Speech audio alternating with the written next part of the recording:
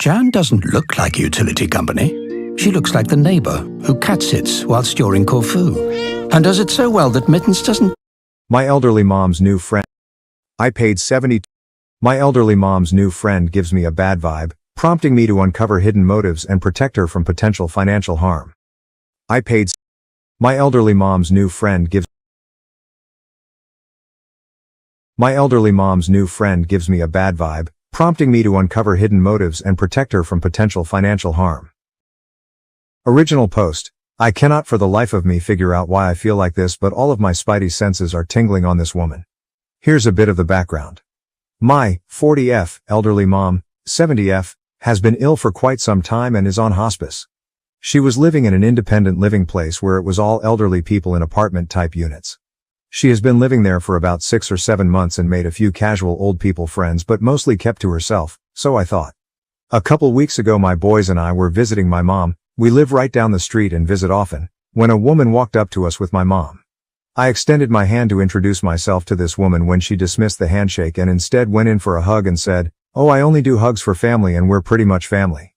Okay, a little weird coming from someone I've never met before, and also never even heard a single mention of her, but I pretty much brush it off thinking to myself that she's probably just really lonely or something. I asked my mom about this new friend and she just says that they met there at the old people place and she's been a really good friend to her. Great, I love when my mom has friends, it's important to have friends. But this woman just keeps giving me weird vibes and I can't pinpoint why. A few things that seem odd to me. My mom is moving to a more traditional apartment complex this weekend and this new friend liked the new apartment complex so much that she decided to move to the same place as well. Her apartment isn't ready yet, but she'll be moving to the same complex as my mom next month. She apparently bought my mom's dog a "I have the world's best auntie" sweatshirt for Christmas. They had known each other for maybe 2 months at that point. She called the other day too, I don't really know why. I guess she gave me her phone number and more formally introduced herself to me. She talked about doing a lot of caretaking stuff for my mom. Oh, I can manage her medications for her if you want. So I replied that while I appreciate the offer, there's a lot of controlled medications and hospice prefers to keep minimal people involved in the medicine stuff and that taking on caretaking responsibilities for a friend can get exhausting, so it might be best for them to just focus on being friends rather than her wearing herself out trying to take care of her. She immediately went to my mom and made it sound like I was shit-talking my own mom, saying how she's just an exhausting person, blah blah. When I confronted my new friend about going to my mom and relaying our private conversation in a totally twisted way, the friend lied and said that my mom had grabbed her phone and read it all in the text messages. It was over the phone and not at all via text messages. When I pointed out there were no texts, she just kind of stumbled and I dropped it because I knew it wouldn't get anywhere. Every time I talk to my mom on the phone, I can hear this woman telling her what to say or adding comments in. And none of it is outwardly worrisome things, but it feels like I can't have any conversation with just my mom. I'm a very trusting person who generally tries to see the best in people. And this woman has not given me any concrete reasons to doubt her intentions and has in fact been very friendly and polite to me in all of our interactions. Nonetheless, I can't shake this feeling that there's something wrong here.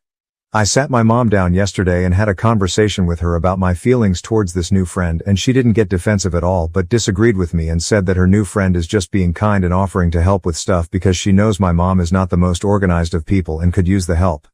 I begged my mom to please be cautious and to take the friendship slow and to keep it simply as a friendship and let me, her actual family, handle caretaking stuff.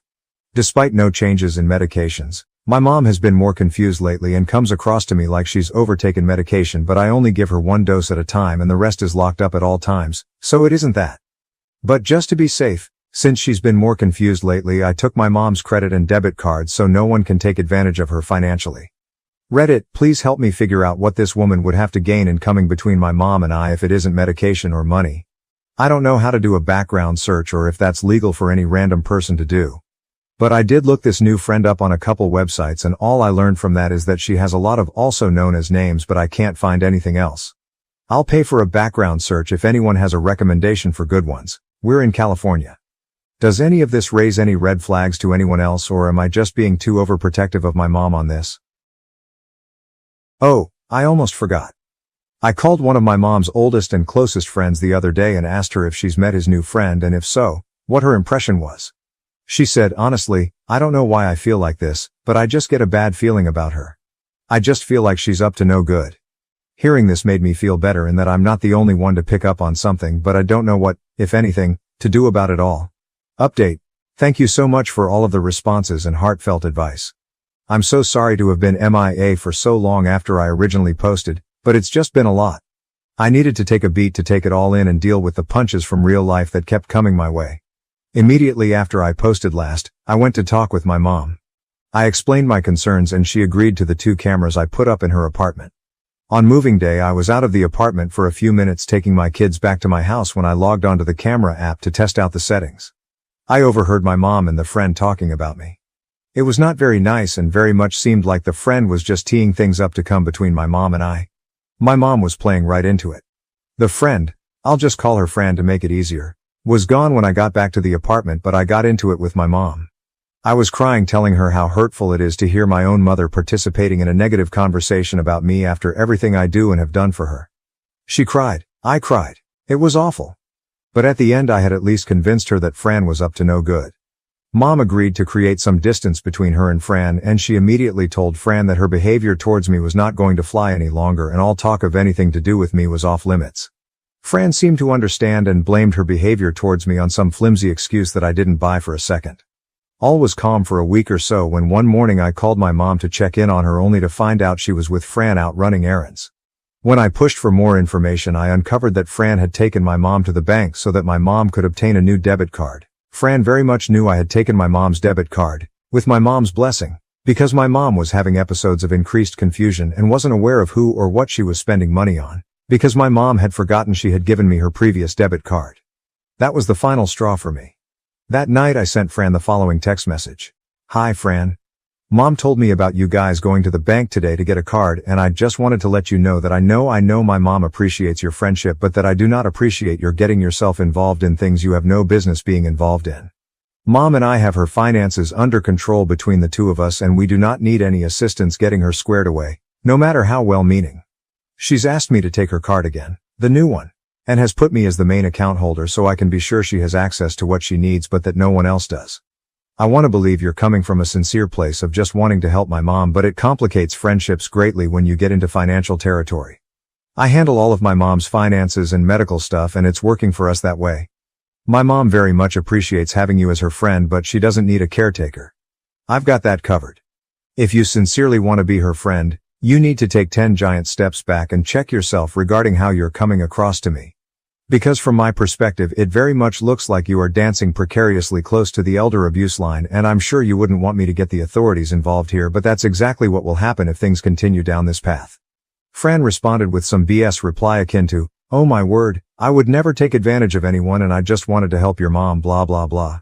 Oh, and I think you and I have gotten off on the wrong foot, daughter, which is my fault, but I'd like to start over again, more blah blah blah. I never replied to Fran further and she has, shockingly, not really reached out to my mom since. I believe she is due to move into the apartment complex this weekend though, so we shall see if she pops back up out of the woodwork. I think she understands that I see through her attempts to come between my mom and I and that she'll need to focus her efforts to scam people somewhere else. I notified my mom's hospice nurses and her social worker as well. I also bought a really super cool medication dispenser. I won't name it because I'm not plugging anything, but feel free to reach out to me if anyone has family members that they need some help managing medications for. It's expensive and probably cost prohibitive for a lot of folks, but it has been a game changer for me to keep my mom's medicine safe and organized. That is locked and syncs up to an app so I get notified every time it dispenses a medication. That made me feel much better about Fran not having any access whatsoever to my mom's prescriptions, but the trip to the bank showed me exactly what Fran was after. I notified the bank that if Fran is with my mom, they are to contact me immediately. All in all, I think most of you were correct. Fran was using my mom for money. Or she was trying to, but luckily I caught it before much damage was done. I think I've made my position on Fran clear to her, which is why she is staying away. I think I still need to contact the independent living facility about my concerns with Fran because, I swear I'm not making this is, my mom says that Fran is going to be working at the independent living facility after she moves out. And I don't want her to be in a position to take advantage of anyone else. Thank you again to everyone who replied and reached out to me with resources and/or advice. I read every reply and I actually read a number of them to my mom as well. It really helped her to see Fran for who she really is. New update second, hopefully final. Update September 30th, 2024. Thank you to those who keep checking in with me asking how my mom is doing and if there's any updates. Original post here first, update post here. My mom is still on hospice and doing okay all things considered. She has her good and her bad days, but she has been mostly lucid lately and I'm grateful for that. F has been mostly MIA, thank goodness, ever since I told her, in no uncertain terms, to beat it. The only time I have heard from her since was when my mom's phone wasn't working and F called me and left a message wanting to know if my mom was okay. I left her to read. So that told me that my mom hasn't cut her out completely, although she tells me she has. But I have, with my mom's blessing, taken control of any avenue F could possibly use to take advantage of my mother. I alerted the hospice nurses and social worker and I let F know that I had done that as well. My mom also finally made some better friends who live nearby and they also helped keep an eye on her for me. I did not go to the police as I didn't feel I had a case to do so, but I did let F know I wouldn't hesitate to do so if given a reason. If F comes back around my mom or gives me any reason to think something is up, I'll update you all to let you know. But as of now, my mom is safe. I handle all her medication as well as her finances, so no one can weasel their way in to try to take anything at all away from my mom. Thank you to everyone for your care and concern. Relevant comments. Comment: they want her pills. OP. I thought the same thing, which is why I locked them up tight. My mom agreed to a camera right over her dispenser so we can keep eyes on her medications at all times. The machine I got her is pretty cool too and alerts me via text if the machine door is ever opened.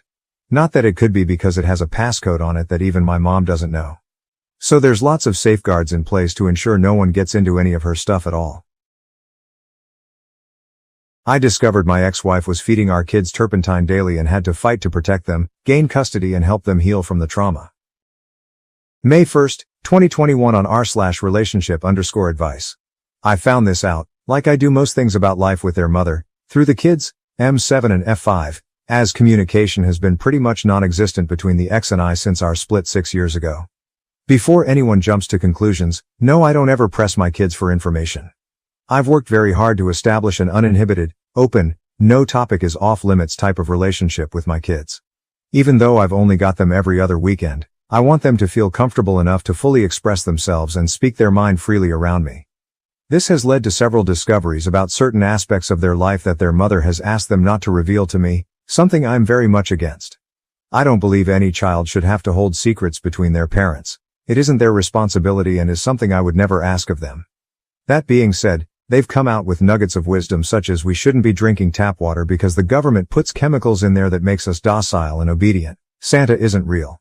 But Jesus is and the Bible is 100% fact. Controversial topic, I understand. And most recently that the government says turpentine is poisonous but it is actually good for you. What the hell do I do here? If I speak to my ex about this, or even let slip that I know it's going on, she isn't going to have an honest conversation about it with me and I fear that she'll just press the kids even harder to keep things from me. I don't want their heads filled with this rubbish, but I feel so powerless to stop this. All I can do is try to teach them to think critically, but that is only going to be so effective when they're getting told all this nonsense is fact. Help. Edit. I spoke to my children about it and recorded the conversation to ensure there was no confusion about what was being said. They were being fed a spoonful of turpentine every day by their nana for the past 4 weeks while they were all away on holidays, but there is zero chance my ex wasn't aware this was happening. Definitely turpentine. 100% pure gum turpentine. My boy said the bottle read. The distilled stuff, he said. They even started singing that Mary Poppins song, "A spoonful of sugar helps the turpentine go down." Feel like I'm in an alternate timeline. Thank you everyone for being so helpful. I appreciate it so much. Edit. The talk screen won't be happening until we get a referral. Poisons Hotline has no literature on hand for chronic exposure to turpentine, let alone in children, but the kids don't seem symptomatic. We will be visiting either a GP or the hospital first thing tomorrow for a full checkup, and a report will be made separately to that of the medical mandatory report. I don't really see a scenario playing out where CPS isn't getting involved here, and I can't not have my kids medically assessed knowing that this has been going on. Currently preparing for the shitstorm that's bound to ensue. Comments. Deleted user. Sorry, but you found out your ex-wife is poisoning your kids and your response is to get on Reddit instead of taking your kids to the hospital and contacting authorities. Hopefully this is as fake as it seems. OOP. Ex-wife. The kids seemed asymptomatic. Had I not been made aware of this, I probably would never have known anything was up. That being said, my mother is a nurse and we did have the kids looked at. Yes, I came to Reddit as one source among several for guidance because I had no F*C clue what to do about this or even what my options were. I try not to act rash or emotionally impulsive when it comes to my children. I try to weigh up my options. My father has a muddy history, so even though he's not the same person he was 15 years ago, a CPS investigation has potential to forcefully alienate my children from their grandparents. That's just one example of what factors into this. I wish this were fake. Deleted user. What the fuck? Asymptomatic? Dude, they've told you she's poisoning them. You should have immediately taken them to the hospital, regardless of whether you can see symptoms. I don't care if your mom is a nurse, she can't run tests by looking at them. Anyway, I still am not convinced this is real, but if it is, what you just said about your dad makes this all more confusing and sketchy. Take your kids to the hospital and seek legal help. OP, we spoke to the hospital man, we called ahead. There was literally nothing they were prepared to do for us other than what we had already done. They wouldn't run tests unless the kids were exhibiting symptoms or they had a referral, even after telling them what was going on. The nurse was very apologetic, but it is what it is. Best they could offer was a place 2 hours away that wouldn't open until tomorrow anyway. I know what you're saying, but it just isn't that simple. And yeah, I understand that seems sketchy. I guess it kind of is. There's no legal help I could possibly get on a Sunday evening and no way we could move things forward without rushing into it. We are going through everything tomorrow, properly and thoughtfully. Fast walking short guy, Jesus Christ. Record some evidence, send it to the cops, and have your ex imprisoned for child endangerment at the very least. This type of potato is going to start feeding them fucking bleach or urine sooner than later, not even joking. She is a dangerous level of stupid that your kids should not be forced to suffer. It is your responsibility to take action to protect them from her. OOP. Unfortunately, the only evidence I have is a second-hand verbal account of the testimony of a 7-year-old boy. He told my mother, his grandmother, who is a career nurse, who promptly told me what was going on. She's 50 shades deep into crazy conspiracy theories herself, and even she was mortified upon hearing this. My ex won't say or admit to anything, and I don't trust her to be honest. If her custody arrangement is on the line, it's all just conjecture at this point. Fast walking short guy, hire a private eye. Get evidence. It's your responsibility as a parent to protect your children. You can't be so passive. Do something. OOP. I agree, it is my responsibility. I have zero intention of being passive about this. I just see my current options hitting a lot of dead ends. That's why I've come here. If I'm going to go the legal route, I want to move it through clean. Calculated. No room for error. He said, she said BS won't even get me a seat in the courtroom. Private investigator could be something worth following up though. Thank you. Fish guts cake. Those poor kids. Good idea picking this idiot to mate with. OP. Yeah, look, I've got no good defense for that. Changed a lot after she got her ring though. There's a reason I'm not still with her. May 2nd, 2021 on ER Legal Advice and ROS Legal. So I just found out through my kids that my ex-wife has been feeding them turpentine mixed with sugar or honey as a way to warm them, and also been using it topically to treat mosquito bites. They are 7M and 5F, reading up on what it does if you ingest it, because who the hell would ever think it's a good idea to drink paint thinner as medicine? It can be devastating, and it really doesn't take a whole lot to mess you up, especially if you're a child. Think, 1 tablespoon could potentially be enough to change your life.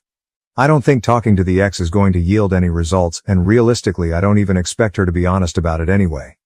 My only evidence so far is the second-hand account of the testimony of a 7-year-old boy. He told my mom, his grandma, and she went and told me. Do I have any legal options here? Should I be collecting evidence, and if so, what kind? I honestly don't know what to do.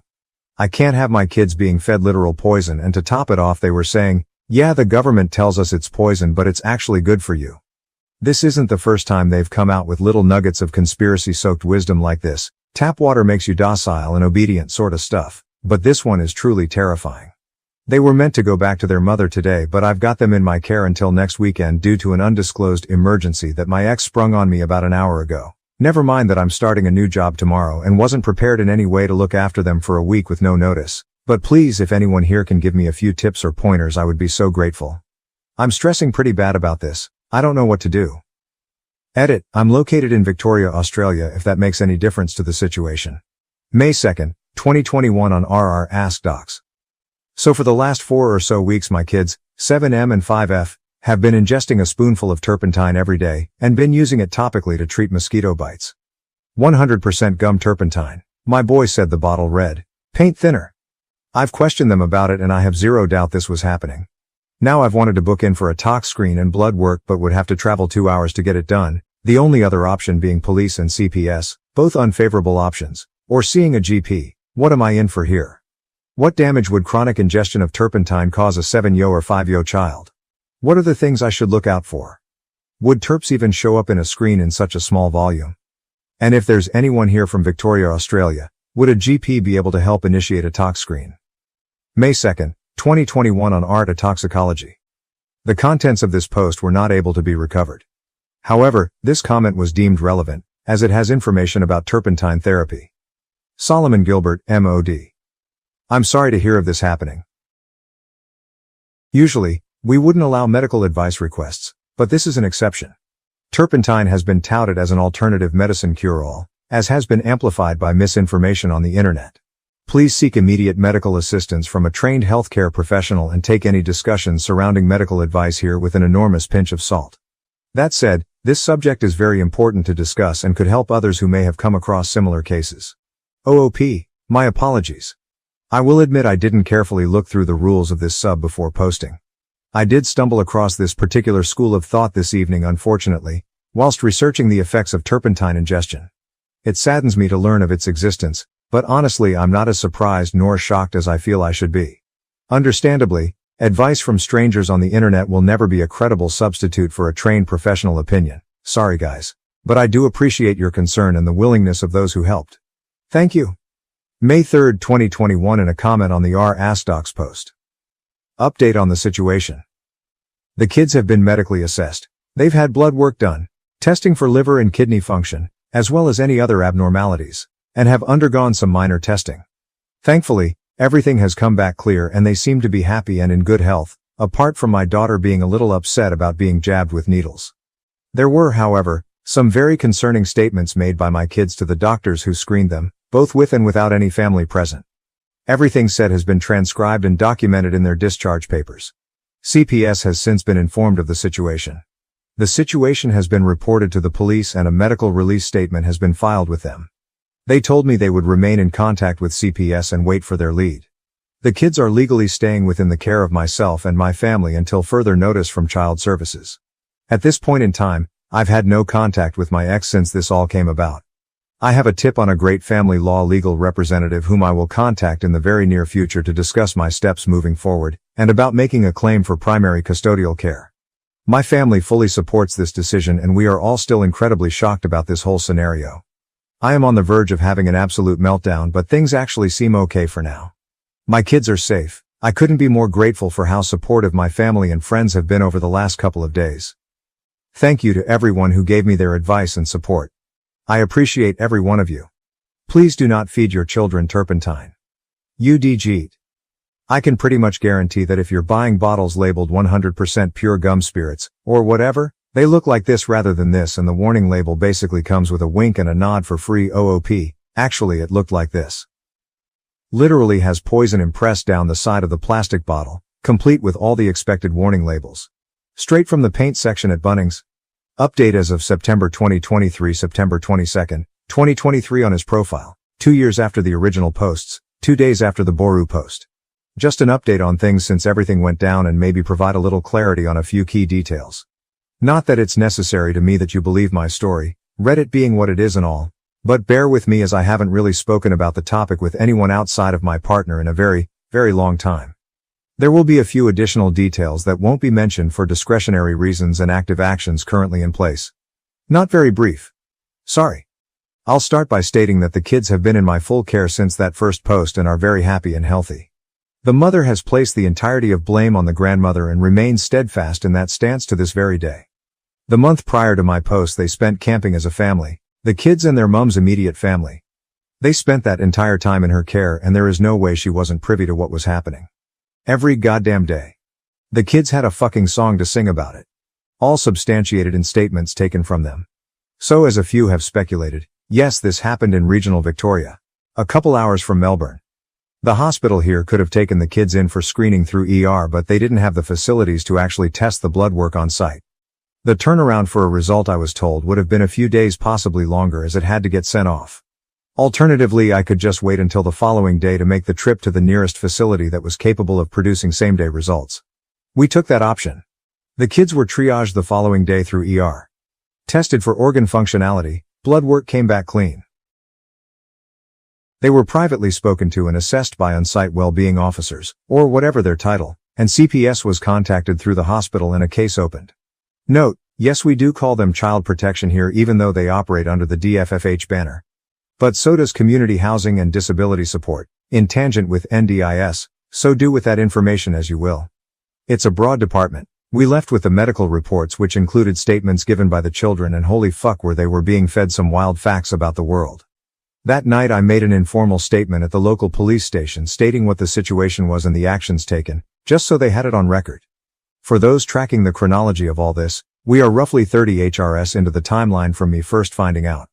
CPS conducted several interviews over the next month with all parties involved as well as a house call to my residence. Not sure how extensively they interviewed the mom. They concluded the children unfit to be in the mother's care but were comfortable in closing their case should they remain with me full time. Surprisingly, there was no legal order put in place. Apparently they are happy to move on from a situation once comfortable with the results. Found a good law firm and started the legal process, which has been very slow due to a, unsurprising, lack of cooperation. Essentially though, we have restricted the mother's access to supervised visitation and removed her parental right as a legal actor regarding medical decisions. She has only seen them a handful of times in the 2 years following despite constant efforts to facilitate visitation. The kids have had therapy and I've spent many hours talking to them over the last 2 years helping them navigate their way through this. They'll have a lot of questions they'll expect answers for when they're older, I'm sure. Currently, we have managed to secure scheduled visitation with the mother through a professional contact center which facilitates supervised visits. It has been a fucking wild ride, but we are incredibly lucky and happy to have the strong family unit we currently do, including my partner and her daughter who have been next to us through most of this process. Please teach your kids it's safe to be honest and open with you. I ended my relationship after my ex secretly bought an $87K truck, and now he has also returned it. I'm very annoyed. He didn't even speak to me about it. We had so many discussions about moving in together, getting married, and then he goes and purchases a truck $2K more than his yearly salary. If you're asking how a truck can be $87K, that's the price you get when you put every addition you want on it. He showed me the truck expecting me to be excited and I was livid. When he bought this truck, we were only a month from moving in together. We got into a bad argument where he told me it was his money and he could do whatever he wanted with it. So I said fine and I told him I'm not comfortable moving in with him anymore. I asked my landlord if my apartment was still available and if I could renew my lease and they said yes. Now my BF is saying he can't afford his place and his truck. I don't feel bad. You should have thought of that before buying something so expensive without talking to your GF of 2 years. I have had some of his friends' GF reach out to me and say I should support him, and one even says that I'm not loyal and this shows I wouldn't support him if we were married since I run away when finances get bad. That's bullshit. He didn't lose his job or get hurt. He bought an expensive item without discussing it. I have been trying to get him to return the truck because it's already affecting his finances badly. He has only had this truck for 2 weeks and he is worried that in the next month or two, he won't be able to cover all the expenses he usually has. This past weekend, we had another argument and I think our relationship is going to end. I'm not helping him pay for this truck and I'm not moving in with him. I have asked for a break and will be thinking about what to do. Edit. I appreciate the different opinions everyone has given me. I have a lot to think about. To answer 2 questions, no, he doesn't need the truck. He works from home and if he has to check in at work, he has an office. Also, his friends and their girlfriends know about this issue because he asked for their views when we went to a get-together last week. Only 2 GFS reached out to me to tell me I wasn't being supportive. The others have minded their business. Comments. Comment 1. Good job recognizing a bad situation when you see one. This dude fully expected you to supplement his lifestyle after moving in together. All his money would have gone to paying that truck, leaving you stuck with the lion's share of the bills. And that's why he's panicking now. Stay in your own apartment, OP. Comment 2. And he had the audacity to say that it was his money and he could do what he wanted with it, knowing full well he would have to live out of the truck if OP didn't supplement for him. Really tells you what he thinks about OP's money, that it's his money too. Entitled ass. I would dump him so hard. Comment 3. Reeks of my money is mine but your money is ours. Dump any moron who spends $1,700 a month on a 5-year loan for a toy while being unable to make rent. Update. 6 days later. Yay, so I broke up with him mainly because I realized we aren't financially compatible. Before I go into what happened, I do want to say something. I understand we weren't married, but we were both moving together into a new place and had several discussions about this move and our plans for the future, including marriage. For the people private messaging me saying it's his money and he can do whatever he wants, or, you're only 2 years into a relationship, you're not a wife. I know that, and I have never asked what is in his bank account or told him what to do financially. I'm aware it is his money, but I also know his financial situation, and he was making decisions without my input that, if we were to stay together, would not only affect him but also our relationship and our financial situation for years to come. I will die on this hill. This is not okay, and if it's okay for you, that's fine, but for me, if we make a financial plan and you make a huge decision without me, I won't be okay with it, and that's a big reason why I backed out of moving into a new apartment with him. I would have never made a decision like this without his input at all. The main reason why we decided to move in together was to take the next step in our relationship, but also to pay down our debts. I now have $22,000 debt from student loans and a car. When I met him though, it was around $60,000 and I was basically living on credit cards. Within the first couple of months of us dating, I saw how hard he worked, and with a salary of $85,000, he was making huge progress in paying off his loans and credit cards. On my end at the time, I was only making $50,000. I honestly saw his work ethic and was like, wow, and got serious about my debt. I got a second part-time job where I was making $32,000 a year, bringing my salary to $82,000. I did that so that I could pay off my debts faster, but also so that we could be on equal footing when we moved in together and he didn't have to pay significantly more in living expenses than me when he had more debt. We did a complete budget months before we moved in together and realized that we would each have $700 extra a month to put towards our own individual budgets. This is why the purchase of this truck was so surprising to me. We had planned this move for months. We had a budget and he destroyed that plan with the truck. If he wanted a new car, there are plenty of cars he could have gotten that would have fit into the $700 monthly surplus he had. Anyway, for the past few days before we broke up, he tried to show me that this truck was a good financial purchase and we could still move in together. He told me that he had actually budgeted for this and could show me how he could afford this. I wanted to hear him out, so I went to his place and he had 2 budgets. He said he had been thinking of getting this truck for some time and he had worked out a budget beforehand. He showed me the first budget, and after his truck, insurance, expenses, and his debts, he was left with $115 for the month. I noticed with the first budget, he didn't include groceries, his hobbies, going out, or even gas for his car. I asked him how $115 was enough to live off of for an entire month. I asked him how he could afford all of this and his truck, and if he planned to give up some things. He said no, he didn't plan to give up anything and that he could make everything work in his budget. I asked him what if he had an emergency or needed gas for his truck, and he just kept saying he would work it out without explaining how. After I saw the first budget, I asked to see the documents for the car, and that's how I found out the truck price was $95,000 total after taxes, registration and fees. He traded in his reliable 2003 Toyota and all his savings to get a loan at 14% for 72 months. His monthly payment is now $1,966 and insurance is $573. He also still has student loans which are significant. I kept telling him $115 left over monthly wasn't enough. That's when he showed me his second budget, which had a combined higher monthly income. I asked him if he was getting a second job, and he said due to his job relying on him to be on call, he couldn't. I asked where the income was coming from, and this man said, well, you're getting a raise soon. I froze because I had mentioned this raise once months ago. My first job is my career job, and I work in a field where when you hit certain milestones, you get a pay bump. In September, if my raise is approved, I will go from $50,000 to $80,000, and with my second job, my total yearly income will be $112,000. But getting the raise isn't a guarantee. You have to meet certain criteria, and if you don't, you have to wait 3 months before trying again. When he said that, I was quiet, and then I said, so you planned a budget that included additional income that I wouldn't get for at least 6 months and income that I might not even get in September. He said when I got my raise, the ratio of what he would pay would decrease and he would have more disposable income. I asked him why it was okay for him to plan budgets with my income, but yet I had no say in how he spent his. He couldn't answer that. I told him I had no issue with paying more bills if I got a raise, but the fact that he banked on that, didn't discuss it, and now expects me to be okay with this is ridiculous. I also said there's no way I wouldn't be paying more with the first budget because he wouldn't have been able to survive on $115. I told him he didn't communicate, and this is on him because he made huge financial plans without discussing anything. Finally, I told him I would never have done any of this without going to him first because I thought we were a team that was building something. I ended things the next day, and he has been trying to reach out, but I'm not interested. He has financially crippled himself with this truck. If with my income now he could barely make it, he sure isn't making it on his own. I really hope that things work out for him and he is able to keep his truck and recover, but I'm not paying the consequences for such a massive financial mistake that is going to hugely affect him for years to come. If I were to stay, this financial decision affects me as well and would continue to affect both of us for years. Again, this is different from becoming ill or losing a job. He chose this and refuses to budge and fix it. I now realize we are not financially compatible and that's okay, and I wish him the best. Edit. Thanks everyone for all the support. I don't hate my ex and I really hope he's able to recover from this. It was such a learning lesson for me in how one mistake can ruin you financially. It has made me even more cautious but also determined to keep working towards a better financial future for myself. Comments.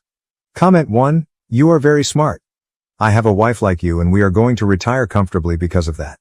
Comment 2. People who will give her grief over this either have no idea how marriage is supposed to work or are bad with their finances. Financial incompatibility is a huge deal in relationships, and she is being incredibly mature here. Comment 3. All I have to ask is, how are you handling this with so much grace? I would be pissed if my ex, who I was so emotionally invested in, pulled this on me. It's not just that he made an irresponsible decision, it's the fact that he thought he could leech off you and your money to pay for it and somehow blindside you to get away with that. You don't badmouth him a single time and did the right thing immediately, break up, and have already accepted that you both are incompatible. I'm in awe of how decisive and yet non-aggressive you were. I wish I could be that way. OP, to answer your question about why I'm not bad-mouthing him, it's because I'm sad. I'm sad about what he did to himself and that I had to leave because he isn't seeing how bad this is. I'm sad that just a few months ago, I was planning on living together in a life and now that's gone. Most of all, I'm sad for him. He was doing so well and he rubbed off on me immensely in terms of paying off debt and watching your spending. I'm sad that he threw away all his hard work. Dumping on him even more isn't worth it because when he realizes this mistake, it will be so bad for him. I don't see a point to do it, but I'm not judging anyone who would in these circumstances. New update. 7 months later. Update. I posted a few months ago about ending my relationship with my ex who bought an $87K truck without telling me. Going ahead with that decision means that I paid off my student loans this past month. He also returned the truck. Hi everyone. So I posted a few months about a situation I was dealing with my ex and him buying a car without telling me. I really doubted myself when I first made my first post because I had received such strong negative reactions from other people about me wanting to back out of the move. I appreciate the comments I got not only on the posts but through the messages as well. It really helped solidify for me that these feelings I had about the situation shouldn't be ignored. So thank you guys for responding because it saved me financially. Looking back at the situation now months later, I can see that I was being set up to be financially abused. When I broke up with my ex, I thought that we were financially incompatible and that unfortunately it took this large purchase to see it. But I can see now, that's not the case. My ex made a plan in his head and what made sense to him was for me to pay most of the expenses and he thought this was okay and that I should be okay with it too. Even though I can see the reality of what he was trying to do, I can't hate my ex because he helped start me on this path of looking at my finances. I remember when we first started dating and I went to pay for an item I was getting and my card declined, and without batting an eye, even though it was a little embarrassing, I took out another card and paid. I was used to this happening every once in a while, because I was literally living paycheck up to paycheck. I'm not putting down anyone where that's the case. But in my situation then, I was living way above my means. I would justify every single one and get it, and I thought because I was making minimum payments and on time, I wasn't as bad as the next person. When the situation with my card happened, after we got back to my ex's car, he kindly asked if this type of thing happens all the time and I told him sometimes, and he basically gave me advice. He did not try to force me to stop spending. He asked me to track my purchases and recommended a few apps. The first 2 months that we were seeing each other, he would encourage me every other day or every once in a while to just track what I spent, to shop like I usually did, but to track everything. Being able to see how much I was spending, especially when I broke it down into categories, was astounding. There was one month I spent $68 on bagels. It wasn't for work. It wasn't for other people. It was me stopping at a bagel place every morning and getting a bagel. I would sometimes get variations, which is why the bagels cost so much. Once I realized how much I was spending on stupid things, my ex helped me make a plan that would work for me, and that plan has continued to consistently work. I have added to it and changed things or tweaked things as my financial status has continued to improve, and so far, so good. This is why I don't have any bad feelings about my ex. He never pushed for me to pay my bills in front of him. He never saw credit card statements on apps, nothing. He only kept encouraging me to look at my finances and fix them. He helped give me the foundation to start to manage my finances, and I thought in my head that we were on the same page. And because he was such a stickler for finances and he was so frugal, that is why this truck purchase was such a surprise to me. It was unplanned, not discussed, was a large amount of money, and, just knowing the general view of how much debt he had, I know without a doubt that there was no way he could afford this truck. I'm not trying to paint my ex as a saint. I am explaining why he had such a positive impact on me financially. So when the truck purchase happened, and he refused to budge, I honestly was shocked, and seeing how bad this situation was, I had to walk away. It's been about 6 months since everything's happened, and I'm doing very well. I recently paid off my student loans last month. I now only have my car left, so 12 grand left to pay. I also have a small savings. Because of that, I have changed the focus, and I'm putting the majority of my income now towards my car. I'm not rich by any means, but I'm definitely living within my means, and I'm okay with that. The last 2 things I'm updating on are my raise and my ex's truck. I had a few people message me about the raise, and unfortunately I did not get it due to a big mistake I made on a project. Once I realized the mistake, I knew that it would jeopardize things for my raise because I had made the mistake so close to my evaluation and I didn't get the raise. But I fixed the mistake, and when I get re-evaluated after 3 months, I am hopeful I will get it this time. Losing the possibility of the raise made me realize even more that I had made the right decision, because I would be so screwed right now if I hadn't ended my relationship. With my ex, we have spoken once, and that is when we broke up. I cut communication completely, because he was still trying to fix things without addressing the truck and the fact that he was keeping it. I know from a person close to him that actually 4 months after we broke up, he did a voluntary repossession. I also know the truck is gone, because he deleted all the pictures he had of it. I was actually relieved to hear that for him, because he can hopefully start to fix the situation he got himself in. I really do want the best for my ex, and I don't know the thought process that led to him getting this truck, or what could have influenced him, but hopefully he can get back to where he was and make more improvements. The relationship is finished and there is no hope of rekindling anything. Even though he returned the truck, I could never go back to him because the trust is gone. It wasn't only the money. It was also him making such a vital decision without me, expecting me to go along with it, and then vilifying me when I had viable concerns. I can't move past that. Yes, money isn't everything, but I can't stop thinking about what my life would be like now had I stayed. My student loans would not be paid off. We would both be broke. We would both be in worse off financial positions. All of these things would have affected the relationship negatively, which would have made it unhealthy. I'm glad we broke up, and I have forgiven him for what he tried to do to me. I stand, and I will continue to stand by the view that finances are a breakable offense, especially when your partner isn't listening to you and does something that will affect both of you. If you don't agree, that's fine, but these last few months have proved that to me. So that's my longish update, and again, I really want to say thank you guys for responding to my first post. I honestly was leaning towards staying with him and not moving in, and I think in the long run, I would have been financially devastated and taken advantage right now, and because of the different opinions I read, it made me realize how bad not only the situation was, but also how bad it could get. So thanks. A very, very, very, very small, humble brag. I posted my paid in full student loan email on my profile, so if you want to see that, you can click that post, but you don't have to. Sorry, I'm just so proud of that fact. Okay, bye. Comments. Comment 1. Congratulations on paying off your loans. Glad you stuck to your decision and things working out for you. Comment 2. I can tell you what motivated or was the catalyst for his decision to buy the truck. It was you mentioning your possible raise. He always wanted the truck, but learning you'd be making more, he jumped the gun and purchased it in advance. He was betting on the raise. He didn't think of the possibility that you wouldn't get it. He thought it was a guarantee. Honestly, be glad he did it when he did.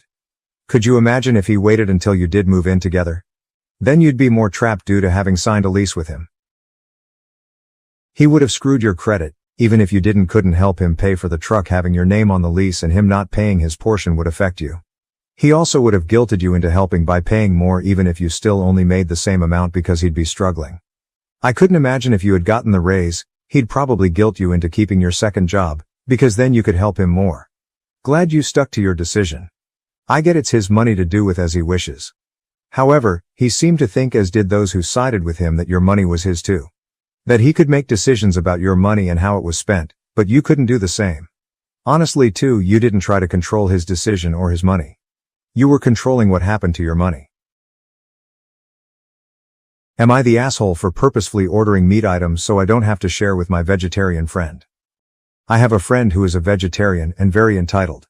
She believes that her money is hers, and my money is ours. I love sharing food with friends. I eat almost exclusively family style, but I hate sharing food with this friend because she doesn't share food with me. To avoid confrontation, I have started exclusively ordering meat items whenever we eat together. Recently, we went out to eat and I ordered chili cheese fries and I added steak. My friend interjected and asked if we could get the steak on the side so we could share. The waiter was like sure, and I kind of just stared blankly, silently fuming. But then when the fries came I immediately dumped all the steak on the fries and started mixing. She was like wait, and I said oh oops sorry, and continued eating. She said she would have ordered more food if we weren't sharing, and I said, well then order it. But she didn't because she was trying to save money. She ate her sad salad and kind of passive-aggressively said, man I wish I had some fries with this too. I ignored the tone and just responded cheerily, you should get some, they're good. Hopefully she gets the hint soon. Edited, okay I'm sick of saying this but this person does not respond well to criticism. Friends have tried and failed to bring up issues about money with this person before. It does not end well. I am prioritizing my own mental health over being mature and doing the right thing. Go watch an after-school special. How do I add a flair? No more advice Pulez. This is event-relevant comments. Comment, genuine question. Has anyone ever expressed that it annoys them when she does this? Sometimes people don't realize they're being annoying. If you haven't already, I would try to set the boundary that you don't mind sharing food if she also shares food. Tell her that you understand she needs to save money, but that it doesn't mean that you can afford her to keep eating your food too. If she doesn't take it well, that's a sign to distance yourself. If she apologizes and works on it, it could be genuine ignorance. OOP. Yes, there have been multiple attempts at boundary setting in the past all the way from when we were little. That is when I learned that most people would rather keep the peace by placating the dramatic person rather than hold the dramatic person accountable. She is manipulative. There was a whole issue at prom where she didn't pay her share for the limo. The kid who did would not let her on. She cried. The kid's parents felt bad and covered for her, made the kid apologize. She always has a sob story. She's always the victim. I have even offered her to apply for a job in the past where I work, as a busser, because I too thought she just needed help. BC again she's manipulative, before my eyes were opened. She said to my face, I could never bus tables. Is there a host position open? This isn't her only thing, she is manipulative and selfish in every single way. Some people see it, some people don't, and until everyone sees it, I'm not going to be the hero that calls her out on it. Update. My post blew up and lots of people asked for an update. Nothing too interesting happened until last week so here it goes. TLDR of last post. Mooch vegetarian friend who likes to steal food but doesn't like to share keeps stealing my food so I purposefully order meat items to not share. Update. Long story short I'm no longer friends with Mooch. Another instance happened that was the catalyst for me. But I didn't make a dramatic show of anything, I just slowly stopped going on outings where Mooch was invited. All of my friends seemed to think Mooch isn't that bad so they weren't really wanting to ice her out for me which is totally understandable. But unfortunately I stopped hanging out with most of my friends. That is until last week. My friends had planned a short spring break trip to Mexico. I didn't go because Mooch was invited. I even warned them that Mooch was going to make it miserable but no one listened to me. And shocker to everyone except for me, the trip was awful. She didn't pay for a single thing. She still owes people her portion of the Airbnb and gas money for the drive. Additionally, she had a sour mood anytime plans didn't go her way. Example, group wants to go to the markets, Mooch wants to go to rent a boat, majority rules they go to market, Mooch has a giant frown and makes sure everyone is aware she is having a bad time. One night, everyone went clubbing. She got tired and wanted to go home. No one wanted to go with her. She was waiting around with her giant frown, clearly wanting someone to leave with her so she didn't have to pay for the Uber. She finally orders an Uber for herself. After the Uber arrives, two girls decide they are actually tired too so they take the Uber with her. She had the audacity to Venmo request them money for the Uber after having not paid for anything else the entire trip. And one of the girls she Venmo requests was the one that paid for the Airbnb that she still had not paid her back for. For the record, everyone else took turns paying for Ubers. No one Venmo requested each other for that. This was the first and only Uber Mooch ever paid for. That girl immediately starts a group chat with a couple of people on the trip and me with my favorite thing to hear, OMG OP, you were right. Then I got to sit back and just watch as everyone vomited to me about everything terrible that happened on the trip. So it sounds like these 5 people plus me are done with her. Not sure how the rest of the group feels, but at least I have 5 people I can hang out with regularly again. Top comments. Comment 1. Clearly you've never had a long-term toxic friend or relationship before, because you'd know how hard these habits are to break. They've known each other since childhood and it's hard to set boundaries with someone like this when they are repeatedly broken. Plus she never said that not going on that trip made her miserable. Quite the opposite actually. Also, did you ever consider that OP might be the one with money problems? Maybe, just maybe, she doesn't want to hang out with someone who thinks OP's money is also hers. OP. It's not even the money problems, even though yes that's at the forefront. It's that she expects everyone to serve her and cater to her feelings all the time. She wants final decision making for all activities while not paying. It's the fact that I have to drive her everywhere, but I'm also not allowed to leave until she's ready. Like fuck if not wanting to spend time with her makes me mean, I'd rather be mean than continue being a doormat. Comment 2. Karma is a dish best served with meat if you asked me. I'm glad they all woke up. I hope she's lonely with her sad salads. The incident that made OOP cut off the friendship thanks to you/yes go away for finding this comment I was her ride to a group activity. Right before I was about to leave, my mom decided to pick a fight with me about my room being a mess. When my mom and I fight, she can be kind of mean, so I was sobbing. And my friends know this.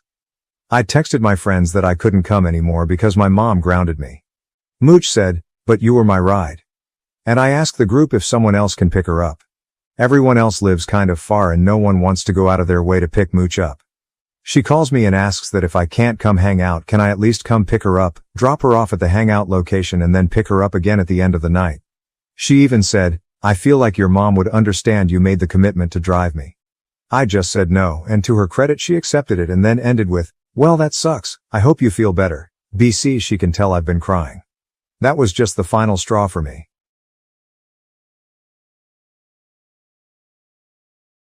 My sister is severely autistic, requiring constant attention and unable to care for herself. I have been hating her for a long time. Am I the asshole? The title makes me sound horrible but hear me out. My sister is severely autistic. She requires attention almost 24/7 and cannot be left alone. She is nonverbal and cannot take care of herself at all. Despite the fact that she is only 12, she is extremely destructive and violent and destroys anything she gets her hands on. I hate her. That should be wrong to say but it doesn't feel like it. I was only 6 years old when she was born and since then I've never solely had my parents' attention. Even since I can remember the world has revolved around her. I was moved out of my room into the basement at 7 because she needed to be in the room next to my parents. All of my toys as a child were destroyed by her and my parents simply ignored me when I complained. Even when I was 14 and she destroyed a Mac my school gave me I was in the wrong. Along with this I am expected to take care of her and drop everything I do for her. I can never make plans with a friend because my parents expect me to be there if they need me to take care of her. Even when I do somehow get time to myself I'm required to leave if they need me. If I do not then I am punished. The recent example of this is when I went to see the new Spider-Man movie, and was grounded because I turned my phone off in the theater. It seems as if I am nothing more than a slave to them and anything involving her simply overshadows me. This last week I was chosen to give a speech at a school event. I was so excited and my parents promised to be there, but they never showed and claimed it was because of my sister. Anytime anything like this happens for me they are too busy with her. I've held this in for so long and it finally spilled out today. While talking about colleges with my father, he joked that I should get a degree that pays well so when they're gone I can take care of my sister. I don't know why but this caused me to break down. I cried and screamed about how it was always about her. I'm nothing more than a caretaker to them, that they always make it about her and that I'm expected to be her slave for the rest of my life. I've locked myself in my room since then and my parents have not come to check on me. Am I an asshole here? Edit. Wow, thank you for all the support and love that you guys have given me. I never expected this post to reach the popularity it did. Thank you all.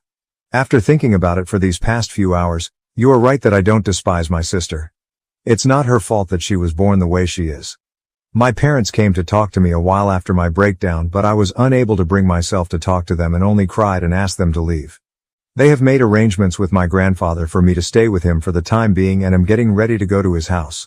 My parents want to talk to me but we have decided it's best I leave for now to have some space and time to collect myself. We will be sitting down and talking later this week about this issue. Thank you all again for the love and support through this. I'll send an update your guys' way later this week if people are interested. Relevant comments. Comment 1 NTA. These are perfectly legitimate and understandable feelings.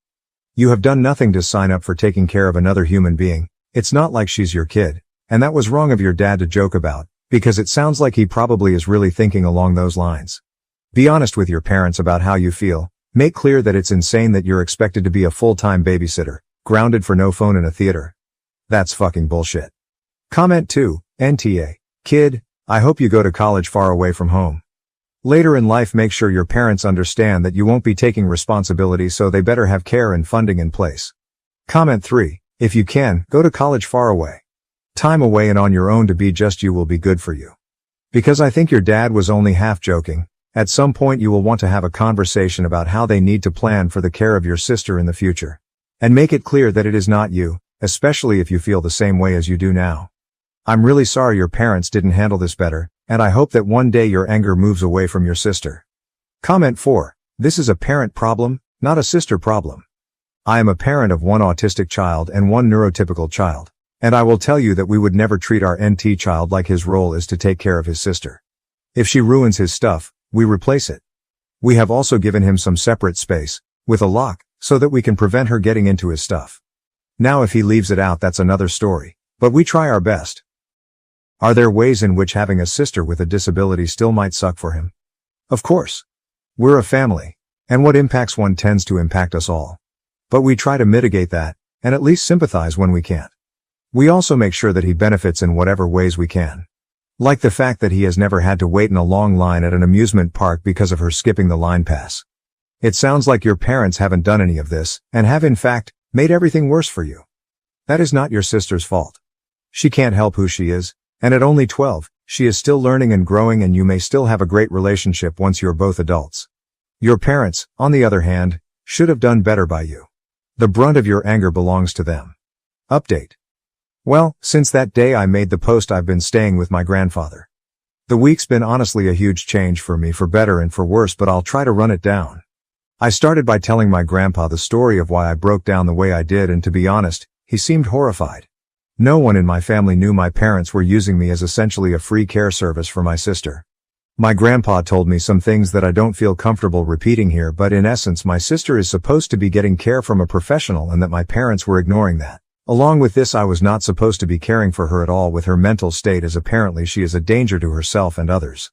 With everything else I told him, along with stuff like the movie Indecent, he was really mad and told me to not contact my parents without him there. He pretty much told me that he would be meeting with my parents beforehand and that he was going to be there when I sat down with them. It didn't end here either. The rest of the week consisted of other family checking in on me and telling me things my parents hid from me. This included the fact that my parents have been taking money from the family to fund a caretaker that doesn't exist. Suffice to say, this week has been rough. But the upside is that even through all this, my extended family has been giving me more love than I've felt in a while. My grandfather spent this last week making up for the time I've lost, encouraging me to spend time with friends and do things I want to do. My aunts and uncles have also been helping me through the week. Well, Saturday night I sat down with my parents to talk. It went badly, to say the least. They came clean to me about everything. They told me things I will not repeat here. But they did not apologize. My parents still claim that I somehow owed my sister my time. My father even saying, "You were put here to be her caretaker." I won't lie and say I was composed. After everything I learned, I confronted them on the fact that my sister needed a caretaker, the money my dad was taking from his sister, and a few other things. They denied it or made excuses. And in the end, we ended off in a worse place than before. Today will be my last time talking to them for a while. After talking with my grandfather and uncle last night, I'm not going back. Later today, I'm going there and picking up my stuff and moving in with my grandfather. When I graduate high school, I'm planning on leaving the state to go to school. My aunt has told me that the money she was sending my dad will instead be coming to me from now on.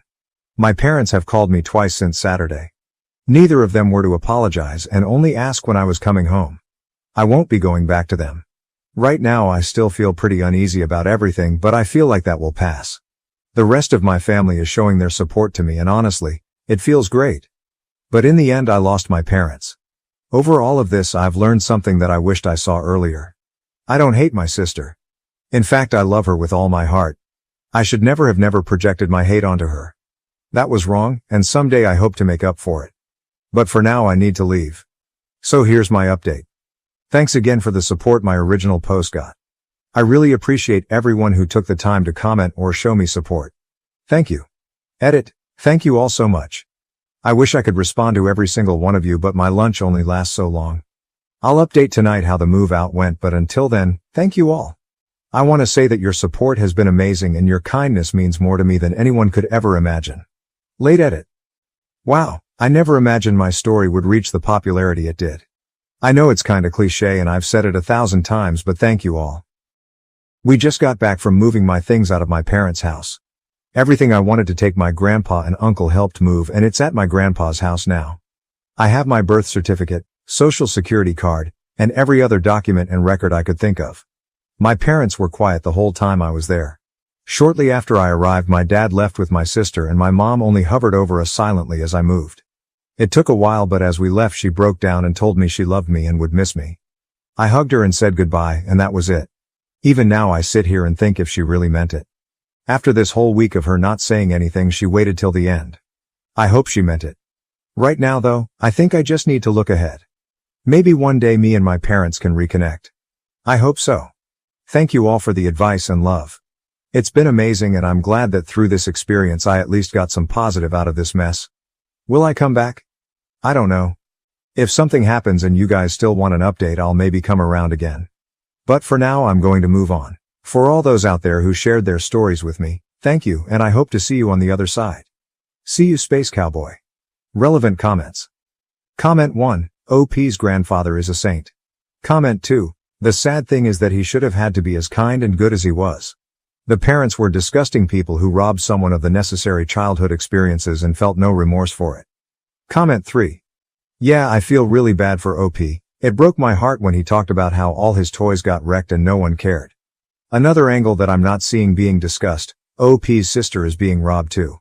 If the parents were told she needs a caretaker, then she needs a caretaker. Maybe she would be able to make some improvements if she was working with a professional. I get that she's low functioning, but it's possible that she can sense the animosity OP was beginning to feel toward her, which is not his fault. Which could cause her to lash out more. IDK, I have a severely autistic cousin. He is verbal and doesn't need 24/7 supervision though, and he has a loving family who is always there for him. I wonder how lost he would be without that support system. OP's parents obviously don't care about their autistic daughter. If they did, they wouldn't push her off on a teenage brother who obviously isn't capable of handling that responsibility, or use her to scam their family. I just hope she will be okay. What are the parents going to do with her now that their free babysitter and money are gone? Are they going to pay for a professional caretaker themselves, or just neglect her? OP, if you see this, this is not a guilt trip, but someone in your family should keep tabs on what's going on with your sister. It sounds like she may be better off in an institution than with parents who obviously can't or aren't willing to give her the care she needs. Comment 4. I'm glad your other family is coming through for you, OP. I strongly suggest you still get a therapist to help you unpack the years of harm your parents did to you. Also, yay Grandpa, he sounds awesome. Good luck, OP. However, I would wait until you enter a college university to begin seeing a therapist. This way, 1. You will be guaranteed confidentiality as an 18-year-old, 2.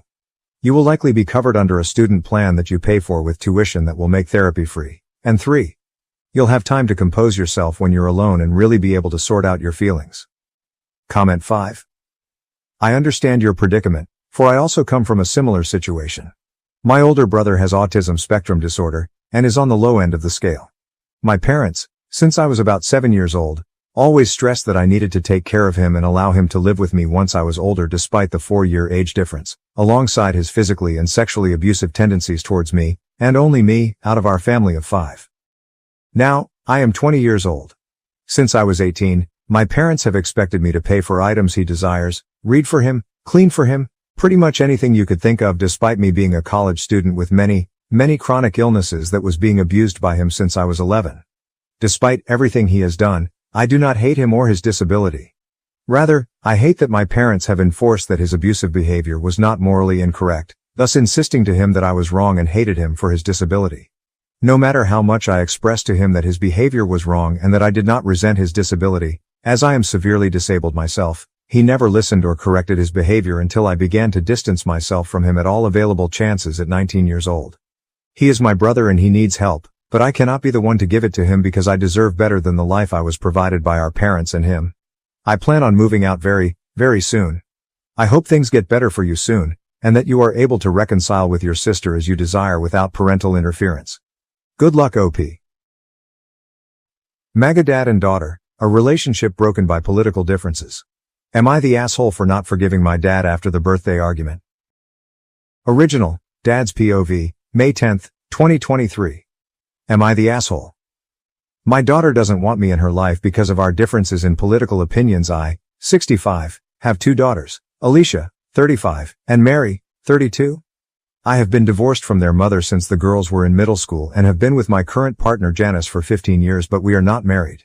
My girls were living with me full time since they were in high school until they each moved out. I'll get right to it. My girls have opposing political views from Janice and I. This came to a head several years ago. Things had been strained for a while and finally blew up. The girls were over for Christmas and Mary said some things that upset Janice and Mary walked out. Alicia stayed, but it was awkward the rest of the day.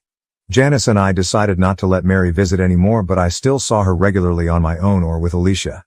A year or so after that I took Alicia out for breakfast on her birthday. We had decided not to talk about politics anymore because we don't get along. Well, there was something upsetting on the TV and the restaurant was empty except for us and another couple, and I made a comment about it and Alicia just started ranting. She wouldn't stop even when I told her to because she said I was the one who brought it up. The man at the other table agreed with me and started getting upset, saying what Alicia was saying was stupid and that she should shut up. I agreed with him. Yet another day ruined, I guess, so I just walked out.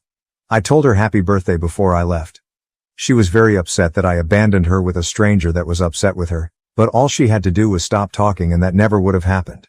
She said she felt unsafe and that I shouldn't have just left her there. And maybe I shouldn't have, but she also needs to take responsibility for her part in this. Now she barely speaks to me and I only see her on special occasions like birthdays or Father's Day. And never at either of our houses. She moved and hasn't told me where. It is somewhere local though. I see Mary more often, but she doesn't want to get involved with me and Alicia's issues. Ida for not taking total responsibility for what happened. Relevant comment. We could share the same political beliefs and I would agree with your daughter. You broke the agreement and made a comment you knew she wouldn't agree with. Then you got mad when she responded to the comment. Then you agreed with a stranger and escalated the issue. He told her to shut up and she was talking stupid. No one says that in a calm manner. That is scary for a woman to be addressed like that by a man.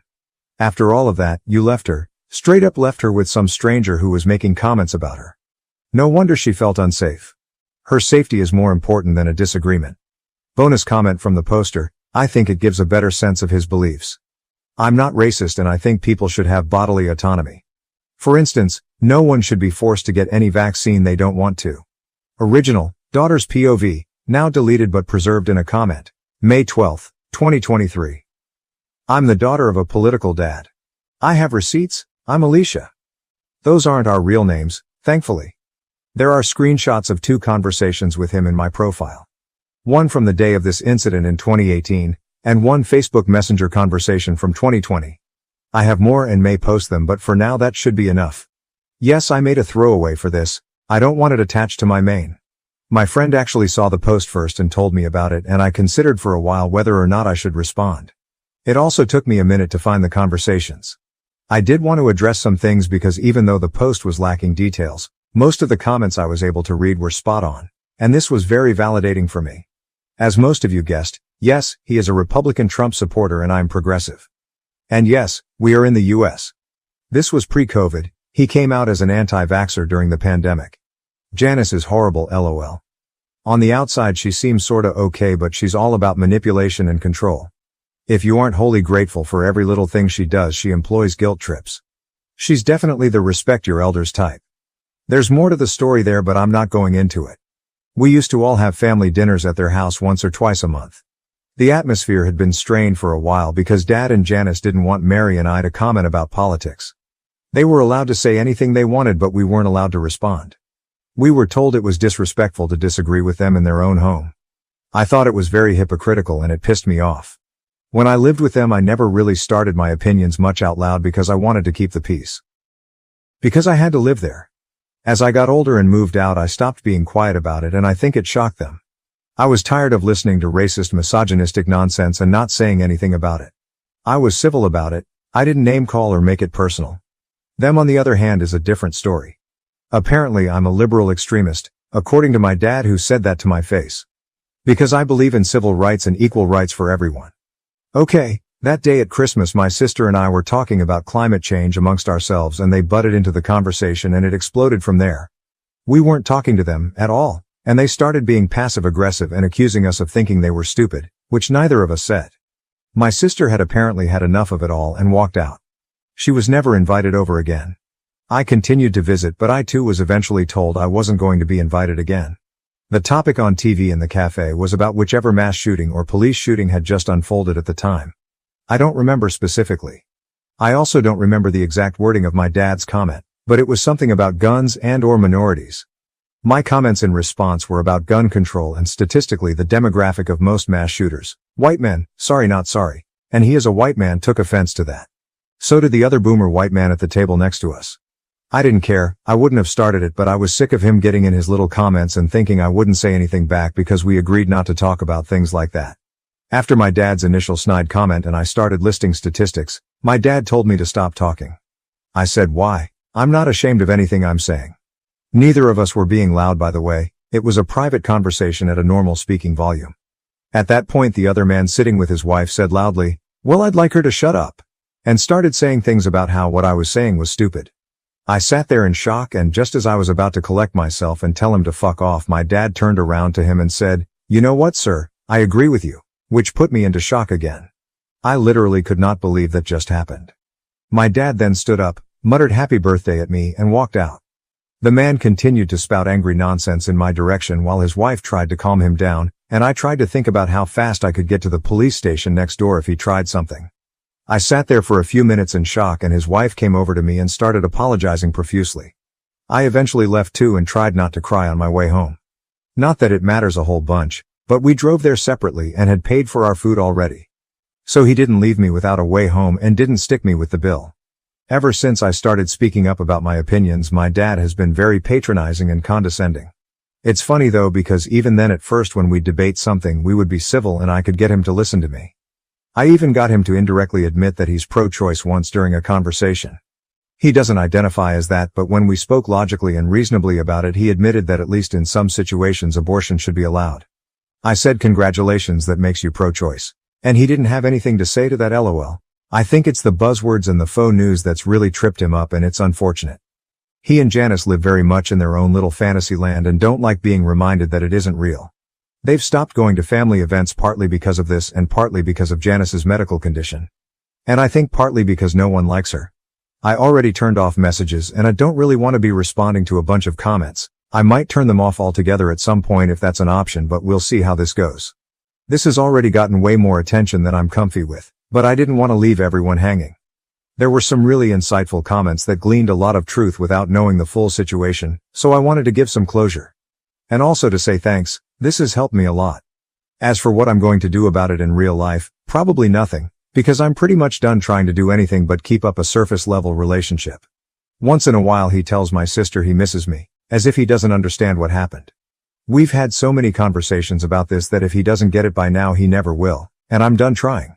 If you're wondering why I don't just cut him out completely, I'm not really sure myself. I guess I just don't have it in me right now. OP's receipts. Transcript, dated November 3, 2018. OP, thanks for leaving me there alone with that potentially violent guy. OP, I was just scared you know, and you just left OP.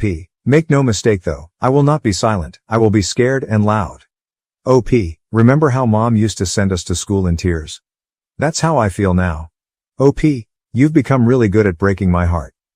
OP, I told you I'd been censored, harassed and censored in the past and you didn't say anything close to I'm sorry that happened to you.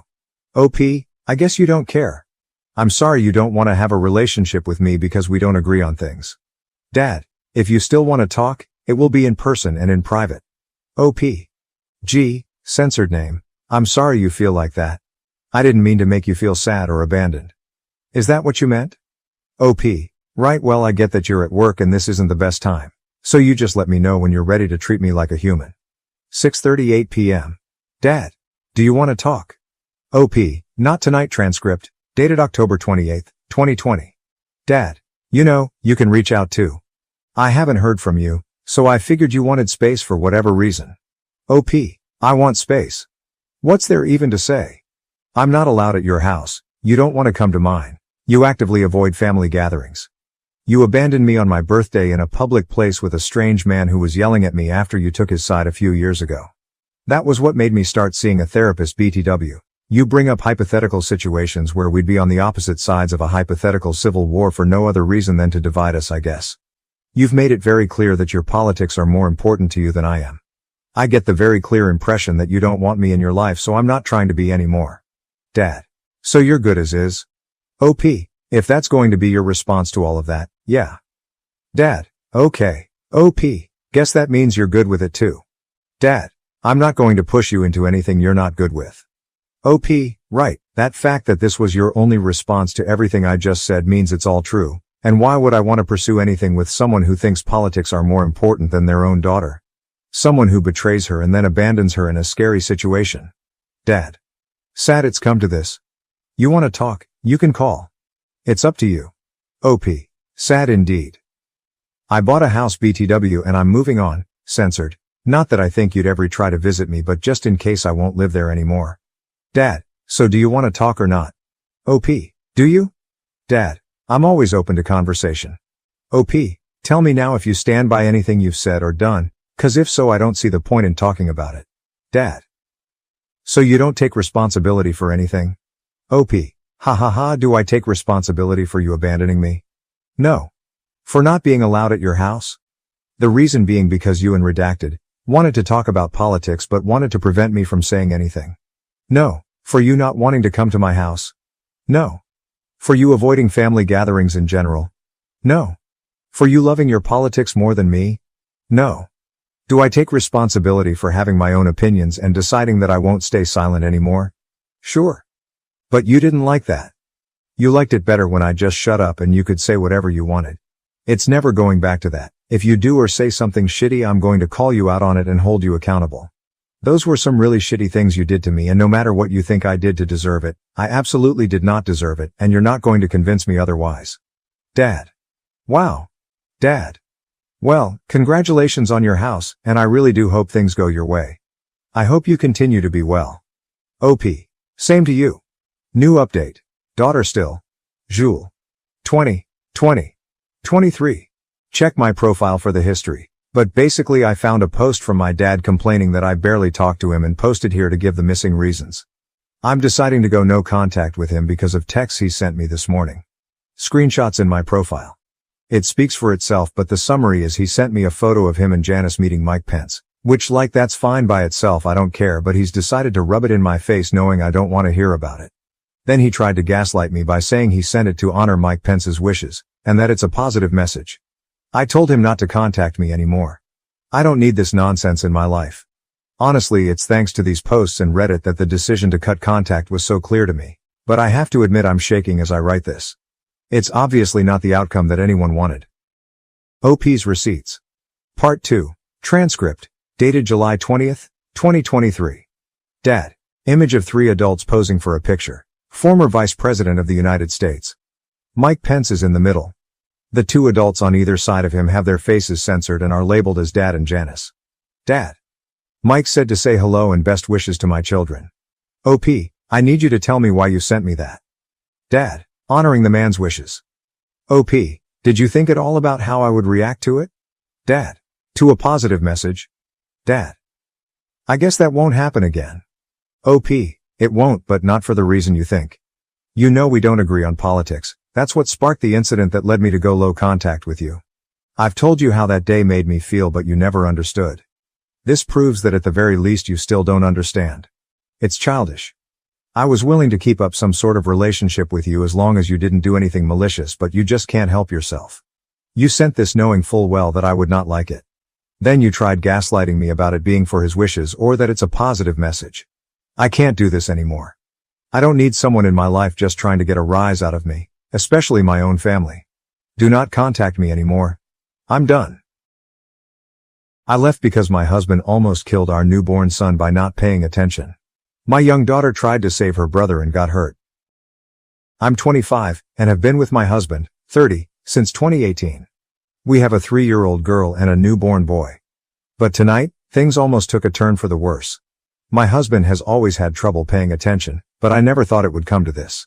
Our neighborhood is weirdly laid out, with cars zooming by at crazy speeds at all hours of the day. I was folding clothes when I heard our toddler screaming, "Dad, help!" That tone made me drop everything and sprint outside. What I saw made my blood run cold. Our newborn in his stroller, careening towards the busy street. I screamed and ran to him, barely stopping the stroller in time. My baby girl's hands and knees were scratched up because she tripped trying to run after the stroller. I snatched up my baby, heart pounding, and scanned for my husband. He wasn't watching. He was chatting with neighbors, completely oblivious. The anger I felt was unlike anything I've ever experienced. I stormed up to him, shouting in disbelief. He looked shocked at first, then realized what almost happened. The apologies and tears came pouring out, but it was too late. I couldn't wrap my head around how he could be so careless, so blind to our toddler's screams and the stroller rolling away. I packed up the kids and left, staying with my parents. They're on my side, but my husband keeps texting, begging forgiveness, calling it an honest mistake. But I can't shake the terror of almost losing my baby because he couldn't focus for a single second. My baby girl got hurt in the process because he couldn't pay attention. I almost lost my son because he couldn't pay attention. I can't stop crying. I feel so guilty. I wish this all never happened. Sorry it's short. I just want to hold my babies and I can't stop shaking every time I think about it. What if I was just 1 second late? Would I have been planning a funeral? And the reason I left the house instead of him was because I hate that house. I don't feel like it is safe for the kids with all the traffic, and I was right. It's my husband's workhouse. I can't be running either. I had a C-section less 6 weeks ago. A lot of people are saying, why wasn't I watching the kids? I was doing their laundry like a parent. Does he takes them for walks to have bonding time with them? He literally created this by himself. This has never happened before. How was I supposed to know? And people saying, why didn't I get him checked out? I'm not his mother. He is 30 years old. I'm sick of people acting like I have to parent my own husband while I literally have a newborn, a toddler, and I'm still healing from a C-section that I teared my stitches from when I ran to get my baby. I don't care if it was his ADHD. The court wouldn't care either. If he killed my child, he would have gone to prison. Either way. Relevant comments. Comment 1. Okay, he was 100% wrong and I'd be livid just like you. However, I'm a little confused about the situation. Like, why was your baby just in a stroller unattended?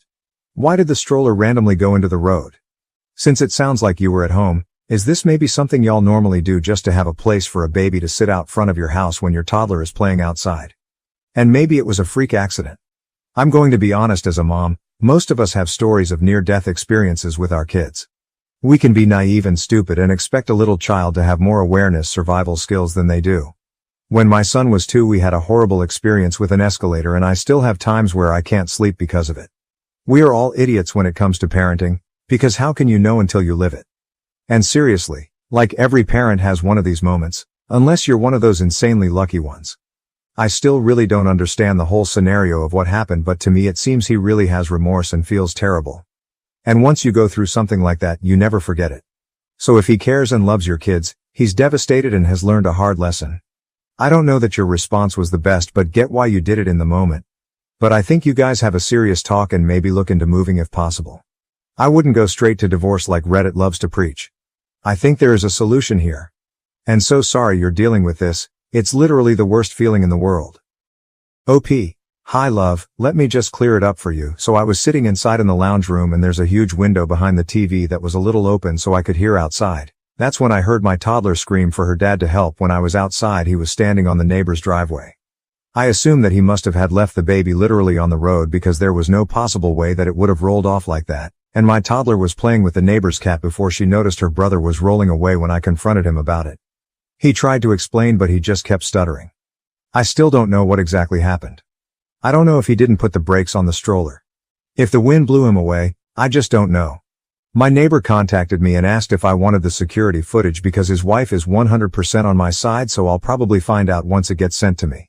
Comment 2. I want to acknowledge that this is a horrific situation, but saying I don't care if it was his ADHD isn't going to fix anything, and will probably only make things worse.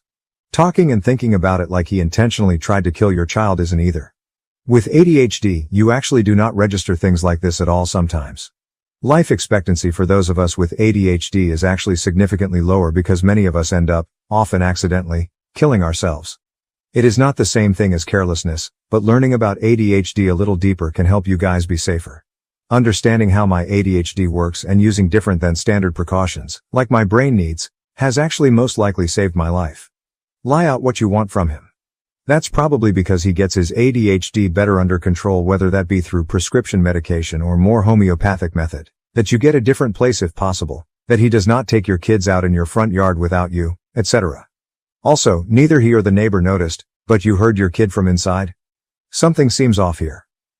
Were your neighbors just watching the stroller roll towards the street? Was your husband on the other side of your house where he couldn't see the stroller? Were you already walking outside as this unfolded? I'm trying to understand better what was going on here and why your husband or the neighbor did not notice, but you did from inside. People with ADHD tend to be incredibly good and quick to act in emergency situations, so this is especially weird. I'm absolutely not accusing you of leaving anything out or anything, but asking you to think about what your husband and the neighbor were doing that neither noticed. That smells fishy. This is a horrible situation. I lost a pet due to the inattentiveness of ADHD, but I can't imagine losing or even nearly losing a child. OP, that's why I'm waiting for the footage. It doesn't make sense how this all happened. I don't know how to explain my house. There's a huge window in the lounge room. It was open a little too. I can listen out. The neighbor's house is 2 houses away. We are at the end of the street near the main road. That when you first walk into my house on your left, there is the lounge on the right. The kitchen. When I got up, I couldn't run that fast because I'm still healing. Sorry if this doesn't make sense. When I ran outside, the neighbor's wife was running for the stroller but was still far away, and the neighbor was helping my little girl off the road. That's all I seen. I'm just waiting for a response from them. My husband was just standing there, hands on his head, doing nothing. Comment 3, I fucking screamed when I read what happened. Are you okay? Like, did you get any more damage to yourself? You literally just had a baby. What the fuck was your husband doing? Like, being outside with small children, especially on a busy street, should be treated like watching babies swim because anything can happen in an instant. I hope you're okay. And also, DDK, but do you all have cameras in your house? I wonder how long your husband was talking to the neighbor. OP, I tore my stitches from the C-section and had to go to the ER while I was there. I made sure my baby girl got her knees and hands bandaged up. The crazy thing is, I didn't even realize I was bleeding until I was in my parents' car. My mom pointed it out. She panicked and took the baby boy back to their house, and my dad took me and my daughter to the hospital. Update 1.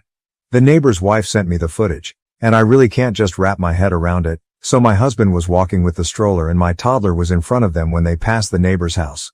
My neighbor was outside, washing his car, and my toddler saw his pet cat and stopped to pet it.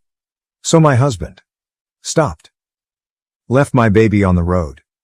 He didn't even bother locking the wheels and walked all the way up the driveway, not even bothering looking back at the baby. He had his back faced to him for about 5 minutes before the stroller just suddenly started moving. I think it's because the road is on a hill kinda, or it could have been the wind. My toddler never went near the stroller. It couldn't be her. The stroller went down the road and my toddler. That's when she started screaming and running for it when she saw it. The neighbor started running after my daughter when she tripped. He tried to pick her up. That's when the neighbor's wife's car comes into frame and she stops and starts running back to the way the stroller is coming after that. You can't really see anything because it's all out of frame, but you can hear all the commotion. My husband just stood there the whole time, hand on his head with a blank stare on his face. He didn't even do anything when our toddler was crying from hurting herself. He only started crying when I confronted him. What should I do? I genuinely do not know what to do. I'm panicking. This was never the life I wanted for my kids. I don't understand why he was standing there. I have not even gotten a text or a call from him since I got sent the video. It's just been silent. I just can't get the sound of my daughter's screams. That's the sound that no mother wants to hear. I can't explain at the moment, but it felt like my blood went cold. And I just felt pure fear. I never want to watch the footage again. Update 2. Hey everyone, I posted here a while back about my husband nearly killing our newborn son. I wanted to give a quick update on the situation. After reading through the comments, I decided to go back to my husband. Many of you pointed out that if I left him, we'd end up with 50/50 custody of our kids, which I couldn't bear. So I made the difficult choice to stay, even though my love for him has faded. My plan now is to tough it out until our kids turn 18, and then leave. I'm terrified of getting pregnant again, especially since I'm not allowed to use birth control or get my tubes tied. My parents, who could offer support, are moving away, leaving me feeling trapped. Despite everything, My husband tries hard to make things right. He still treats me with affection and goes out of his way to create special moments for our family. Seeing him bond with our newborn and our daughter fills me with conflicting emotions. I know I can't stand being with him, but I can't bear to separate him from our kids either. He was so happy when we came back home, but I can't stand even looking at him. I feel some guilt because he still calls me by my nickname, looks at me like I'm the only girl in the world, besides our daughter, and he still continues our traditions, like when the kids are sleeping he will go get ice cream and our favorite snacks and sets up a fort on our bed to watch movies on our laptop. Even though I'm sacrificing my happiness, my priority is ensuring my children's safety and well-being. It's a tough situation, but I'm doing my best to navigate it for the sake of my family. This is a throwaway, so I'm gonna log out by update 3. As you can see from my previous post, I did go back to him and it was quite literally the biggest mistake I've ever made, but I felt like I really had no choice. No money, family moved out of state, a lot has happened the past couple of months, so it turns out my husband started taking meds for his ADHD a couple of weeks before I was due to give birth to our son. He took my kids on a walk to cover up the fact that he was also on meth. He took my kids to meet his dealer apparently every time they went for a walk. Looking back at the footage now, it makes so much sense because of the way he was talking to the neighbor before everything happened. He was kind of leaning to the side. I talked to my neighbor, and I asked him if he knew that my husband was on drugs. He said he didn't, but he noticed that my husband looked a bit off recently. His wife works at a rehab clinic after a fight where I had to flee with the kids to the neighbor's house. She pointed out that the way he was acting was the way that people acted with drug withdrawal. My neighbor and his wife ended up helping me book a flight to my parents. I'm currently with them right now, and I have spoken to a lawyer that my parents are going to help me pay for. I thank all the people from my original post that told me to keep the footage because it is going to come in handy. My husband keeps sending me videos of him shooting up and doing other substances. He keeps saying that they are going to fix him. He sent me a video of him standing in our kids' room. And he was just screaming at me, saying that it helped him cope with his addiction. He took a knife and stabbed both of our kids' mattresses. I am not going back. He even cut up the side of my bed. There's a comment from my previous post that has been sitting in the back of my mind and has been bugging me. I think you know which one it was. It was by relevant comment, saying I don't care if it was his ADHD, isn't going to fix anything, and will probably only make things worse. Talking and thinking about it like he intentionally tried to kill your child isn't either. With ADHD you actually do not register things like this at all sometimes. Life expectancy for those of us with ADHD is actually significantly lower because many of us end up, often accidentally, killing ourselves. It is not the same thing as carelessness, but learning about ADHD a little deeper can help you guys be safer. Understanding how my ADHD works and using different than standard precautions, like my brain needs, has actually most likely saved my life. Lie out what you want from him? That's probably because he gets his ADHD better under control, whether that be through prescription medication or more homeopathic methods, that you get a different place if possible, that he does not take your kids out in your front yard without you, etc. Also, neither he or the neighbor noticed, but you heard your kid from inside. Something seems off here. Were your neighbors just watching the stroller roll towards the street? Was your husband on the other side of your house where he couldn't see the stroller? Were you already walking outside as this unfolded? I'm trying to understand better what was going on here and why your husband or the neighbor did not notice, but you did from inside. People with ADHD tend to be incredibly good and quick to act in emergency situations, so this is especially weird. I'm absolutely not accusing you of leaving anything out or anything, but asking you to think about what your husband and the neighbor were doing that neither noticed. That smells fishy. This is a horrible situation. I lost a pet due to the inattentiveness of ADHD, but I can't imagine even nearly losing a child. WTF, it baffles me that you can even compare losing an animal to losing a child. You made people with ADHD sound completely unreliable for themselves and that they can't do anything. You made them sound very helpless, and saying that the life expectancy thing was completely uncalled for as well. I bet many people with ADHD reading that completely disagreed with you, judging from all the comments and YouTube videos I've seen on my post.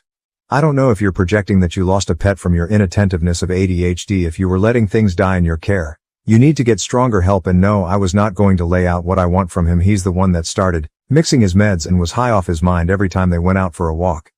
And no, I'm not ableist. I was in a very vulnerable state. When I first posted my original post, all I was doing was looking for help and advice, but all I got was, where was you? What were you doing? Why weren't you with the kids? Why didn't you get your husband checked out?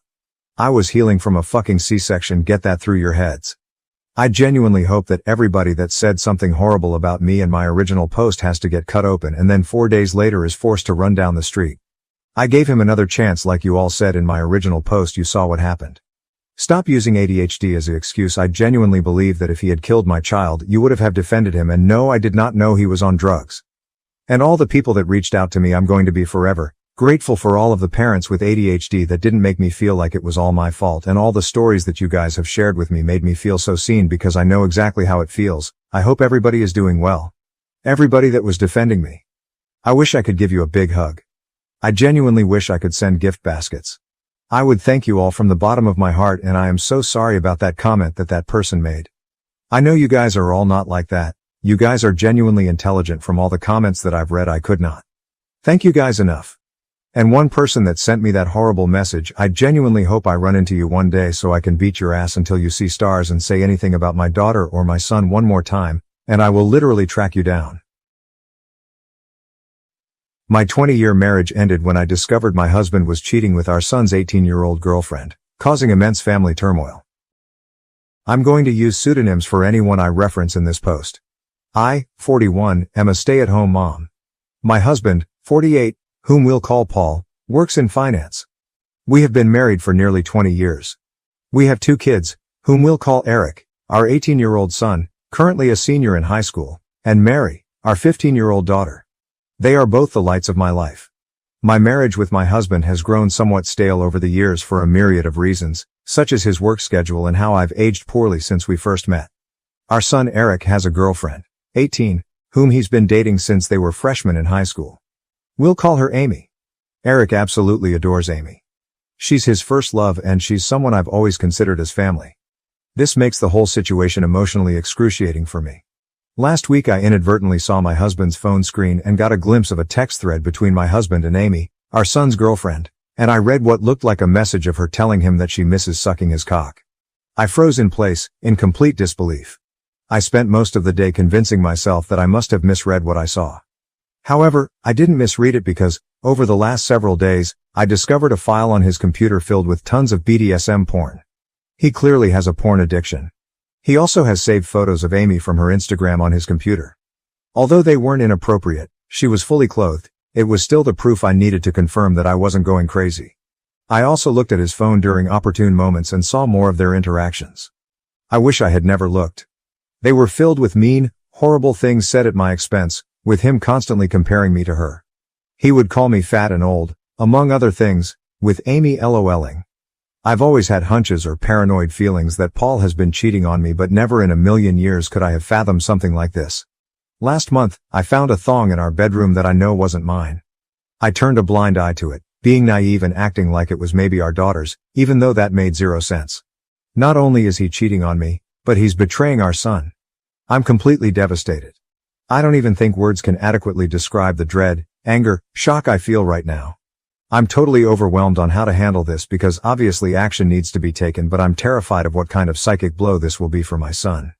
I have no idea how to even broach this completely fucked up topic with him. I wouldn't wish this predicament on my worst enemy. I can't even believe I married this scumbag in the first place. And then my mind started to race, realizing that I started noticing specifically unusual behavior from him around the same time Amy turned 18. Was he waiting for her to turn 18 before pursuing this affair? There's so many layers to all of this, and I'm completely paralyzed with fear and dread about it all. None of it makes any fucking sense. How did this happen? Am I that much of a stupid idiot that I let all of this happen under my watch? Eric adores Amy, and the thought of revealing this sickening truth to him terrifies me. The impact on his young heart and mind could be devastating. My heart aches for Eric and Mary, who are completely innocent bystanders. I haven't confronted my husband about this because I'm frankly scared of the domino effect. I don't know who to turn to first about this. I share my story not for sympathy, but in search of understanding and perhaps advice from those who might have had to grapple with deep betrayal. Thank you for listening.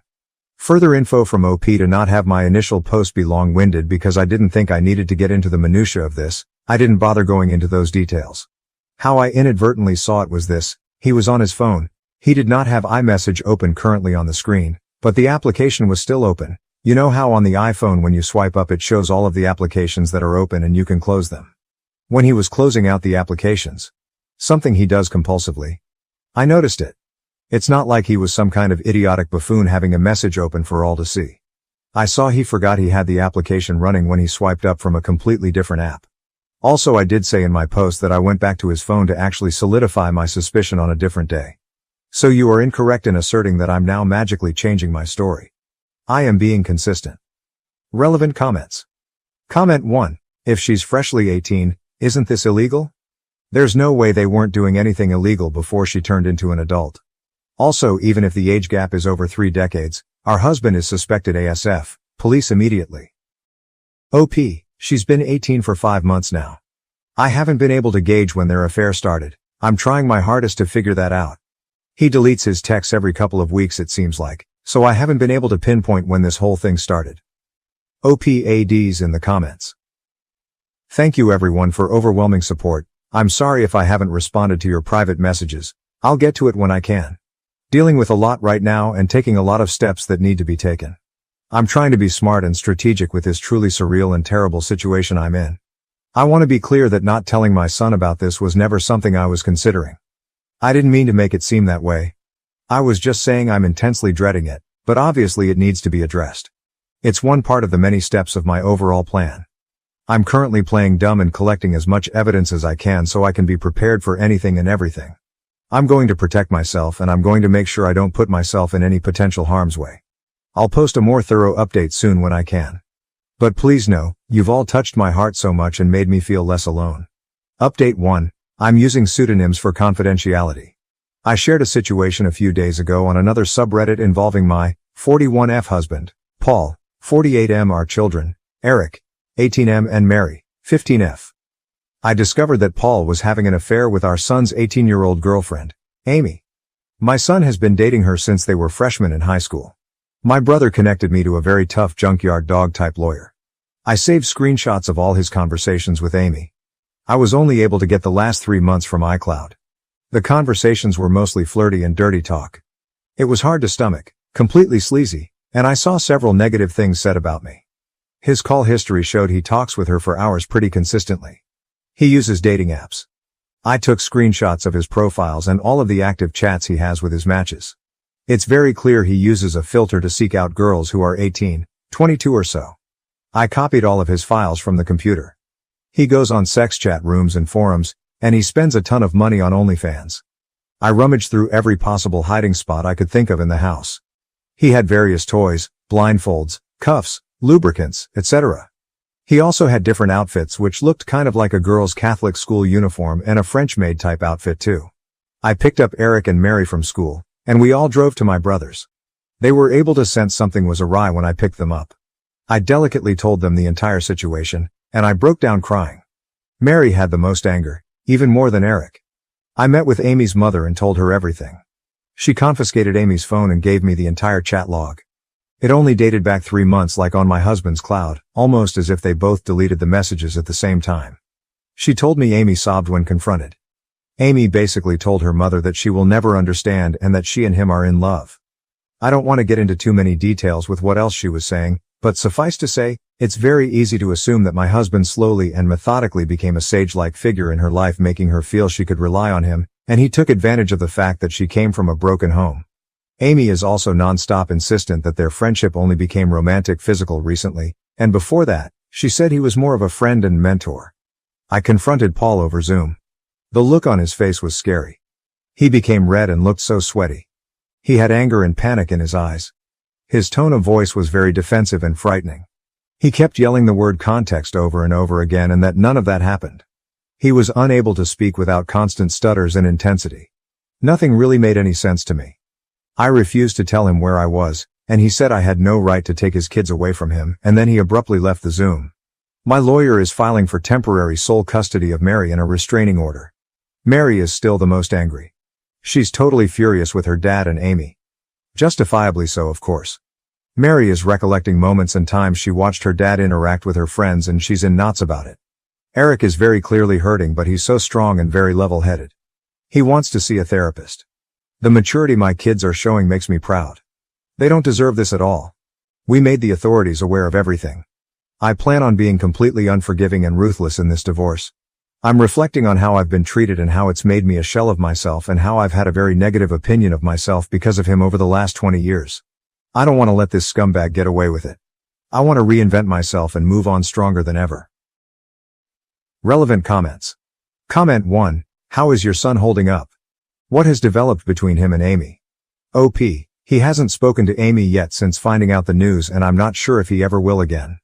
Comment 2. Have you confirmed if the thong you found was Amy's? The situation is fucked up. OP. I confirmed that it wasn't my daughter's. She said it wasn't hers. And I know it wasn't mine. So who else could it be? Comment 3. Wait. Are you saying that they fucked in the master bedroom? Comment 4. Don't cheaters always use their married bed? OP. Yes, I believe he did. OP adds in the comments. Both me and my son are going to get tested and checked out as well. There's no telling how many different women he's been sleeping around with. As for Amy, her mom has been in contact with me, and Amy has been threatening to run away with him because they are in love. Update 2. Thank you again for all the love and encouragement. It gives me comfort and means so much to me. I've received many comments and messages accusing me of faking this story, which oddly also provides comfort because all of this feels unreal even to me. It validates my own feelings that there are people out there who can't even fathom this being true. I wish it were fake. I've been focusing on and worrying about how others are feeling over this, somewhat ignoring my own feelings, which I'm trying to change. I range from anger to numbness like a light switch. We're all safe and still at my brother's house. We're very careful, and his house is secured. Paul has tried to call my cell phone several times a day. I am refusing to interact with him, and I will have my lawyer handle all correspondence. He scares me, frankly. My brother has a very secure house with an alarm system and deadbolt locks. We feel safe with him. Both my son and I got checked out and tested. It appears so far that we're both clean based on the immediate rapid tests, but in the coming days, we'll know for certain when the lab results come in. I'm not overly concerned. Eric is scheduled to see a therapist early next week, which is very good and needed. He's not himself right now. He seems a bit shell-shocked, and I'm concerned. He internalizes a lot, and it's hard to get a read on what's going on in his head. That being said, he's thoughtful and has been talking with me, asking me how I'm doing and everything.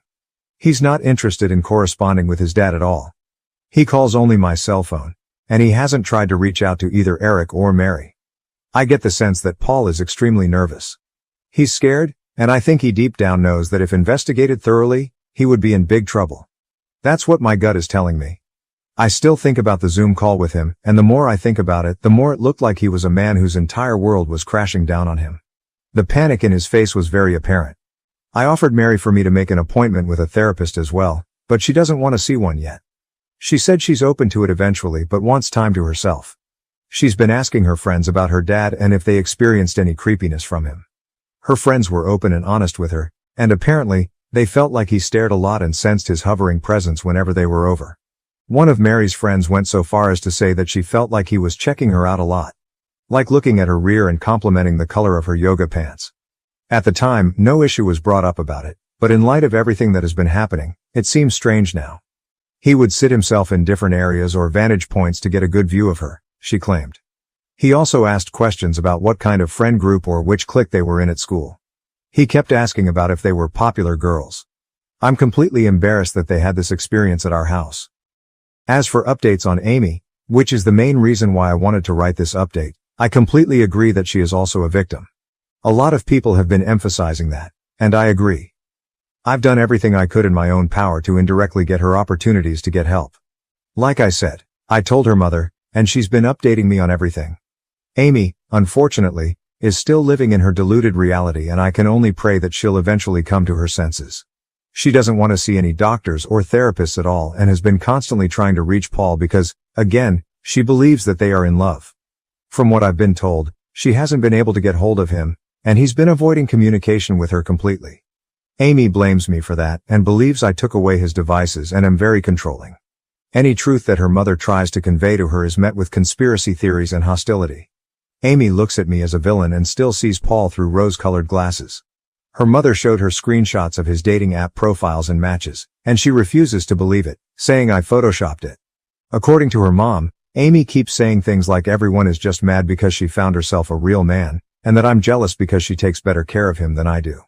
It's in line with some of the conversations I screenshot, where a lot of what Paul says is him complaining about things I don't do for him sexually.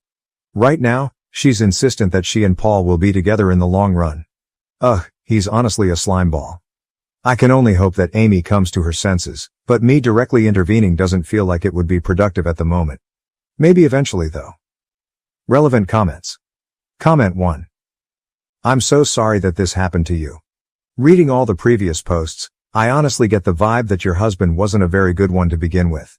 Someday, when you're ready, you're going to find someone who thinks you're glorious as you age. Your son is also going to be okay. He's gotten a lesson on exactly how men shouldn't behave. A painful one, but in time, he's going to realize that Amy was groomed and abused.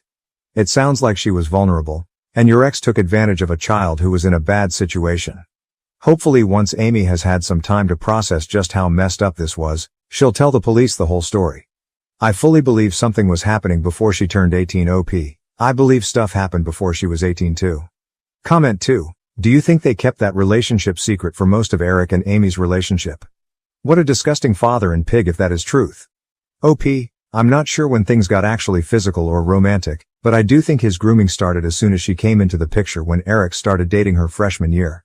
This mentor and a friend that Amy alluded to had to start right away, and the way she's acting now, being so indebted and believing every single thing he says, shows that his effect on her had to be over a long period of time. She only turned 18 like 5 months ago. Her behavior and infatuation for him seems so strong that it couldn't possibly be only 5 months of them being together. Comment 3. If they are consenting adults, then there is nothing to report. This is a personal problem that needs to be dealt with by attorneys and the people involved. People are way too jumpy to snap to the police to fix their problems anymore. OP is handling this the correct way. If any legal issues come into play, then her attorney will do the right thing. OP. The only thing we can really hang our hat on is the possibility of Amy having an epiphany of the reality of her situation, and she opens up candidly about when it began. But because she's 18 currently and has no interest in saying or doing anything that could potentially put Paul in legal trouble, nothing really can be done. Unless they find out about other girls that I have no idea about yet. Am I the asshole for feeling suspicious after finding condoms in my boyfriend's toiletry bag? This morning, I was helping my 25 boyfriend, 23, get ready for work. He asked me to grab his toothbrush and toothpaste out of his toiletry bag. He has one of those electric toothbrushes with the detachable head, and I couldn't find the head. So I opened up another pocket to look for it. I found condoms, a lot of them. He was given this toiletry bag for Christmas before he left on a 3-month trip to visit family in Europe. He acted surprised, like he didn't know they were in there, and took them out immediately. He acted like he didn't know that pocket existed. I'd give him the benefit of the doubt, but at some point these condoms were packed in his bag over the past 6 months. We've been together for 2 years. The worst part is they're latex condoms. I'm allergic to latex. We only use non-latex condoms, in addition to my birth control. AIO for feeling suspicious about this. I feel like I'm going crazy. Update. I've seen the comments and I'm kind of freaking out. I'm messaging my therapist right now to figure out the best path forward. I was there at Christmas when he was given the bag. It was at his best friend's family house, so part of me is hoping that his best friend put them in there not knowing I'm allergic to latex. We haven't been intimate as much lately. Maybe once in the past 2 months. I've been really scared that he's not attracted to me anymore, because that's what most people say on here is the reason for someone's sex drive changing so drastically. He asked to move in with me when he came back from his trip and I said yes, so now I feel really trapped, like what if he's been cheating this whole time he's been living with me? He shares his location, but that doesn't really mean anything. I'm here all the time. I've seen the stories of how people cheat even when sharing their location. I wish I hadn't seen anything, and I don't know anything he could say to make me feel more secure. Someone said I shouldn't have asked so I could snoop and find out for sure, but I don't want to have to snoop through my partner's belongings to find proof of them cheating on me. A relationship without trust is dead. We're supposed to talk later and I'll update afterwards. Everyone is so sure he's cheating, and I really hope he's not, because I don't think I'll be able to handle it if he is. I'm already struggling with my mental health as is. Additional information from OP on why she was in therapy. OP, I'm in therapy because I have CPTSD. I am a survivor of attempted murder at the hands of my biological father, sexual assault and abuse. I am in therapy because my diagnosis is something I will have to live with for the remainder of my life, because I have experienced severe trauma, and because I have no intention of letting it ruin my life and relationships with those I love. I'm also not the one turning down sex. I'm the one that's been attempting to initiate. I messaged my therapist because I have a tendency to push people away to protect myself as a result of my history with abuse. My therapist warned me at the start of this current relationship about self-sabotage and reading too much into things. I texted her because I was unsure of whether or not I'm overreacting, because sometimes, like any other human, I need advice. I came on here while I was waiting for her to respond. I don't expect people on Reddit to be informed on the details of my life and relationship to be able to have the full picture. Thank you for the diagnosis, assumptions, and empathy. Update 1. I definitely was not expecting to see over 1,000 comments on my post. This update is long to address everyone's concerns in the previous post. Thank you to the people who sent me kind messages to check on me. I'm not sure what the people who sent me messages trying to fuck me were expecting aside from getting blocked. That being said, I did have a conversation with my boyfriend last night. I was always planning on having an in-depth conversation about what I had found, but there was nothing I could do about it while he was at work. I texted my therapist because I could tell I was starting to spiral, and posted on here while I was waiting for her response, which I think was a mistake, if I'm being honest. Although the majority of the comments were supportive, it's impossible for y'all to have as full of a picture as my therapist does, and I should have just waited for her to respond to me instead of coming on here. The massive amount of comments was very overwhelming. However, I do think that posting did help me feel more secure in thinking it was suspicious and enabled me to be more assertive when we talked. I appreciate all the comments telling me I was not overreacting. He never said I was, but his nonchalant response certainly made me feel that way. I appreciate the thought-out comments encouraging me to have a conversation with him and giving me genuine advice for it. The second conversation went better. I didn't accuse him of anything. I pretty much just said that finding non-latex condoms in addition to the lack of intimacy I'd been receiving was making me feel confused and upset. I asked him where the condoms came from. His older brother gave them to him while he was in Europe. To prevent confusion, I'm going to use fake names from here on out. My boyfriend is Theo. His oldest brother is Alvin. His other brother is Simon. Yes, like the Chipmunks. I couldn't think of other names for 3 brothers. Sorry. Theo hadn't met his mother's side of the family, including his mother, grandmother, aunt and older siblings, until his trip. The entire purpose was to get to know his family. He spent half with his aunt, grandma, brothers, and cousin in Spain. The other half of the trip he spent with his mother in the middle of nowhere in Portugal helping her open a kiosk. It was not a sightseeing trip. He didn't get to see any big monuments or go to major cities. I was not able to come because I'm in school and work full time, and it wasn't worth it for me to just come for a week during the spring break. I also thought it was important for him to enjoy his one-on-one time with his mom since he was separated from her when he was an infant. His brothers are very different people. Simon seems well adjusted with a long-term girlfriend. He spent a lot of time with Simon and his girlfriend, who was the only one there fluent in English and helped him translate when his Spanish fell short. His oldest brother, the 30-year-old who gave him the condoms, Alvin, has been in and out of prison for a majority of his life. I guess Spain has some weird laws around squatting, so whenever he gets out of prison the dude just claims abandoned property and fixes it up to live in, because I guess the government would have to provide him housing if they kicked him out. Anyways. While Theo was on the trip, he called and texted me every day. He told me about Alvin obnoxiously catcalling girls when they'd all walk down the street and how Alvin had tried to get both him and Simon to go to an orgy with him despite both of them having girlfriends. Theo was very clear about having a girlfriend. He carries around a picture of me in his wallet, and his aunt said he talked about me a lot while he was there.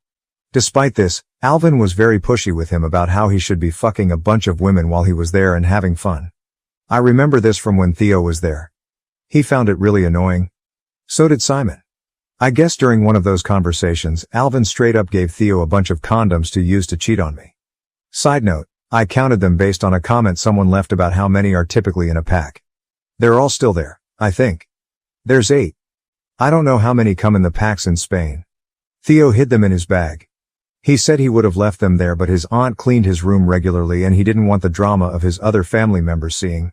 Once he got back, he forgot they were in there. He only uses his toiletry bag when he goes to the gym. We went out together with our friends Saturday night after his shift and stopped at the gym on the way downtown so he could shower and freshen up. Otherwise his toothbrush is in our bathroom. He's not living out of a suitcase, he's fully moved in. I do see how some commenters saw the existence of the toiletry bag as a red flag when we lived together. So I wanted to clear that up. I did ask him why he accepted the condoms. He said he had zero intention of using them, and that he accepted them because Alvin wouldn't listen to anything Theo said about me and that he left him alone after that. Theo didn't even say goodbye to him when he left. He tried to spend as little time with Alvin as possible, despite him constantly inviting both Theo and Simon over to his abandoned house. Simon grew up with Alvin, but still seemed pretty content about avoiding him when I asked about it while Theo was there. I guess he's just not a good person, So the rest of the family avoids him when possible. So that's it. My boyfriend didn't cheat on me. The condoms came from his older brother. I believe him. He was very straightforward with his answers, and was more concerned with my well-being when he came home and saw how upset I was. He wasn't defensive at all. He listened to me without interrupting. He told me he loves me and that he has zero desire to cheat on me. He also works 2 jobs, shares his location, and usually is at home if he's not at work or the occasional gym visit. He doesn't have the time to see other women, and if he does have spare time, he spends it with me or his friends, who are also my friends. He does have friends separate from our friend group at work, but he invites me to come along when they've gone out or asks me to join them when they play Overwatch after work. I love him. I believe him, and I'm moving past this. That doesn't mean I'll let any additional red flags slide if they pop up though. As many of you said, I'm still young and have my whole life ahead of me. If things get worse, I know I'll be okay by myself. I love him and I want him in my life, but my happiness doesn't depend on his presence. I have a therapy session tomorrow, and I've had a lot of time to think. In hindsight, I think what made me spiral the most was that if he really did cheat on me, I'd be living with a stranger. I've had so much trust built up towards him, so I view him as this person who would never hurt me intentionally or yell at me or cheat on me. If he was capable of cheating on me, he could be capable of those other things too. That was really scary to think about and made me spiral. The massive amount of comments where everyone was so convinced he was a terrible person and that I'd been fooled also did not help. I felt like I had no idea how he would react towards me if it was true, and I was very, very scared. As soon as he came home, I felt very silly for feeling that way. He's nothing like my ex. He's never given me a reason to be afraid of him. I shouldn't have let comments on the internet freak me out so bad, and I definitely need to take some time away from Reddit. I hope I addressed all the concerns in the comments. Thank you for all your help. Thank you for listening. For the commenters who had questions regarding our sex life and relationship in general. When he first came back from his trip and moved in, things were normal and we both had high sex drives. Things started slowing down pretty drastically over the past couple of months. We've talked about it prior to me finding the condoms. We both acknowledge that it's an issue and that we're at an age where our sexual activity should be at its peak. He says he doesn't know what's wrong. He's embarrassed because he's attracted to me and doesn't understand how he can have a gorgeous girlfriend and lose his sex drive. His words, not mine. He has an appointment next week to get his hormones checked and has been looking into getting a therapist of his own in case the issue is mental and not physical. It's still difficult to not feel insecure when I try initiating and he's not in the mood, but he still makes an effort to show affection in other ways. Our current level of intimacy isn't ideal, but I don't think it's a lost cause as long as we're working towards a solution together. We have date nights every week. I'm very supportive of him spending time with his friends and he does the same for me. We live together, but no one is clingy or codependent. We do check in with each other to see how we're feeling about the living situation since it is somewhat new and we're still figuring out how to divide and conquer with household tasks. I'm a full-time student and I work full-time. He works 2 jobs. We both contribute equally, and do our best to make time for ourselves and each other despite our busy schedules. I have 14 credits this summer and barely exist outside of work and school, lol. For the commenters who had some things to say about me having a therapist or mental health issues. I try my best to ensure that I am my main support system. I've been in the position before of being someone's emotional punching bag due to their mental illness, and I would never ever put someone I love in that position. I'm in therapy because I have experienced an extreme amount of trauma and don't want my CPTSD to impact my life and relationships in a negative way. I grew up with a mom with severe anxiety, and most likely undiagnosed PTSD, related to the trauma both of us experienced at the hands of my biological father. She doesn't believe in therapy. I had to call 911 several times as a small child because of her panic attacks. I love my mom, and our relationship has come a long way. But the last thing I would want when I have children is for me to be an unstable parental figure. My usage of therapy doesn't warrant me staying single. My therapist has been very encouraging of this relationship since my boyfriend asked me out 2 years ago. I had gotten out of an incredibly abusive and toxic relationship the year prior, and had zero intention of getting into another serious relationship anytime soon. I was thriving and my therapist thought I was ready, but I told my boyfriend that I needed to focus on myself. We took things slow. He was respectful and patient every step of the way until I was ready. He has never raised his voice at me or even cussed at me. He is a very caring partner. I think his love language is based on quality time and acts of service. He's not great with words, but he tries. He can be a bit emotionally distant at times and not know exactly what to say when I'm upset, But that doesn't prevent him from being there and giving me a hug when I need it. We've been going through a rough patch with our intimacy, and when I was off my meds I felt like he, and everyone else in my life, viewed me as a burden despite him telling me he'd be there for me and for me to just ask for whatever I needed. He's told me many times that he's still attracted to me and that it has nothing to do with me, but when I was feeling low I kind of let my past trauma impact how I felt about myself.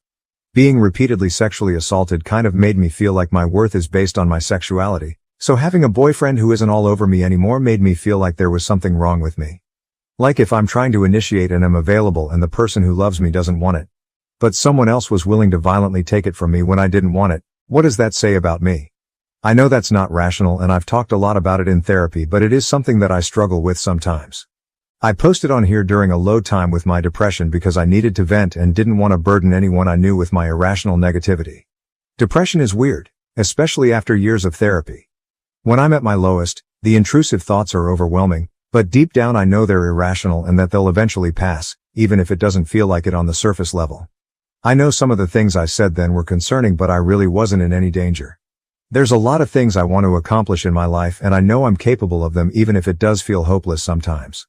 I know I have people in my life who love me. I just have a hard time reaching out for help when I need it and need to be better at letting people be there for me.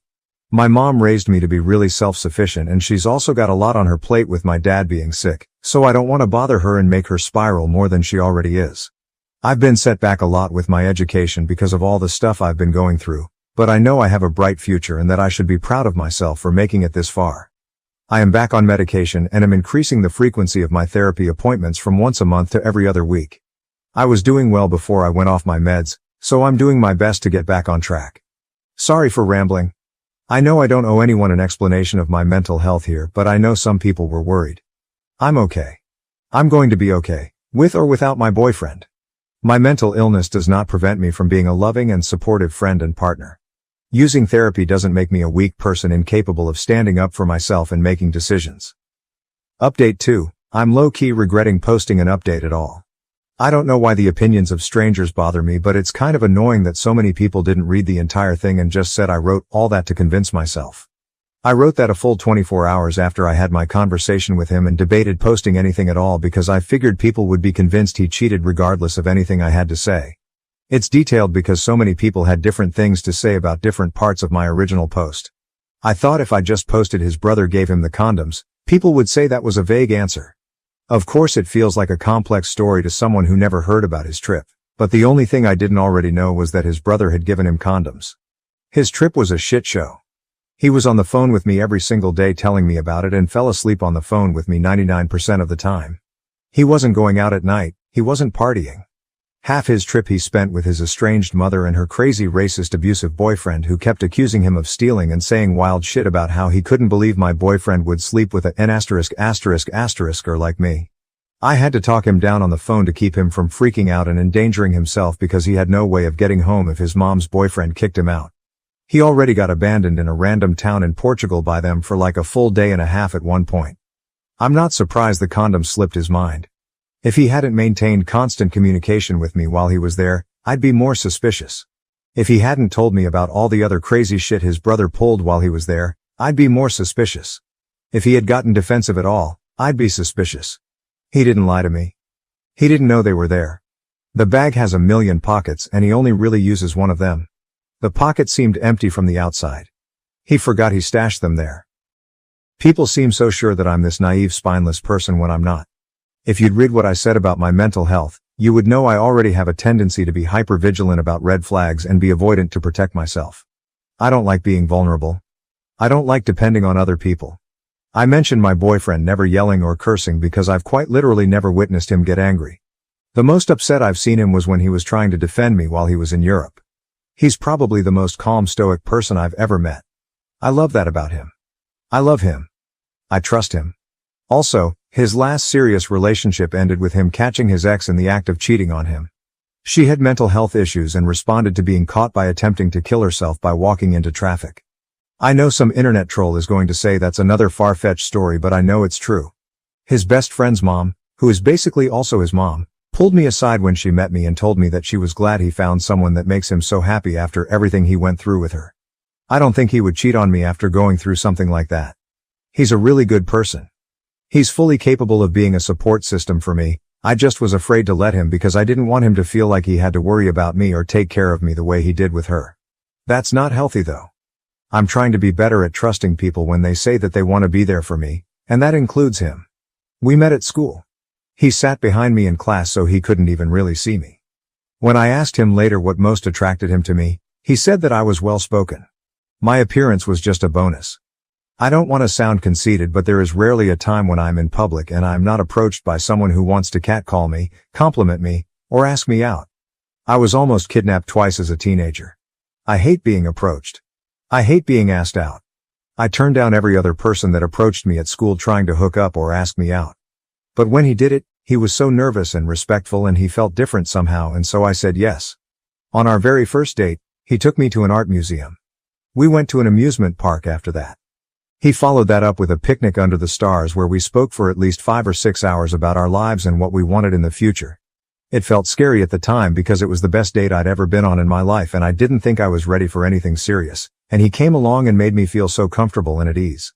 We both come from emotionally volatile parents and are trying to do our best not to become them. We connected right away, but I still wanted to take things slow. It took 6 months before I was ready to make things official. During that time, he made it clear that I was the only one he was interested in. He detailed my car multiple times, brought me flowers, got my cat little holiday-themed bandanas. He bought me vinyls of albums that he noticed I listened to in the car. He did all of this without expecting anything in return, and still does these things to this day. He's trying to learn how to braid so we don't have to get my hair done anymore. When he moved in, he organized my whole closet without me asking because he remembered me complaining about it and wanted to take something off my plate. He saw I've been wanting a Gustav Westman mirror for a while and built me one. With his hands. Took me to Home Depot and let me pick out the color I wanted for it and everything. He treats me like a queen. The only rough patch in our relationship has been over the past couple of months when our intimacy decreased, but I have faith things will get better. Finding those condoms freaked me out, but I'm over it now. It's been resolved. If you can't see the value he adds to my life, that's your problem. I'm happy. I'm not responding to any more comments about it. I appreciate everyone that was supportive and recognize the effort I've put into my emotional regulation. I'm going to take a break from Reddit and enjoy the life I have. We couldn't save our 15-year marriage, because my wife friend-zoned me and wants a platonic companionship. My wife, 35F, and I, 35M, have been married for 15 years and we've been together for 20 years. We have 2 kids, 12, 14. We absolutely adore and work tirelessly to provide the best possible life for them. For the past 3 years, things have been somewhat bumpy. I understand that our kids are at an age where they require a ton of our attention and resources with school, band, club sports, and other extracurriculars, and I'm aware of the physical and emotional toll that can have on marriages. However, for these past 3 years, my wife and I have had very little intimacy and very little sex, and we've been trying very hard to work on that aspect of our relationship. This past year has been the most difficult and by far the darkest year in our marriage. We didn't talk very much. We essentially became roommates co-parenting our kids under the same roof. It was very depressing and very demoralizing. It was to the point where we began contemplating divorce, and it became very dark and gloomy in the household because of that.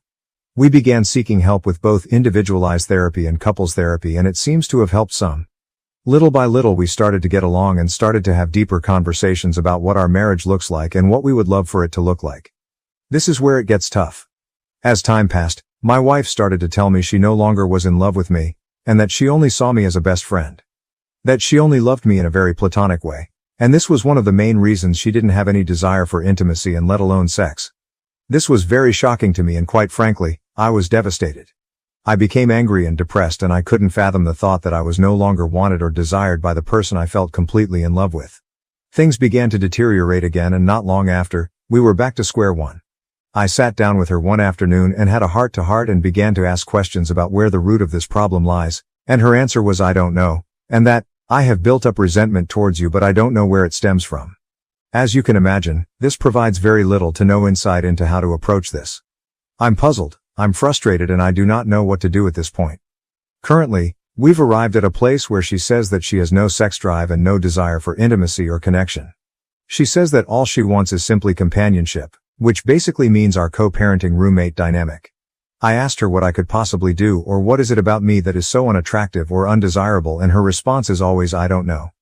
She stated that she does love me, but it's not the same. That she has been feeling disconnected for years and that our marriage just takes up too much work. Her focus is only the children for now, and that my co-parenting contributions are meaningful to her in our home. I'm at a loss, and I'm mainly venting about my frustration. It's tough to realize that the person you love has no feelings for you. I feel like at this point I'm only here to contribute financially and as a parent. I feel like what she means with companionship is that she's comfortable with the convenience of having a good father for our kids and my financial contribution to the household. In regard to intimacy and/or sex, she basically told me that it's not something she's interested in or wants at this time. She mentioned that the only way to get to a point for any of that is to be intoxicated, which is incredibly awful and very wrong. I told her I do not think forcing herself to have sex or be intimate by drinking or smoking is good, and I declined to be a part of that, which to my surprise, it upset her and made her more distant. We're both extremely honest and transparent. We've never cheated on each other, and we are always free to look through each other's phones, emails, socials, etc. And we hardly ever do. I asked her if there was someone else and she declined. Honestly, I believe her. We then peacefully went through each other's things, and as expected it was clean. We've always been very forward, even with the hard topics, so I don't smell or feel any foul play or infidelity. Am I wrong for declining to only be intimate or have sex when she's intoxicated? I'm firm on my stance of not partaking in this only when I'm high or drunk sex because it doesn't sit well with me. I do not know how to help our situation, and I'm starting to become a bit anxious and desperate. We're both fairly young and healthy individuals and good looking. We both have good standing careers and are good parents. I'm just not sure how our lives could have driven us to this point. I'd love some outside perspective on this matter and some insight on how to address something like this. It feels so awful to be unwanted and undesired by my own spouse. I hate it. My wife of 15 plus years is no longer in love with me and doesn't know why, and now says she can only have sex while intoxicated or I need to settle for a platonic sexless marriage, and she doesn't know why that is, but it is what it is, and I'm in need of insight or advice. Relevant comments, missing reasons. Commenters looked at his history and found they were swingers. We did some swinging in the past. That was fun for some time. We mutually decided to stop doing it, and we have established it's not the case. When we were swinging, however, our marriage seemed to be in a good place. This is something we did disclose with our couple therapist and made sure to include it to make sure we're not neglecting an obvious potential issue. I will say, I did ask my wife if what she experienced during swinging is something that is affecting her view on our relationship, and she said it wasn't. Our swinging experience was always together and it was very sex-driven. Nothing really emotional or poly. Truth is, I have to believe her at her word. I have no reason to distrust her. To date, she's always been very forward and never afraid of dealing things head on. No matter how painful. If this is a consequence of swinging, this issue existed long before the lifestyle. I agree that swinging wasn't a solution in the end. Never was meant to be. It was more of discovering or exploring if she felt any different. If that was the case, we agreed we would talk about it, and if we arrive at the conclusion that myself is the problem and she has no problem with other men, we would part ways amicably. However, this wasn't the case. She didn't like sex or intimacy there either. She was very much in control of that whole swinging situation. And yes, I went along with it. What gives? It felt very organic, and it was her effort, if you will, to discover more and learn more about our current issue. I saw it as a means of learning if I'm the problem and was very much ready to accept that. It turns out it wasn't the case. 6 years of misery sound awful. I would very much hate that. OP on if this started when the swinging ended. Finally, a comment on the swinging topic with actual insight. You're absolutely right about the fact that the swinging experience had changes that will impact our marriage and lives forever. For example, the best thing swinging taught us, even above sexual exploration, was the level of transparent and open communication it requires. We would literally have mental orgasms having dialogue with such intentionality. We implemented that in all our lives and areas, including parenting with our children. She even agrees that we're thankful for that takeaway from our swinging. Honestly, I cannot stress it enough with people here. Yes, we explored swinging. However, it was actually a positive experience.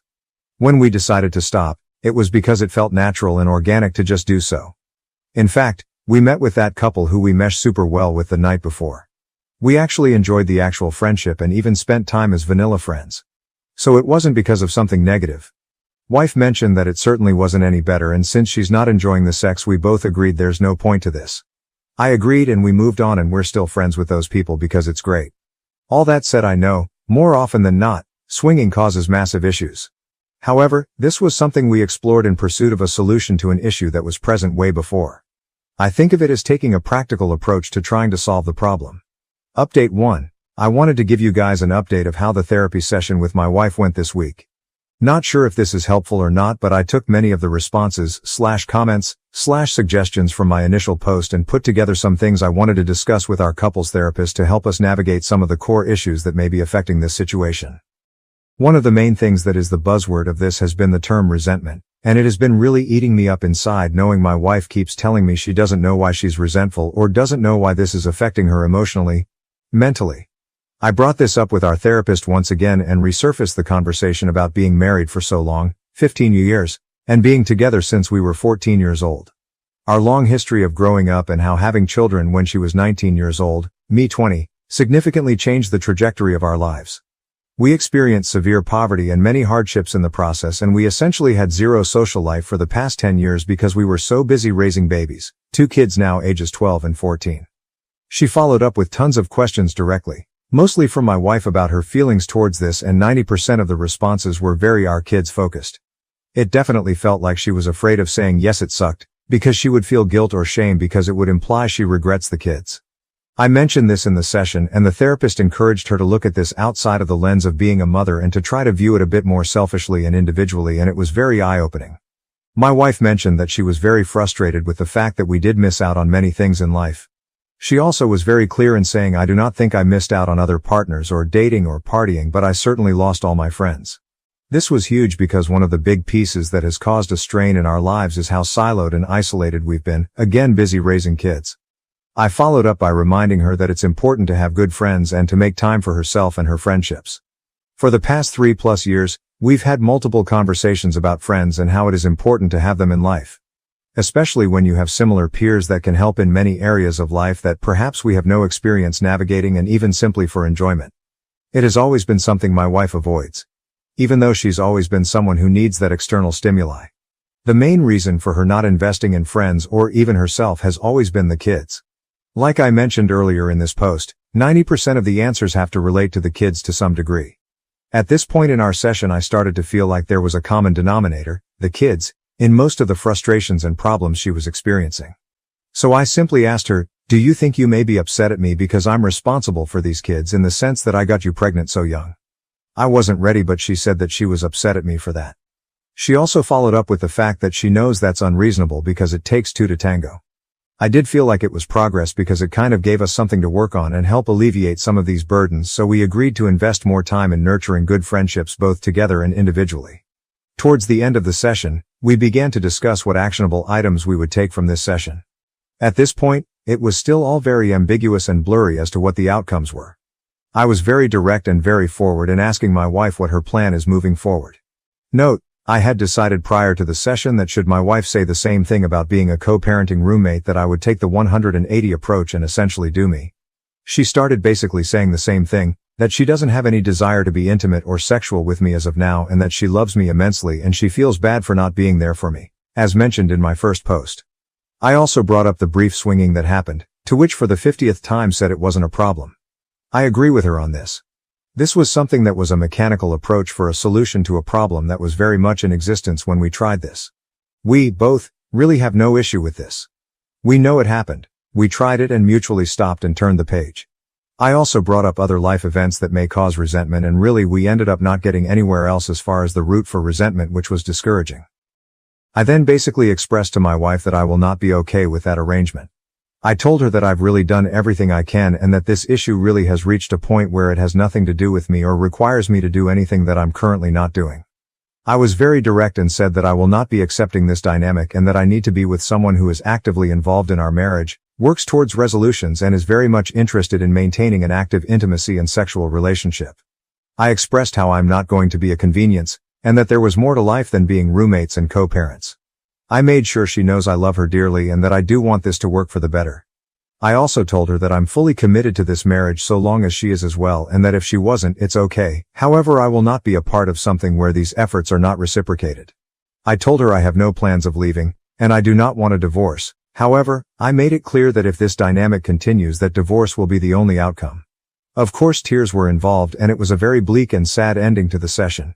Still nothing was said and I walked out very discouraged and very determined to start working on the 180 as soon as we left the room. It's painful and very difficult because much of the 180 requires you to be very short and cold and transactional. The saddest part is realizing, this dynamic already is very cold and transactional. Here's where it gets very interesting. I started working on implementing many of the 180 recommendations that same day.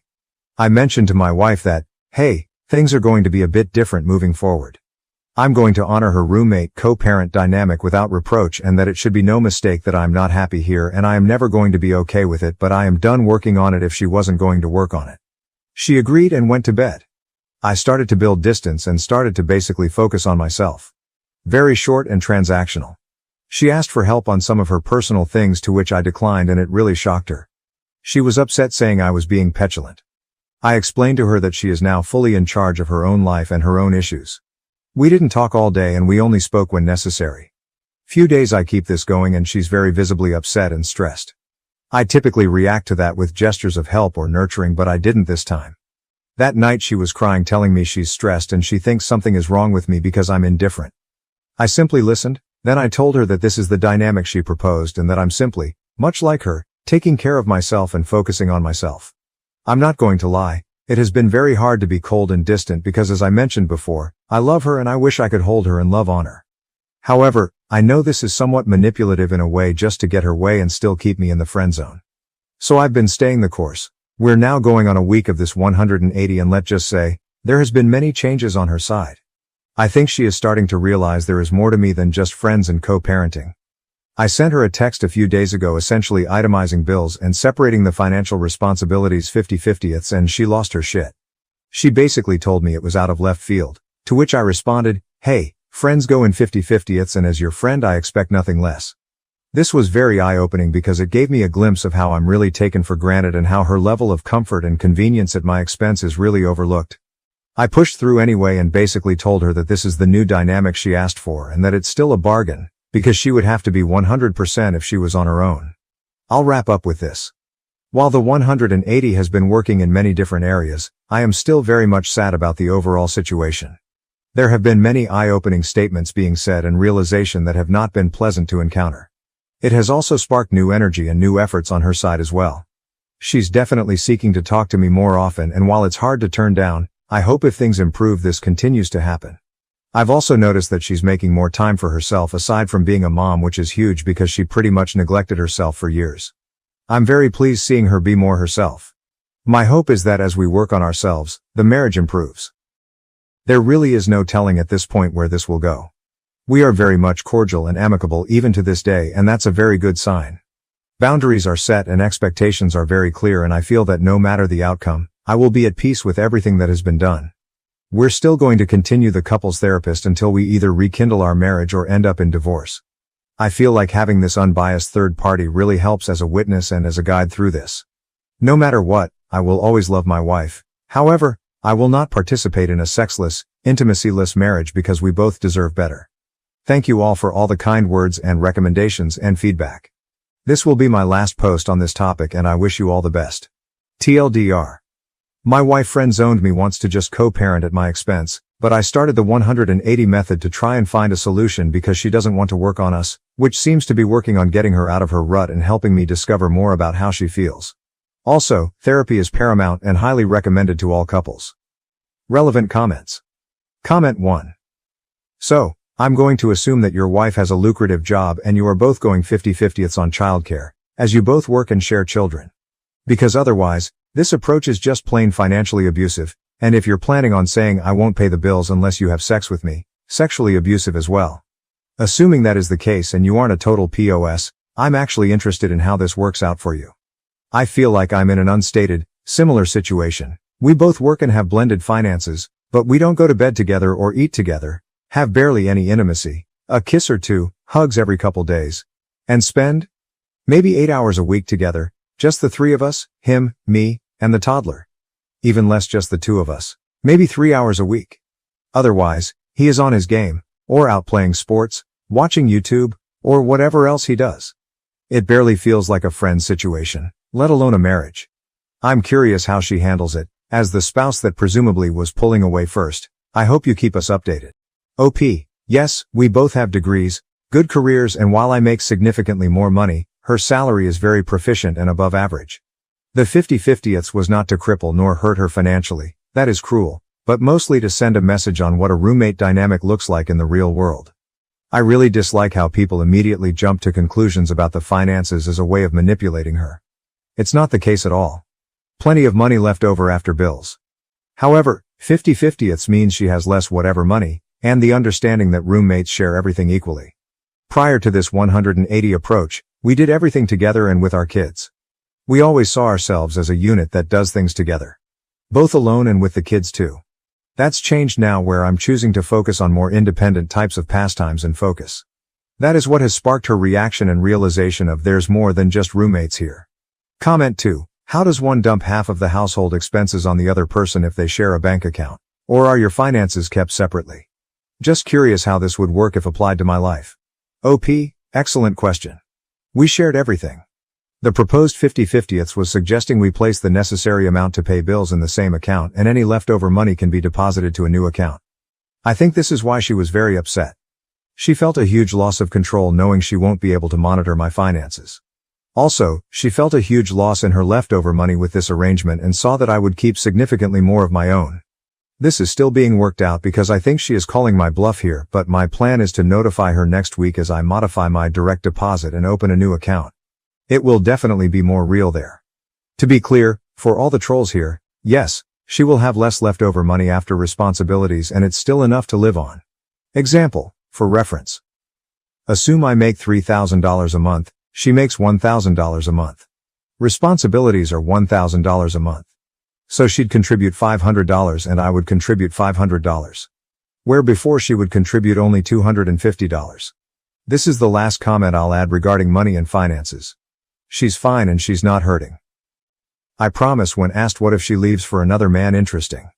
She has no shortage of men hitting on her and we're by no means jealous people. So I've witnessed this multiple times and her reactions are somewhat indifferent. I will say, if another man for her was the answer, she'd tell me or she'd have some inkling maybe. There's no telling, but I think the problem is deeper than superficial attention from a different person. You might be right, and if this is the case, so be it. However, I'll live with peace knowing I left no stone left unturned. Crazy thought, I know I would be disappointed and saddened if she did leave for another man that would accept the bare minimum. But I'd also feel at peace knowing it's not all my fault. I know I'm responsible in some way to some degree. That's just marriage. I know sadness and depression will creep but we'll both overcome, but if this does happen at least there will be clear reasons and clarity as to why it did. Also, I know for a fact that she wouldn't cheat. We're both very blunt, open and transparent. She would definitely tell me that she wants to step out on our marriage before it actually happens. As would I. We owe ourselves this respect for each other and we actively practice it. New update. I debated for a long time on whether to submit an update on this matter. A few significant changes have taken place and I felt it would be good to not only share with you, but also to allow myself to process all of this in a uniform way. We're now almost 9 weeks in on the 180 method I mentioned I was starting and it started to render some positive reactions from my wife. I explained in the previous post that she started to notice things that she previously took for granted, started to ask more about my whereabouts and also started to notice I would go out with the kids more often without her and she started to invite herself, to which I didn't decline. So much has changed and it has changed for what seems to be for the better. This past Memorial Day weekend, my wife asked me if I wanted to go out for coffee because she wanted to talk to me about something. This was huge, because I can't recall the last time my wife asked to talk to me about something important. I must admit, I was very nervous and worried about what this could be about and my mind was racing with the plethora of scenarios of what it could possibly be. Of course I agreed and we took some time away from the kids to have this conversation at a local coffee shop. The talk was very constructive in nature. There was a ton of insightful information about herself that helped me further understand where she is in life both emotionally and mentally. We summarized what the core issues we are encountering are and she asked me for help. This is new and I cannot tell you how excited I was to hear something so sincere coming from my wife who for the last 2+ years has been absent. So after she was through sharing all her thoughts, I proposed a plan that I felt was right for us. This is something that I had been thinking about these last few weeks and I was planning on bringing this up in a few months if I noticed that things were not changing for the better. This date felt like the right place to share it since it goes hand in hand with what she talked about, and it also relates to the help she was asking me for. I started by first acknowledging her feelings and her concerns. I told her they are valid and how she feels is personal to her and that I care that she feels this way because I don't like the thought of her being sad or depressed. I also told her that my goal still is and will always be for us to reconcile and be the happily ever after we vowed to be for each other, and that my love for her is as strong, if not stronger, as it was the day we said I do. I continued the conversation by telling her how I felt about the whole situation, read my previous posts for details, and how it affects me every day. I also clarified some things that she mentioned she was feeling because I have been very distant and monotone, transactional, lately.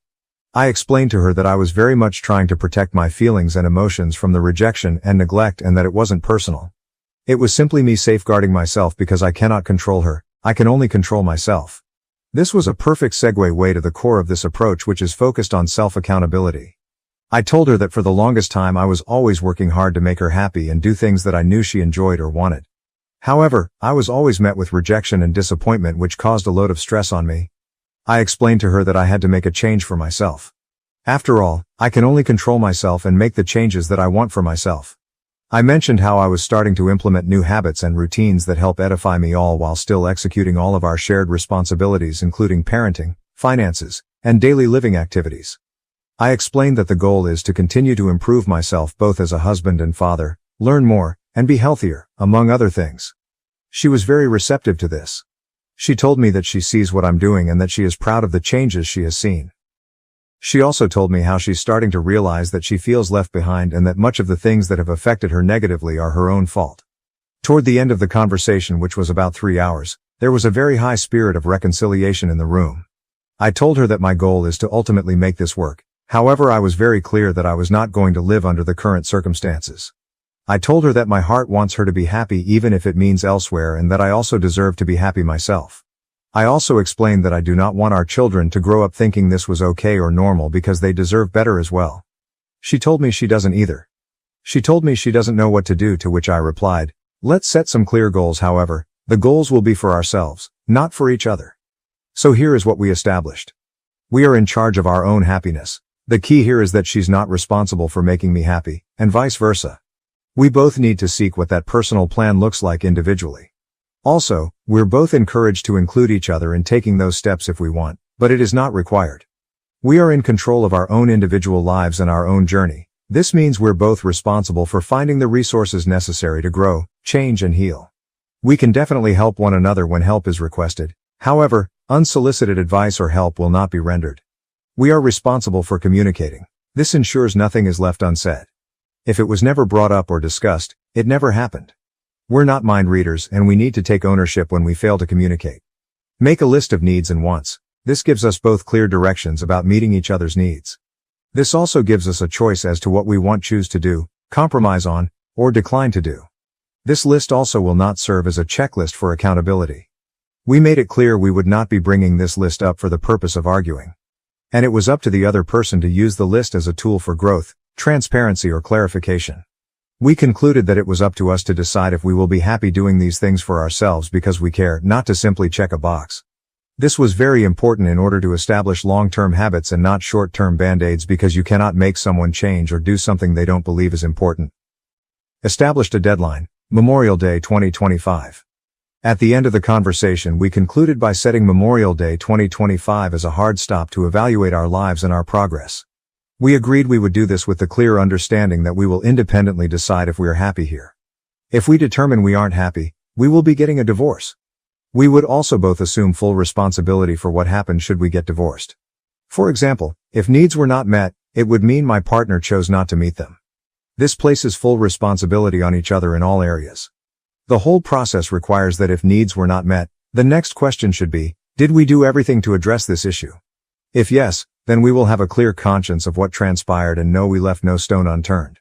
If, however, we didn't do everything to address the issue, it will mean the issue was not important enough for you or didn't care to meet those needs. This goes both ways in all areas, like everything else. We established that the main motivator for change should be ourselves, and that if we did that, we would in turn begin to see beneficial changes towards each other. The goal is to ensure that everything we are doing for one another to meet each other's needs is being done because we want to do it for our spouse, not because she asked. Instead, it was done because I know it makes him/her happy and I love seeing them happy. I felt it was important to mention to her that we are no longer required to do anything for each other. It is now more of a I want to do these things for each other. Ultimately, I felt the conversation was very positive and productive. Many tears were shed and lots of hugging ensued. I know this doesn't mean or guarantee anything. However, this has never happened before and I can honestly attribute it to the 180 method. I cannot give any more insight on this method other than it's the only thing I did differently and something new happened for what seems to be better. I've decided I will conclude and will refrain from this method moving forward as the plan now has changed. I'm planning to devote myself entirely to not only myself and my growth but to also work on her needs and wants because I want her to be happy by my side. She said and agreed she would do the same for herself. We agreed we would help and build each other wherever we request for it and that we will be approaching this as a team. As of today, some of the biggest changes I have noticed are her commitment to therapy and mental health. She is taking some antidepressants that are helping her. She is also more confident and in a far better mood more frequently. We have started to explore more ways of intimacy in multiple areas such as physical touch and words of affirmation. Sex is starting to make an appearance, which is exciting. Side note, sex was very awkward to start when you've been abstinent for so long. We've also started to work out together, which is great, and have lost weight, which is also very exciting. Overall, communication has improved, and I cannot wait to see where this leads. I hope this helps someone out there. I'm still very much interested in your feedback and thoughts on this. You all have been a huge help in giving me hope and insight into this tough journey. Trolls aside, many of you have really been instrumental in my journey both emotionally and mentally. I will not be providing any more updates until Memorial Day next year. I think it's now time to keep focusing on myself and start working on all the new opportunities that hopefully will arise with my wife. I wish you all the best in life and your relationships with those you love. TLDR, our marriage took a turn for the better after the 180 method and we're now working on ourselves, each other, and rekindling our marriage. We also set a deadline for next year to either remain together or get divorced. I have face blindness, and my BF's tests are overwhelming. How can I clearly communicate that this behavior is hurtful and unacceptable? Hi y'all, sorry for posting this. If it's not okay, I can delete it. I've been with my BF for almost a year now. I love him dearly, and he loves me too, I'm guessing, but there's one thing that's causing a lot of issues for us. I suffer from prosopagnosia, face blindness, which means it's really hard for me to recognize people's faces. I usually go by other characteristics to put a name to a person, like hairstyle, facial hair, marks, skin colors, accessories, etc., but it's still really tough. It's caused me severe anxiety and other mental health struggles. I'm lucky to have wonderful people around me though, who are aware and try to help. They'll introduce themselves when we start talking, wear something they know I've linked to them, or whatever. Usually my BF does this too, but sometimes he likes to test me and it's incredibly stressful. He shaved off his beard once, a few times he wore a completely different style of clothing, or changed his hairstyle, all without warning me. In those moments he won't tell me who he is, or say someone else's name, just to see if I'll figure out it's him. He'll make jokes saying he'll try to switch with one of his friends and see if I'll stay loyal. I usually do realize it's him, but it causes me a lot of anxiety. We've had big fights on this. He says he's allowed to change his look. I'm not a cartoon character. I ask him to warn me. Don't get me wrong, he cares about me, but I don't think he gets how stressful it is. How do I make it clear? We have a lot of great times together, there's just this bump. Update. It's hard to imagine I made this post 19 hours ago and now I'm in the middle of breaking up with him. I'm very tired so I'm going to keep this short. I went to talk to him, showed him this and told him he can't do it anymore. The conversation was a lot. First he was angry I made this post, then he was angry I was taking it all so serious. Lots of apologies and so on. He again said he was just trying to make a tough situation more light. I said it's too much. He said I can't take a joke and I need to let him be him. That he always tells me when he's been joking and if he was really keen on hurting me he'd just do things and not tell me, so his telling proves he cares. That one made me feel uncomfortable. At one point he said he just wanted to test if it was real, because I could just be using it as an excuse to do anything. I left after that cause we were just going in circles. There was a lot of me making an issue of one small thing. I'm exhausted. He's still blowing up my phone with love and apologies, but you guys made me realize a lot. Thanks, really. I'm trying to stay rational about it but it's hard because I do care about him a lot. I'm gonna get a few hours of sleep. Thank you again. Relevant comments. Comment 1. He is messing with your safety. Does he not realize that? OP. I don't think he realizes how confusing it all is. There was a moment he did the opposite, acting all weirded out when I thanked him for a nice date, saying it wasn't him, and though I knew it was, I still started to doubt myself. He did say it was a joke soon after, but it caused such a panic. He hasn't done it again, but it took me a long time to feel comfortable again. Comment 2. Making someone feel unsafe is not a joke. Gaslighting someone you care about is not a joke. Comment 3. Holy smokes, that's terrifying. Not to recognize a familiar face with a major change like that. That is like nightmare fuel. That your BF does it to you, multiple times on purpose, is scary. I don't know if there is a way you can explain it to him if he doesn't get it. It seems he enjoys your panic. Which is not a good thing for a partner. If this was my partner, I would get a tattoo or something. And I don't have any. OP, my dad actually got a tattoo on his arm for me, which is a great comfort. I hadn't realized how messed up everything is until reading all these replies. Comment 4. Your boyfriend is basically abusing you in emotional situations. He thinks it's hilarious you struggle and get severe anxiety, which isn't normal, nor does it mean he cares about you. This is a huge red flag. OP. Abuse is a really big word, but I do agree it's not okay. I'm seeing him soon. We'll see how it goes. Update 1. Hi y'all, hope it's okay. I will post a little update. Things went batshit crazy. A lot has happened in the last days. I'm really grateful to you all, honestly. I wasn't aware about the real meaning of his pranks, and what it said about him and our relationship. I went to talk to him the same evening I made that post, with the intention of making clear he can't pull all that anymore. The conversation escalated. We talked for hours into the night and every day since. There's been a lot of messages.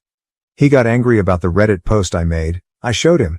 Angry at you guys. Angry that I couldn't take a joke and listen to strangers. Said things like he in the beginning didn't believe I actually suffered from it, and would use it as an excuse to cheat on him. That now he does believe, but, due to bad breakups in the past, he has a hard time trusting I won't use it as an excuse regardless. Said he was joking about it because he wanted to make a tough situation lighter, and that's just his sense of humor. That if I loved him, I'd accept that. When I made it clear I was done, it got even worse. He began apologizing a lot. Said he didn't realize it was such a big thing for me. Again, didn't make any sense with all said before. In the same breath he said that he at least told me.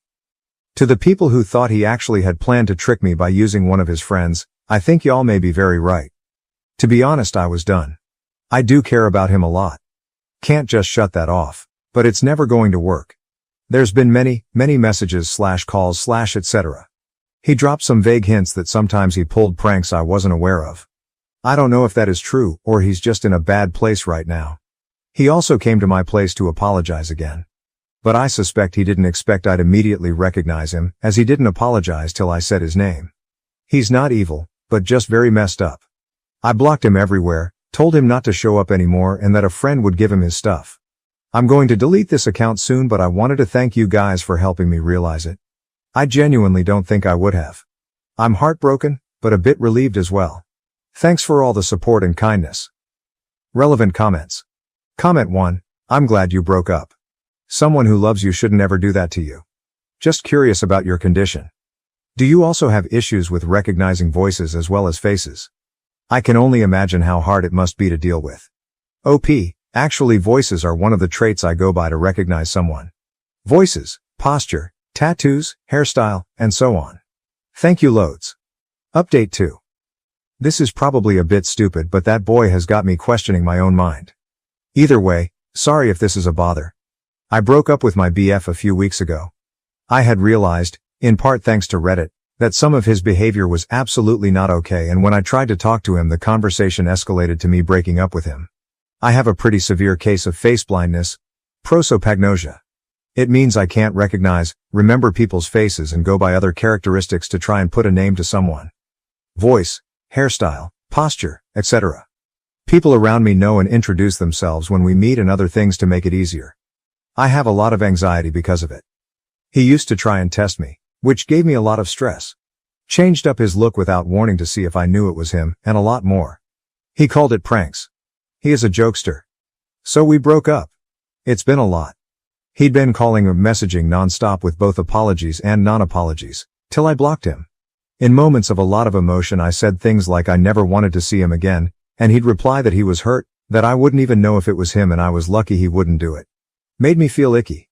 He contacted me again yesterday, through a new account, saying he just wants one more face-to-face conversation, if only to give him his stuff that is still at my place and get some closure so we can both move on. I said my plan was to get a mutual friend to bring it over to him. He was hurt. He did seem a lot more calm than before and told me we were together for a year, he just wanted one conversation after I suddenly broke things off. That he had some time to process now, etc., and that he doesn't understand how he suddenly, after a year of loving each other, became so evil I couldn't have one chat with him. But I don't feel good about it. My gut is telling me this will not be a good conversation. My worst fears are telling me he might play a trick to prove some point. Beta if I don't reply anymore, just say no. Edit. I didn't expect all these replies. I hope it's okay to respond like this. Thank you all, really. I think I knew already but somehow started to doubt myself. The past weeks have been a lot. I really appreciate and need these words. I'm ready for all of this to be over and done with. Also just a little thank you in general. Reddit's been a wonderful community and it's helped me a lot. Update 3. It's been a wee bit, and since I'm still getting messages about this, I thought I'd just give one big update for this. So more than a month ago I broke up with my BF because he kept pulling pranks involving my face blindness. I can't recognize faces and am dependent on other aspects to recognize someone, and even then it's still confusing.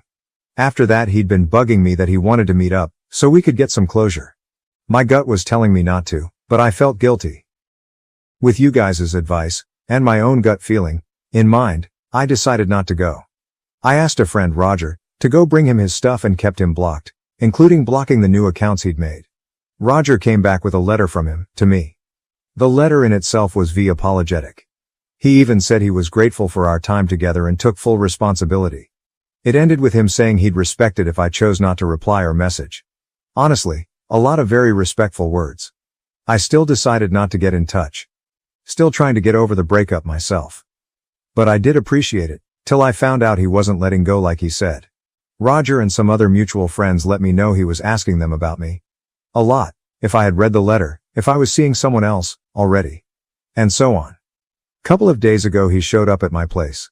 He was clearly not sober and upset. He just seemed so broken, so I, stupidly, let him in. For a while he was just being miserably nice, while I got him water and stuff. But the more sober, the more angry he got. At that point I messaged basically everyone I knew to come. I didn't think he'd hurt me, but I didn't feel comfortable being alone with him regardless. Among the many accusations of me not even having the decency to reply, that I clearly never cared about him and that I was a horrendous person, he told me I cheated on him and didn't even know it. So how could I blame him for not trusting me? I'm not gonna lie, I was trying to stay calm but failed. And I know I should have not lost my cool. I screamed at him, asked him what he was talking about. Apparently on a night out with him and others, he asked his friend Mike, who knows of my face blindness and has similar characteristics as my ex, apart from a different voice and smell, to swap out with him and kissed me. And I didn't know. I don't know if he's lying or not. But knowing I was drinking and in a crowded loud room, I know it's a possibility. Especially since Mike tried to kiss me another time, though then I immediately realized it was him and lost my shit at him. When I told my then BF, he was more angry than I had ever seen him, so IDK if the time was a plan as well or not. Either way Mike is a disgusting human. I know it's just a kiss, but it did make me sick to my stomach just thinking about how they might have played me. I told him to get out, he didn't. Luckily it didn't take long for some people to arrive and get him out. I'm endlessly grateful for the people I have around me. I'm staying at my parents' place now, took a break from work and am looking into therapy. My mom and dad, who got a tattoo years ago just so I would never doubt it's him, are treating me like a princess and reminding me of the kindness people deserve. Haven't looked into a restraining order, but might if it continues. Thanks to you all for helping me see what's right in this situation. Reddit has been a wonderful community I am very grateful for. I probably won't update anymore, as this is over and done with. But I'm glad I got to pour my heart out to y'all. Update 4. We broke up nearly 3 months ago. It wasn't pretty. There were a lot of things not right between us. Among other things, he kept joking with the fact that I have a severe case of face blindness. I wasn't perfect in this relationship either BTW, not trying to make him the villain. Usually I go by voice, obvious traits and so on. I'm lucky enough to have a lot of wonderful people around me who'll introduce themselves once we start talking, warn me if they change their looks or even wear something that'll help me, like my dad who got a tattoo just for me. But it's still hard and gives me so much anxiety. So maybe I'm imagining it all? I stayed with my parents and we cousins for a while after the breakup, but since I'm home, I feel like he's still around. The first time, I went to a club with a friend and her BF, started dancing with a guy and went outside with him to get some air. The moment we stepped outside and I heard his voice, I knew it was him. I was so sure. I freaked, went inside again and left with my friend. I messaged him later and he denied it vehemently, telling me he was not even near there. That we can meet up and talk if I want. My friend says she's not sure. She was off with her BF and didn't see him. So maybe I'm wrong. My gut says it was him, but I can't trust my brain with these things. There's been more incidents like this since. If I go out, sometimes I just feel like he's there. Like I'll see a guy focused on me and will know it's him, but he'll deny it. Or someone will come to my job and I'll recognize the voice, but he responds so confused and I'll feel like a crazy person making a scene, so I just quietly give him what he needs. I'll go to the grocery store and a guy will suddenly be next to me. He won't even say anything to me, but the smell traits tell me it's him. But then later he denies it all. It's not every day, or something. Once a week, maybe not even that. But it's enough to make me feel so on edge. The thing is, I could be wrong. Maybe it was never him. I don't go out a lot anymore, unless I'm with someone. I keep my phone in my hand in hopes of snapping a picture to show to my friends. Looking into how to get a camera. I don't know what else to do, really. I'm afraid if I talk to others about it, they'll simply dismiss it. At the same time he's still messaging me, just as kindly as when we first started dating. He says he's worried about me, that he wants to help. And I just feel like I'm going crazy. Maybe I am. Update 5. I have a quite severe case of face blindness, but have my own ways to get around, like all of us. But still I can never be completely sure who's in front of me until they confirm it. I'm sure you know the feeling. Now I have had wonderful people in my life who make it so much easier for me. But have you had people who don't do that? My previous BF messed with me sometimes and I sometimes worry he might still be. But it's hard to be sure, when I can't trust what I see. Sometimes I'm so sure it's him, but he'll deny it and I can never convince myself to be 100% certain of what I saw. Do you have any things you did to deal with people who messed with you? Or didn't you take your prosopagnosia seriously? New update. First, thanks to the mods for allowing me to post this update. I don't know if anyone will see this, but I keep getting messages about this, very kind ones, for which I'm grateful, and thought I'd just do a wee update. I'm not in the best place mentally, so I will keep this short. This will also be my last one, as Liv taken plenty of your time as is and don't really know what to do with the attention, though I'm extremely appreciative of all the support and advice. I posted here a while ago about how I wasn't sure if my ex was messing with me, and my face blindness, or if I was just being paranoid. I now know it's both. I really did feel like a crazy person. The day I made the post I broke off contact with him again. I got a few more messages from him, all kind and concerned-ish. Even some mutual friends, and one girl I barely know, reached out saying they were worried because of what my ex told them. But here's the thing, I did manage to subtly make two videos, 2 different times, in which my parents could clearly see him. Honestly, I was an absolute mess. Since then I've also been staying with my parents again and took a break from work. We're trying to look into a restraining order, but it's not that easy. There's some redemption though. A friend did what I didn't have the balls to do and completely exposed him. Got some very angry messages from my ex after, in which he, among other things, said he just happened to be in the same place, but now I'm making him out to be some kind of stalker because of my insecurities. Doesn't explain why he didn't just say it was him though. Or how it happened at least twice in less than 2 weeks. That's where we're at right now. I wish I could tell you more. I'm kind of stuck right now. I have no proof about the previous times. Even more so, there's been moments in the past weeks I also thought it was him, and it wasn't. Either confirmed by video, or because I wasn't alone. Then there's been some times in the last weeks where I didn't manage to get any recording, photo. Though I'm relieved to have some answers, I'm also heartbroken. I don't know how to process knowing there's people that'll abuse my flaws in this way. I feel incredibly paranoid and it's exhausting. I'm looking into moving away. At the same time I'm hopeful this is the end of it, that him getting exposed will be the end of this. Multiple people have told him to back off and leave me alone. I'm happy to be home with my parents for now. I'm safe, thanks for all the advice. Relevant comments. Commenter, dude is an abusive psycho. Put him on blast. He has serious mental problems. OP. I'm gonna sound like an absolute idiot, but I still often feel conflicted about it. I wish he'd just admit to everything. There's a lot of things that feel uncertain and I'm having a hard time letting those go. Like, I only have proof about those 2 times. What if he's right and it was only those 2? Still wouldn't be okay. But IDK, either way, just hope it all ends here. My stepsister stole my fiancé and taunted me with postcards. Now they're broke and begging for a job at our family business. I, 28F, was engaged to my college boyfriend about 4 years ago. We had been together throughout college and got engaged at 23. A week before our wedding, he ran off with my stepsister. My ex-fiancé Greg, 28M, and my stepsister Melissa, 28F, eloped just before our big day, leaving only a letter behind. In the letter, Greg admitted to starting an affair with Melissa a few months after our engagement. He said he realized he couldn't marry me because it would be unfair to all of us, as he and Melissa were the ones truly in love.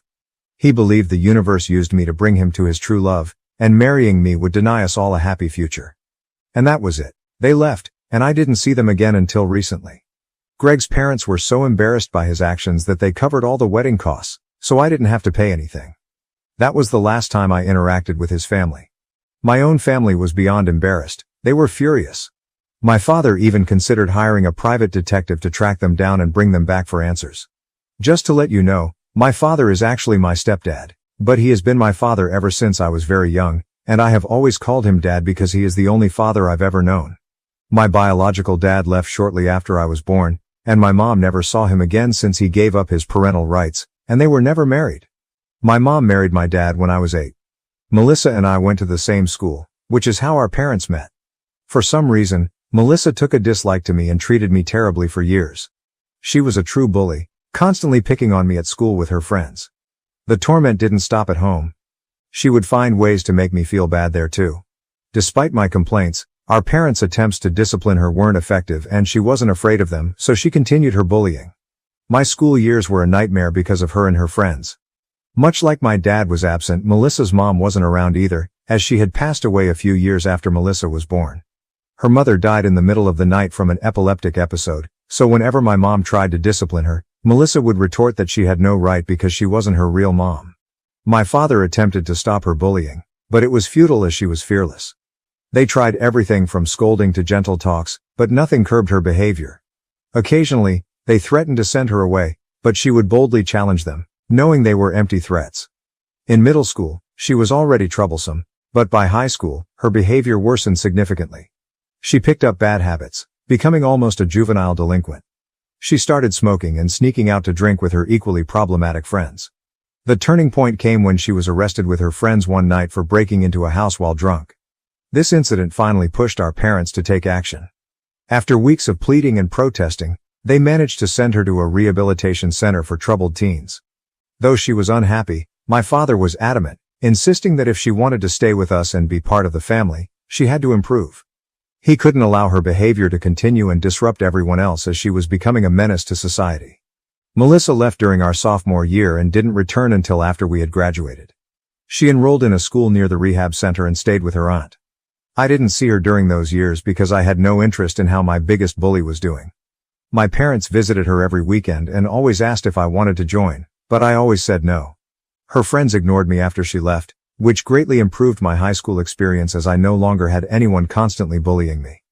Melissa continued her education in rehab and, when she returned, the first thing she did was apologize for everything she had put me through. She seemed much calmer, and I thought she had genuinely changed, so I forgave her. We were both heading off to college in a few months anyway, so it didn't seem to matter much. Once college started, we both moved out and only came back home for the holidays. During those times, she was much nicer to me. Not in the sense of being friendly, but she simply ignored me instead of constantly picking on me as she used to. I had no reason to suspect anything even after getting engaged. They both acted as if nothing was happening. I never thought Greg might have feelings for Melissa. It never crossed my mind because Greg convincingly acted like he was in love with me, all while cheating on me with Melissa. She also pretended to be my friend, so I didn't find out the truth until it was too late and they had already left. My parents wanted to track them down and bring them back, but I convinced them to let it go because I just wanted to forget everything. It was already devastating that Greg and Melissa made a fool of me by running off a week before my wedding. I couldn't handle any more drama. I was deeply depressed and emotionally drained. For weeks, I buried myself in work and sleep to avoid confronting my heartbreak. My heart was shattered and I felt numb, but worse was yet to come.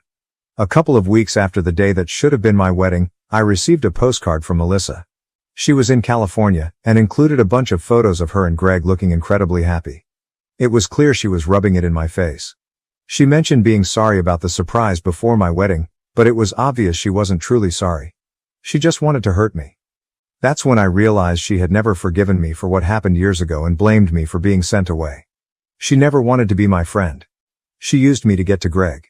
I had trusted her and ended up being a stepping stone in her malicious plan. I have to admit, for days after receiving that postcard, I couldn't sleep because I was losing my mind over it. It was a traumatic experience, and I needed months of therapy to heal and address my trust issues. The postcard wasn't a one-time thing. She sent me pictures of her and Greg for months. It only stopped after about a year because I never responded or engaged with her drama. Our parents were furious and cut all ties with her after the first postcard. They never reached out to her again, which was a significant loss for Melissa because she was poised to inherit her dad's business. She was a business major, partly because she wanted to join our father's company. However, after her betrayal, our father severed all ties with her and offered me the opportunity to work with him instead, feeling he needed to make amends in a significant way. Unlike her, I had a degree in history, which had nothing to do with business. Therefore, I needed to learn the ropes from scratch. My father assured me this wasn't an issue and was eager to teach me everything he knew so I could eventually take over the business. I agreed and started working under him to learn how to run the business, allowing him to retire and hand over the reins to me. After a few years of hard work, I was promoted last year, and my father retired. It was a fantastic feeling, having started from the bottom and learned everything I needed to know. Now, the business runs smoothly under my management, and my parents can enjoy their time together without worrying about it, thanks to my efforts. For a long time, I immersed myself in my work, which helped me move on from Greg. The combination of work and therapy allowed me to heal, and I no longer think about Greg or what he did. I never expected to hear from them again, let alone have them ask for my help. It would take a lot of nerve and a serious lack of common sense to ask for my help after betraying me, humiliating me and flaunting it. Yet Melissa and Greg must indeed lack sense, because that's exactly what they did a few days ago. It was the weekend, and around lunchtime, my doorbell rang frantically. Thinking it was the pizza I ordered, I didn't think much of it. To my shock, when I opened the door, instead of the delivery guy, there stood Melissa, looking extremely worried. Speechless, I waited for her to speak. It was clear she was there to ask for help. She looked destitute and her appearance betrayed her situation. Melissa, always impeccably dressed, now wore old faded clothes that looked long out of date. Her jeans were too short, and she appeared malnourished. I had already decided that whatever she asked, my answer would be no. She explained that she and Greg had been struggling ever since he lost his job a few months ago. Instead of job hunting, he had taken to drinking. Although she had been trying to find a job, her efforts were unsuccessful because she had left the workforce to handle household chores when she moved away with Greg. This gap in her resume made her a less attractive candidate for the job she applied for. She had heard from relatives that our father had retired and handed the business over to me, so she came to ask if I would hire Greg. Melissa admitted she hadn't approached our parents yet and came straight to me because she believed I had a kind heart and felt immense guilt over her past betrayal, confident I wouldn't turn her away. Now that she needed my help, her entitlement was so absurd that I laughed in her face and told her to apply elsewhere because I don't hire cheaters. Then I shut the door on her and walked back to the living room, ready to call the cops if she didn't leave soon. Fortunately, she left that day, but she hasn't stopped bothering me. After her visit, I called our parents to tell them about it. They said they'd heard from neighbors that Melissa was back in town without Greg but hadn't mentioned it. In our small town, news travels fast, so we quickly found out that Melissa had been in town for about a week, staying with an old high school friend. It was likely this friend who told her where I lived and that I had inherited the business she thought should have been hers. She was now really playing that card. A few days after visiting me, she went to our parents to complain about how heartless I was. She expected them to side with her, thinking she had the upper hand by playing the victim, but she was wrong. My father told her that the business was mine to run and I could make my own decisions. He wasn't going to interfere. My mother reminded her that she had betrayed me by running away with my fiancé after pretending to be my friend for years, so she deserved whatever was happening to her. Melissa had lost the right to ask any of us for help, especially after sending me postcards to torment me. She tried to defend herself, saying it was all in the past and she was a different person now, but my parents told her to leave, wanting nothing to do with her anymore. She threw a tantrum, accusing them of always favoring me and treating me like the golden child while ignoring her. My father responded that he had made more allowances for her behavior than any other parent would, but she insisted it still didn't matter. I had everything she was supposed to have, including the business I was flaunting. She claimed it wasn't her fault that Greg fell for her and chose her over me, yet she felt she was being punished for it. She said the postcards she sent were sincere apologies, not attempts to torment me. Honestly, I haven't stopped thinking about her words since my father told me. It's true she was supposed to inherit the business and be in my position, but she lost that because of her own actions, not mine. I never asked my father to cut her out and give me the business, he did that on his own. It seems unfair for her to blame me. She also accused me of being the golden child, which isn't true, but I can see why she thinks that. She believes she was sent away because I complained about her bullying. It's a big deal for a parent to decide to send their child away, and I know it was hard on my father. But again, that's not my fault. If he hadn't intervened, Melissa might have ended up in even more trouble because of the path she was on. I also doubt her claim about the postcards being genuine apologies. She was probably just trying to cover up her intentions. I feel sorry for her because her husband turned out to be completely useless, and now she has to bail him out. She even came to me for help, which must have been incredibly hard for her. I regret how I treated her before. I have everything now, and she has nothing, so I can't help but pity her. That's just who I am. Besides, it's been a long time, and I'm tired of holding on to this grudge. But I also don't want to help her. I can offer my sympathy, but I don't want to hire them or give them money. I think it's enough that I even feel bad for her after everything she put me through, which most people wouldn't do. The only reason I feel bad for her now is that this business was supposed to be hers.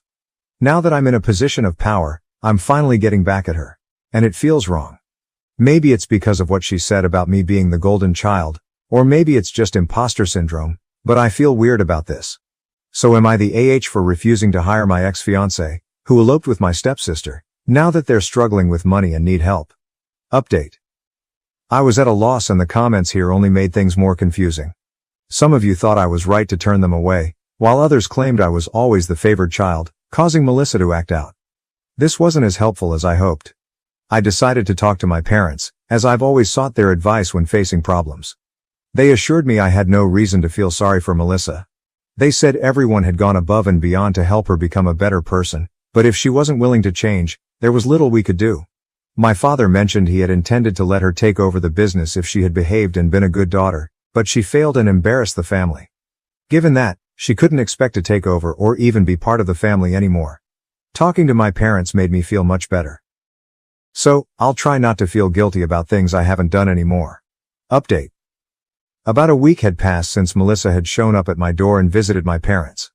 We hadn't heard from her, and I almost thought she had gone back to Greg until today when she appeared at my workplace and caused a scene. It was terrible because she just walked in, knowing the place well from childhood, and easily bypassed security. She stood in front of my office, shouting that I had stolen the business from her by pretending to be a perfect daughter to our parents and constantly sucking up to them to gain their approval. She accused me of falsely claiming she had bullied me throughout our childhood and convincing our father to send her to rehab just to solidify my position as the favored child. She declared that the business was supposed to be hers, but I was refusing to let her be a part of it because I was jealous Greg had chosen her over me, unlike our parents who had always favored me. She said I had lost my mind from being overlooked and had turned our parents against her. When I heard the commotion, I called security and went to see what was happening. I tried to tell her to shut up, but she continued for a few more minutes until security finally threw her out of the building. I called my dad before contacting the police to get his opinion, and he was furious. He told me to go ahead and call the cops. Luckily, when the police arrived, she was still lurking nearby, likely waiting for me to leave so she could confront me again or maybe even physically attack me. The police took her away and charged her with trespassing and disturbing the peace. They are minor charges, and she might get off with a fine or community service at worst, but it will go on her record, which is never good. I informed my dad about the charges and arrest, expecting him to be upset, but he just seemed exasperated and said he was tired of dealing with her craziness. I feel bad for him because it must be hard having a daughter like Melissa and being blamed for everything that goes wrong in her life, even though it's usually her own fault. Honestly, we have all been really patient. Update. So I think Melissa has gone back to California because we haven't heard from her in a few days, which is unusual since we expected her to lash out after her arrest. My dad asked around and found out that some people saw her heading towards the airport recently, so it seems she's left. Honestly, it's a huge relief that she's gone because I was really worried she might do something drastic to get our attention, which is never good. I have no idea what she plans to do about the situation with Greg now, as it seems unlikely she'll get help from anyone after this. I just hope she finds something to do and gets out of this mess, not out of kindness or compassion, but because if she doesn't, she'll just come back here with Greg and bother us again, and I don't want that. So I genuinely hope and pray that either she or Greg finds a job and can support themselves. For now at least, I won't have to hear from her for a couple of weeks, and I believe this nightmare is finally over. I found out I was pregnant with my fourth child not long after divorcing my husband. I'm conflicted about whether I should keep this baby. This is long. I'm sorry, I've sort of written a novel here. I wanted to post this in a relationship advice group, but the subject matter isn't allowed. My ex-husband and I were married for 10 years, although the last 2 were spent in variations of separation. We've been divorced for roughly a year. We have 3 kids, 10, 8, 5, I'm pregnant with our 4th baby. I don't know if we'll actually be parents to 4 kids or not. I'm so conflicted. We are so conflicted. There was no abuse or cheating in our marriage, although he did sleep with somebody else during our separation. There are a variety of other reasons why we ultimately got divorced. After the initial feelings of failure and heartache, and there was an immense amount of heartache on my end despite being the one who filed for divorce, we were able to get along pretty well. It becomes platonic so quickly, and it's like when we removed the romantic and married relationship from the equation, things got so much better. We split time with our kids 50-50ths. That's really hard for me because being a mom is such a huge part of my identity that I still sometimes struggle to know what to do with myself during his time with the kids. Ultimately, I'm happy that he's a loving, involved father, and I'm glad that they do spend half their time with him, even if I still sometimes cry over not being with them all the time. We still do things together as a family sometimes. We sit together at our kids' activities, things like that. He has a girlfriend now. She seems nice. He met her not long after our divorce was finalized. It hurt. I cried way too much over it. He waited over 6 months to introduce her to our kids, which I was thankful for. My kids like her. Our youngest child was unexpectedly admitted to the hospital not long ago. He had surgery. In the grand scheme of things, it was a pretty minor surgery and he's absolutely fine now, but this is my baby and he had to spend multiple nights in the hospital, so this was a big deal for me. My ex-husband was there the entire time, being a great dad, being a supportive partner to me as I worried over every little thing. We spent all those nights in the hospital together and I remembered why I married him. He was always able to be the strong, level-headed rock for me. He was this safe person who I knew would take care of everything and protect me. When we were in the hospital, he told me that I'm the most important woman in his life. When our son was discharged, my ex-husband came back to my house. My baby was home safe. Our other 2 children were excited to be home after staying with my husband's sister for several nights. We were all together at home like a family again. That night after our kids were in bed, we had sex. I hadn't been hoping for it or planning it. It was just like as soon as the kids were tucked away in their rooms, we were having this intensely passionate, needy, amazing sex that we shouldn't have been having. We went to sleep in my bed and at some point in the middle of the night we had sex again. The next morning we both decided our emotions with the whole situation with our son just got the better of us. We said we didn't regret sleeping together, but that's all it was, and we were just going to go back to our normal divorce lives. We wouldn't make it awkward, just move on. Then I found out I was pregnant. We didn't use a condom. I don't even have condoms in my house anymore. I'm not on birth control. I haven't been since we divorced. I haven't needed it since I haven't had the time or interest to start dating again. I really wanted to be single for a while. I know I was ovulating when we slept together, which was probably a contributing subconscious factor as to why it happened. My body sees him being a good dad to our kids and it wants another. My cycle is like clockwork and we've always conceived on the first try every time we've tried to get pregnant. Our first kid was not even a try. It was 2 weeks before your wedding you find out you're pregnant and spend your honeymoon with morning sickness surprise. So now I'm about 8 weeks pregnant. I've known for about a week. I just told him this past weekend. I didn't know if I would tell him at all. I realize now that I only told him in hopes that he'd tell me what to do and figure the situation out for me. Only he didn't. I know it makes no sense to have a baby with somebody I chose to divorce. I don't need a 4th child. Why can't I let go of this though? Update 1. I posted about a week ago. My ex-husband and I have been divorced for about a year. We have 3 kids, ranging from 10, 5 years old. We have gotten along great since the divorce, better than when we were married. It's almost like we're friends, can do things with our kids, and enjoy being around each other. About 2 months ago, our youngest unexpectedly ended up having surgery and spending several nights in the hospital. He's fine now. My ex-husband and I stayed together with our son the entire time he was in the hospital. When he was discharged, my ex-husband came back to my house, or former family home, at our son's request. He was just supposed to spend a few hours there, help our son get settled, then go home. However, I guess all of the emotions and being together as a family in our former shared home got the better of us and we ended up having sex twice that night. Now I'm 9 weeks pregnant. I wasn't on birth control, was on it until after our divorce was finalized, but have been intentionally remaining single for a while and not involved with men in any way, so was giving my body a break from birth control. Initially we were undecided about what to do, but as of last weekend we made the decision together to have the baby. It feels sort of crazy to me. Definitely not a situation I ever imagined I'd find myself in. I already picture this baby looking just like our other kids. I guess that's why I struggled with the idea of not continuing with the pregnancy, which I know isn't really a valid reason to have a baby. This is probably the last baby I'll ever have. I'm 39, so even if I were to meet a man who I trusted enough to want to have a child with and a future with, I'll be well into my 40s by then. I plan to be very picky, but I'm not even at the point of wanting to find somebody new yet. We're not getting back together, for now. We get along great when we're not married and living in the same house. We feel it'd be irresponsible to all of our children to attempt to get back together right now because of this. Chances are higher that we'll be able to co-parent this baby successfully if we live separately.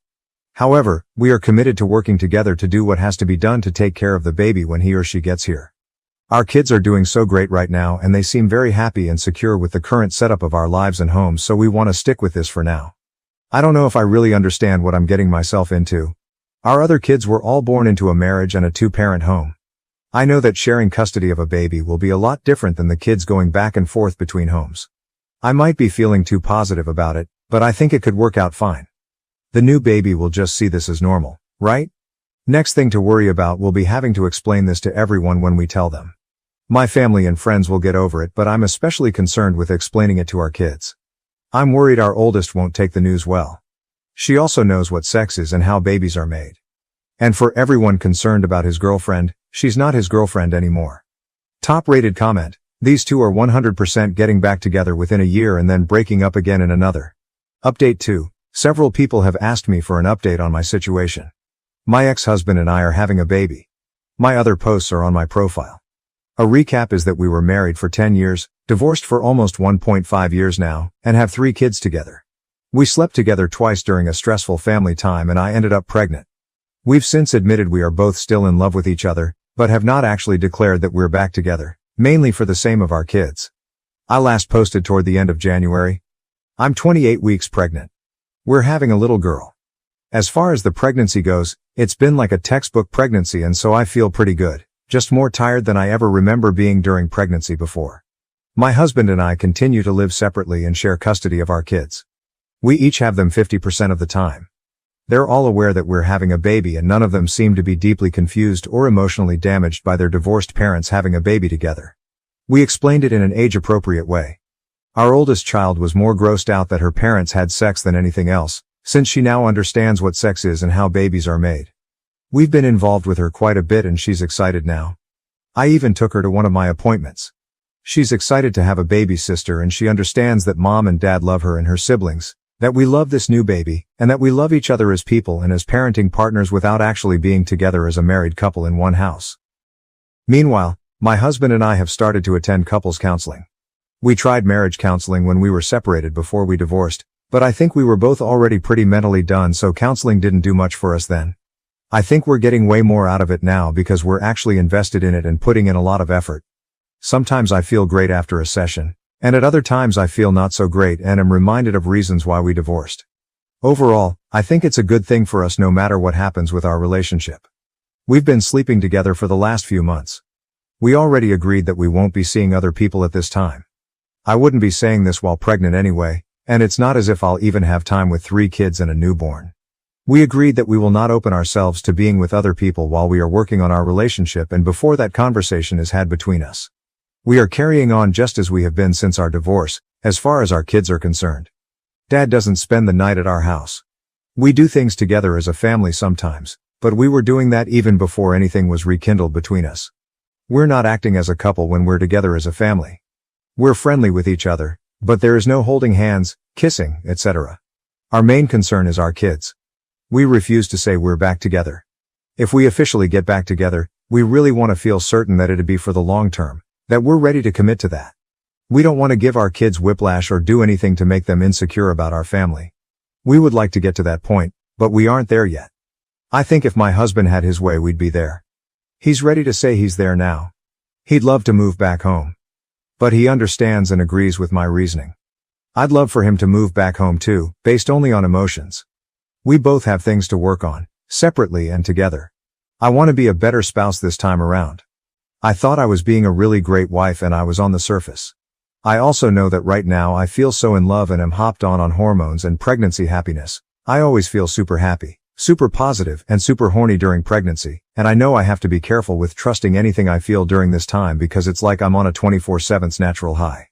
I think the biggest issue right now is that he's far more, let's throw caution to the wind, even though he agrees with all of my reasoning, and I want to be way more careful. Final update. I've made a few posts about my husband getting pregnant after we divorced. We were married for 10 years and had 3 kids before getting divorced. We got along so much better after we divorced and we have been really good co-parents during this time, but we were functioning strictly as friendly co-parents. We slept together around 1 year after our divorce was finalized and conceived a 4th baby, which we ultimately decided to keep.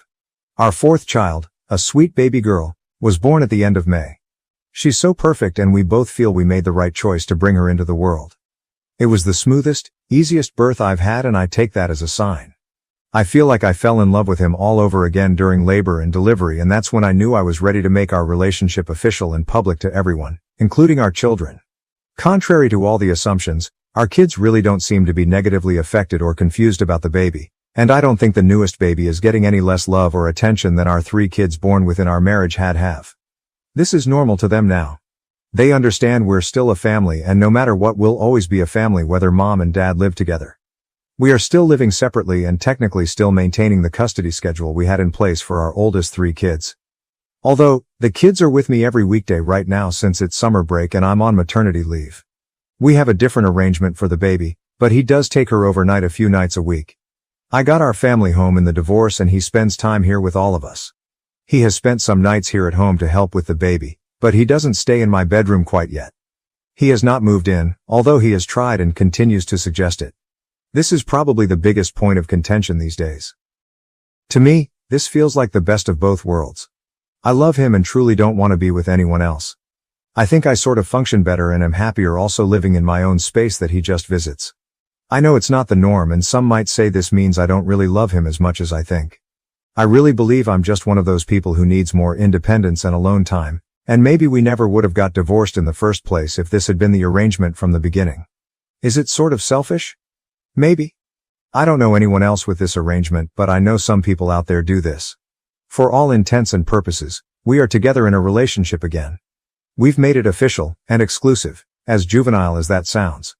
We had already made it official between ourselves, but we hadn't really announced it to family and friends or our kids. We are still in love with each other or back in love with each other and we are not seeing anyone else. Our kids have adjusted well.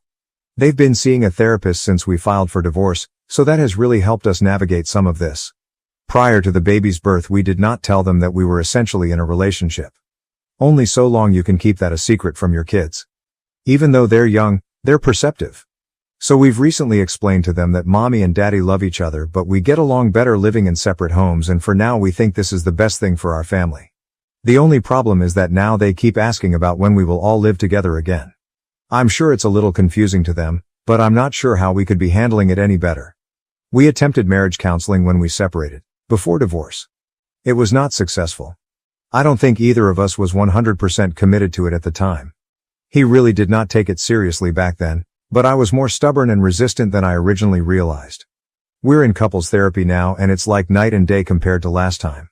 I'm scared to live together again, so we aren't going to do that anytime soon. It's not that I don't trust him. I don't trust us as a couple. I refuse to put my kids through all of that again. So, getting remarried and moving in together isn't something in the plans right now. Maybe one day. I hope we can get to that point. I just don't want my kids to have to go through a divorce and splitting households yet again. I feel like they'd lose all trust in us then. OP on their living situation. I think it might be best for us to find a way to each have our own place next to each other or on the same property, instead of one actual house that we share. Other than not living together, we are together. It's no different than any other couple that's dating but doesn't live together. Well, it's a little different since we share kids and we were once married and I still usually refer to him as my husband, but not too different. We aren't keeping our relationship a secret anymore, so we aren't pretending to not be together.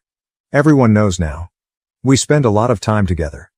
But yeah, he may eventually want more than I do, as in a relationship where we live together 24/7.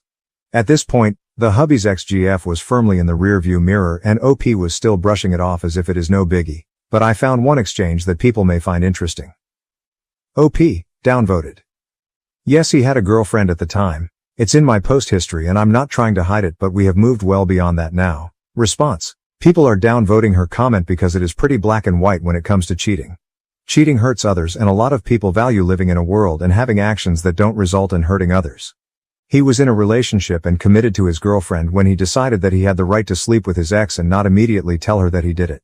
She deserved better than to get trauma from someone who claimed to be committed to her, but was willing to step out on her. Cheating on someone does result in emotional trauma, which will affect how they will view love and relationships going forward. Personally, if he wasn't ready to be in a relationship with her, then he should have left her alone. I am tired of men in particular getting into relationships with women when they know they are not clearly over their ex-partner. It is a sign of selfishness and pure disregard of another human being's health. She was used as an emotional support and sex object by him, because no one that respects their partner would do something this cruel. So I'm not going to cheer on someone who could have just avoided this entire situation by not being in a relationship when he was clearly not ready to be in one, and hurt someone deeply. Edit, I want to add additional thought as well. Cheating is not only an emotional hurt but a sign that you give zero care about your partner's health. He was presumably still having sex with his ex-girlfriend after sleeping with no condoms with his ex-wife.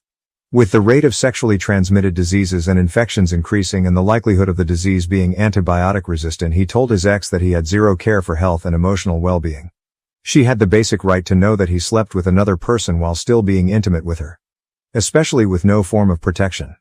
Not calling the ex-wife dirty but with the risk of catching a disease that's incurable, or opens you up to higher risk of illness. Every person who is engaging in a sexual relationship deserves honesty. OP. All of this may be true. I'm not arguing anything you said.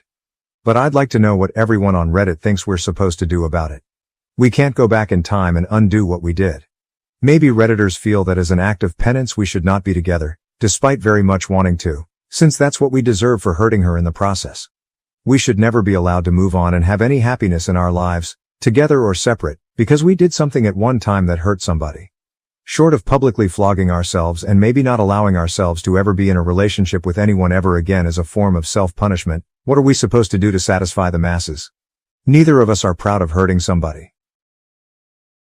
I was kicked out at 16 and struggled for years. Now I have a house, and my sister and her junkie husband have invaded and demanded to live with me.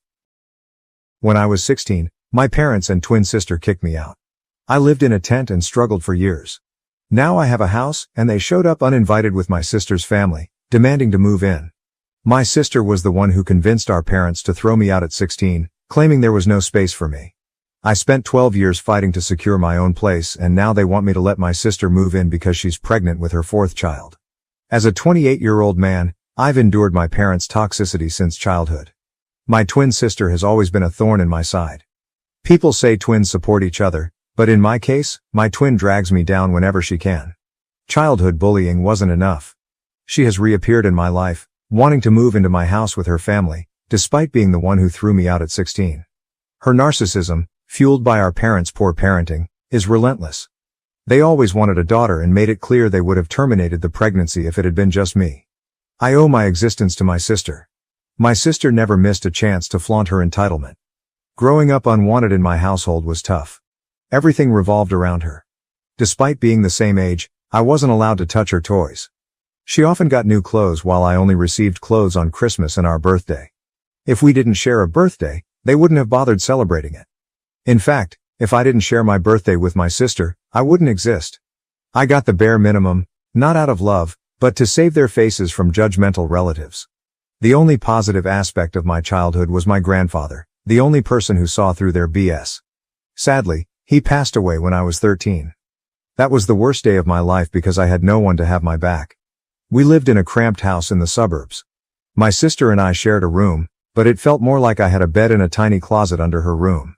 The entire space was filled with her clothes, toys, and posters. Complaining was not an option, as my parents believed they were doing enough for me. My sister didn't like me being in her room, so I was only allowed in at night to sleep. Even when I was sick, I had to lie on the couch because, as a girl, she needed privacy.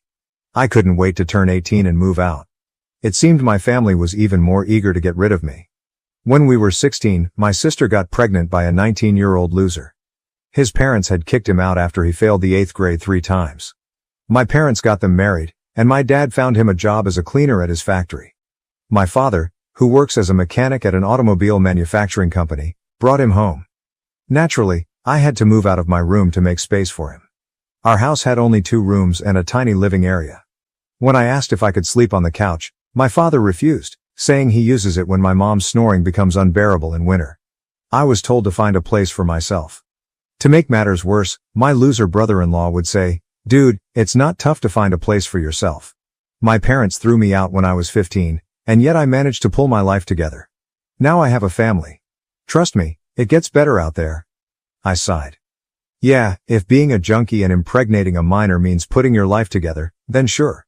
Most of my relatives lived far away, and my parents threatened me not to show up at any of their places to avoid exposing their toxicity.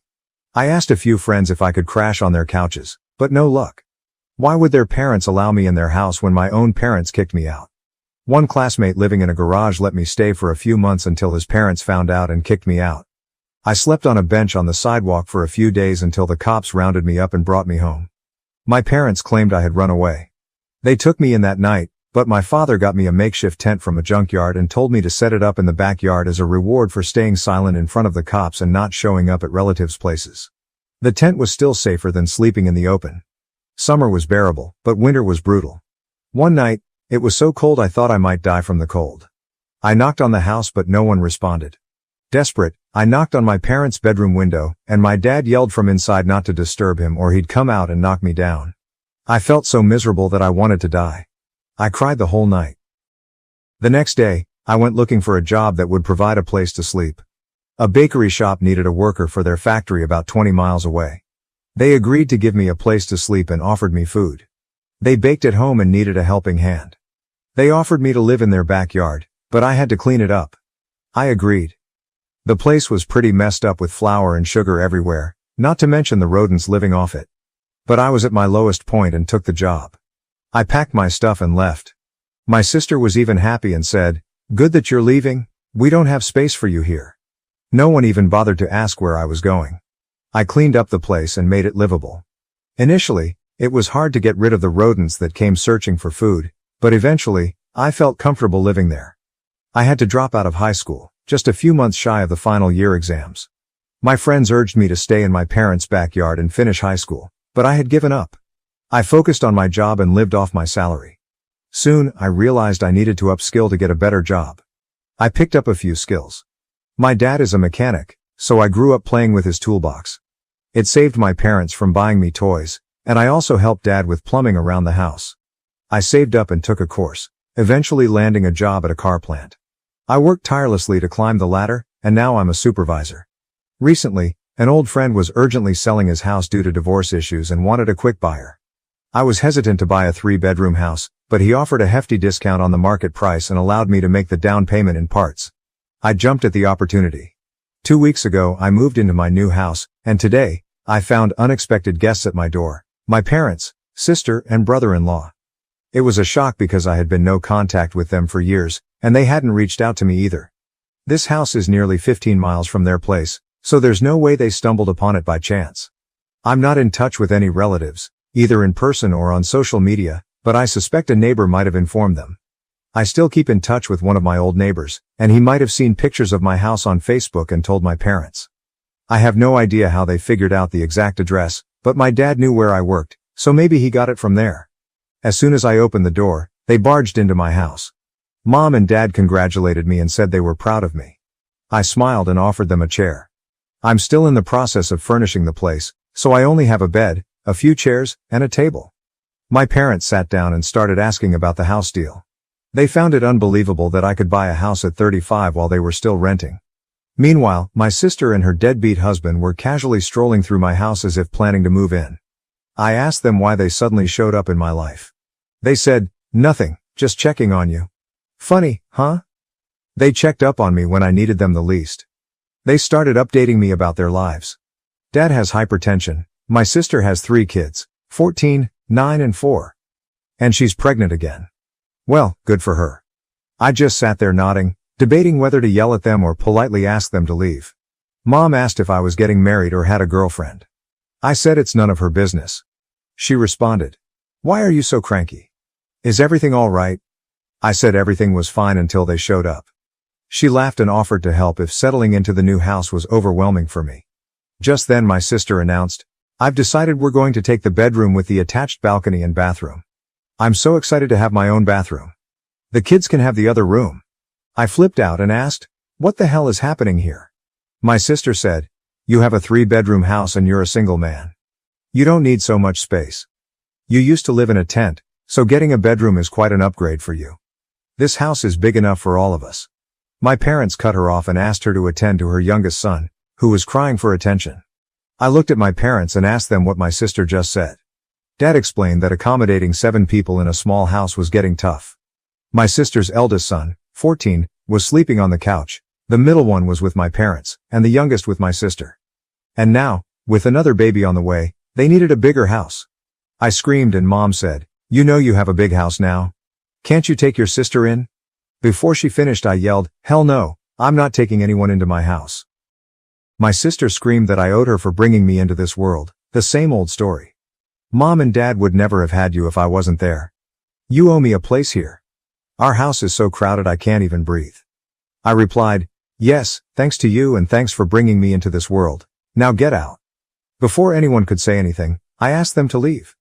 Dad tried his tough approach, raising his voice and saying it was my duty as the man of the house to take care of my sister. I yelled back that I had no obligation to take care of her, but as parents, they were obligated to take care of me, and they failed. He was okay with his grandson sleeping on the couch, but when I asked, he refused and threw me out. I ranted about how I survived with rodents in my employer's garage and lived in a dingy apartment for a decade, but none of them ever checked on me. Mom started sobbing and tried to hug me. I blocked her and asked them to leave. Bill said, "Man up, bro. I've lived that life for years and never complained. You have a big house and you're single. What do you need all this space for?" I gestured for him to shut up. My sister started cussing me for shouting at her husband. I said, "Well then, get out if you don't want me to knock him down." I chased them out of my house without letting them speak another word. I'm fuming with anger. They were always toxic and narcissistic, and now they've turned greedy. But I'm not 16 anymore, blindly following their orders like a puppet. If they keep pestering me, I won't hesitate to call the cops on them. Update: my sister and her junkie husband broke into my house. Some of you asked if my sister offered to pay rent. The answer is a big no. She hasn't and she can't afford rent. She and her junkie husband are freeloaders and child-making machines. They've been leeching off my parents for 12 years, and now they want to do the same to me. It's not like my parents are happy about it. I saw the frustration in their eyes during their last visit. But instead of throwing her out, they're trying to offload those lazy bumps onto me. A week after our first encounter, my mom showed up at my house again. This time she didn't beat around the bush and told me I should let my sister move in with me. I said no way. She repeated the same stuff about how difficult it was to accommodate so many people in a small house, blah blah. Still, it was a no from me. Then she tried to threaten me. I should have seen it coming. She said, "See honey, you live alone in this big house and you're gone for 12 hours a day. What if someone breaks in? If a family lives here, it would be safer for you. Plus, you'll get help with cleaning, dishes and laundry." I said, "For the last time, no, and go away. I don't want any of you at my house." A few days later, one of my neighbors told me he saw a pregnant woman with a man and a young boy loitering around my property. They were peeping in through the windows, wandering around the backyard, and it seemed like they were trying to sneak in. He's an old man who sits on his front porch all afternoon. When they noticed he was watching them, they went away. He informed me as a goodwill gesture. I thanked him, gave him my number, and asked him to call me if he ever saw them again. My house wasn't equipped with cameras yet. I had intended to install them over the weekend. Who knew they would break in before then? Just 2 days later, I got a call from my elderly neighbor saying he suspected someone had broken into my house. I rushed home in a panic. He was right. My sister and Bill had broken in through the back window. She said, "We didn't have any other options. You were being a jerk and not allowing us. Now we live here, and you suck it up." I was in shock. How far she went to flaunt her entitlement. Bill came out of the room they had turned into their bedroom and said, "It was pretty smooth, huh?" Without thinking twice, I charged at Bill. My sister stepped in between, and I dragged her aside. I punched him in the face. Their 14-year-old son attacked me with a bottle, and my head started bleeding. The blow wasn't severe, and I was on the verge of blackout, but my rage kept me conscious. They all panicked at the sight of blood. My sister called my parents and told them what happened. Bill and his son started cleaning up the mess. My neighbor called the cops. My sister and Bill started apologizing and begged me to spare their son from being arrested. I said, "All of you are going down with him." The cops arrived and took my statement. My sister denied all allegations of breaking in and assaulting me. She claimed they were visiting my house, her son played a prank on me, and I accidentally slipped and hurt my head. She said I was mad at them and falsely framing them. What a liar. Meanwhile, my parents arrived and forced me to drop the charges. They all ganged up to make me look like a liar, claiming I was using the cops to settle a grudge against my sister. Thank God my neighbor stepped in and gave his statement, and based on that, the cops arrested them. They had to spend the night behind bars because my parents couldn't afford bail. The next day, they were presented for trial. I went to the hospital to get my wounds dressed. The doctor scanned it for internal injuries. I had to take a couple of days off to nurse my wounds. I pressed assault charges against them and also claimed compensation for my losses, and the court agreed that they should bear it. Meanwhile, my parents tried everything to make me drop the charges, but I threatened to sue them for planning the assault. Her son, being a minor, was dealt with according to juvenile law. He got a week in a juvenile facility, and his parents had to pay for restitution, lost wages, and medical bills. My sister and Bill were heavily fined but pleaded to trade part of it for community service. It's been a week since then, and it's been silent. I hope they've learned their lesson and stay away from me. Update 2. It looks like my parents aren't off my back yet. Yesterday, they showed up at my house again. I slammed the door in their face. They stood outside for almost an hour, requesting me to hear them out. Finally, I had to let them in. I wish I could just yell from the window and threaten them like Dad did to me 12 years ago. Anyway, I asked them why they were at my door again. They both started sobbing and said they needed my help. I said if this had anything to do with my sister, then count me out. They said it was about them. Dad said, "You see, I'm growing old and fragile. I cannot work as before. Our house hasn't been repaired in many years. Everything is falling apart." I cut him off and said, "Come to the point." He and Mom wanted to move in with me. As a responsible son, I should take them in. I should have if they were responsible parents, but they were not. I asked what would happen to their house and if they were going to terminate the lease. They said they were going to give that house to my sister. I was like, "Oh cool, you guys have taken an alternate route to exploit me. Earlier you tried to dump my sister on me, that plan failed. Now you want to pile on for one last time. My house is not up for grabs, not for anyone." They said my sister was offering to pay me rent for living in my house, which I could use to pay the mortgage. I said, I don't need her rent. She doesn't need to worry about my mortgage. She should look out for herself instead. Mom started crying that it was becoming very difficult for my sister to make ends meet. She doesn't even get proper sleep because her children sleep in the same room. I said, it's not my problem if she is mindlessly expanding her family without financial planning. They said, what can we say? You're not agreeing to anything. You don't want to take in your sister, and you won't agree to take us in either. You should at least let us move in with you.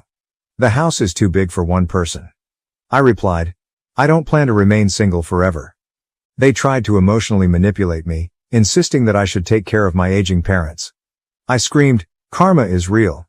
Remember how you threw me out of the house? This is what you get in return. I opened the door for them, and they left with bitter faces. I don't care what they call me, but I'm not going to be a doormat and give in to their demands. My church banned our youth worship leader for condemning Christian nationalism. The band plans to walk out during their next performance. My church's youth group has a youth band that leads worship during youth, but the church also has them lead worship on Sunday mornings every few weeks, to promote the youth band when the usual worship team has a week off. I'm not in the band, but I often help with lyric PowerPoints along with another girl, but not when the band plays on Sundays.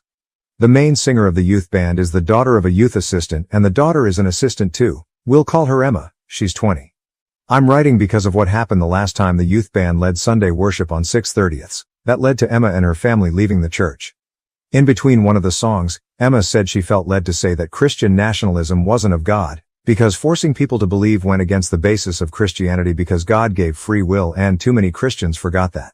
She also said there would be no short and narrow path if people were forced to walk it, before saying Project 2025 was advertised as Christian but resembled nothing of God, because God never forced people to believe in him. No one confronted her or anything, as it was brief, and they played a few more songs along with the closing song after the pastor finished his sermon. But when we got to youth on Friday night, Emma and her mother weren't there.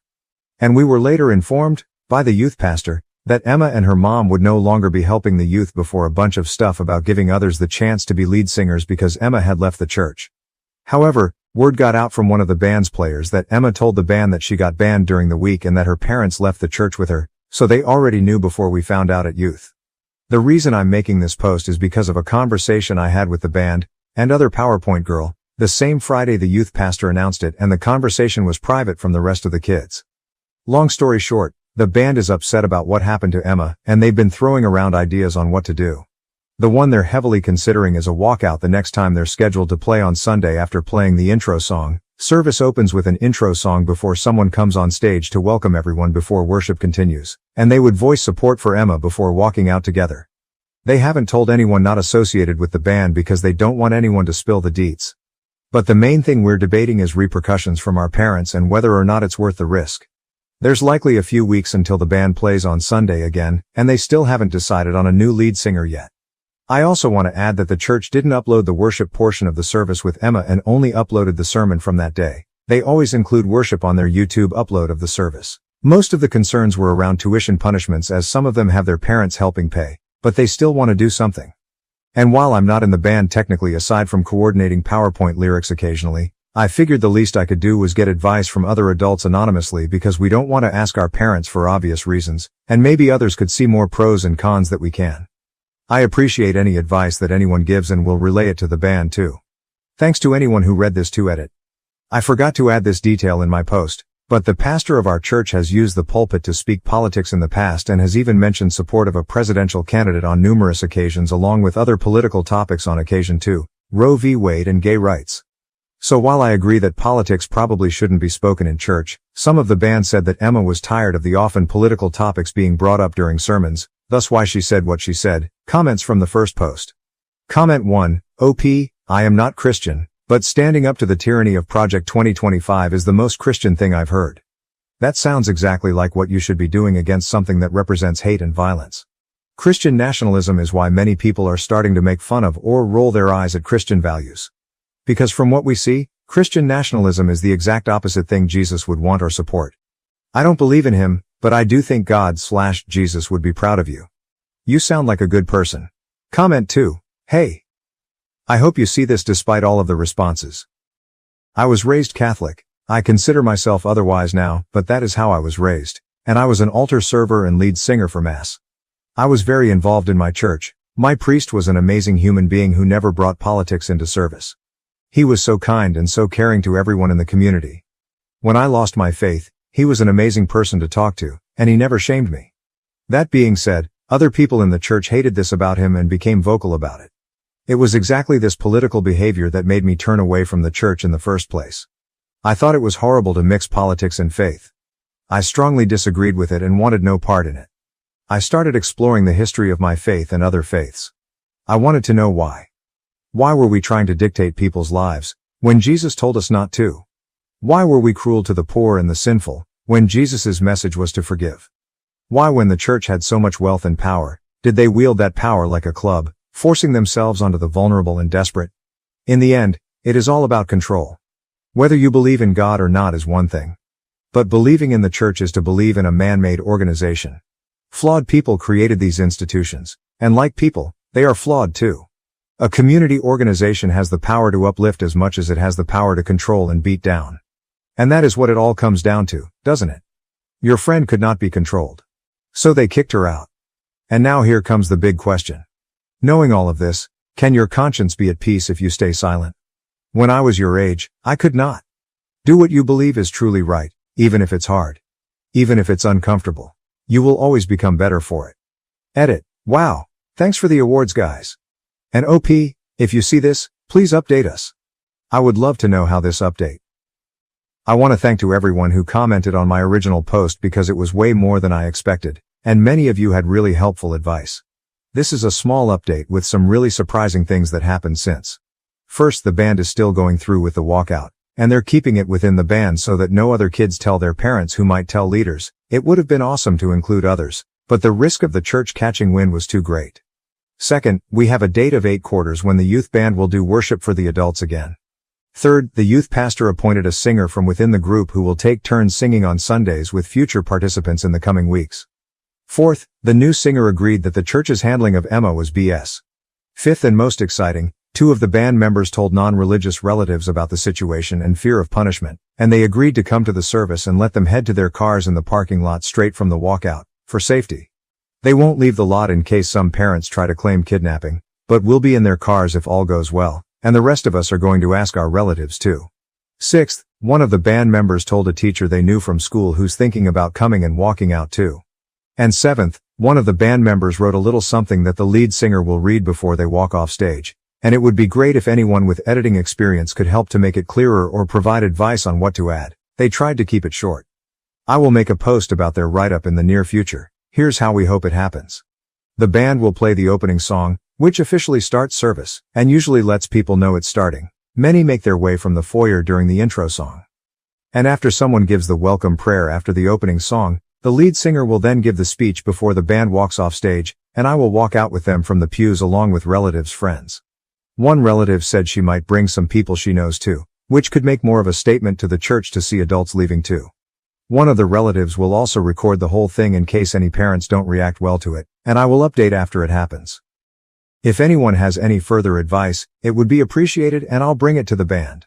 Most of the band, outside of 2 seniors, aren't old enough to vote this year, but this is a chance to stand up for what's right against something that is adamantly infusing itself into Christianity, Christian nationalism, and making Christianity lose all of its respect in our opinion. We don't expect change to happen in the church as a result of our walkout, but it's a small thing we can do to say we did our part when faced with it ourselves. Another commenter put it best when she asked if we'd be able to live with ourselves if we did nothing, and the answer has been no for us so far. I also want to add something I forgot to clarify in my first post. Emma didn't say what she did out of the blue. She'd been vocal about the pastor talking politics for some time according to the band, and I've seen much of it too. However, a lot of people sent DMs disagreeing with the band's decision. So before I get into it, I want to give specifics of what the pastor has done. The pastor mentioned Trump from the pulpit numerous times, including the aftermath of the 2020 election, to voice discontent over the results. He has also celebrated Roe v. Wade's overturning from the pulpit, Pride Month during June, and even compared Trump's legal trial to how Jesus was persecuted leading up to his crucifixion. Things that have no place being vented about from the pulpit, and this has happened over the course of a few years. I received a few DMs in the aftermath of my first post, and some were encouraging while others not so much. A few people, who said they were Christians, said that Emma was wrong to use the microphone to hijack the service, with her words, because she should have talked to the pastor first, while calling her actions immature. However, when I showed the band the advice from my posts, I also told them about the DMs, and they said that Emma spoke to a leader about the pastor's political sermons in the past. But nothing came from it as he continued to speak politics from the pulpit frequently. Some people also said that our walkout wasn't godly, because we, like Emma, would be hijacking the service for a publicity stunt when church was supposed to be about God. Some people called us immature among harsher things, but we disagree for 2 reasons. First, who is supposed to call out the misuse of the pulpit if not people who attend the same church where it's misused? A few DMs said to do nothing and pray for God to change the pastor's heart, but he's been doing this for years. And second, the Bible gives guidance on how to call out improper behavior in the church in Matthew 18:15, 17. Dealing with sin in the church. 15. If your brother or sister sins, go and point out their fault, just between the 2 of you. If they listen to you, you have won them over. 16. But if they will not listen, take 1 or 2 others along, so that every matter may be established by the testimony of 2 or 3 witnesses. 17. If they still refuse to listen, tell it to the church. And if they refuse to listen even to the church, treat them as you would a pagan, or a tax collector. Emma has already talked to a leader one-on-one, and the band has voiced displeasure about Emma's ban to the youth pastor, only for him to disagree and say that Emma was out of line. Regarding the part about, tell it to the church, I suppose the how might be up to interpretation. Maybe telling the church means telling a church leader instead of the congregation on stage. But Emma and the band have talked to various leaders, including an elder too, aside from our youth leader, only for years of political rants from the pulpit to continue. When Jesus flipped tables in Matthew 21:12, we believe he did it because people were using the temple to sell things that had nothing to do with God, and we believe that politics falls into the same boat. Someone commented a link in the comments of my first post that I never saw. But I showed the band, and we couldn't agree more. Pastor Loran Livingston talked about the role of politics in the church and how politics shouldn't be combined with Christianity. I still plan to speak with my parents ahead of 8 quarters, and I'll share the write-up the band is working on really soon. I really appreciate everyone who commented too. Lastly, I want to clarify that the walkout is the band's decision entirely. I am not a member of the band, I just do PowerPoint lyrics during youth, and I'm not even in the band's group chat with Emma. As some of the band members are contemplating punishments from parents, 2 seniors who are concerned with their parents removing tuition help. I will support whatever they decide while understanding that they have to take care of their future too, as many commented. If they decide to continue with the walkout, I will support them and walk out from the pews. But if they change their mind because the repercussions are too great, I will respect that and continue to support them. Comments from the update. Comment 1, my views on religion and churches are a whole other thing. I'm impressed by the conviction to your sense of right and wrong and your need to not sit by while someone spews falsehoods from their platform, a platform which Christians will claim is supposedly a place from which love and truth emanate. Much respect to you and yours. Those telling you to pray on it and that it isn't your place are cowards. Being afraid to rock the boat is how religions get twisted. It sounds like your church is well down the slippery slope of becoming a cult to a guy who, when asked about his favorite Bible verse, responded vaguely, like he hasn't read the book. OP. I was a little surprised when a few of the people who called themselves Christians in the DMs even used profanity against my first post, but change doesn't happen unless it's addressed, and it's not like Emma and the others haven't addressed it with numerous leaders over the years. Comment 2. It is worth remembering that the original idea behind separating church and state was to protect religion from being tarnished by politics. The underlying idea was that religion is a garden that must be protected from the wilderness of the world. This church seems to be a prime example of that necessity. Comment 3. I have a lot of respect for all of you for taking this stand. Christian nationalism has no place in the church. It is completely against the teachings of the Bible. Stand strong in what you are undertaking. You are biblically grounded in your stand. The church was given its mission by Jesus, to preach the good news in order to bring people to Christ. The church is not, nor should it ever be a mouthpiece for politics. I will keep all of you in my prayers. You are doing the right thing, even though it may feel scary. Standing up against power is never easy. Comment 4. Hey, Christian over here. First, I love that you have biblical references for what you guys are doing. Second, the idea of comparing Trump to Jesus no matter the political views of yourself or the pastor is quite honestly blasphemous, so you're 100% doing the right thing. And third, you might not be old enough to vote yet, but here's the thing, if you have conviction about anything, get passionate. In this case, get mad, rock the boat and use your voice. It's what we're called to do. Will it be difficult and scary sometimes? Yeah, absolutely, but things that matter often are. So what I'm saying is you kids absolutely rock. You're far better examples of Christ-like behavior than your pastor is giving out right now, and mad respect for that. Remember Joshua 1:9 and God's command, as you kids do this, have I not commanded you? Be strong and courageous. Do not be afraid. Do not be discouraged, for the Lord your God will be with you wherever you go. Adoptive parents kicked me out at 17 for getting pregnant and refusing to keep my baby. 20 years later, their biological son reached out to me. When I was 17, my adoptive parents kicked me out and disowned me because I got pregnant and refused to give them my baby. 2 decades later, their biological son found me on Facebook and reached out. I was just 4 years old when I lost my parents in a tragic car accident. I don't remember much about the crash itself, just that one moment I was in the back seat and the next time I opened my eyes, I was in a hospital. Waking up to a world of nurses and doctors was terrifying for me as a child. I remember a CPS worker sitting beside me, explaining that my parents had died and I would need to stay with another family for a while. It was also confusing and overwhelming. After that, I went through a series of foster homes, none of which ever felt like home. When I was 5, I was finally placed with Lorraine and James, who had been eager to have a child of their own. From the start, I felt their warmth and genuine care. They welcomed me into their home without hesitation, filling the emptiness I had felt from losing my own family. It seemed like, after all the tragedy, I had finally found a second family. However, as soon as I moved in, I noticed that James was very strict and disciplined, while Lorraine seemed to always follow his lead.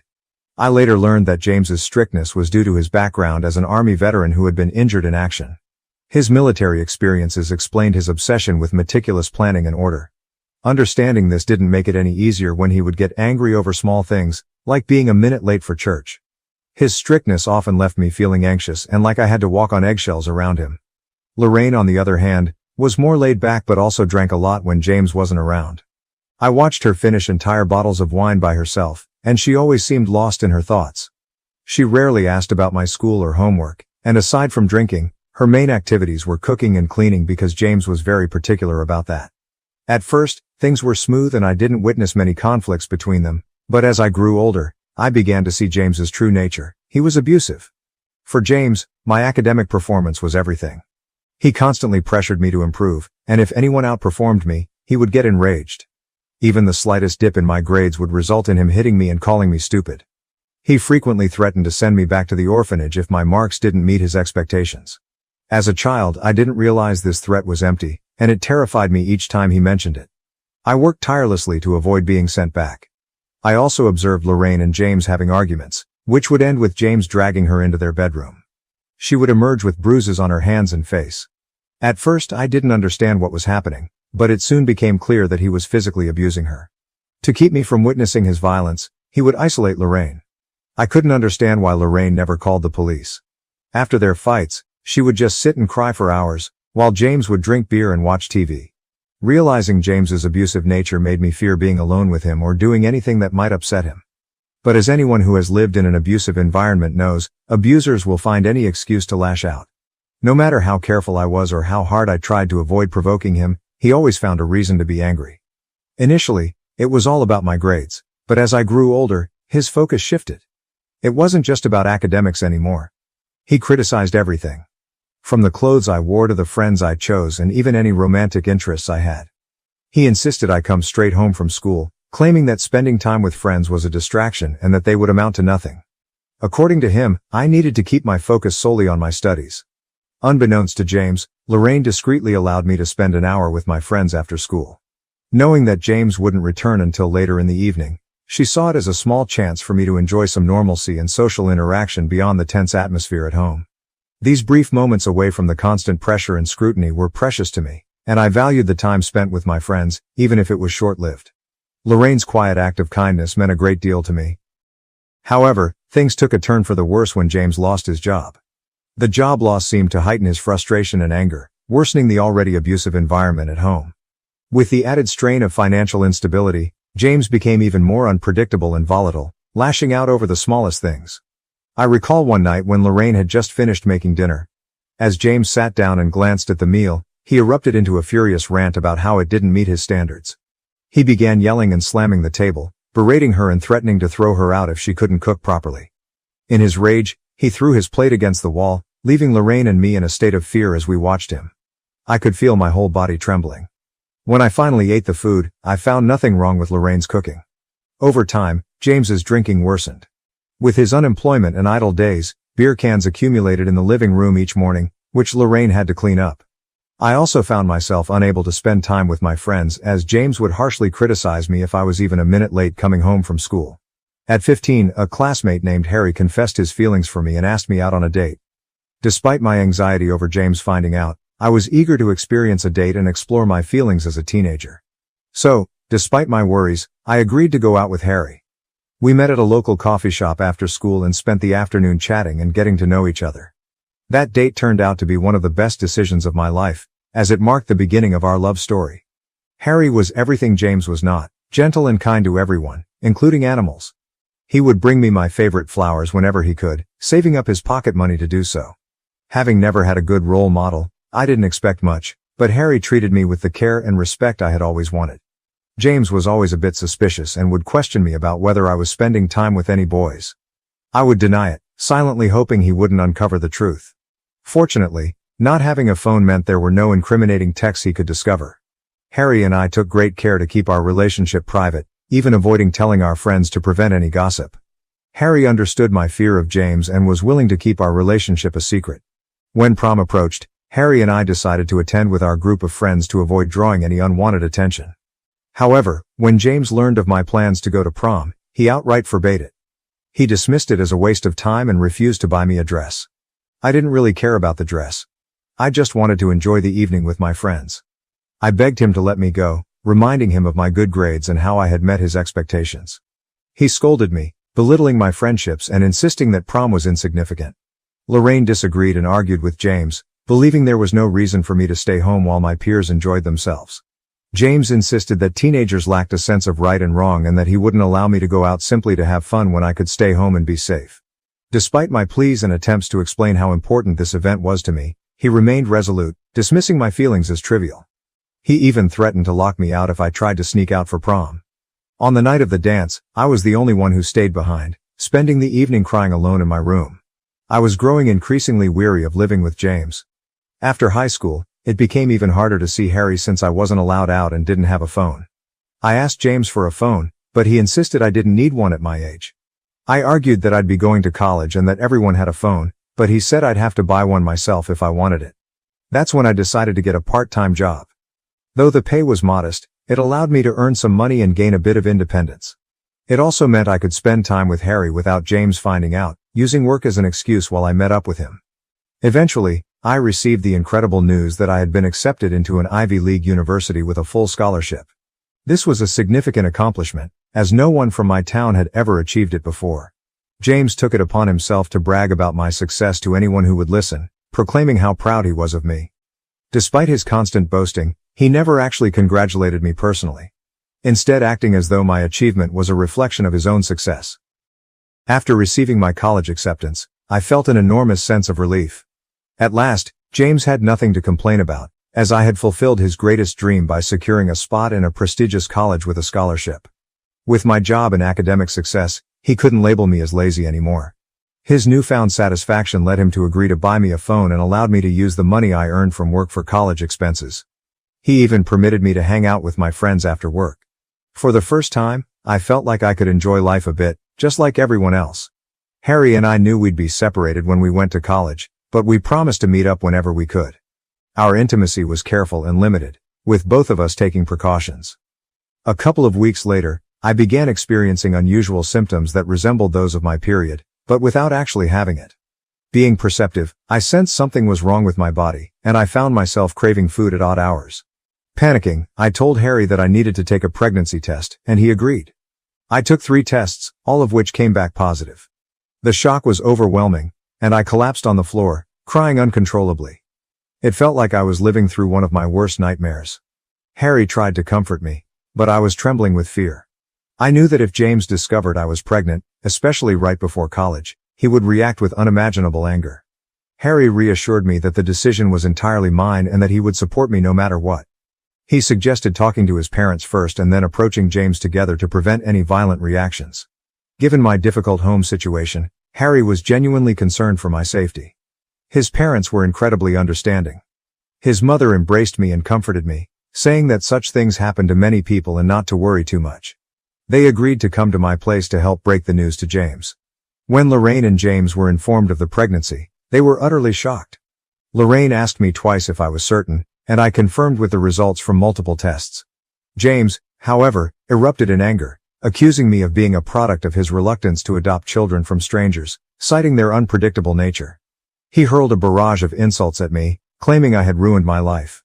Harry's parents tried to calm James down, but he directed his fury at them, blaming them for the situation and appearing ready to physically confront Harry, who sat quietly in the corner. Overcome with emotion, I started crying and told James that I wasn't planning to keep the baby, so he had nothing to worry about. I assured him that everything could return to normal, and I would still go to college as planned. At that point, Lorraine asked to speak with James privately. They left the room while I sat there, crying and anxiously fidgeting. Harry's parents looked at me with sympathy.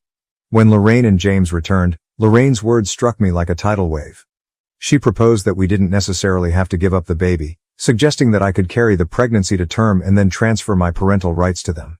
I sat there in stunned silence as Lorraine stressed that the child was a gift from God and urged us not to consider other options. James supported Lorraine's view, suggesting that this arrangement would be ideal, especially since Lorraine was already pregnant herself. His words left me completely bewildered, and I struggled to grasp what he was proposing. James revealed that Lorraine had only recently discovered her pregnancy and had kept it private while processing the news. With my own pregnancy, they now saw an opportunity to raise both children together as siblings. The shock of their suggestion left me speechless, grappling with the gravity of their proposal and the unexpected turn of events. Harry's parents were equally stunned and quickly expressed their disapproval. However, James interrupted, asserting that the decision was not theirs to make, and looked at me expectantly, waiting for my response. Overwhelmed with anxiety, I knew deep down that I couldn't agree to Lorraine and James's proposal. The idea of giving up my child to be raised in an environment reminiscent of my own troubled upbringing was unbearable. Although Lorraine had shown herself to be a caring mother in many ways, I couldn't ignore the fact that she couldn't shield herself from James's behavior, let alone ensure my child's safety. The thought of subjecting my unborn child to the same uncertainty and potential danger was unacceptable. While I cherished the thought of becoming a mother one day, I knew the timing and circumstances were far from ideal. I couldn't bring a child into the world under these conditions, knowing I couldn't guarantee their safety and well-being. I firmly told James that, although I was glad to be gaining a sibling soon, I couldn't proceed with the pregnancy. I was neither mentally nor physically strong enough to handle it. The idea of watching my child grow up with Lorraine and James, while pretending they were just a sibling, was inconceivable. Living a lie and denying my child the truth about their parentage was something I simply couldn't endure. When I shared my decision, Lorraine broke down in tears, expressing her disappointment that I couldn't do this for her despite all the sacrifices she had made for me. James, visibly enraged, got up and began pacing the room. I tried to explain my stance, but they refused to understand. Harry's mother stepped in, supporting my choice and offering to arrange an appointment with a gynecologist to move forward with the procedure. Lorraine's crying intensified, and James started shouting, asking if I was satisfied now that I was causing her so much pain. He then demanded that I pack my things and leave the house. My shock was palpable as James declared he was fed up with me, accusing me of being ungrateful and selfish for not giving them my child. Harry's parents gently urged me to pack up quickly, clearly troubled by James's volatile behavior. I hurried upstairs to gather my important documents, photo albums, and as many clothes as I could. When I came back downstairs, James warned me to take whatever I could carry because he planned to throw out and burn the rest of my belongings the next day. I tried to speak with Lorraine, but she wouldn't even look at me. As I left, James told me I should never come back. I was bewildered and heartbroken, unable to understand what I had done to warrant such ruthless rejection. Harry and his parents generously offered me a place to stay, and I returned to their home. The following days were a blur as they took me to the gynecologist, where we scheduled the necessary procedure. It was a difficult decision for both me and Harry, but given the circumstances, we knew it was the best choice for our future. After the procedure, I spent a few days recovering with Harry by my side, offering unwavering support. He and his parents were incredibly kind and did everything they could to help me through this challenging time. Throughout this ordeal, James and Lorraine never reached out to me. When the day came for me to move into college, I texted James, hoping he might have forgiven me by then. Instead, he responded with harsh words, calling me a failure and a disappointment and accusing me of turning into a prostitute. He said he didn't want his biological child to end up like me. His cruel message cut me deeply, and I cried for hours. They had been the only parents I knew, and now, with their own children on the way, they had severed ties with me. My college years were challenging but ultimately rewarding. I juggled a part-time job with my studies, working hard to maintain my grades. It was tough, but I was determined to succeed. Fortunately, Harry kept his promise and supported me throughout. He would visit me at college whenever he could, and his constant encouragement helped me through the rough patches. During holidays, his parents often invited me to spend time with them, and they began to feel like family to me. I graduated with honors, achieving the distinction of KL, and Harry and his parents were there to celebrate my graduation. I secured a good job in my field, and it was a proud moment knowing all my hard work had paid off. Harry and I eventually moved in together, and our relationship grew stronger with time. We supported each other through life's ups and downs, and after several years, we decided to get married. Our wedding was a beautiful celebration of our love and commitment, surrounded by our closest friends and family. I didn't even consider inviting James and Lorraine to the wedding. As a married couple, Harry and I have continued to build our life together. Recently, we took a significant step by buying a new house and renting out our old one. Our new home has become a cozy haven where we create new memories and plan for the future. We bought the new place to be closer to Harry's aging parents, who have become like family to me as well. I want to be there for them in any way I can. It's been almost 20 years since James and Lorraine kicked me out, and I barely remember them now. Over the years, I haven't dwelled on them much, though I do recall spending my first year of college grieving their absence. By my second year, I resolved to forge a new life for myself, free from their rejection. It was painful. And building this life on my own took immense strength. They've never reached out to me and I haven't felt the need to check in on them either. Throughout these years, Harry has been my steadfast companion and partner in every sense. Although we never had children, our two beloved dogs have brought us immense joy. We visit Harry's parents every other weekend and frequently enjoy trips and discovering new restaurants together. Looking back, I feel that my life has turned out well, and I wish I could embrace my 17-year-old self and reassure her about her future. Recently, I received a friend request on Facebook from someone named Matt with a surname that seemed familiar. When I checked his profile, I was taken aback by how much he resembled James. I accepted his request and he sent me a greeting. I replied, and he soon asked if I knew anyone named James and Lorraine. My heart raced as I realized he was their son. Nervous yet determined to be honest, I confirmed that I knew them since they had adopted me when I was 5. Matt expressed a strong desire to talk if I was comfortable, so I agreed and gave him my number. When he called, the conversation started off awkwardly, but Matt soon shared that he had always known about a child his parents had before him because he had seen my pictures in the family photo album. Whenever he asked about it, his parents would dodge the question. He had been searching for me for a long time, having learned my name from our hometown, and he had recently stumbled upon my profile by chance. His sole reason for reaching out was to uncover the truth. As I recounted the painful events of my past, including how his parents had asked me to give up my child and then expelled me when I refused, I could feel the weight of the emotions. I described their absence from my life over the years and how I had managed to cope thanks to the support of my husband's parents. The conversation was emotionally charged, and I revealed long-buried feelings. Matt's voice conveyed shock and disbelief as he absorbed my account. After a period of silence, he told me he had no idea his parents had treated me so cruelly. He had always believed their story that I had left on my own accord. He thanked me sincerely for my honesty and apologized on behalf of his parents, expressing regret for the pain they had caused me. Since our conversation, I've felt grateful for Matt's effort to reach out and his understanding, which has brought me some comfort and validation. However, I worry about how James and Lorraine will react when they learn that I've shared the truth with Matt. Did I make the right choice in revealing everything, or would it have been better to keep silent? Update 1. I wanted to share that my initial concerns were valid. Within just 24 hours of Matt reaching out to me, Lorraine and James began bombarding me with calls and texts. Since I've kept the same number all these years, it was relatively easy for them to find me. Their messages have been filled with anger and accusations, mostly centered around why I disclosed family secrets to Matt. James's message, in particular, was harsh, insisting I should have kept quiet as I had for years and not interfered between him and his son. Overwhelmed and unsure of how to handle the situation, I've been dodging their calls and messages, uncertain of the best way to address this unexpected confrontation. Update 2. I informed Harry about the situation. He was unaware of Matt's outreach and, upon learning that I had shared our past, he felt I shouldn't have done so.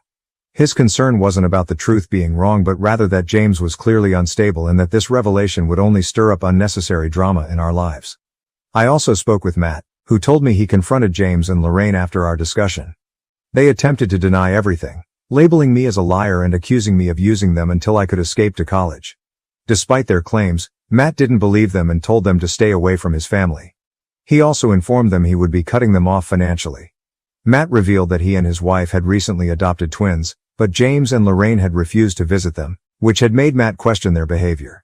After learning about my past, Matt understood why they might have been unhappy with his adoption. He assured me he would ask them to leave us alone and extended an invitation for me to visit his twins whenever I could. He expressed a desire to get to know me better, given our sibling connection. I'm touched by his kindness and might take him up on his offer to visit his family with Harry. Update 3. It's been 7 months since my last update, and for those asking, here's what's new. I decided to block James and Lorraine from all communication channels, which has stopped their threatening messages. Matt intervened and spoke to them, so they had no choice but to back off. Harry and I have visited Matt and his wife at least 4 times over the past few months. Each visit has been warm and welcoming, and we've spent hours reconnecting, sharing stories, and bonding over our childhoods. I've also had the joy of spending time with Matt's twins, who are delightful. I'm deeply grateful that Matt reached out and the connection with him and his family has been a source of healing and joy for me. I slapped my mother-in-law. My husband scolded me and told me that I am not allowed to do that to his mother. She and he are both racists. Hi Reddit. I made this throwaway because I need some help to know if I should apologize to my husband because yesterday I slapped my mother-in-law in front of him. For context, my husband is white and I am mixed. My mom is Puerto Rican and my dad is white. My mom has very dark skin and my dad is pretty fair. I'm pretty white passing, which for those who don't know, means you can't really tell that I'm Latina unless I tell you. A running for mother-in-law joke is that melanin skips a generation because my maternal grandpa is also very fair but my maternal great-grandma is very brown. With that out of the way, I'll get into my situation. I have been with my husband for 7 years, married for 5. We have a 3-year-old little girl who is the light of my life. When she was born, she had a head full of dark brown curls, dark brown eyes and a fairly olive complexion. She looks like me when I get tan. You can definitely tell she's part Latino. Despite knowing all this, my mother-in-law has gotten it into her head that my daughter isn't my husband.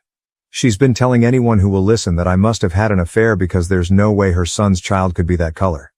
Yeah, how nice. My mother-in-law has always been standoffish with me. She never made a big effort to get to know me and was always more polite than anything else. Mother-in-law has made some offhanded comments before about Latinos, but husband would brush them off because she's from another time. I wanted to write off her behavior as just her not being educated enough. I realize now that was my mistake because it gave her the okay to keep going. When my husband and I heard from my sister-in-law that mother-in-law was saying this, we invited her over to talk about this. I was really hoping we'd be able to fix this. However, what happened was my mother-in-law going on a rant for like 15 minutes. It consisted of her outing herself as a racist. Saying she knew girls like me couldn't control themselves, that she knew from the start what would happen. The nerve I had to pass my daughter off as her also some very colorful slurs. Husband and I were frozen in shock because she hadn't even stepped into the house and was just screeching on our doorstep. What snapped me out of it was when she started to insult my mom, saying she probably did the same to my dad. I don't know what came over me next. I've never hit someone before. But I ended up smacking her so hard her glasses fell off. That's what got my husband to start talking. Or rather yelling at his mother and me for acting this way while mother-in-law started to wail. Yes, I shouldn't have hit her, I know. That's wrong. But hearing him imply I was in the wrong the same way mother-in-law made me more angry. I told him he's just as much a racist as his mom if he was trying to make me out to be as bad as her. I got my keys from inside the house while he was trying to calm his mom down and left. I drove to a hotel and spent the night there. Now it's the afternoon and I haven't left the hotel room since checking in. Husband and several other friends and Faye mother-in-law have been trying to reach me. I only replied to my sister-in-law to tell her I'm safe at a hotel and asked her to not tell my husband what hotel I'm at. Guilt is starting to sink in and I'm questioning everything. Like, did I allow my mother-in-law to do this? Did I showcase behavior that made her think I was cheating? Does my husband think I cheated and that's why mother-in-law has this in her head? And of course, should I be apologizing to my husband for hitting my mother-in-law? I know violence is wrong and I hate making excuses, but I just couldn't handle someone talking about my mother-in-law that way. So Redditors, should I be apologizing to my husband? How do we get through this? Any and all advice is appreciated. Edit, no. My daughter was not at the house. We sent her to have a weekend sleepover with my sister's mother-in-law. I'll be picking her up tomorrow afternoon. Edit 2, I have posted an update you can find on my page. Relevant comments. Constant Pen 4742. I would be scared to raise my daughter with that mother-in-law. I would do paternity just to shut down any ideas with the husband but your marriage just took a hit and if he doesn't step up, it would be difficult to move on. OP answer, this is what I'm most afraid of. She's a kind of matriarch, so if we were to go NC, it would be with the rest of the Faye mother-in-law too. However, I don't want my daughter in the range of an environment where she can be subjected to passing and direct comments. I don't want her to grow up thinking she's less because of her heritage. Update 1, thank you to everyone who gave very insightful advice. I spent quite a bit reflecting and was able to get an emergency meeting with my therapist this morning. I only have my sister here as my parents moved back to Puerto Rico to be with my grandparents 5 years ago. Some questions I want to answer real quick. How old are we? My husband is 28 and I just celebrated my 30th birthday. We met when he was 21 and I was 23. Where was my daughter?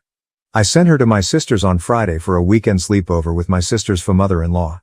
I picked her up Monday afternoon and we had a little mommy-daughter time going to her favorite place, Costco. Yes, my 3-year-old loves Costco. We got home around 7 after we had dinner. My husband was waiting and I told him we'd talk after kiddo went to bed.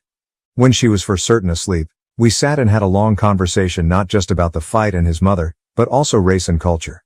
I saw how my Faye mother-in-law was treated based on skin color, and while my husband understands racism, he admitted to never really grasping the complexities, especially colorism. A lot of you jumped to me taking my daughter and leaving or telling me he'd leave me. Sorry to disappoint, but no, we're not getting a divorce or anything of the sort. He apologized to me for not standing up for me before and then, acknowledging he didn't want to think of his mother in a racist light. I also apologized for hitting her because in the end, no, it doesn't help us. He did forgive me and said if it wasn't his mom saying it, he'd probably slap them too. We will be going to a marriage counselor, we decided, hoping to find one that specializes in interracial marriage. Our daughter is going to face challenges in the future because of her race. It's sad to say, but unfortunately racism is still alive and we want to know how to protect her and uplift her so she does not feel ashamed of her heritage. We've made the decision to go no contact with her and any people who try to bridge communication between us and her.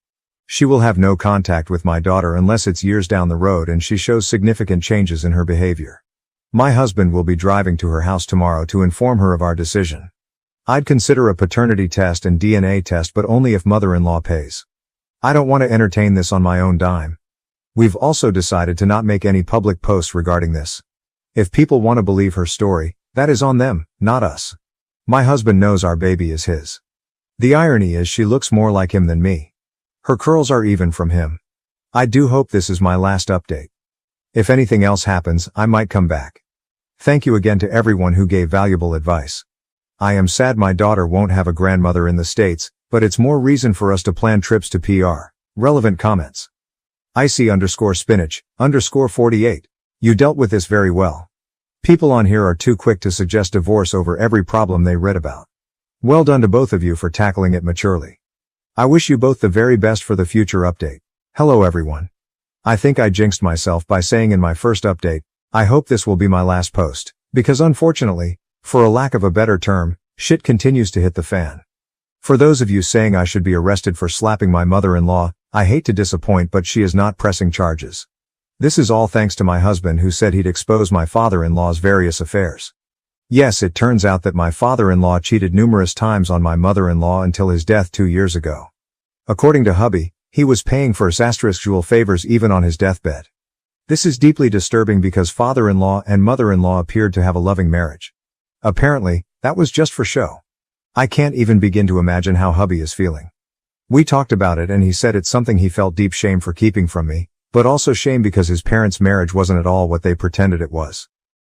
Husband and I are still looking for a couples therapist who specializes in interracial marriage. Husband is also looking for a therapist of his own after the conversation with mother-in-law opened his eyes to a lot of other traumas and issues he feels haven't been properly worked through. I'm so proud of him for taking these steps. Now on to how the conversation on Wednesday went, which is of course why I made this update to continue to vent. As I said in my first update, husband went over to mother-in-law's house to inform her that her behavior is unacceptable and will be going no contact for the foreseeable future. Mother-in-law didn't take this well. The irony is that she told husband that he couldn't keep her from her only grandchild. Funny because she spent the week claiming our daughter wasn't his. She threw some colorful insults at me, claiming he was never like this before he met me and that this was all my idea to hide my apparent affair. In response, husband said if she's so certain that I'm cheating and that our daughter isn't his, she can pay for a paternity test and a PI to find my affair partner. You know, an affair partner that doesn't exist. Husband says mother-in-law's face turned a comical shade of red and he swears there was steam coming from her ears. This is when mother-in-law said she'd press charges and husband said he'd just tell everyone about father-in-law's serial cheating. Mother-in-law apparently burst into tears then, got down on her knees, wailing he couldn't leave her. Hubby just pushed her off and left. I had already blocked her number so she couldn't contact me, but she blew up husband's phone till he came home and he blocked her. Husband is going to be sending her an email, reiterating what he said about NC, and until she proves she's gotten help, understands she was wrong, and apologizes, she won't be seeing any of us. Both of my husband's sisters called us to get the scope of the problem and agreed to set the record straight with anyone who tries to get a hold of us for mother-in-law or tries to echo her conspiracy theories. Anyone who wants to back her up can crowdfund for a paternity test and private investigator. We've spent too long building up our finances to waste them on the ravings of a mad woman. Husband and I did read comments on the posts. I did tell him about it and show him, And we both thank you for the support and helpful comments. Husband has a special message for those doubting me and saying I should get arrested. Get fucked, incel. I love this man so much and I'm so lucky to call him my husband and the father of my little girl. We'll be celebrating mother-in-law being out of our lives by taking our daughter out to Texas Roadhouse, eating an ungodly amount of rolls, and seeing Despicable Me 4. Wishing everyone love and thank you again for all the support. Edit. I forgot to add this too, but she also threatened grandparents' rights on the grounds that I endangered my daughter by taking the medication I use for my autoimmune disease during pregnancy. We doubt she'll actually go forward with that, but we will consult a lawyer regardless. Relevant comments. Do Coffee 6106. It sounds like you and your husband have been through an incredibly challenging and emotional time. It's great to hear that you're both taking steps to address the situation with professional help and that you have a support system in place. OP answer, thank you. I feel equally blessed that his two sisters support our decision to go NC and won't be trying to defend or speak on mother-in-law's behalf. Snoowords 4839. Look up emotional incest. Mother-in-law needs therapy to stop trying to make your husband take the place of father-in-law. Start that fuck you binder. She may call Child Protective Services and tons of other problems. Make sure she isn't on any pickup list for your child. Most states, grandparent rights go nowhere when both parents are married. Cameras and documents. OP answer, thank you for saying the pickup list for daycare. Even though she's never picked her up before, I'm realizing that's a scenario and will be letting her daycare know. Gwynison. This is what I'm most afraid of. She's a kind of matriarch. So if we were to go NC, it would be with the rest of the family too. I'm glad OP and her husband appear to have decided this doesn't matter, because it doesn't. The mother-in-law only remains the matriarch who can dictate what the rest of the family do, cut off OP and husband over their no contact, if they agree with and allow her to do so. And as it seems so far, his own siblings are not going to do that. If they did, well then they're just awful racists like the mother-in-law, or at best enablers of it.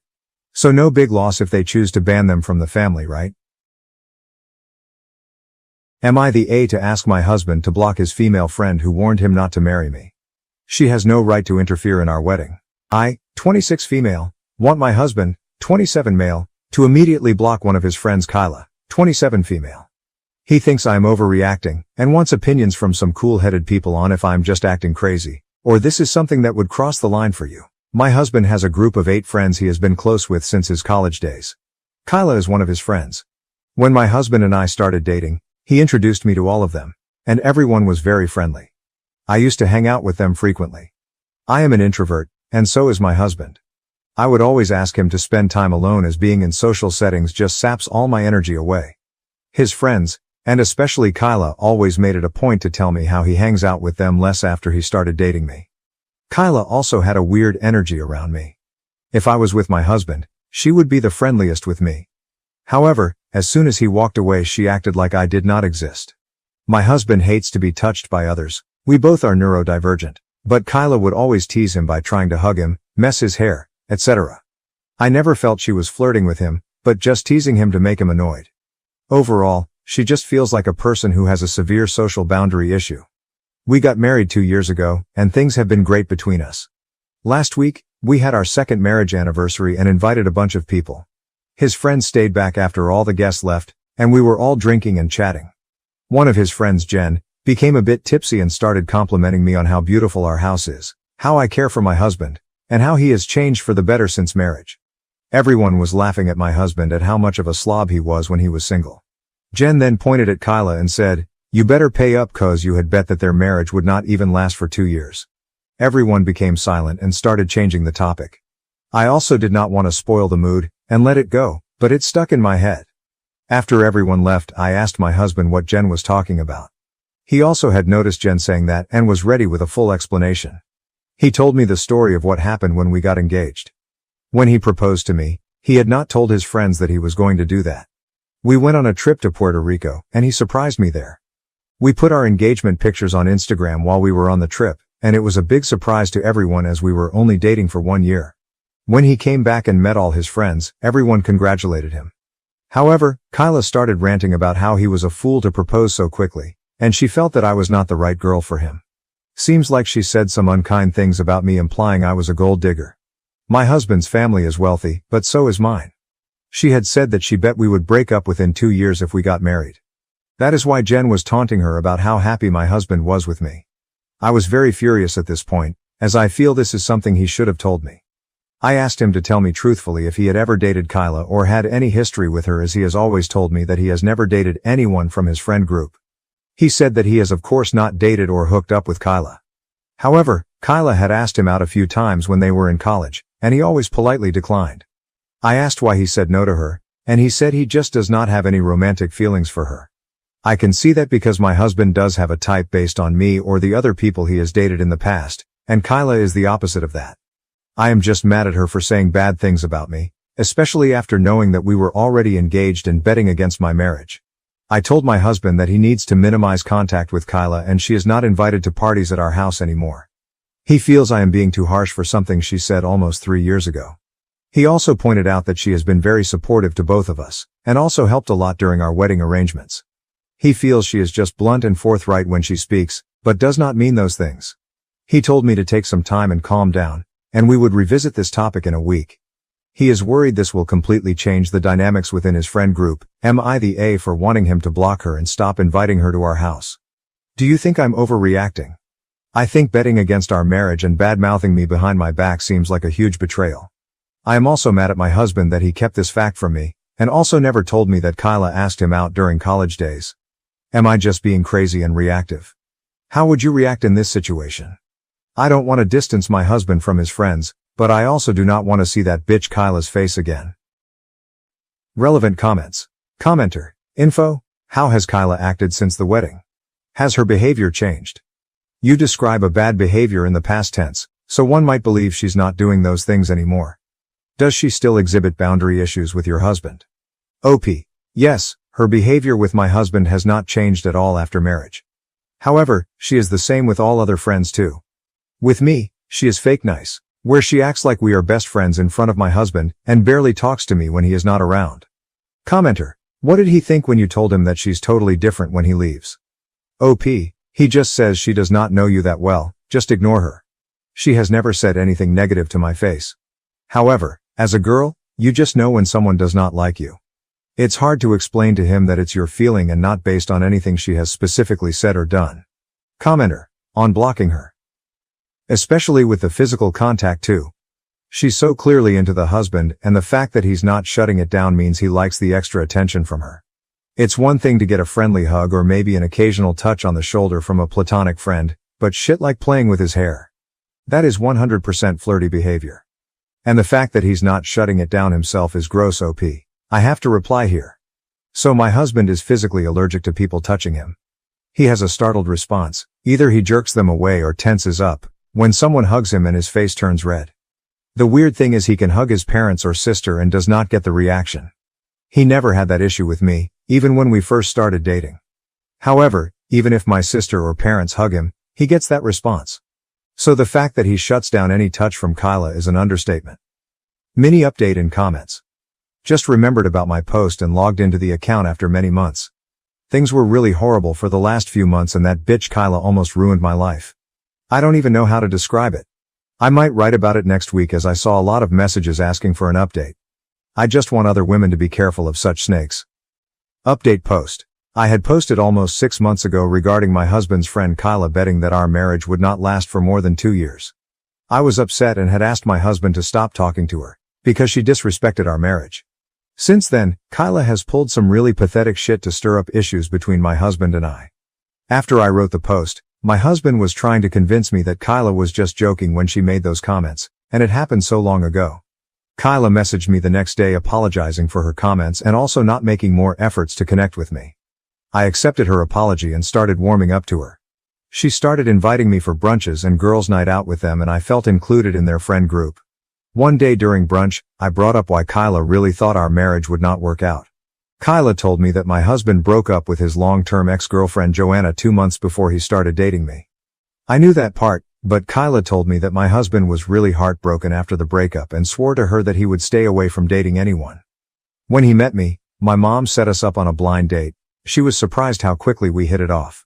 Kyla thought that I was his rebound relationship, but when he proposed to me within a year, she was worried that he was making a very rash decision. My husband's family is rich, and she thought it was unwise for him to marry so quickly without knowing me well. She did not know enough about me and that my family is also very well off. That is why she was concerned that I was taking advantage of his vulnerable state. She apologized to me and said that it was wrong for her to assume that, and over the years, she has seen how happy we are together. I appreciated her honesty, and Kyla and I became good friends since then and started hanging out more frequently. Around 2 months ago, my husband went to a conference in Seattle for 3 nights. After he came back, I got a "Hey girly" message on Instagram from Joanna, his ex. She told me that my husband contacted her a few months ago and they met in Seattle during the conference, and she could give me more proof if I wanted. I went through my husband's Instagram, but he seems to have blocked her. I made a mistake of mentioning it to Kyla, as she was the only person honest to me about Joanna, and she went into detective mode to help me. She was still friends with Joanna on Instagram, as they all went to college together, and opened her profile. The message sent to me was from a different profile, with no followers. We checked her photos, and we saw that she attended the same conference as my husband did in Seattle. Kyla suggested I should ask Joanna for more proof and also ask my husband about the same before assuming the worst. I asked my husband if he met Joanna, and he said yes.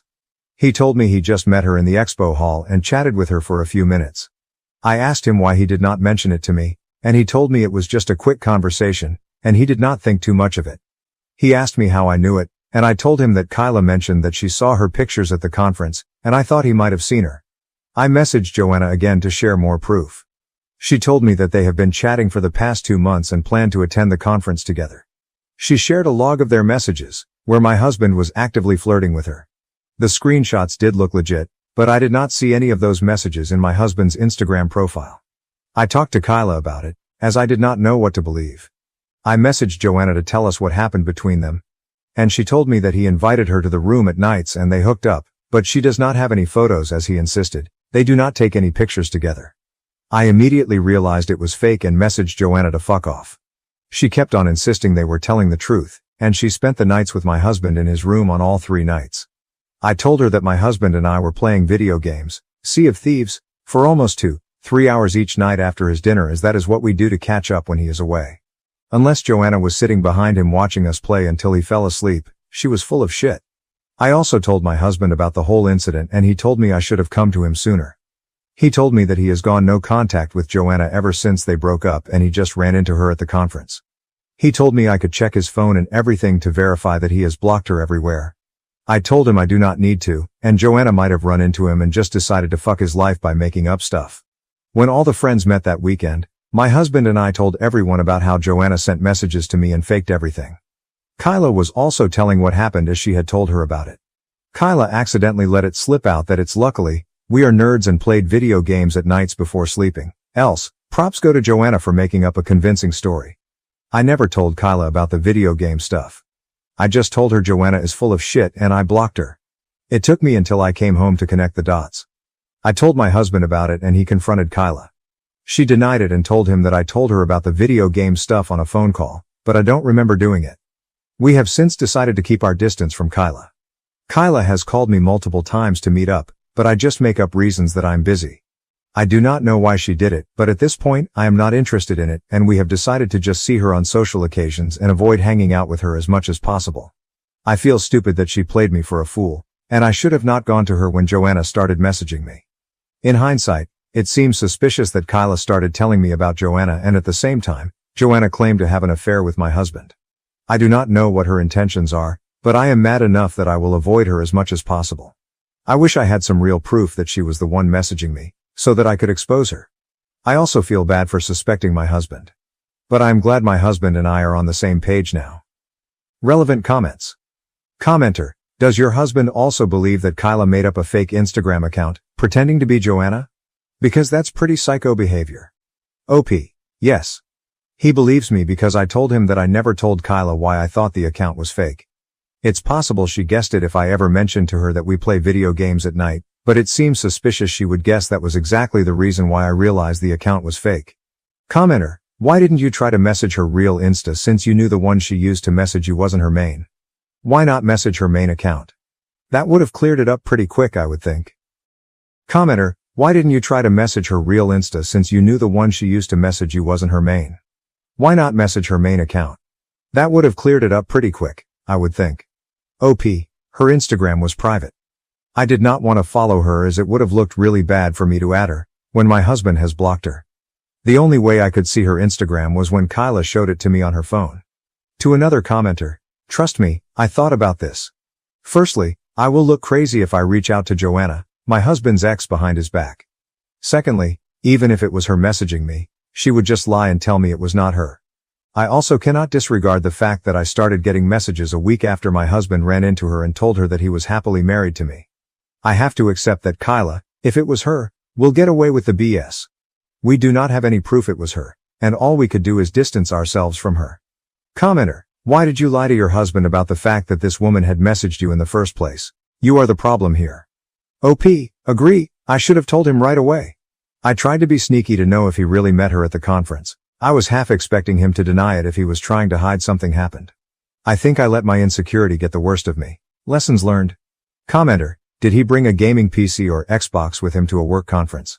OP, we both use Steam Decks to play games together when he is away. Am I the A for keeping the truth from my wife?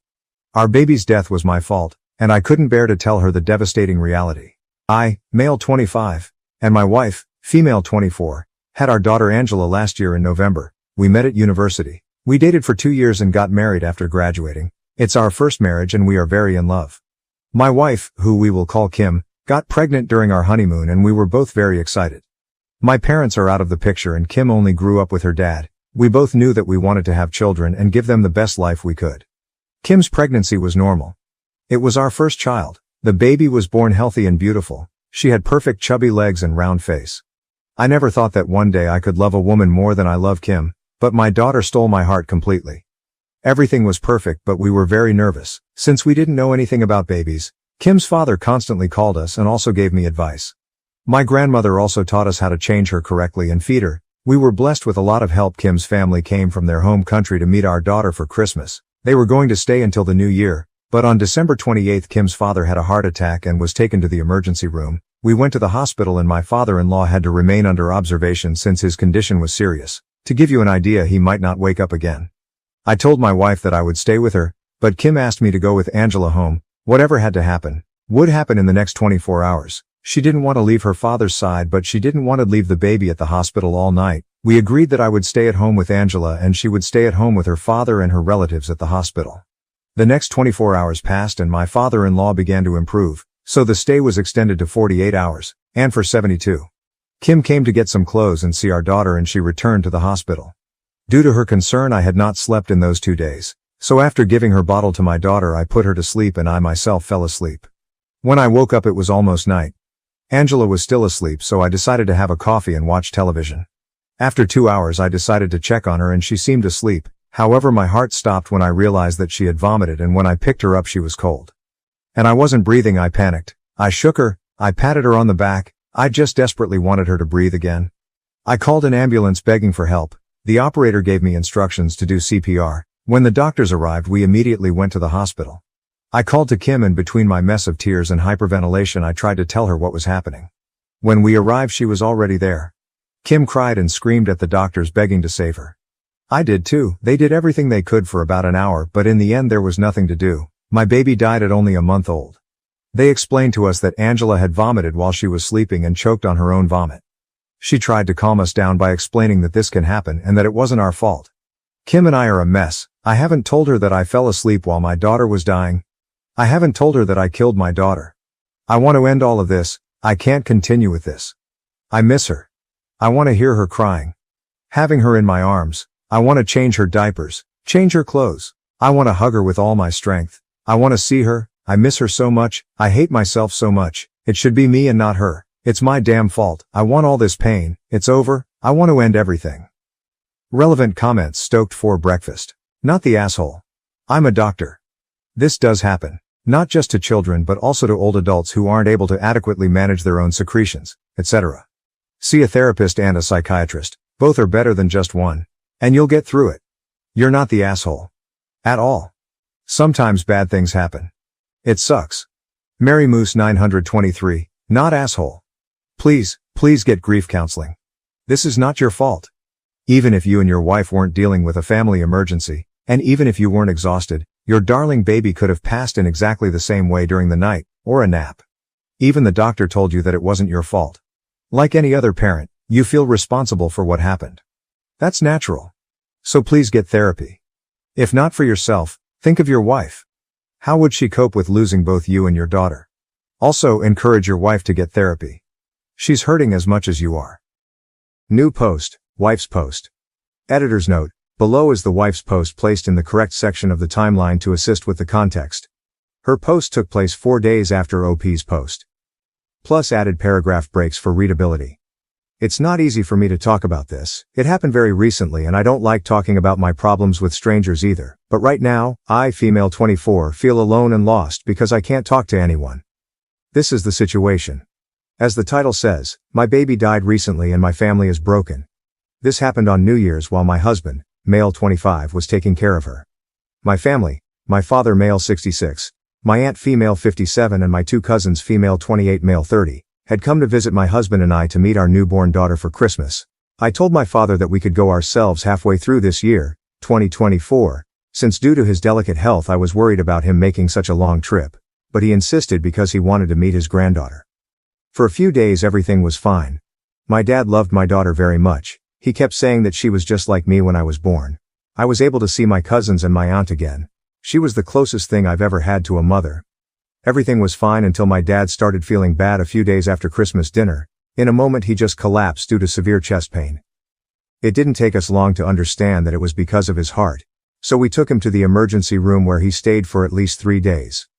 During all that time, my husband stayed at home with my daughter, because I did not want to leave my father, since his condition was serious at first. When he started to get better I went back to my house to see how my daughter was doing.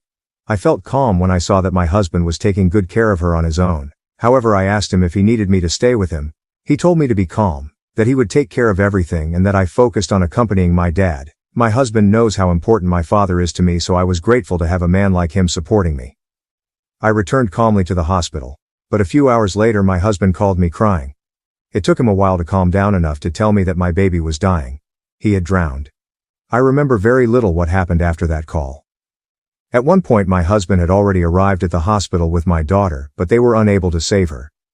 Before you think it was negligence, no, my husband did not neglect her. The doctor explained to us that the baby died of sudden infant death syndrome. She choked on her own vomit while she was sleeping. My husband could not have prevented it unless he had been watching her non-stop. 24 hours a day, so no, it wasn't his fault. My daughter's body was cremated as my culture dictates, and her ashes are now in my house, in her room. The most difficult thing was to tell my father. He woke up from his comatose state on January 1st, but I couldn't go see him until the next day. Prudently, my father had not been told anything about what happened. I tried to put good face until my father asked to see my daughter. I tried to excuse myself, but eventually he had to find out only a couple of days later. I wish he hadn't told me since it caused him to relapse, and this time, it has taken him a long time to recover. During the entire month of January my cousins returned home, but father stayed with me at my house along with my aunt to help me take care of him. My husband practically stopped doing anything. I focused all my energy on taking care of my father and maintaining the house in order. It was a longer and more difficult time for everyone. My father was finally able to return to his house on January 30th, and since then it's just my husband and I. He doesn't talk to me, he doesn't eat, he doesn't sleep well, he can't work, he works from home, he doesn't want to talk to anyone, not even me. My family has tried to talk to me, but I don't want to talk either. I just ask for updates on my father. I don't let them ask me about anything else. For my part, I'm back to work and I'm thinking about taking extra hours since I spent part of my savings on hospital bills. But I really want to get away from my house. I feel like I'm suffocating there. I can't get into my baby's room without crying. My husband, for his part, spends most of his day there. I don't know what to do. I cry to my baby every night. I cry into his clothes, his stuffed animals, his blankets, until I fall asleep. Now I'm eating twice as much. I devour the portions that my husband doesn't want, and I keep asking for more. The house is a disaster. I feel like we are both dying and we are doing nothing to prevent it. Relevant comments leader_inside. I think you need to read this. It sounds like your husband posted it a few days ago. It was deleted, but I found the post on Reddit. I'm so unbelievably sorry for your loss. I'm 34 weeks pregnant with a baby girl right now. I read the other post shortly after it was posted and haven't stopped thinking about your family. Please consider getting professional help for yourself and your husband if you can get him to agree. If you ever want to scream into a void who will just listen, please feel free to DM me. I'm praying for peace and healing for your family. And again, I'm so sorry for your loss. Edit to add, not the wife. My God, it's him. I have to talk with him big_fly_1561.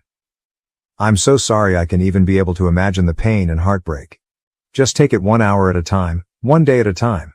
Anytime you can do something for yourself, do it, but the main thing is to focus on working through the grief. When you are ready to talk, I would suggest you and your husband do both individual counseling and marriage counseling.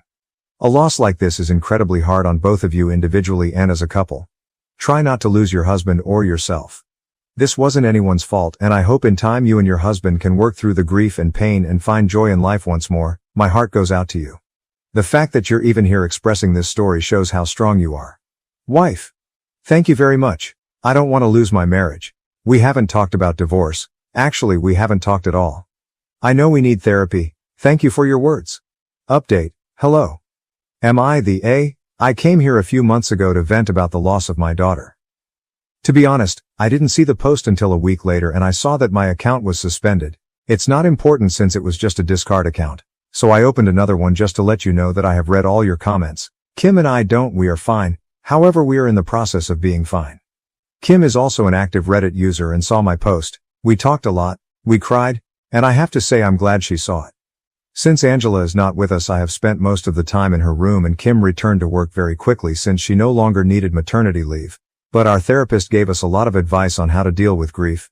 I have been diagnosed with depression and I'm working on it with the help of Kim. She's also in therapy. We support each other in every way we can.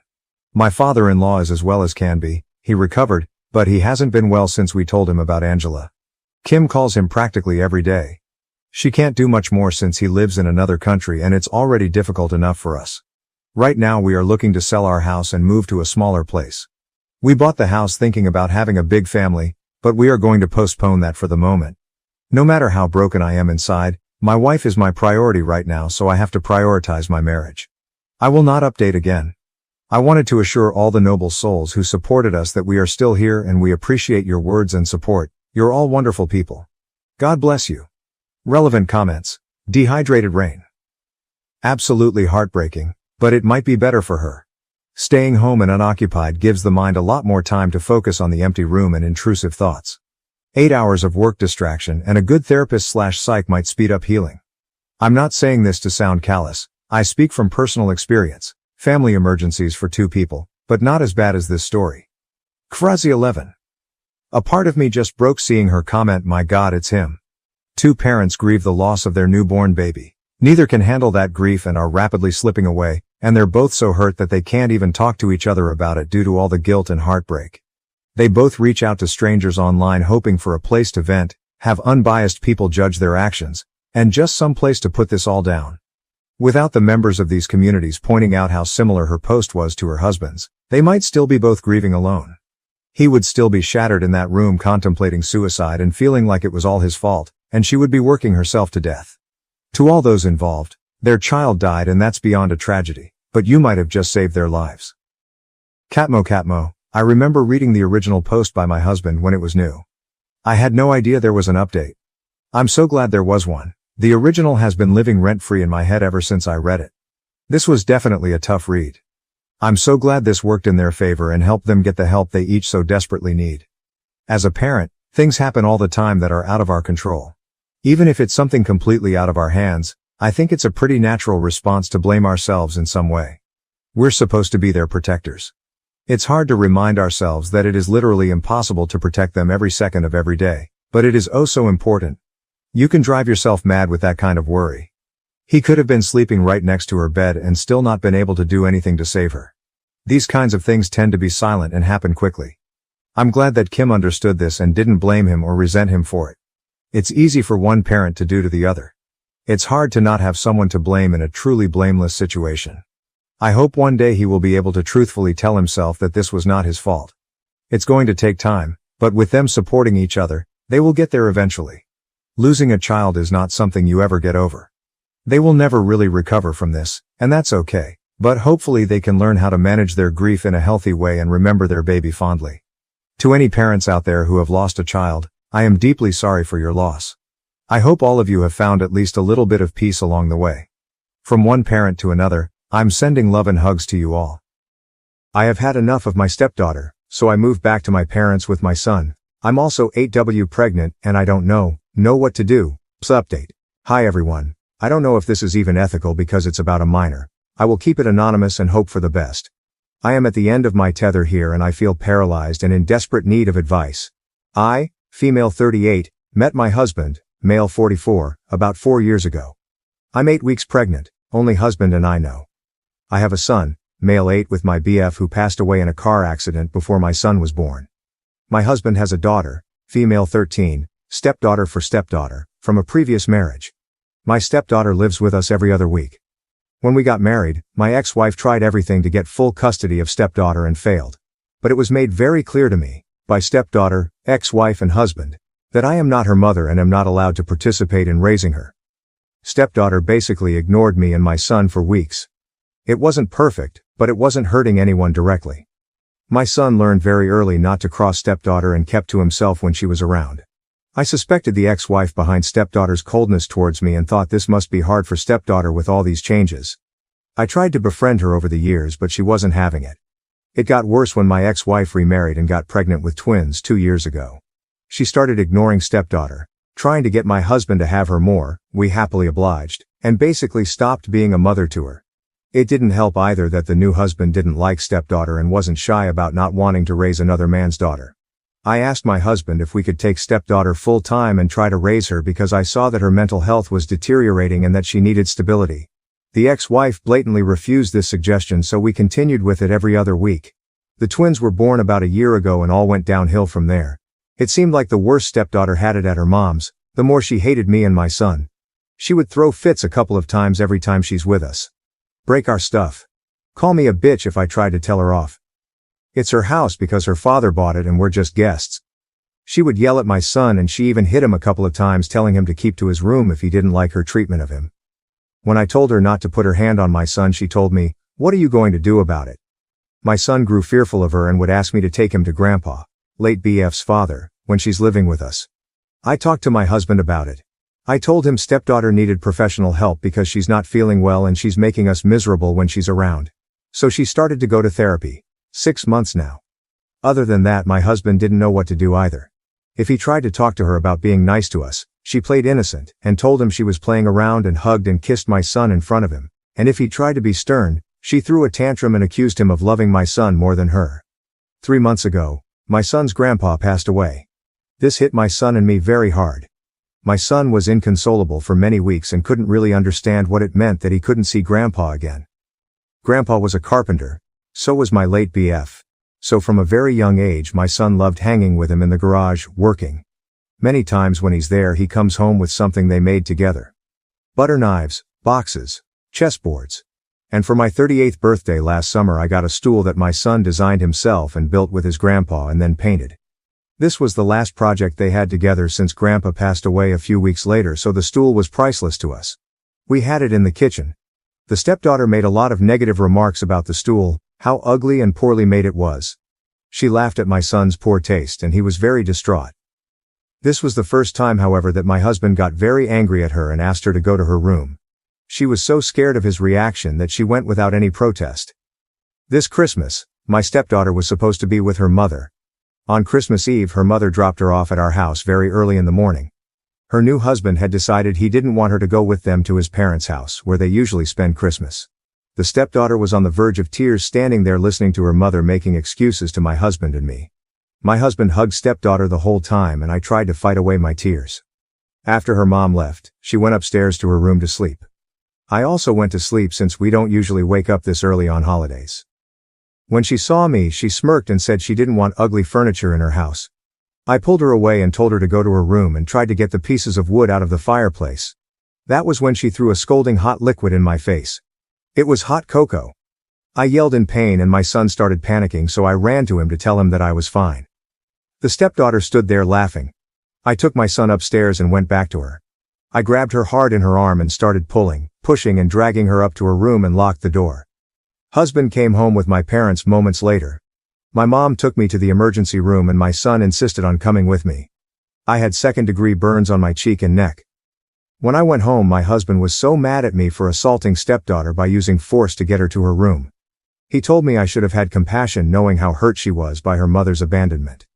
I told him that I have had enough with this. I am living a nightmare 1 or 2 of my life. Having to go on eggshells in my own home whenever she's around. My son is a prisoner in his own room when she's living with us, too terrified to cross a boundary of hers. I told him that I didn't know how to handle this, and that it was a mistake from the beginning that I wasn't allowed to be a parental figure in her life with authority. He disagreed and told me that she has a kind heart and needed patience. But the thing is, I don't think she does. She targeted my son's handiwork, fully aware of its sentimental value. And my face because she always hated the fact that my husband thinks I am beautiful and is open with complimenting my eyes and smile. I didn't stay there for Christmas. I took my son and parents and went to my parents' home where I live now. My husband is in panic mode. He's been texting and calling me all the time trying to get me to move back and work things out. Stepdaughter even texted apologizing, he probably made her. But I don't know what to do. I love him so much, but I'm ashamed to say that I hate that girl. My son starts hyperventilating of the thought of living with her again. And what about my unborn baby? I feel sick of the thought of having 1-2 custody, and being at the mercy of his half-sister when it's my husband's week. This thought makes me want to have an abortion. Please tell me if there's another solution to this hell I'm living. Update. Hi everyone, I hope you enjoyed the holidays. I'm overwhelmed with the support I received from you. It helped a lot. I was literally losing my mind and wasn't sure if it was wise of me to take these drastic measures. I'm sorry I didn't make an update. I just didn't think I had anything to add, plus these last weeks have been so hard. But I came here now to tell you that I have moved on with my plans.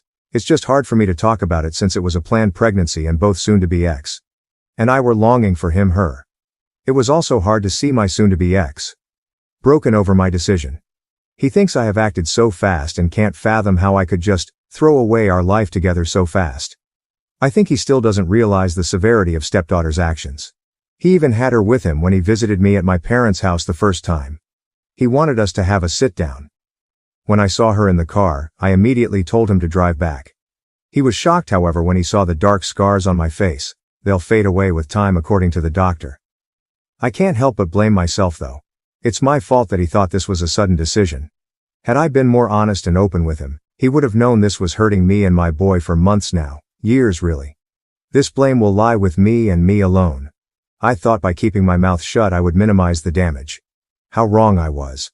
My stepdaughter is living with her grandparents full-time now and I think it's going to be a permanent thing. Her stepdad is adamant about not having her around his children. I think this is so messed up on so many levels, but I don't know if I have a say in this. It's her parents' call even if I think it a grievous mistake. And I can't say that I care either. My boy is doing better. He loves living with my parents. He knows he will have to change schools and he's so scared about it, but he still thinks it's great that we moved. We started therapy. In one session the therapist tried to explain to him how stepdaughter is not feeling well, and that she needed help. He got upset and told the therapist he didn't agree with her. He told her stepdaughter isn't the only one hurting. Many kids have bad parents and that he never knew his father and lost people he loved, but still he wasn't mean to his family. I cried for days after this. I am so sorry for what I put him through. I just want to spend the rest of my life making it up to him. My beautiful baby. With Omicron we're back to working from home, so it really doesn't matter that I live 5h from work. I work in a bank and I have talked to my boss. She will help me apply to a nearer office. I think I have covered everything. If anything major happens I will make a new update. Thank you again for the support. You helped more than you can imagine. Ciao. Edit. We have rebuilt the stool. We couldn't make it perfect and we had to patch it in many places and repaint it. But we love it. Some explanation from OP. I'm sorry I haven't been able to answer all your questions. I wrote my update very late and went to sleep. When I woke up it was locked. I will try to answer some here soon. To be ex. And his ex got divorced because the ex cheated on him. Her relationship with the affair partner didn't last. An affair partner left her when they got busted. This happened way before soon to be ex and I met. But the resentment came from soon to be ex. Moving on. From what I understood, soon to be ex and his ex were planning to give their relationship a second chance right before I met him, and he allegedly changed his mind. He blatantly denies this, but I've heard it from his ex and even stepdaughter. I know I was harsh on the stepdad, simply because I don't think him to be a good human being. His reluctance towards stepdaughter started way before the twins, and even before they got married he made it clear he would prefer it if stepdaughter didn't live with them. He even tried not to have her at their wedding. But after the incident, I don't blame him, even though I know he was happy he got a reason to get rid of her now.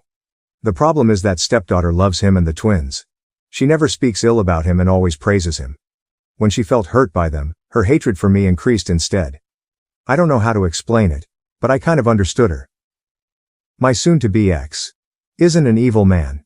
He's probably a bad parent, but I don't think he is malicious. He knew his daughter was hurting and his solution was to spoil her when she stayed with us. It didn't help either that stepdaughter saw that he loved my son and treated him well. She always accused him of favoritism, and that drove him to spoil her even more to prove that she's his first priority. A vicious circle. On the morning of Christmas Eve when my stepdaughter was dumped at our doorstep, soon-to-be ex cried after she went to bed and felt hopeless. I think that's why he couldn't understand the severity of what she did. She had bruises from where I dragged her to her room. Getting mad would probably have been my first reaction if I didn't know the full story and my child was bruised by an adult. I'm not trying to defend him. I'm trying to understand why he reacted like he did. About my stepdaughter moving with her grandparents. I think soon-to-be ex, even though he doesn't want to admit it, is repulsed by her run. It's so sickening, but I don't think he can help it. He feels terrible about the termination, and he's on sick leave now. This is so hard for me to write, but I think this is the brutal truth. I have promised myself not to get involved or utter an opinion about this matter to him or anybody else. She's not my responsibility, and maybe it's for the best because her grandparents are decent people. Even though I don't know, more feelings of abandonment is what stepdaughter needs. I don't think she's a psychopath. She has feelings and a lot of them, especially rage. I don't think she's faking her rage. It feels very genuine. Many accused me of being a bad mom who only reacted when I personally was assaulted. I will have to live with this guilt and make it up to my boy for the rest of my life. These few weeks have been so dark. I keep thinking that she would have hurt my son with the hot drink instead of me, and I wouldn't have had the time to prevent it because it went so fast. I can't stop beating myself up about it, and I probably deserve it. My only defense is that her violence escalated very quickly and after the twins were born. Before that I deemed the situation to be manageable.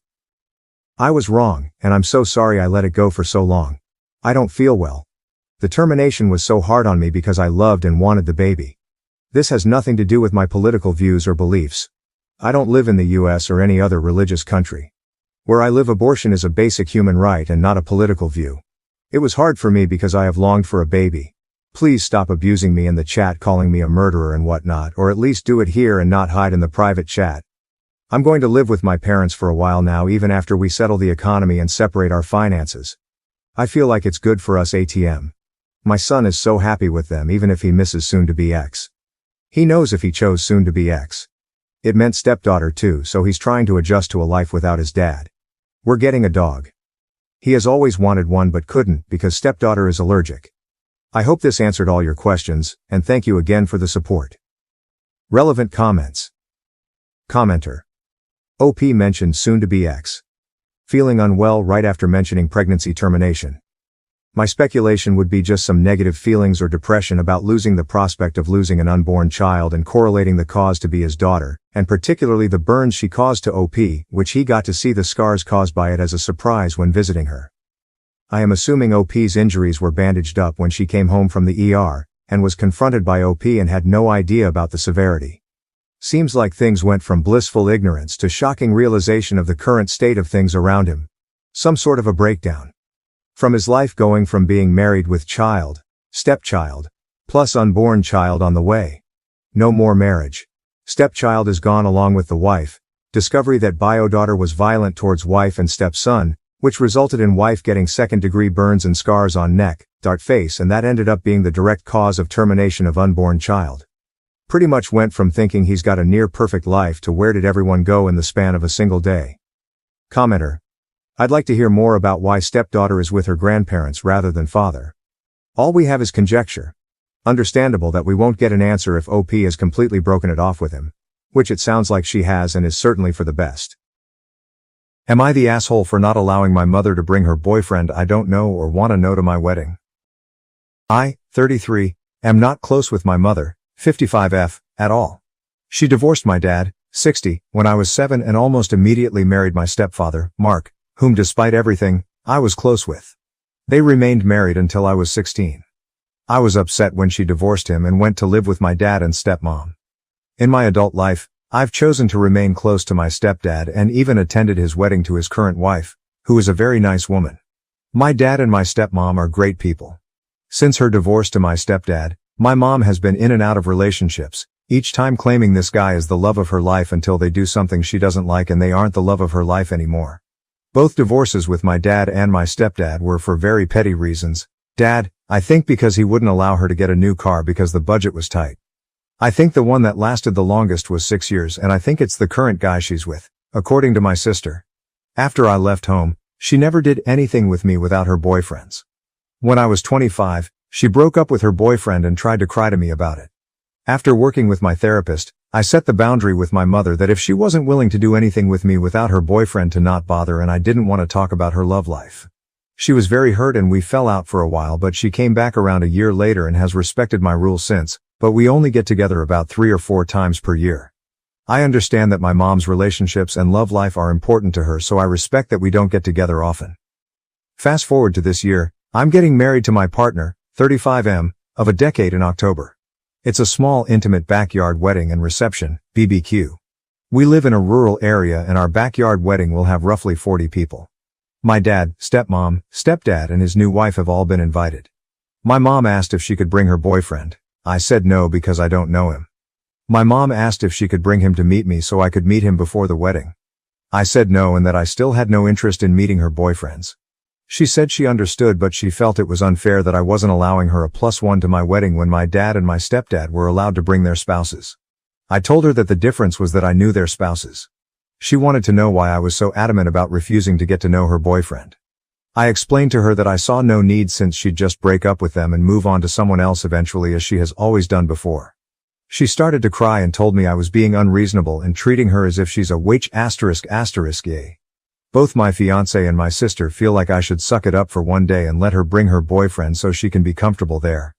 I'm seriously considering it, but I wanted to know if I'm TA here for sticking to my boundary at my wedding and what your thoughts are. Update.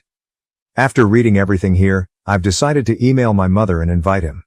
I was already leaning towards telling her that he can come when I post it. I decided to set some ground rules for my mother. He is there as a +1 to my mother only. I made it clear to her that he is not my family and he is not my stepfather, so I will appreciate her not telling other people at the wedding he is my stepfather. Mark is my stepfather and he will be there. He is not to be in any family photos. In fairness, my stepdad Mark won't be in any family photos either, only my mom, dad, stepmom, and my siblings. He is not to approach me at any point during the wedding and reception. This does not change my previous boundaries. I'm only allowing him to come for her own comfort and to create a sense of fairness. I respect the fact she is in a relationship, but that her love life has nothing to do with me and I wish to keep it that way. I told my mother that these are my terms for him being at my wedding and my terms are final, and that I hope she can respect the fact that I'm trying to be reasonable. I use this opportunity to remind her of the reasons I put the boundary up in the first place. These reasons included forcing me to do activities with her shorter-term boyfriends in the past, forcing me to only discuss her love life while showing no interest in my life, and putting her relationships above her own children. If she responds, I'll let everyone know. Update 2. My mom called me within 10 minutes of getting the email. She thanked me for allowing him to come and said they would abide by my terms. She said she felt really hurt that her actions during her midlife crisis are why I'm refusing to meet her current boyfriend, who she says she's been with for 7.5 years, and that she thought things would eventually calm down enough where I would be comfortable meeting him. She said she now realizes that it will never happen. I told her that I'm firm on my stance. I think she started to cry, but she said she understood and only wants him there because being around my dad and stepdad and their new wives, my dad has been married for 23 years and my stepdad for 12, makes her anxious and he helps keep her calm.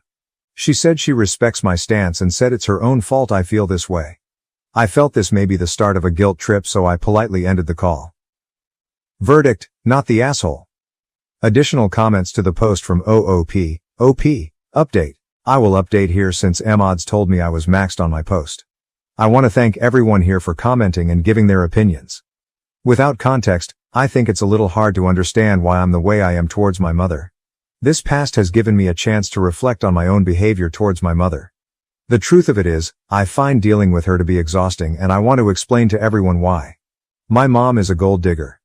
And that isn't my dad or stepdad talking shit about my mom. They're classy guys and would never do that. This is my own conclusion. My mom said regarding both divorces, I'd still be married if dad or stepdad just gave me what I wanted. She's also tried to start fights with my stepmom because she realizes my brother and I prefer her over our actual mom. It's true, I'm closer with my stepmom. I go to her for all the mom things because she listens and cares. My stepmom doesn't make everything about her. I believe my mom suffers from main character syndrome and expects to be the center of attention at every event, and if she isn't, she gets drunk, which leads me to my next point. My mom is an alcoholic. She was in a DUI 8 years ago and crashed into another car. Thank goodness no one was hurt. She doesn't drive anymore, lives in the city an hour away, and uses public transportation. But she still drinks a lot. At her height, she drank roughly 3 bottles of wine per day. I don't really know or care if it's more or less now. One of the other boundaries I set is I won't be around her if she's been drinking because that just stresses me out more. I'll be honest, I'm anticipating she's going to cause a drunken scene at my wedding. She slept with my brother's best friend 8 years ago when they were 21. This was a boy who my brother had known since preschool, and this ruined the friendship. 8 years on, and my brother will never forgive her for it. My mom thinks my brother needs to get over himself and that she did nothing wrong.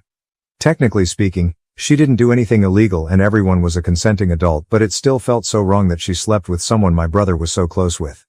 It's why I don't really want my partner around her. She dates younger guys. This current boyfriend is 10 years younger than her, which is a little better. I don't judge her for dating younger guys, that's okay. It's not okay to sleep with someone you watched grow up. This whole post helped me see just how exhausted I am by her. I realized I don't want to deal with her BS anymore. I also agree that I have maybe at times shown it by being TA and being unfair and unreasonable towards her. I just don't like myself when dealing with her. It puts me in a bad mood. However, the idea of having her more in my life makes me nauseous, but I want to keep the peace with the larger family, grandparents, aunt, uncle, etc. I've decided to take a page from my youngest brother's book and keep contact with just family functions. He's cordial to her at family events and keeps the peace when he's around her, but he keeps his distance and won't see her outside of a family event. So I'm going to do the same. I realize she could get sober, go to therapy, and change her entire life around, but I'm still going to see the woman who drinks all the time, sleeps with my brother's friend, and just treats people like garbage.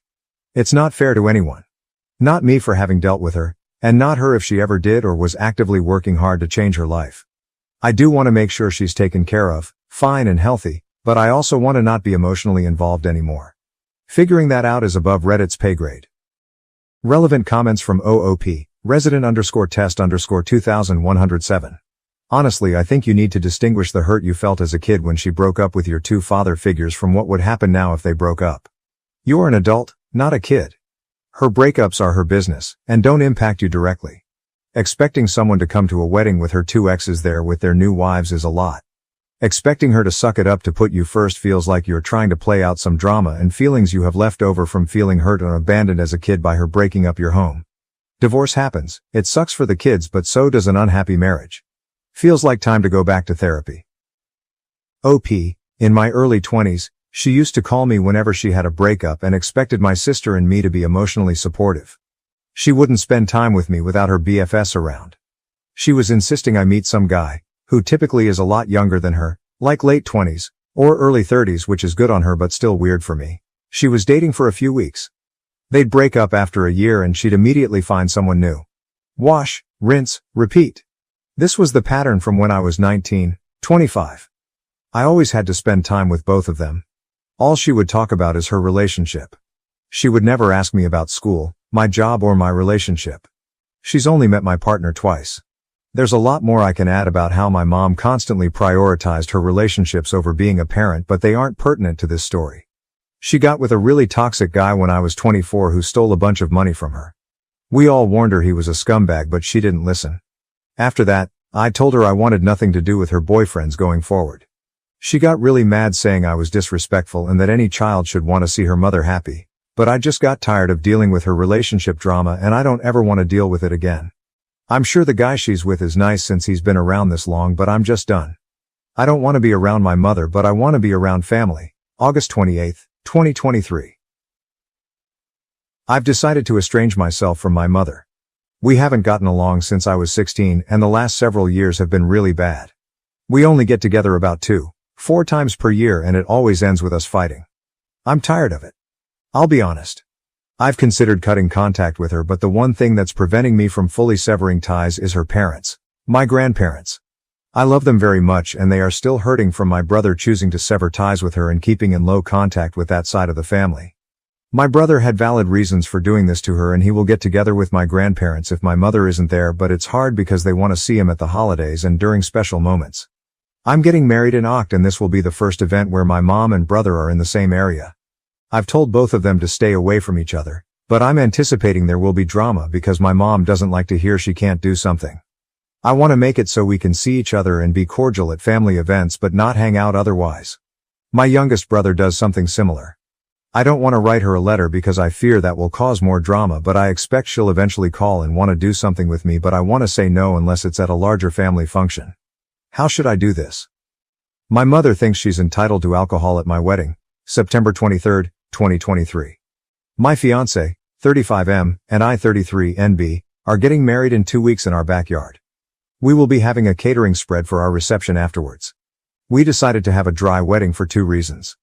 My mom is an alcoholic who is known for making a scene when she gets drunk, and my fiancé has a brother who binge drinks and has had alcohol poisoning on more than one occasion. He doesn't drink all the time, but if he starts, he can't stop until he either passes out or someone physically restrains him from getting more.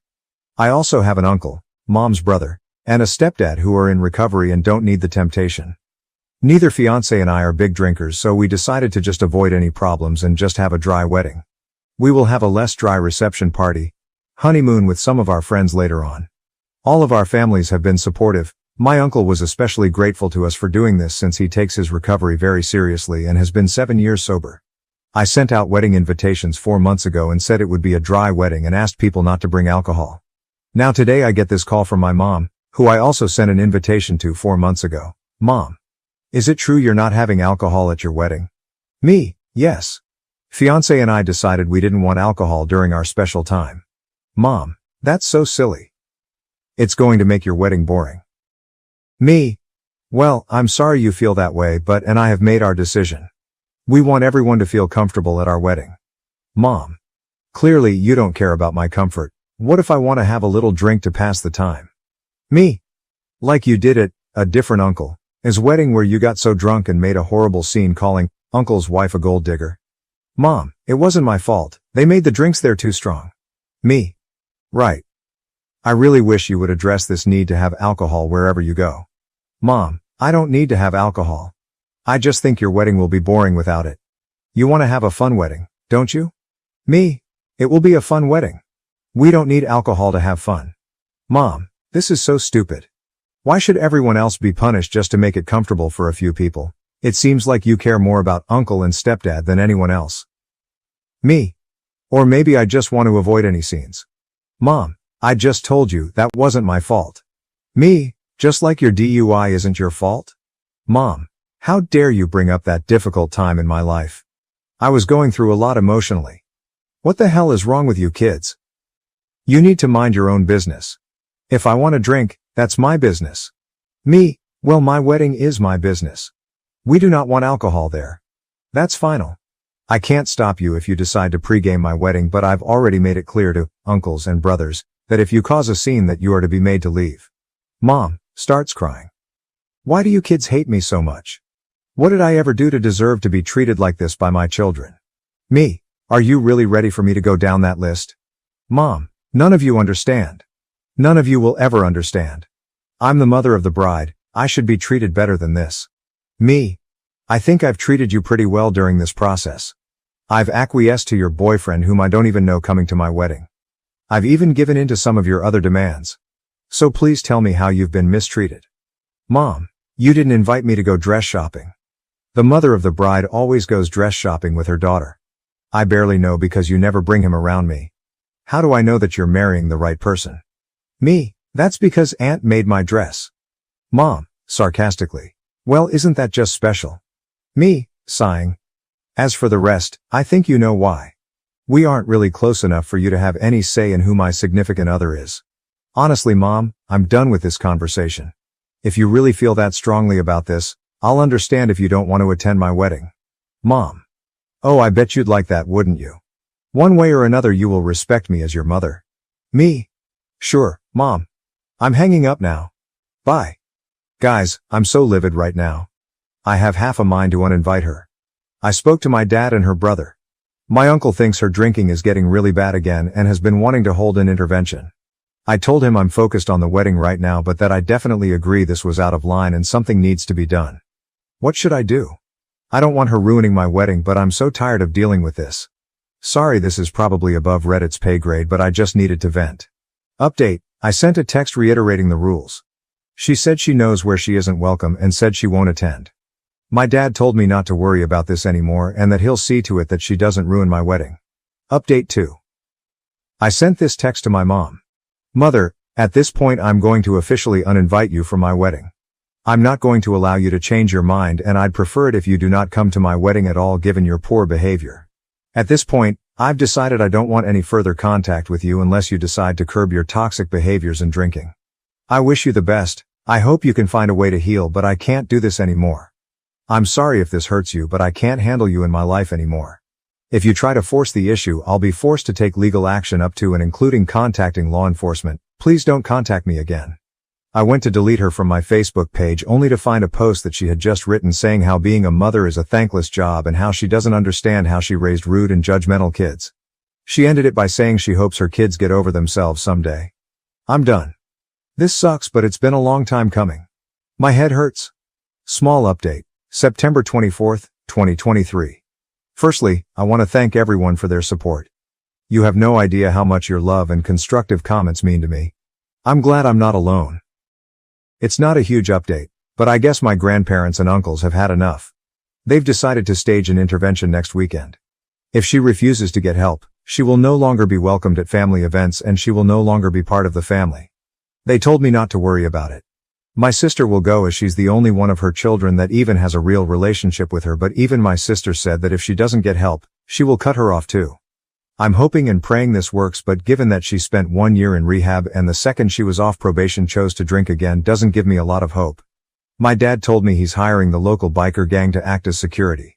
We live in a small town and the nearest big city is about an hour away, so it would be really expensive to have a security company come out. I don't have a problem with that. This is the type of gang that helps out abused kids and animals, and they do a lot of good where I live. The worst I've heard about them is they doled out some rural justice to a guy that was beating up the sister of one of the members and ran him out of town. When my mom got her DUI, she ran into someone's house and car. When she tried to back out, no one was hurt, thank goodness. And I guess it was the house of a relation of someone in the gang, so they agreed to help, and my dad is paying them to be security just in case. They know my family. One of my dad's cousins is a member, and they know my mom. I think she dated a guy in the gang at one point, and what to look out for. It may be moot if she ends up in rehab. I'm not stressing about her anymore. I have 13 days until my wedding. I'm going to focus on the final touches and just enjoy myself. My biological mom made her choices. Now that I've stood up for myself, I feel nothing but relief. My stepmom will be there and I see her more as my real mom, so it's all fine. I've been through a lot of therapy already, so I've had to make peace with how my actual mother is. I'm officially estranged from my mother, September 24th, 2023, same day. Well, it happened yesterday. I got into a fight with my mother and officially estranged myself from her. It sucks, and I had a gnarly headache when I was done. Her drinking and behavior just proved too much and I had to univite her from my wedding. I feel sad it came to this, but the most powerful feeling I have is relief. Update. My mother thinks she's entitled to alcohol at my wedding, September 30th, 2023. I didn't think I'd be back so soon, but it's my mom's world and we all just live in it. My mother got 911 called on her for domestic violence on Tuesday. She apparently started throwing wine bottles at her boyfriend, who locked himself in the bathroom and called the cops while she destroyed their place in one of her temper tantrums. She wasn't making any sense when the cops got there, so they restrained her and took her to a hospital. She's been stuck in the psychiatric ward ever since.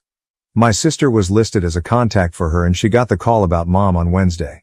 The doctors at the hospital spoke to my sister and they think she may be showing signs of alcohol-related dementia and some sort of psychotic disorder like bipolar disorder. They currently have her in alcohol detox, and from what my sister was told, it's pretty bad. They won't allow her visitors until she's out of detox, not that anyone really has a desire to visit her anymore. My sister and I decided enough was enough and we petitioned for guardianship for her yesterday at the request of a social worker who interviewed my sister, my uncles, my grandparents, and myself. A guardianship means they can hold her while it winds through the system rather than her being released after 72 hours. My grandmother's upset as she thinks all of the issues should be kept in the family and the state shouldn't step in. My uncles and grandfather are on the side of having a guardianship. As far as they're concerned, she's not welcome in the family anymore and they won't allow her to continue to take advantage of anyone in the family anymore. My sister and I say let her be a professional's problem and let them figure out what to do with her. My brothers don't care and have effectively washed their hands of her years ago, so their stance is whatever keeps her as far away as humanly possible. We can't deal with her anymore, and why should we? With the guardianship petition, I'm working on washing my hands of this situation entirely.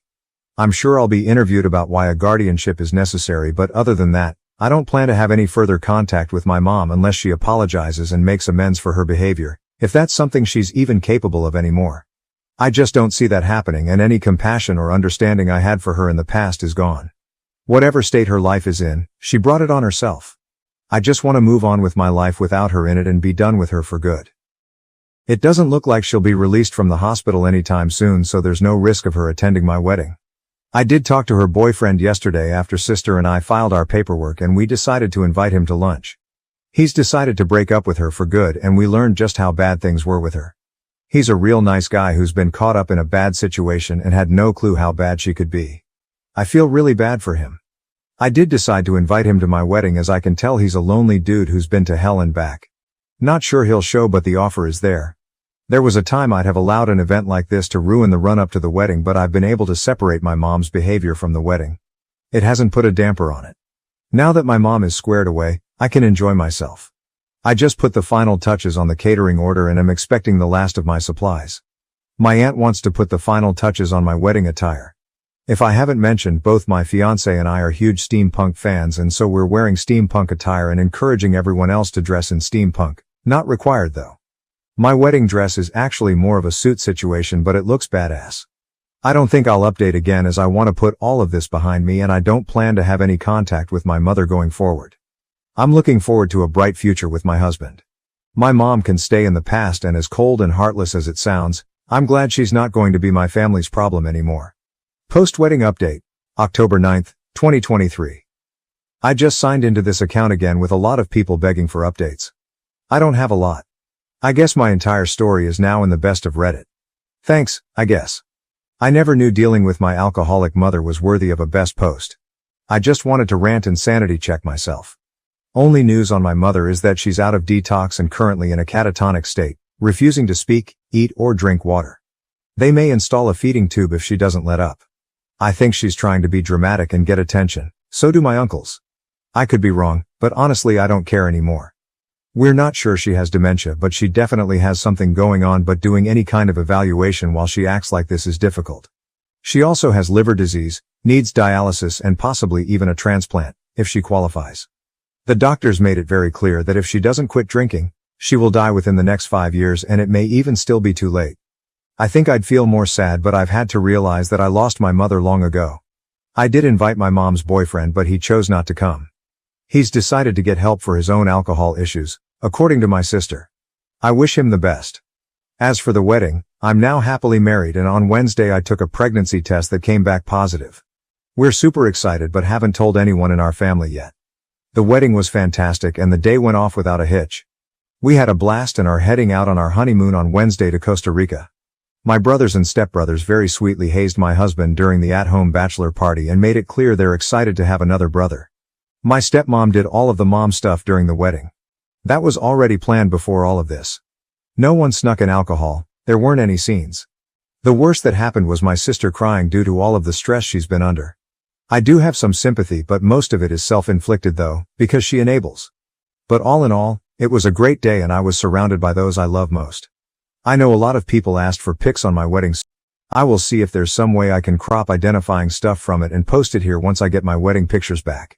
Otherwise, I'll figure out a way to post the outfits themselves. That's all I have. I'll try to update after my honeymoon. Now it seems like a baby is coming, so no promises.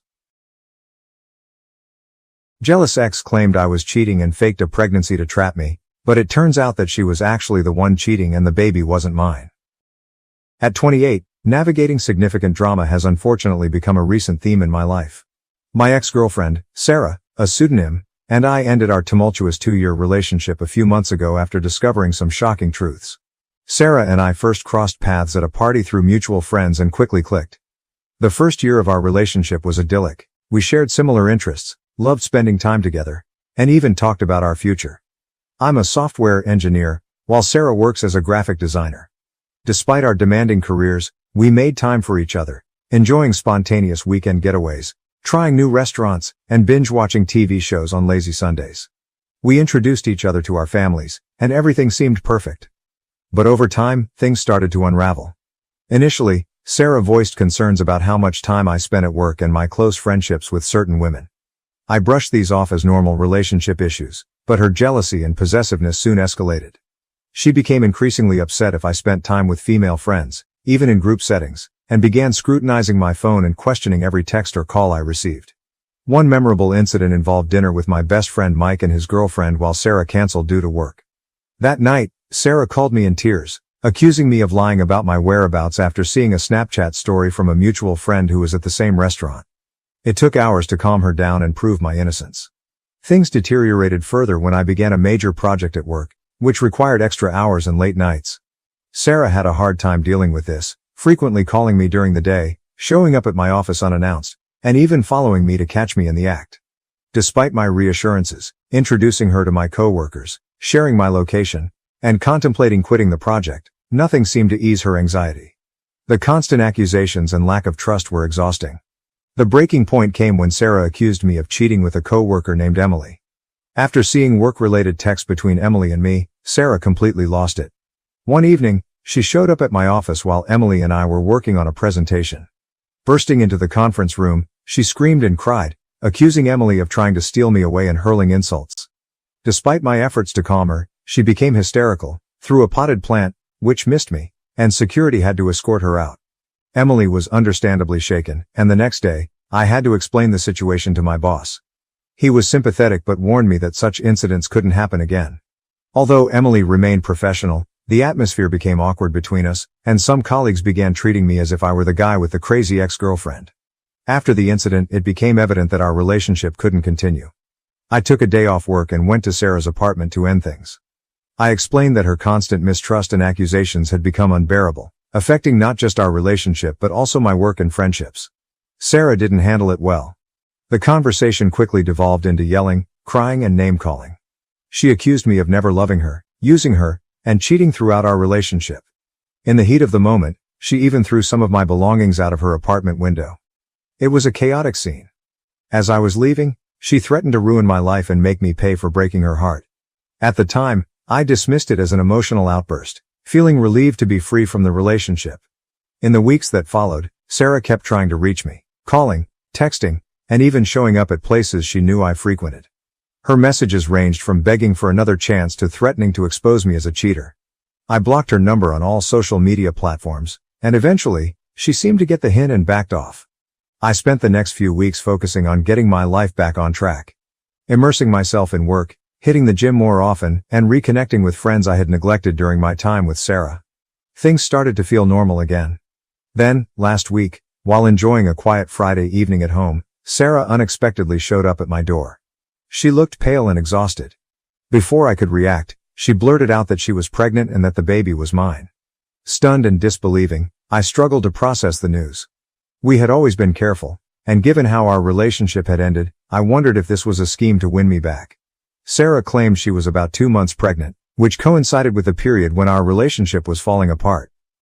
I invited her in, more out of shock than anything else. We sat in my living room, where she explained that she had missed her period, taken a home test, and confirmed it with a doctor. I told her I needed time to process this and offered her a glass of water before retreating to the kitchen to clear my head. When I returned, I found her going through my phone, which I had left on the coffee table. I confronted her, and she claimed she was just checking the time, but it felt like a breach of trust I had grown accustomed to. I told her that before I could accept what she was saying, I needed concrete proof, such as a paternity test. Sarah was upset and accused me of not trusting her, which felt ironic given our history. She pleaded for me to believe her, but all I could think about were the times she had accused me of lying and cheating. I insisted on a paternity test and medical proof of the pregnancy. Sarah grew angry, hurling insults and accusing me of cowardice for not taking responsibility. She threatened to tell our mutual friends and my family that I was abandoning her and the child. Then she stormed off, slamming the door behind her. Since then, I've been a wreck. I can't concentrate at work. I'm struggling with sleep, and I feel constantly on edge. I question whether I'm being too harsh. What if she really is pregnant? Yet another part of me wonders if this is a manipulation tactic. I've spent hours researching false pregnancy claims and paternity rights. Although I've considered reaching out to Sarah, I remember how toxic our relationship had become and how much happier I've been since the breakup. I haven't shared this with anyone, neither my family nor my best friend Mike. I'm unsure of what to do. Am I wrong for not believing her and demanding proof? Should I have handled the situation differently? I keep replaying the conversation in my mind, wondering if I missed something. Sarah did look different, tired and stressed, but could it simply be from the aftermath of our breakup? And why wait 2 months to tell me if she's truly pregnant? The thought of Sarah spreading the news weighs heavily on me. My parents would be devastated if they believed I was abandoning a pregnant girlfriend, and I can only imagine how my friends would react. I've always prided myself on being a reliable person, and the idea of being perceived as a deadbeat dad is distressing. But at the same time, I can't accept this without verification. Sarah's past behavior has eroded my trust in her word alone, and bringing a child into the world is a massive responsibility, one that I'm not sure either of us is prepared for, especially given the state of our relationship. I've been contemplating reaching out to some of our mutual friends to see if they have any insight, but I'm concerned about stirring up rumors before I have a clear understanding of what's really happening. What if Sarah hasn't shared this news with anyone else yet? I don't want to be the one to spread potentially false information. On the other hand, there's a nagging fear that it might be true. I'm not prepared to become a father. Sarah and I had discussed the idea of having children in the distant future, but never as something immediate. The thought of being tied to Sarah for the rest of my life, especially given how toxic our relationship had become, is overwhelming. I've even wondered if the child might not be mine. Given how accusatory Sarah was about my fidelity, could she have been projecting her own issues? Could there have been someone else involved? It's a distressing thought, but I can't ignore any possibility. The more I think about it, the more confused and frustrated I become. I feel trapped with no good options. If I reach out to Sarah for more information, am I opening myself up to further manipulation? If I ignore her, am I potentially abandoning my child? I know I need to act, but I'm paralyzed by indecision. Every option seems fraught with potential pitfalls.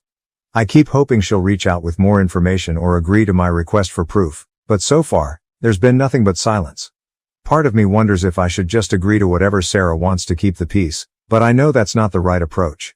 If there is a child involved, they deserve parents who are committed and certain, not someone who's just trying to avoid conflict. I've even considered seeking legal advice, but that feels like such a drastic step. What if this turns out to be a misunderstanding or a false alarm? Would involving lawyers at this stage be an overreaction? This whole situation has forced me to reevaluate our relationship. Were there signs I missed? Red flags I ignored? I thought I was being a good boyfriend by trying to reassure her and prove my faithfulness, but did I inadvertently enable her behavior? Should I have ended things sooner? It's been a week since Sarah showed up at my door, and I feel no closer to a resolution. Each passing day feels like a ticking clock. If she is pregnant, decisions will need to be made soon, but how can I decide anything when I'm unsure of the basic facts? I keep questioning whether I'm wrong for insisting on proof. Should I have been more sympathetic or more trusting, or am I justified in my caution given our history? I honestly don't know anymore. So here I am, turning to the internet for advice. I realize this is a complex situation, and maybe I haven't provided all the details needed for a full judgment, but I'm at my wit's end. I need an outside perspective. Am I wrong for not believing my ex-girlfriend and insisting on proof of her pregnancy, or am I justified in my caution given our past? What would you do in my situation? Update 1. Hey everyone, it's been about 3 weeks since my original post, and a lot has happened. I wanted to provide an update on the situation with Sarah and her pregnancy claim. First, I want to thank everyone who commented on my original post. Your advice and perspectives have really helped me gain some clarity. Many of you suggested that I should stand firm and insist on proof, while others pointed out that I need to prepare for the possibility that Sarah might actually be pregnant. A few days after our confrontation, Sarah reached out via text. She apologized for her earlier outburst and acknowledged that my doubts were understandable. She agreed to provide medical proof of her pregnancy and to undergo a paternity test once it was feasible. I was relieved to see her taking a more measured approach, though I remained cautious. We arranged to meet at a local coffee shop, a public place to avoid any potential drama and to maintain civility. When we met, Sarah seemed different from how she had appeared at my door. She was calmer and more composed. She handed me an envelope with ultrasound images and a doctor's report confirming her pregnancy. According to the documents, Sarah was about 10 weeks along, which matched the timeline she had previously given me. The ultrasound images were overwhelming. The reality of the situation hit me with a rush of emotions. We spent hours talking. Sarah explained that she had discovered the pregnancy just a week before visiting me and was unsure how to tell me, especially given our rocky breakup. She admitted that her approach, showing up unannounced and making demands, had been misguided and apologized for it. I listened carefully, trying to remain open-minded. I shared my perspective, explaining how her past behavior had made it difficult for me to trust her, and how the sudden news had left me feeling unprepared. We discussed our options. Sarah expressed her desire to keep the baby but understood if I wasn't ready to take on fatherhood. She said she wouldn't pressure me but hoped I would be involved in the child's life. I told her I needed time to process everything, and we agreed to wait for a safe time to perform a non-invasive paternity test, ideally around the 12th week of pregnancy. After our meeting, I felt somewhat better, though still overwhelmed. I decided it was time to inform my family and close friends. I started with my parents, who were stunned. My mom was torn between excitement at the prospect of becoming a grandmother and concern over the circumstances. My dad was skeptical, reminding me of how tumultuous my relationship with Sarah had been. They both supported my decision to get a paternity test and advised me to proceed cautiously. Next, I told my best friend Mike. He was surprised but supportive, offering to be there for me through the process, whatever my decision. He also suggested I might want to consult a lawyer to understand my rights and responsibilities. In the following weeks, Sarah and I kept in touch through text. She updated me on her doctor's visits and how she was feeling. Navigating this new dynamic with someone from my past was strange. Then, about a week ago, Sarah called me, panicked. She said she had started bleeding and was heading to the hospital. I rushed to meet her there. The next few hours were a blur of medical tests, anxious waiting, and intense conversations with doctors. Eventually, we learned that Sarah had suffered a miscarriage. The doctor explained that early miscarriages are common and not anyone's fault. I was stunned. I hadn't fully come to terms with the idea of becoming a father, and now it was all over. Sarah was devastated. Despite our issues, seeing her in such pain was heartbreaking. I stayed with her until she was discharged. The drive back to her place was quiet, and when we arrived, Sarah broke down. She apologized again for her handling of the situation, saying she had been scared and unsure how to proceed. She acknowledged that her past behavior, her jealousy and accusations, had been wrong and that losing the baby made her realize how much she had messed up between us. I listened, feeling a complex mix of emotions. I was saddened by the loss of a potential child, despite my uncertainty about fatherhood. Yet I also felt a sense of relief, which then made me feel guilty. A part of me still wondered if the whole situation had been real. I asked Sarah if she had shared the news with anyone else. She said no, that she had been waiting until after the first trimester to tell her family and friends. So only my parents, Mike and I knew about the situation. That night, we talked extensively about the pregnancy, our failed relationship and what might come next. Sarah mentioned she planned to start therapy to address her trust issues and jealousy. She didn't ask to reconcile or manipulate the situation, which I appreciated. I told her I needed some time and space to process everything. She understood and agreed that it would be best if we didn't see each other for a while. As I left Sarah's apartment that night, I felt a mix of exhaustion and relief. The emotional roller coaster of the past few weeks had been draining. Now a week later, I'm still trying to process everything. I've started seeing a therapist to help me work through my feelings about the situation. Having a neutral person to talk to has been beneficial. I've also been reflecting on my relationship with Sarah and my own actions. While I still stand by my decision to ask for proof of the pregnancy, I recognize there were moments when I could have communicated better or been more understanding of her insecurities. Sarah and I have exchanged a few texts since that night. She's been attending therapy and feels it's helping her understand her behavior more clearly. She's apologized again for how she treated me and for the way she initially handled the pregnancy news. I'm uncertain about our future. Romantically, it seems unlikely we'll get back together given everything that's transpired. However, I'm open to the possibility of building a friendship once we've both had time to heal and grow. Regarding the pregnancy, I still have doubts.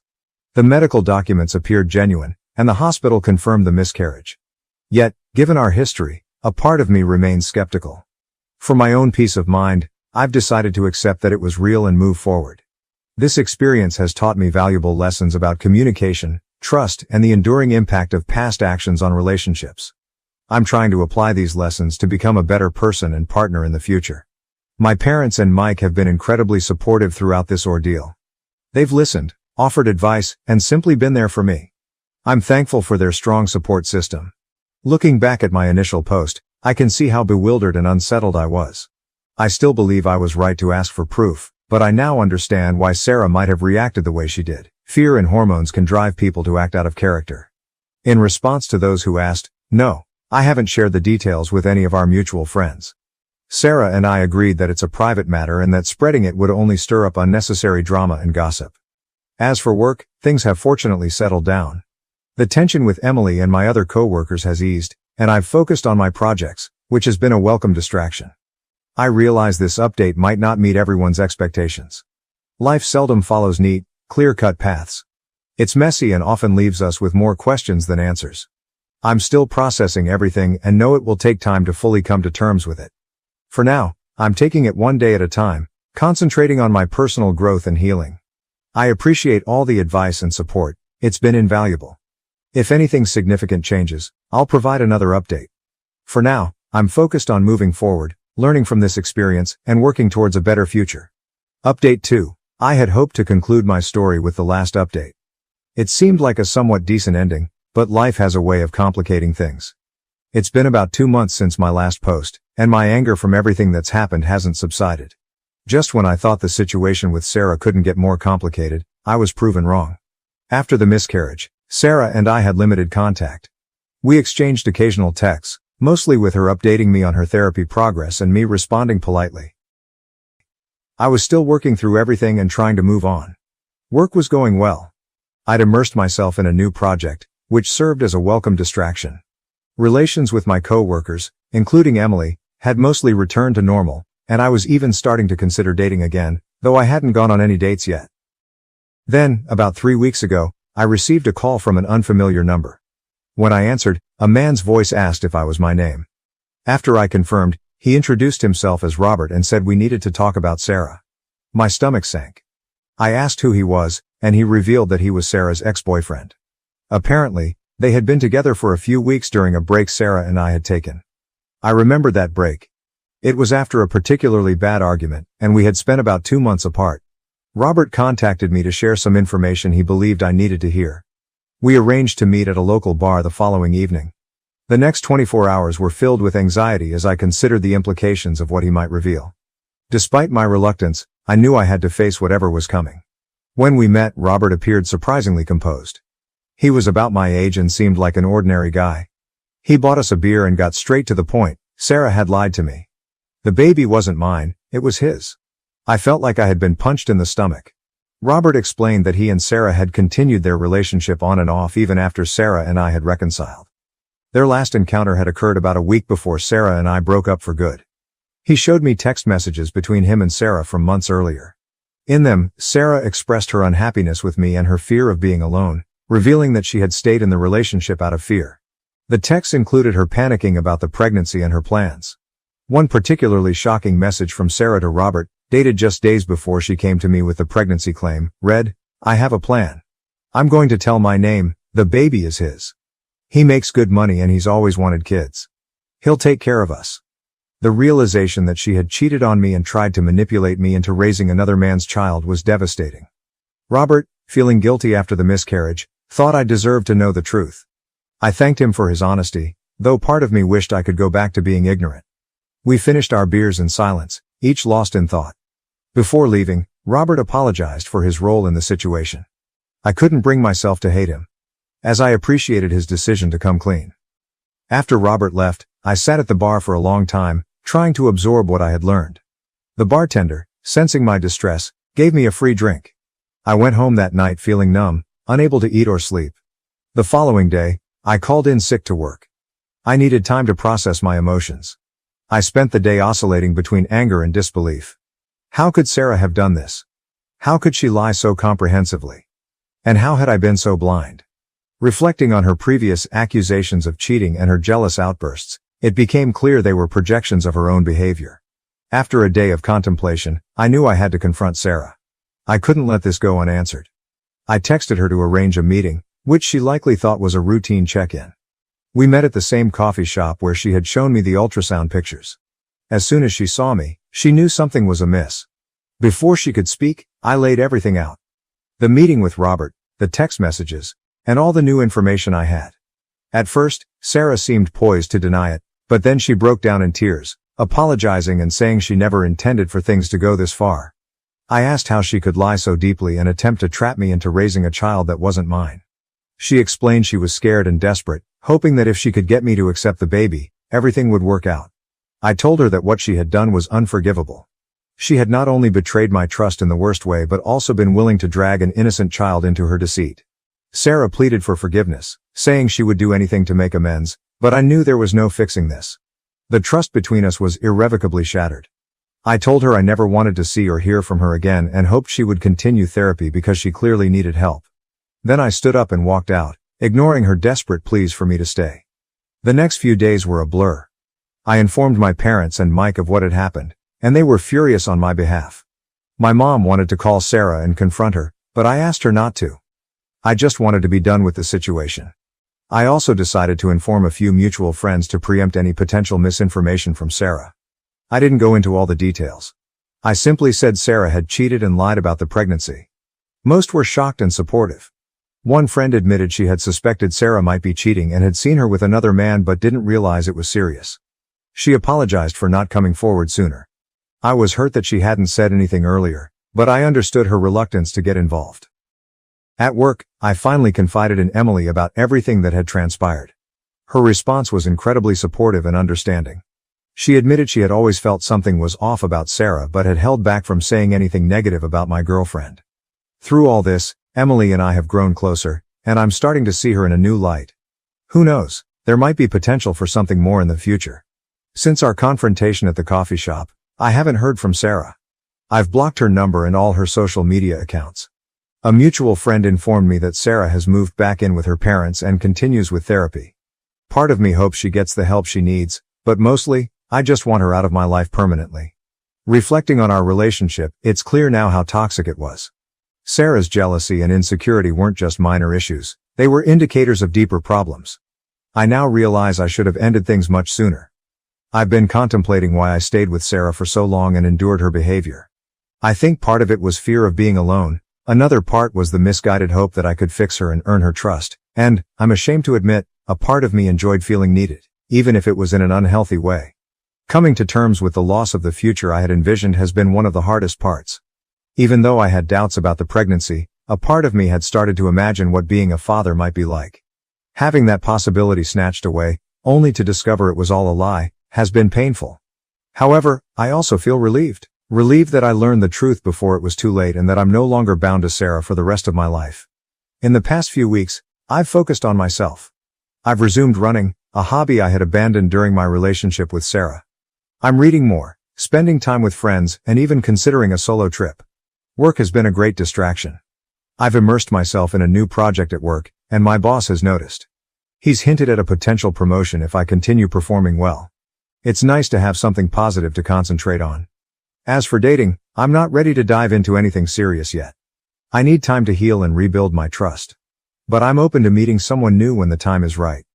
This experience has taught me a lot about myself, relationships, and trust. I've learned the importance of trusting your instincts. If something feels off, it probably is. To those who followed my story from the start, thank you for your support and advice. You helped me gain clarity when I was too close to the situation to see it.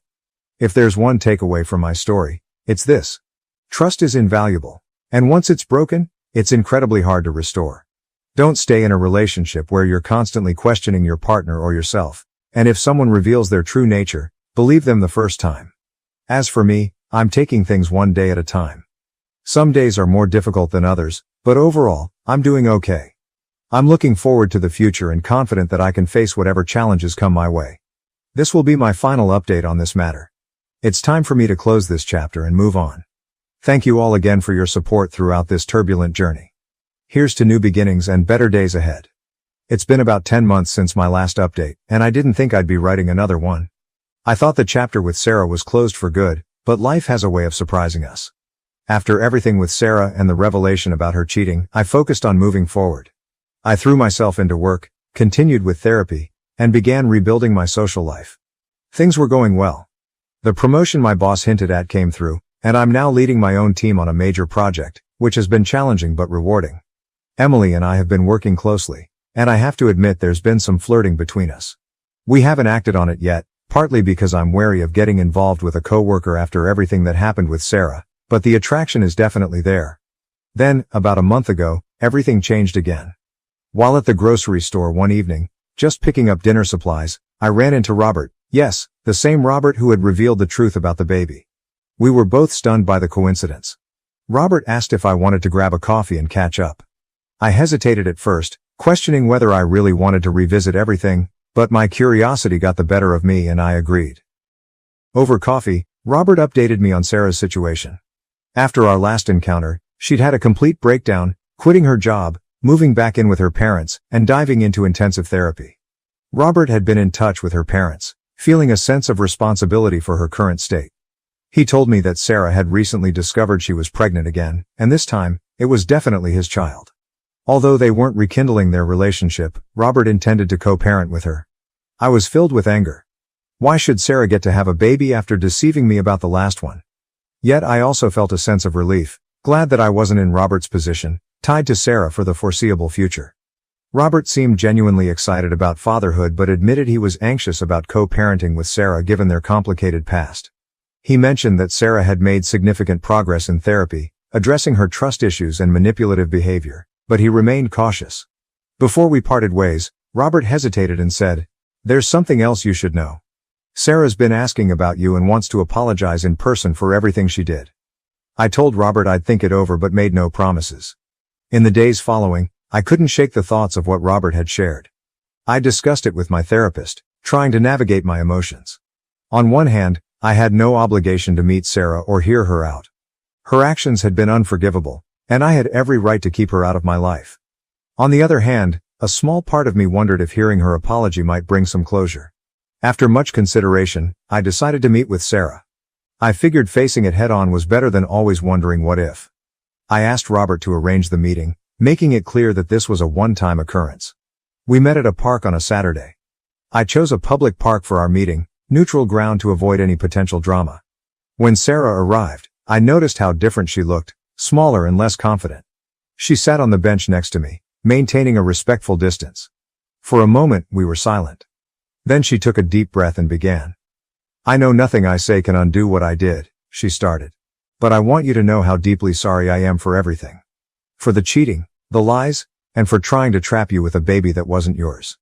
It was inexcusable, and I'll regret it for the rest of my life." She went on to explain that she had been diagnosed with borderline personality disorder, which shed light on but didn't excuse her past behavior. She spoke about the intensive therapy she was undergoing, learning to manage her emotions and insecurities in healthier ways. "I'm not sharing this to ask for forgiveness," she said. "I know I don't deserve that. I just wanted you to know that I understand how much I hurt you, and I'm doing everything I can to ensure I never treat anyone that way again." After she finished, I took a moment to collect my thoughts. I told her that while I appreciated her apology, forgiveness wasn't something I could offer, at least not yet. The wounds were still too fresh, and the betrayal too profound. However, I did express hope that she would continue her therapy and work on becoming a better person, especially now that she was going to be a mother. Sarah nodded, thanking me for listening and agreeing to meet. As she got up to leave, she paused and said, "I truly am happy for you. Robert told me about your promotion and about Emily. I hope things work out for you. You deserve to be happy." With that, she walked away. I remained on that bench for a long time, reflecting on what had just happened. It wasn't the dramatic showdown I might have imagined, but rather a quiet closing of a chapter, a final end to that part of my life. In the weeks since our meeting, I've spent a lot of time thinking about Sarah, our relationship, and everything that transpired. I've come to realize that while I may never forgive her actions, I can release the anger I've been holding on to. It's not about excusing what she did but about freeing myself from the negative emotions that have weighed me down. In my personal life, things are finally looking up. You might recall I mentioned some flirtation with Emily. About a week after my meeting with Sarah, Emily and I decided to address the situation directly. We've chosen to explore a relationship, with the understanding that we'll maintain professionalism at work and keep our boss informed to prevent any conflicts of interest. It's still early, but being with Emily feels refreshingly different from any past relationship. The trust and communication we have are levels beyond what I experienced with Sarah. We're taking it slow, aware of the potential challenges of dating a coworker, but so far, things have been promising. My friends and family have been very supportive of this new development. Mike even joked that he'd seen Emily and me ending up together ever since the crazy ex-girlfriend incident at the office. My parents are just glad to see me happy again. Work is going smoothly as well. The project I'm leading is progressing well, and my team has come together effectively. It's gratifying to see the results of our hard work starting to show. Regarding Sarah and Robert, I've chosen to keep my distance. Robert occasionally updates me, which I appreciate, but I've made it clear that I don't want to be involved in their lives. I wish them well, particularly for the sake of their child, but that chapter is firmly closed for me. To everyone who's followed my story from the start, thank you for your support and advice. Your input was invaluable, especially during those challenging times right after I discovered Sarah's deception. I'm uncertain about the future. My relationship with Emily is still new and its direction remains to be seen. My career is on an upward path, but I know there will be hurdles ahead. Life is inherently unpredictable. However, for the first time in a long while, I'm genuinely excited about what's to come. I feel like I've been given a fresh start, a chance to apply all the lessons I've learned and build a life that's truly fulfilling. This will be my final update on this matter. It's time to close this chapter and focus on the future. Thanks again to everyone for your support throughout this tumultuous journey. Here's to new beginnings, hard-earned wisdom, and the endless possibilities that lie ahead. Ex-wife cheated with golden child brother and had his child. Now, my family, which has always hated me, begs for money after my promotion. My ex-wife cheated on me with my golden child brother and had his baby. Now, my family, who always despised me, is begging for money after my recent promotion. I, a 29-year-old man, divorced my 27-year-old wife 2 months ago. She had been having an affair with my estranged brother, also 27, and 4 months ago I discovered the truth when she revealed her pregnancy. She initially tried to convince me that the baby was ours, but my brother's frequent visits made me suspicious. I decided to check her phone, confronted her with the evidence, and she confessed to the affair, having no other choice. My family and I had been estranged since I left home at 18. They always treated me like an outsider, while my brother was the golden child. I vividly remember a party that was supposed to be for me, but turned out to be a celebration for my brother. When I confronted my parents about it, they told me they didn't want my brother to feel left out after my acceptance letter and that I should focus on uplifting him instead. That moment broke me and I vowed never to return to them. I put myself through college with loans and a job, then rented a small apartment with a friend after graduation. I never spoke to my parents during this time, and they didn't reach out to me either. Last year, my brother contacted me online, asking if I wanted to reconnect with him and our parents, who supposedly missed me. A lot had changed since I left home, including my marriage to my ex-wife 2 years ago. Despite my comfortable life, I hadn't moved on from my family's past treatment, so I agreed to meet them. Our initial reunion was awkward and uncomfortable, but they seemed to be making an effort to mend our relationship, so I felt obliged to reciprocate. I invited them to my home, which turned out to be my first mistake, as it introduced my brother to my ex. They met, started an affair, and she got pregnant. I was ecstatic when I initially thought the baby was mine. However, my brother's increased visits after the pregnancy announcement raised my suspicions. His behavior, like touching my wife's pregnant stomach and speaking to it, made me uncomfortable. My ex downplayed it, but I couldn't shake the suspicion that my brother had a deeper connection to the baby than he was admitting. 6 months into the pregnancy, I decided to go through her phone while she was asleep. What I found confirmed my worst fears. The text between my ex and my brother proved that the baby was actually his, and they had been together for quite some time. My ex had no intention of ever letting me know the baby wasn't mine. She and my brother planned to tell me about the affair after the baby was born, then she would divorce me and get together with my brother. They intended to live off the fortune from the child support I'd be paying. The next morning, I confronted her about the texts. Although she tried to deny it at first, she eventually confessed. That marked the end of our 2-year marriage. Naturally, my parents sided with my brother and my ex. All their talk about us being equally important to them were just empty words. When my ex and my brother announced our divorce on social media and her decision to marry him, my entire family fully supported their decision. Nobody cared that they had destroyed my mental health and broken my trust. My ex had lied to me for 6 months, making me believe the baby was mine. It felt like I had lost not just my wife, but also my child, and it hurt immensely. My parents told me that this was for the best and refused to acknowledge that my brother had wronged me. They even suggested that I should be happy for my ex and brother and join the celebrations. Once again, I cut them out of my life, which complicated my divorce. My ex-wife walked away with a huge settlement sum in my car, all because my family sided with her during the divorce proceedings since she was with my brother now. She and her lawyer fabricated a story about how I was toxic and controlling, and how I had forced her to quit her job, even though it was her own choice. My family backed up their claims, saying they had cut me off because of my misogynistic attitude and temper tantrums. With the evidence stacked against me, I lost a lot of money in the divorce, but thankfully, I got to keep the house.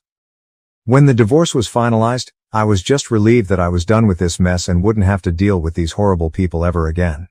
Fortunately, there's no waiting period for a divorce where I live and my ex-wife didn't contest it, so I was able to wrap it up quickly and move on with my life.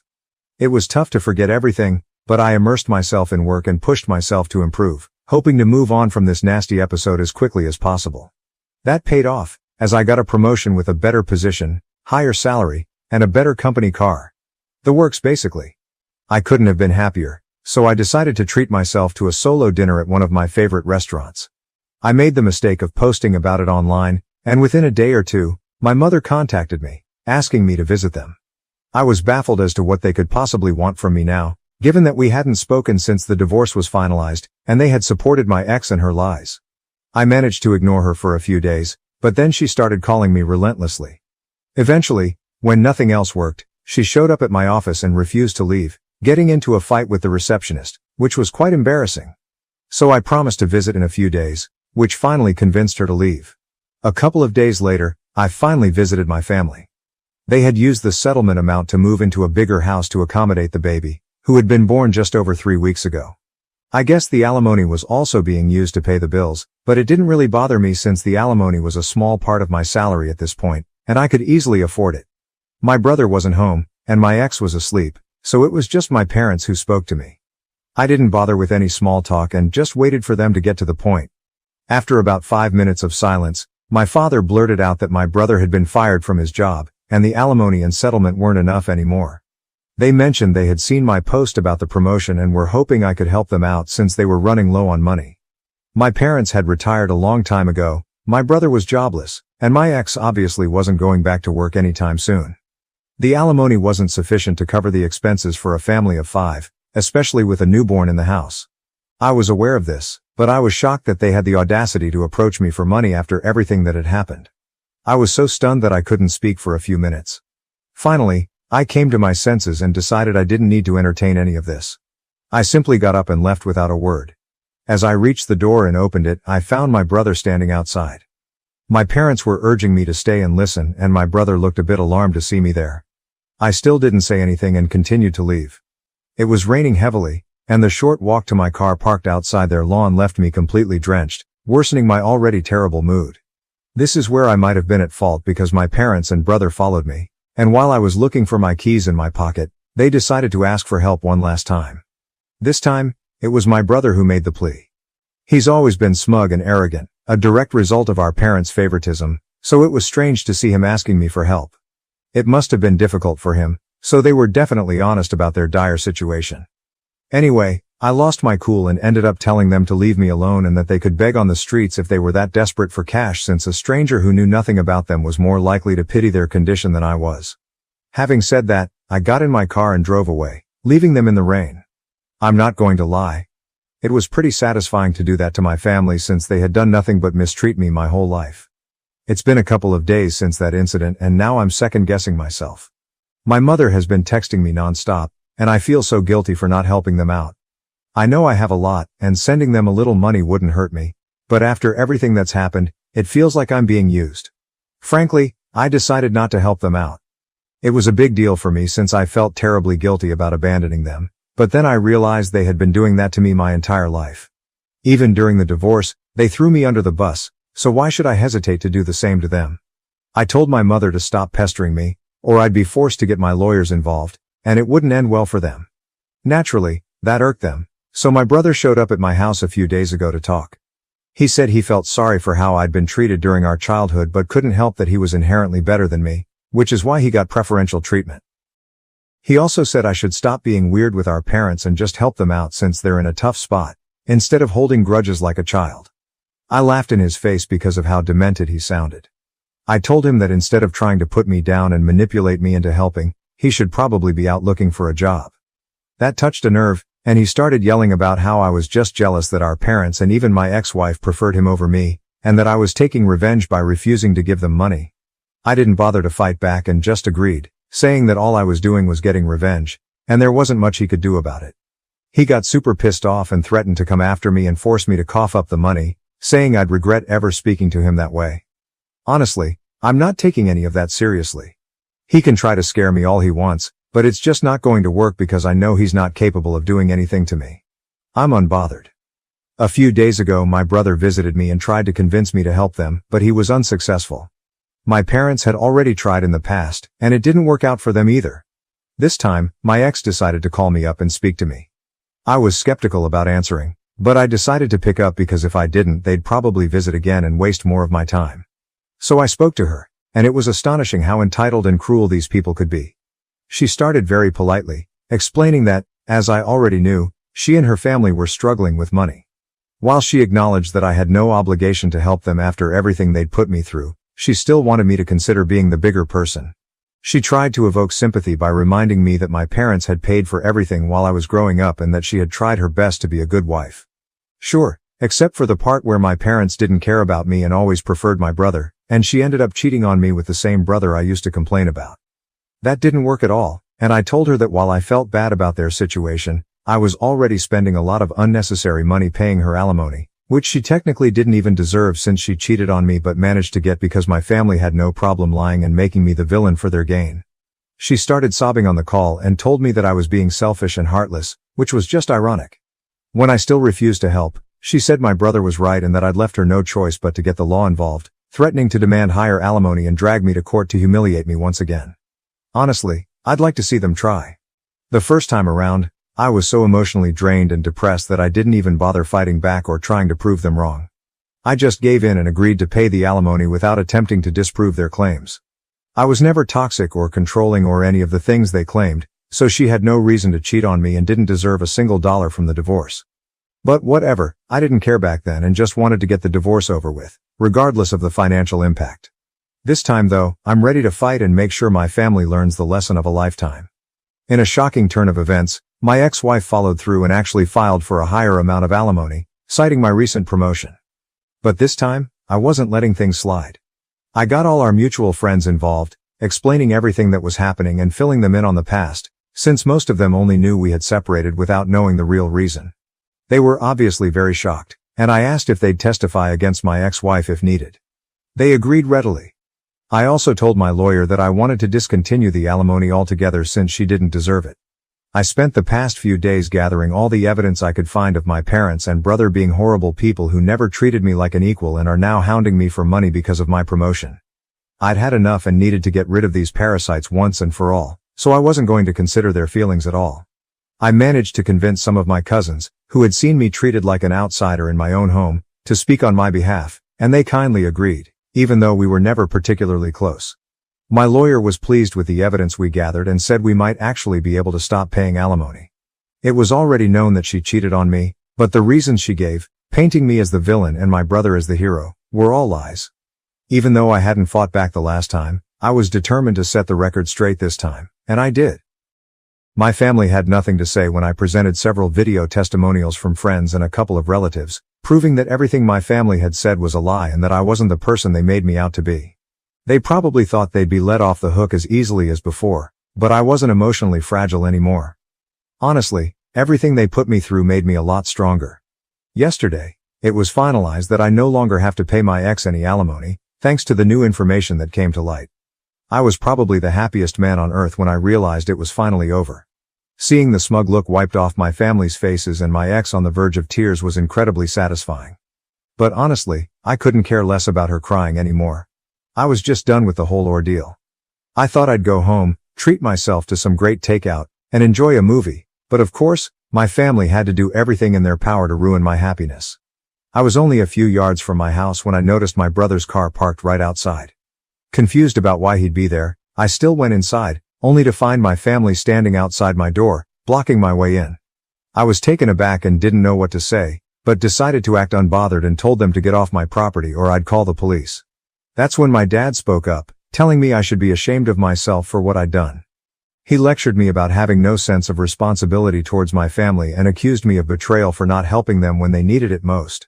When he finished, I refused to engage or respond, standing there silently. I didn't want to give them the satisfaction of getting a rise out of me, which I guessed was their goal, to make me so emotional that I'd eventually give up and do something rash and stupid. But I'm not an idiot, and their desperate measures weren't going to help their case, which they should have realized by then.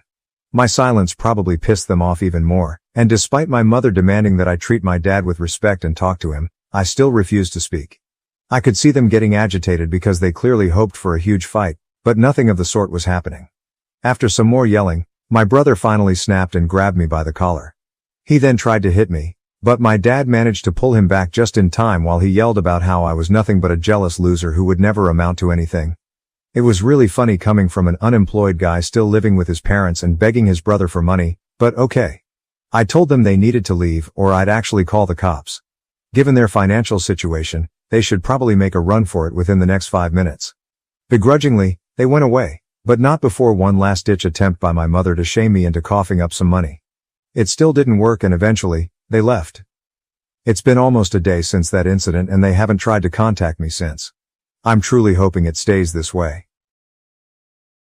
My husband accused me of murder out of the blue, and now our marriage is falling apart. How can I salvage our relationship and rebuild trust?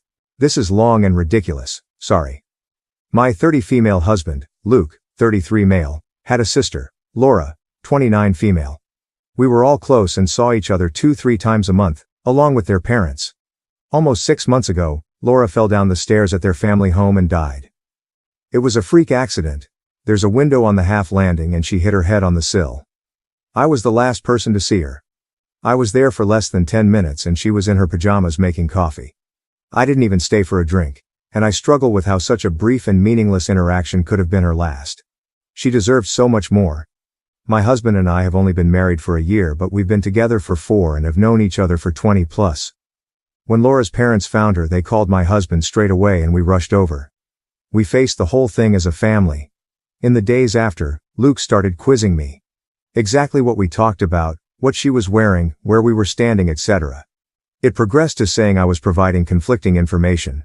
On tiny details he was deliberately misunderstanding, and accusing me of withholding information because I couldn't tell him things like what pajamas she was wearing. This escalated quickly but lasted for less than a week, as I lost my cool, and made it clear that I was done answering questions. He didn't bring it up again and I wrote it off as a grief quirk. His behavior was generally that of a normal grieving person. Last Friday he outright accused me of murdering her, in front of his parents. Out of the blue. We were all stunned. There was an inquest which recently concluded, and there was never any doubt the verdict would be accidental death. He said it was completely obvious, and he couldn't believe that no one else could see it. He claims I went through his phone and found his messages with Laura. I have absolutely no idea what messages he's talking about, I have never looked at his phone, and that I went over to confront her and things got out of hand, and I pushed her downstairs. By the end he was shouting about going to the police and getting the inquest overturned, and how I wasn't going to get away with it. Let me be clear, Laura and I had a great relationship. We all did.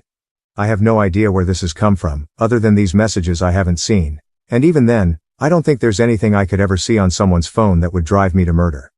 It's just ridiculous. He's been with his parents since this happened and will not talk to me at all.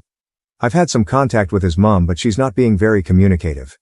The last I heard, she didn't know what messages he was referring to either. I am still completely stunned and I have no idea how to proceed.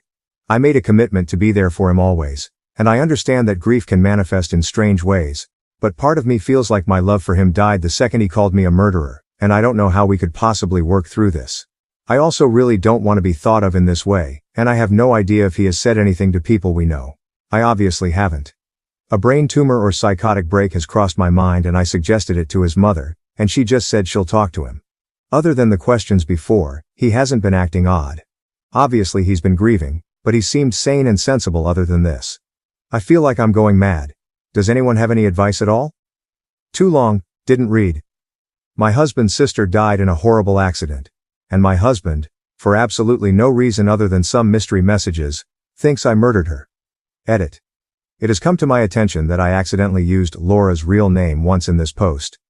Can I kindly ask anyone who commented, "Who is real name?" delete their comment, as I really don't want this to bleed into my real life.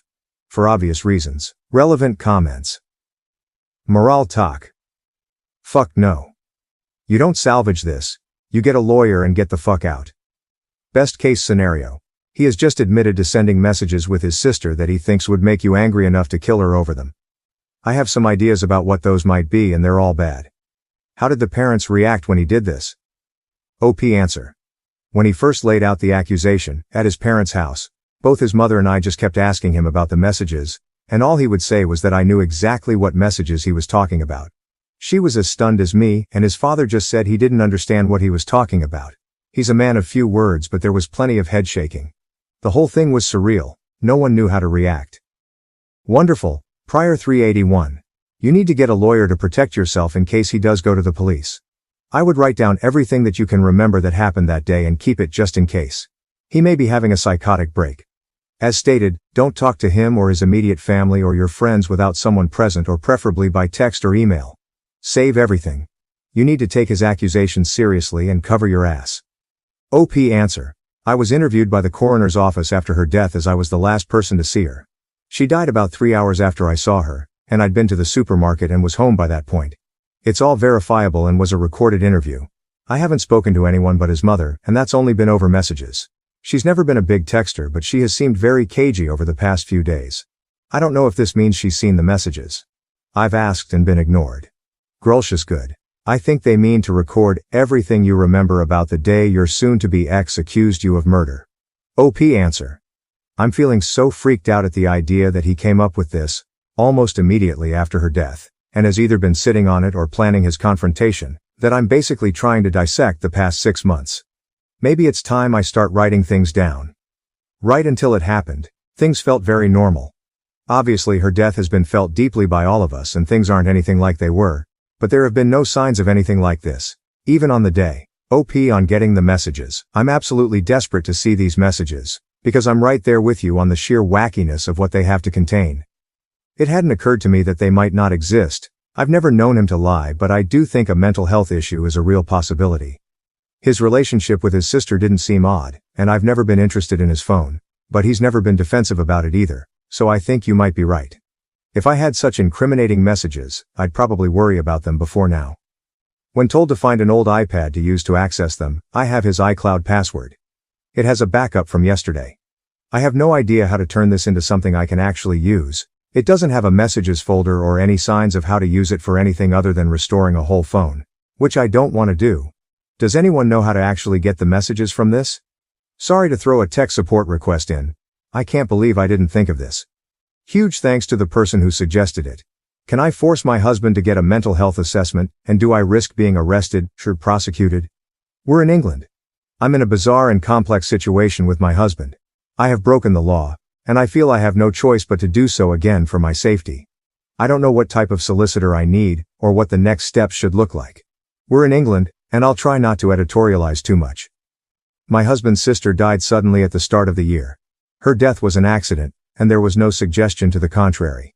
The inquest was recently concluded and a verdict of accidental death returned. I was the last person to see her, but her time of death, which was almost immediate due to her injury, was confirmed to be hours after I had left the house. All of this was verified at the time. In the immediate aftermath, my husband behaved strangely and kept trying to trip up my story of the last time we saw each other, which was a brief interaction. Last week, months after this was first and last mentioned, he outright accused me of murder, in front of his parents. He says I saw his messages with his sister and confronted her, and that he's going to have the coroner's decision overturned and have the police investigate. I haven't seen or heard from him since. Today is day 9. I posted for advice on Reddit. I'm pretty desperate at this point. And it has spooked me. Quite reasonably, I think. But also led to me committing a crime and planning another. My husband's iCloud credentials were saved on an old iPad in his office, and I downloaded his backup last night. I have read all of his messages with his sister, and there's absolutely nothing like he describes. I understand this is illegal and I'm concerned about the possible ramifications. I am also waiting for a callback from a locksmith to change the locks on the home we own together, which I believe is also against the law. So this leads to my actual questions. I feel justified in what I've done for my safety, but is there a degree of pragmatism under the law for these issues because of the situation, or am I shooting myself in the foot? I am resigned to the fact my relationship is over, but his parents don't seem to be taking this seriously, and they're icing me out. I believe this is a serious mental health issue which may put people, namely me, at risk. Can I do anything about this when all I have is the fact I'm being accused of murder? I feel he needs to be detained and this should be investigated as a full-blown psychotic break. Sorry, this is all a bit mental. In addition, what type of solicitor do I need? My understanding is that a coroner decision can't be appealed, is that correct? Are his accusations going to go anywhere? Can I protect myself from this or stop him escalating to telling others? We live in our hometown and everyone knows everyone. This could follow me forever and it's either a lie or a delusion. Any advice would be greatly appreciated. Relevant comments. When told OP can't lock out her husband or force him to get a psych evaluation, OP answer. Thank you so much for your response. Locking each other out doesn't sound like a pattern I want to get into, but I think I'll go ahead and change them once on the basis that it isn't. You did this so you have to leave the house, and also you'll be prosecuted. Levels of seriousness. In terms of him being deemed to lack capacity, is there any way I can trigger the process that you know of? Is something like this sufficient for the Mental Health Act to kick in? I've been Googling and you can be detained if professionals think your mental health puts you or others at risk, and you need to be in hospital, seems very vague. Obviously I'm biased, but accusing someone of murder and screaming about how they aren't going to get away with it feels like risky behavior. Does he need to have made explicit threats or is there a clearer bar to meet? Sorry for asking so many questions. No Firefighter 9257. You are jumping ahead of yourself and playing out situations that have not occurred. If your husband reports you to the police for accessing his data, and you are subsequently arrested or taken in for questioning, then obtain the services of a criminal solicitor for advice. With respect of changing locks, ending your marriage, seek a solicitor that deals with family law or divorce. If you feel that you are at risk from your husband, talk to a domestic abuse helpline. If you feel you are at an immediate risk of harm, then call the police. If you think your husband is mentally ill and presents a risk to himself or others, call the police. OP answer. I don't think that's a fair assessment. Being accused of arguably the most serious crime to exist has most definitely occurred. My understanding of the law is that something is illegal whether you are reported to the police or not. Those messages are evidence as far as I'm concerned that his accusations are false. They were apparently the trigger to me literally murdering someone I was extremely close to. I have illegally accessed them, and I don't think it's unreasonable to inquire as to the potential impact of that. I am fully aware that I need a solicitor, but as you're probably aware, today is Sunday. I don't know if I need to seek someone out based on a divorce, which honestly, if this is a mental health issue, is not going to be something I go for, or a criminal solicitor, or someone who deals with the Mental Health Act, as my absolute priority preference is getting him assessed. My only exposure to the legal system in my entire life was through the inquest. And that is obviously completely different to any of this. I'm not educated in this area. Commenter, it's sad, and slightly suspicious, that OP is jumping ahead to mental health assessments to defend themselves from accusations of murder when their husband is clearly going through some serious issues coping with the death of his sister. OP answer. What else can I do? He has blocked me everywhere, and we went from a normal couple dealing with the new normal 6 months after the death of his sister, to me being accused of murder over a family dinner because of messages which clearly don't exist. And it's been 9 days, and I've heard nothing since.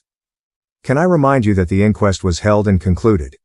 I dropped off some Tupperware, grabbed an umbrella I'd left behind the previous week, went to a big Tesco, then went home and called my mum. I was already home by the time she died, and my whereabouts were extremely easy to verify because my husband was home all day. It's obvious that he's going through some serious issues coping with the death of his sister. That is the exact point of all of this. Update 1. Firstly, thank you to those who helped me get to my husband's iCloud backups through an old iPad. I wasn't expecting much from Reddit, but I got valuable practical advice before my post was locked, and I appreciate it. There were no crazy or even suspicious messages. I've searched for over 100 terms and scrolled back over the years. I saw a side of them both I wasn't expecting, but nothing that explains the claim I murdered Laura over their chats. Nothing to suggest he was cheating. Absolutely nothing to suggest incest. I repeat, no incest. No weird gaps where deleted conversations or a switch to another app would fit. Just siblings making plans, sending memes, and gossiping. They said unexpectedly horrible stuff about a few people but not me. It was a sort of relief, but it raised more questions than it answered. I sought legal advice, also from Reddit, after posting here.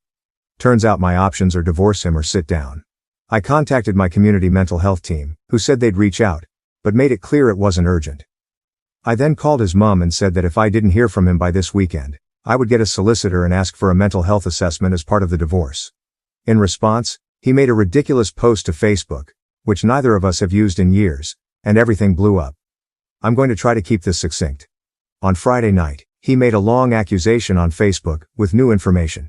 He said he'd been planning to leave me for months with his sister's support, and I found the messages, and murdered her. The coroner has reopened the case and the police are preparing to arrest me, and he needs to make sure people know before the trial stops him talking about it. It was well written and seemed vaguely plausible. He messaged people with links so it got some attention. We live in our hometown, and have a large circle of friends because we've been here all our lives. People I haven't spoken to since school were reaching out to me asking WTF was going on. It was madness. In response, I posted the export of his entire conversation history with Laura, also to Facebook, when I finally got back in. I linked to the chat along with a post explaining my side, and noting that I had changed my ex's iCloud and Apple passwords, and that if he wanted them back, he should comment on my post and update his own, admitting that he was lying. He eventually did. When I started getting messages about his post, I panicked, and changing his password seemed important to preserve everything because he'd know I had access. When I spoke to him the next morning, it's clear he's not having a mental episode at all, but is claiming one because he's been caught in a big lie. As soon as he was outed, he called me, clearly drunk, begging and promising to explain everything if I deleted my post. I hung up and told him to call back the next day. He did. After many missed calls and texts. And he tried to bargain and guilt-trip me with his mental health until it was clear the wrong people had seen his conversation. It's hard to describe, but it seemed fake. It was too well rehearsed, and then this morning, when it was clear he was getting nowhere, he blocked me. Begging for mercy and reciting facts about mental disorders doesn't align with someone in crisis with a sincere belief that someone murdered their sibling. The question of why he did all this remains unanswered, and he will not be getting his passwords until it is. The legal advice subreddit said this stuff is technically illegal, but it's beneath a court to take action, so I'm going to count on that because I felt like I had no other choice at the time, and now I don't see any other way to get answers from him. I am desperate and it's all I've got. So there we are. The relationship I have believed was my destiny since I was a teenager has boiled down to petty, convoluted and vindictive bullshit, played out on social media, for reasons still unknown. My hope for a brain tumor is fading and clearly tomorrow morning is going to be when I lawyer up and stop posting about this. I am mortified. I have no idea whether some people might believe him, and I still don't know why this all happened in the first place. Sorry I don't have a happier update, and thanks once again to everyone who offered advice. Relevant comments. OP on her husband's reaction after confessing to lying. OP answer, he didn't react at all. He'd called me tens of times at that point and we'd had 5 conversations on the phone about it. He was laser focused on me deleting the chat log from the get-go. But when I made it clear that posting that comment and editing his original Facebook post was the only way to progress the conversation at all, he finally did it. Then he went silent publicly as far as I can see, but continued begging me behind the scenes. Henna Karina. What on earth is in those chats that he's so desperate to keep people from seeing, and that would conceivably lead you to kill someone? Is there any chance they were using some kind of code or something? OP answer. I think it was the fact that it proved his story false, alongside the way they spoke about some people. It was really damaging stuff and I can see why he panicked. I hated to do it to him but I really couldn't think of anything else because so many people had questions. Sonic Blue 2117. Sounds like he's staging mental issues to get rid of you, or create a reason he's not responsible. Cheating? Money missing from work, personal or family? OP answer. This is exactly how it comes across. He kept saying about how various behaviors he's shown over the years fit anxiety and depression, they don't, and that his vulnerability has led to a complex grief-related breakdown. He is not particularly informed on mental health issues, so I don't understand how he went from a drunken shambles to that level of insight overnight, when he had apparently been in an active crisis, posting horrible lies on Facebook, less than 2 hours before calling me initially. You make an interesting point about finances that could be something weird, but definitely not to the extent that it explains any of this. When Laura died she had a loan and credit account that no one knew about. The total on them was less than $3,000. and I don't know what happened because they weren't mentioned much after they came up initially, but everyone was a bit surprised.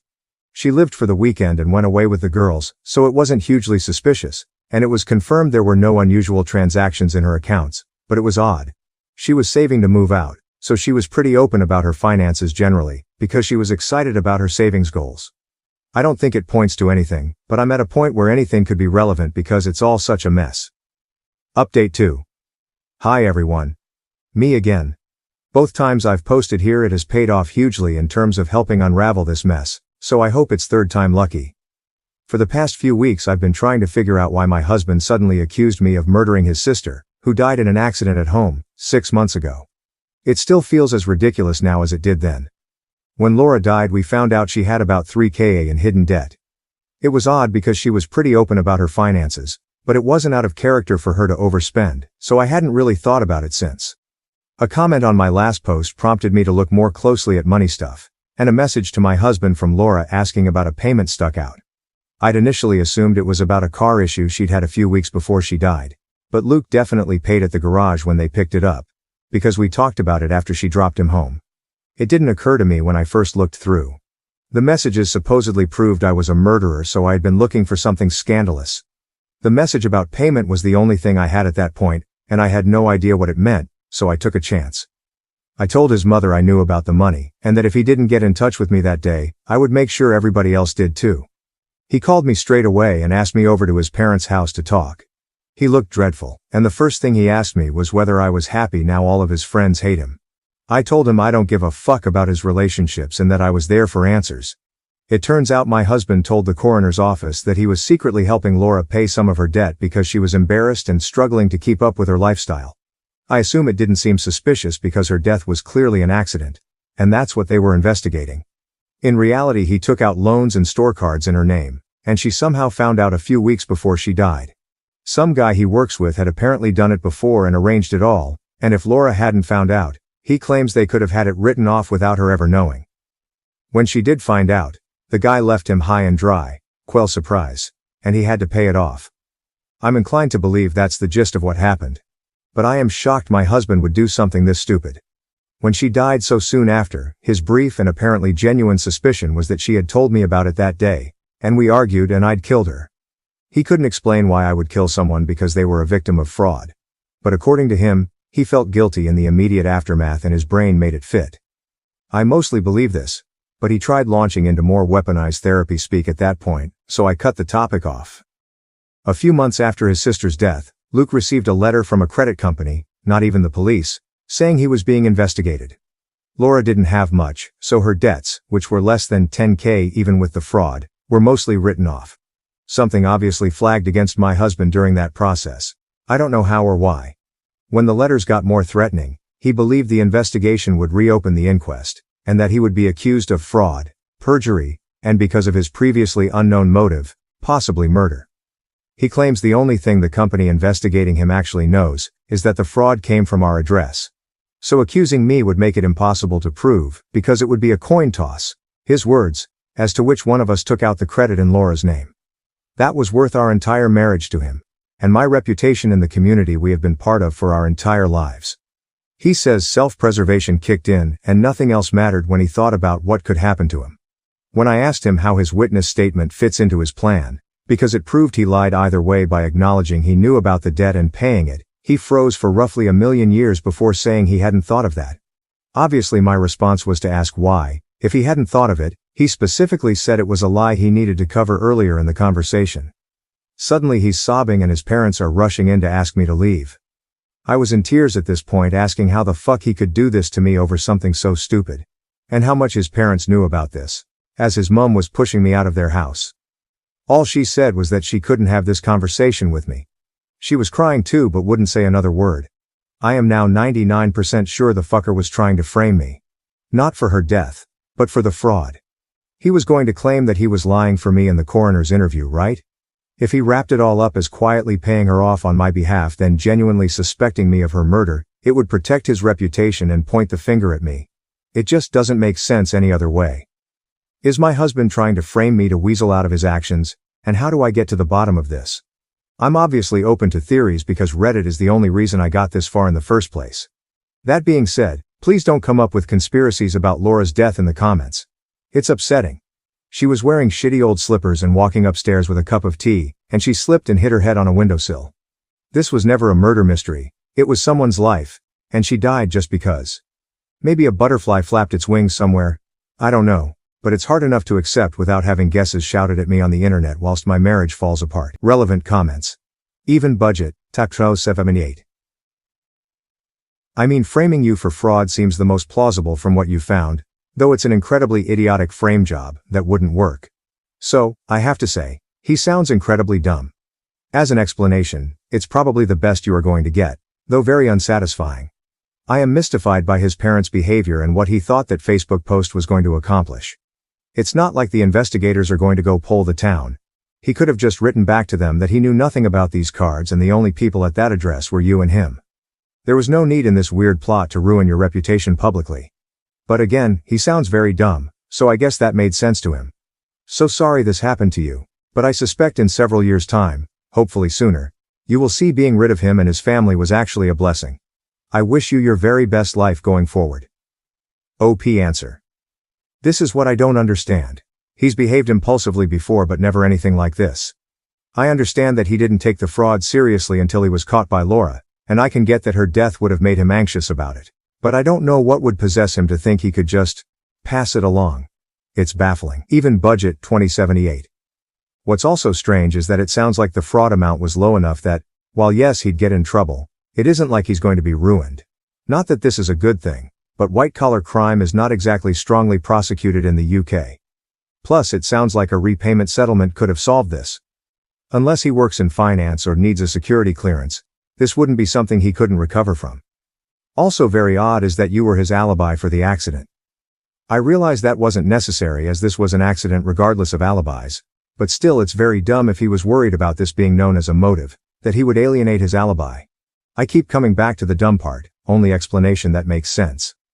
LOL edited. Changed US to UK, where OP is. OP answer. This is exactly it. 3K would have been manageable. He could have set up a plan to repay it over a year, and he'd have needed to tighten up but would have been fine. It was a private company so getting their money back would obviously be more of a priority than seeking prosecution. This is also part of why his story doesn't make sense. It's such a small amount in the grand scheme of things to blow up your entire life. The only thing I can think of is pure desperation to protect his reputation. But even then, who goes that far? Strong Bottle, 4161. Is he someone that really prides himself of his reputation? Is his job in finances? OP answer. He's a mechanic, so he's got a bit of a masculine pride thing going on. He always wants to be seen as a good, salt of the earth, do anything for anyone type person, and whilst actually being a good person sometimes slips, usually in the way he talks to people after a drink. Never ever to the point where I'd think he'd take loans out in people's names or try to ruin me like this. Saint Blay. I'm sure you've been asked this before, but is he on drugs? OP answer. He's a casual drug user but I've never seen signs of it getting unhealthy. He does cocaine maybe 8-10x per year, and I've never known him buy it when his money would have been better spent on something else. He's better at spending money than having it generally, but he's never ever shown signs of being greedy or deceitful. The only thing I can think of is that it would have been in the lead up to Christmas, but his gifts weren't particularly extravagant so I don't think it was a desperate attempt at a magical Christmas. My best friend claims I owe her everything I have, including my boyfriend. She thinks I wouldn't be successful without her. Is she right? I know I should be careful calling someone best friend in a post like this, but I don't know how else to call Jessie. Our parents are great friends so we grew up together and she kind of had my back in high school. Long story short, on the teenager food chain, she was on top and I should be on the bottom. But nobody messed with me cause I was Jessie's friend. Jessie is one of those people who require attention. I never minded though, nobody is perfect, right? But now that I have my first real boyfriend, she doesn't know how to behave. Every time we are together she is really handsy. Always touching his arms, running fingers through his hair, complimenting him.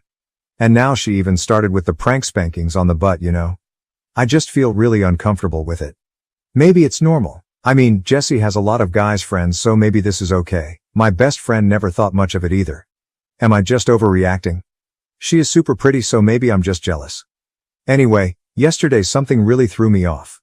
Best friend had to do some work and I had a book thing, hobby. So we decided to meet later at a friend's house, They were getting together to drink and so on. Best friend finishes work early and calls me, but I don't really need him to come over to the book thing. I know he doesn't like it, so I just tell him to go to friend's house. Then I start getting texts from Jessie all like, "Girl, you gotta come to this party now. Your best friend is wasted. LOL. LOL. We so drunk you need to come and stop us. I can't behave myself if you don't get here soon." And so on. The book thing took longer than I thought and I was just getting mad and madder, but I am a very non-confrontational person, so I deal with it. I call best friend when it's over, cause I don't feel like going to this party anymore, but I was his ride, so I ask him if needs me to come pick him up. He says, "Sure." I get there and don't even go inside. I am ready to release the hounds of hell on him. But he gets in my car and he is stone cold sober. I ask him if he was drinking and then show him Jessie's texts. He gets super upset and says she was lying. He wasn't even hanging directly with her, but catching up with a friend who just came back to town. He says I should have texted him letting him know what she was saying so he could confront her about it, since you don't ever seem to be able to give that girl some boundaries, his words. Now I am thinking maybe I should talk to Jessie. But maybe she was just drunk and annoying me cause she wanted me there. I don't know. I mean, this girl was really nice to me growing up when she could have been a bitch. I don't like how she behaves around him, but at the same time I don't want it to look like I don't trust her. Is there a polite way of going about it? Or I should maybe wait and see if this happens again. Am I overreacting? Too long. Didn't read old friends are handsy with my boyfriend, and it upsets me but I don't know if I should tell her or how. Update. Thanks to everyone for your comments and help. I decided to talk to Jessie and posted a development to the story update 1 yesterday. I posted here about how my best friend Jessie is a bit handsy with my boyfriend and it makes me feel uncomfortable. Too long. Didn't read as she touches him a lot and sent me inappropriate messages when she was at a party with him. I am very thankful to all those who commented, especially the ones who encouraged me to say something and what. I don't like arguments, so those were very important to me. Thank you. Last night we were alone because she wanted me to help her choose clothes for an event. I was at her place so I thought I should say something. I wanted to say something. I was very polite and just said that I knew she meant no harm but I didn't feel good about it. So I asked her if she could tone it down. I should have said stop, but I guess I'm weak. She didn't really say anything mean, but her attitude was a bit off, I think. She was looking at me in a scornful kind of way, and the way she smiled once I was done talking. It just felt weird. She didn't say anything else but, okay, and we just moved on to choosing her clothes and I left after. We were supposed to go get something to eat but she said she was tired. I am not dumb, she was hurt. So I texted a common friend, more her friend than mine, and without getting into details, I just told him that I talked to Jess about something that was important to me but that I was afraid she may have gotten the wrong idea from it. The common friend said, "Look, I don't want to get involved, but you should watch it." I asked what he meant. He said nothing, just watch it. A little while after that he texts me back and says changed my mind, I do want to get involved, and sends me a bunch of prints of texts going back and forth between him and Jessie. It basically starts with him asking her if the two of us had a fight, cause I was worried. He was kind with his words, I don't mind him stepping in, and then just a non-stop stream of her being horrible. She says I had a big mouth and was judging her behavior cause I'm a prude who doesn't know how to be around guys. How she taught me everything I know about having a life and how dare I tell her what she can or cannot do, or how I should thank her for even having a boyfriend at all. Common friend actually called her out for being rude and no friend of mine. After the prints he told me I'm done with her, I give up and you should watch it. He also said it was okay if I told her I had the prints. I didn't though, didn't know what to say. I mean she is not 100% wrong. But even though I know that, it really hurts to read those. This morning I woke up and saw she texted me late at night. She says she knows Pete sent me the prints and she didn't mean to be rude, but it's ridiculous that I'm jealous of her because if she wanted my best friend she could just have him, you want me to prove it. So I'm being silly and should drop it, is what she meant. She ends it with kisses and a joke. So I don't know if she was being playful, apologizing, threatening or being pragmatic. I didn't answer her yet. I don't know what to say. Should I even say something? Or should I just let it go? I wish I could talk to someone about this but I am very private. I usually go to Jessie with these things. Help, too long. Didn't read asked an old friend to stop being so handsy with my boyfriend. She took it the wrong way and told a common friend I got no business telling her what to do since I owe her so much notable comments. Commenter. Sounds like this person is completely wrapped up in their own head and has a serious case of overthinking their importance in life, especially other people's lives. Obviously we're all going to tell you to drop her because she's not a desirable person to be around if that's how she acts/talks to you in person and behind your back. This person thinks they own you enough so that they're decided to let you have your best friend. Fuck that shit. Also show your guy everything that's happened cause guaranteed she's going to go after him. OP, I suppose you're alright. It just gets me, you know? It's a 20-year-long friendship. I keep thinking maybe this is a misunderstanding. She didn't mean it or she is going through a hard time and doesn't know how to deal with it. I am just trying to make sure I am not overreacting, so I needed some outside perspective. As for my best friend, I think he would turn her down quite fast. He doesn't really like her. He just hangs with her because of me. He's always saying that he'd rather not and all. So it's unlikely that they'd be alone together. But I will talk to him. Thank you for the heads up. Turns out she already went after him. I was stupid. Update 2, my boyfriend is having sex with her. A friend convinced some other friends to send me prints of text between themselves and either my best friend or best friend. They are pretty clear. I confronted my best friend, he looked lost, said he loves me and it was just sex. He says Jessie kept throwing herself at him, teasing him, and he said he didn't like her but I still wanted to hang out. He said he just had sex with her to see if she would move on and leave him alone, and that it only happened a couple of times. Says he won't do it anymore. He doesn't even like her. He loves me, asking me to please forgive him. From the texts, once I finally made it through them all, I think that Jessie went to the party, where me and my best friend met, because she wanted to hook up with him. She had it bad for him, but he didn't feel the same way. She was trying to get him to break up with me and then to get me to break up with him. It worked. As of yesterday he is a single man. In some of those texts they are talking about some of the hookups. I feel like throwing up. I blocked him, cause he was still trying to get in touch. I ghosted her. But she just sent me a message saying she just heard what happened and, you know this was probably for the best, right? And I feel like fucking screaming. I don't know if this is an update or just me venting. Thanks for listening either way. Edit, I don't want to sound melodramatic or sappy or anything, but you all brought me to tears. We keep hearing about how it is insanity to rely on the internet for personal connections, but I just lost a boyfriend, a best friend and a whole group of friends. And instead of feeling alone, I am more and more feeling like fuck yeah that was the right thing to do, I will be okay. It still hurts. But not as much as it would had I really been alone.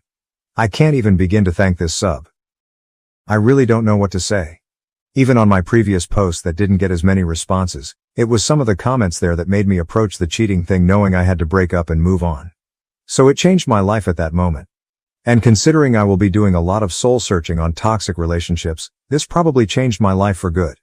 So thank you all so much for reaching out to a stranger. This community is so precious. And I got a gold, I don't even know what to say. Thank you so much. I don't mean to sound ungrateful, but I don't even know how much gold costs, and this is an alt account, so it won't really be used. Is there any way I can return it to the sender? Some of you are asking for an update. I might in a while, if there is something new to tell. Right now it's just more of the same. I don't think I will be able to answer all the comments, but I am trying to at least answer the ones with questions. Thank you. Notable comments. Commenter 1. Well yeah, I would just ditch that whole friend group and start trying to find new friends. My god, that's some fucked up shit. OP. Yep, done and done. I think I'm being too permissive with the word friend. It was going on for months. Everyone knew. Nobody had the decency to tell me. It was only the one friend who wasn't even that close who stood up for me. Commenter 2. You also can't make her hurt. She has no respect for you and clearly doesn't care. So it will be impossible anyways. It would have the same effect as a drunk stranger telling you that you're awful. It might make you angry but you didn't care about that stranger so what they say is irrelevant. Also I can't imagine anything so utterly not worth your time. The delightful side effect of just ghosting is that they will stew in it. They want the reaction, but they get none. They realize they lost all their power and never get to know and feel that satisfaction that comes from getting the reaction you wanted. OP, oh I get what you mean, she is still texting me. I didn't mention one detail cause it wasn't important. We were all traveling together soon. My family paid for some of Jessie's expenses. She is messaging me about the vouchers, since I have them all. This fucking woman can't even wait a day to ask. It's like she suddenly remembered she still needs me. I mean, I am not giving them to her either way. Trip is off, can't she tell? She has no respect for you and clearly doesn't care. Absolute truth. Commenter 3. She would be more hurt by no response at all. To anything, ever. OP, go no contact. OP. I'm very much thinking the silence treatment will be the way to go. I think she just realized she needs me for the trip. She has been aggressively trying to contact me. Now she is saying that she liked my best friend first, and I was the one who stole him, so she is the one who should be mad. I know I should just block her everywhere. But is it petty that I am having fun watching her squirm? I wanted to have the last word, but not saying anything is driving her crazy. Commenter 4. He said he just had sex with her to see if she would move on and leave him alone, and that it only happened a couple of times. Says he won't do it anymore, he doesn't even like her, he loves me, asking me to please forgive him. LOL what? Seriously, that is one of the stupidest things I have heard. It is like saying, hey babe, I jumped off a cliff because somebody was really pestering me to do it. Edit, I feel for you OP, but what an excuse. OP, I confess I almost fell for it. How pathetic is that? He was saying he cared about me, it was just a mistake, he thought she would back off. And I felt it was a bad decision on his part, but maybe it made sense and I could forgive him. Then he said something like, and I didn't even like her, you were the one who always wanted us to hang. That's when my brain joined the party and I was like, is he seriously trying to blame this shit on me? More comments made by OP. Most disgusting part is that it is a trip we would take together with my best friend and some other friends. So she really thinks I would let my family pay for her to go on vacation with my ex who she cheated on me with. I'm starting to think this woman is sick. Like for real. I just went straight to venting, didn't I? Sorry. Well, it was all Pete really. After she texted she could get my best friend if she wanted to, I just answered back, WTF Jessie. And she lol'd as if it was a joke. After that, Pete texted me, asked me if I was alone. He was really kind, and told me everything. Said he had proof and asked if I wanted to see it. I said yes. He had gone after our friends and convinced them to send him prints. He's really well liked by everyone. And he was the one who said enough Pete is gay BTW, just in case anyone jumps the gun like my mom did and think he did this because he's interested in me or something. He's not. He is just a decent person. No, I didn't get prints between best friend and Jessie. I guess I went straight to venting and didn't give much details. Wasn't expecting this response. There was this friend Pete who convinced 3 other friends to send him texts between them, 3 friends, and either Jessie or best friend, so he could have proof, cause he thought what was happening was disrespectful and someone should tell me. There were prints of texts between 2 friends and Jessie. And 1 other friend and best friend. They were pretty clear. Jessie especially didn't seem to care about hiding it at all. Best friend texts were mostly wondering if I had noticed something. And wanting Jessie to back off, while saying she was hot, etc. There was nothing 100% confirmation on his side. It wasn't a talk between him and one of his closest friends, so it was kind of generic. But when I confronted him, I said I had prints, without saying what they showed, and he just confessed. I really appreciate the prints. It was ultimate evidence. But I don't think they did it for me. It's a Pete thing, you'd have to know him to understand. He's the stand-up guy who is everyone's friend. He is a huge person. I think they sent the prints because it was something, for him, you know? He was the one leading the charge and dealing with consequences. If it were just me, I don't think they would have done it. Update 3 I said I'd come back if anything relevant happened. EX best friend kept trying to get in touch through common friends.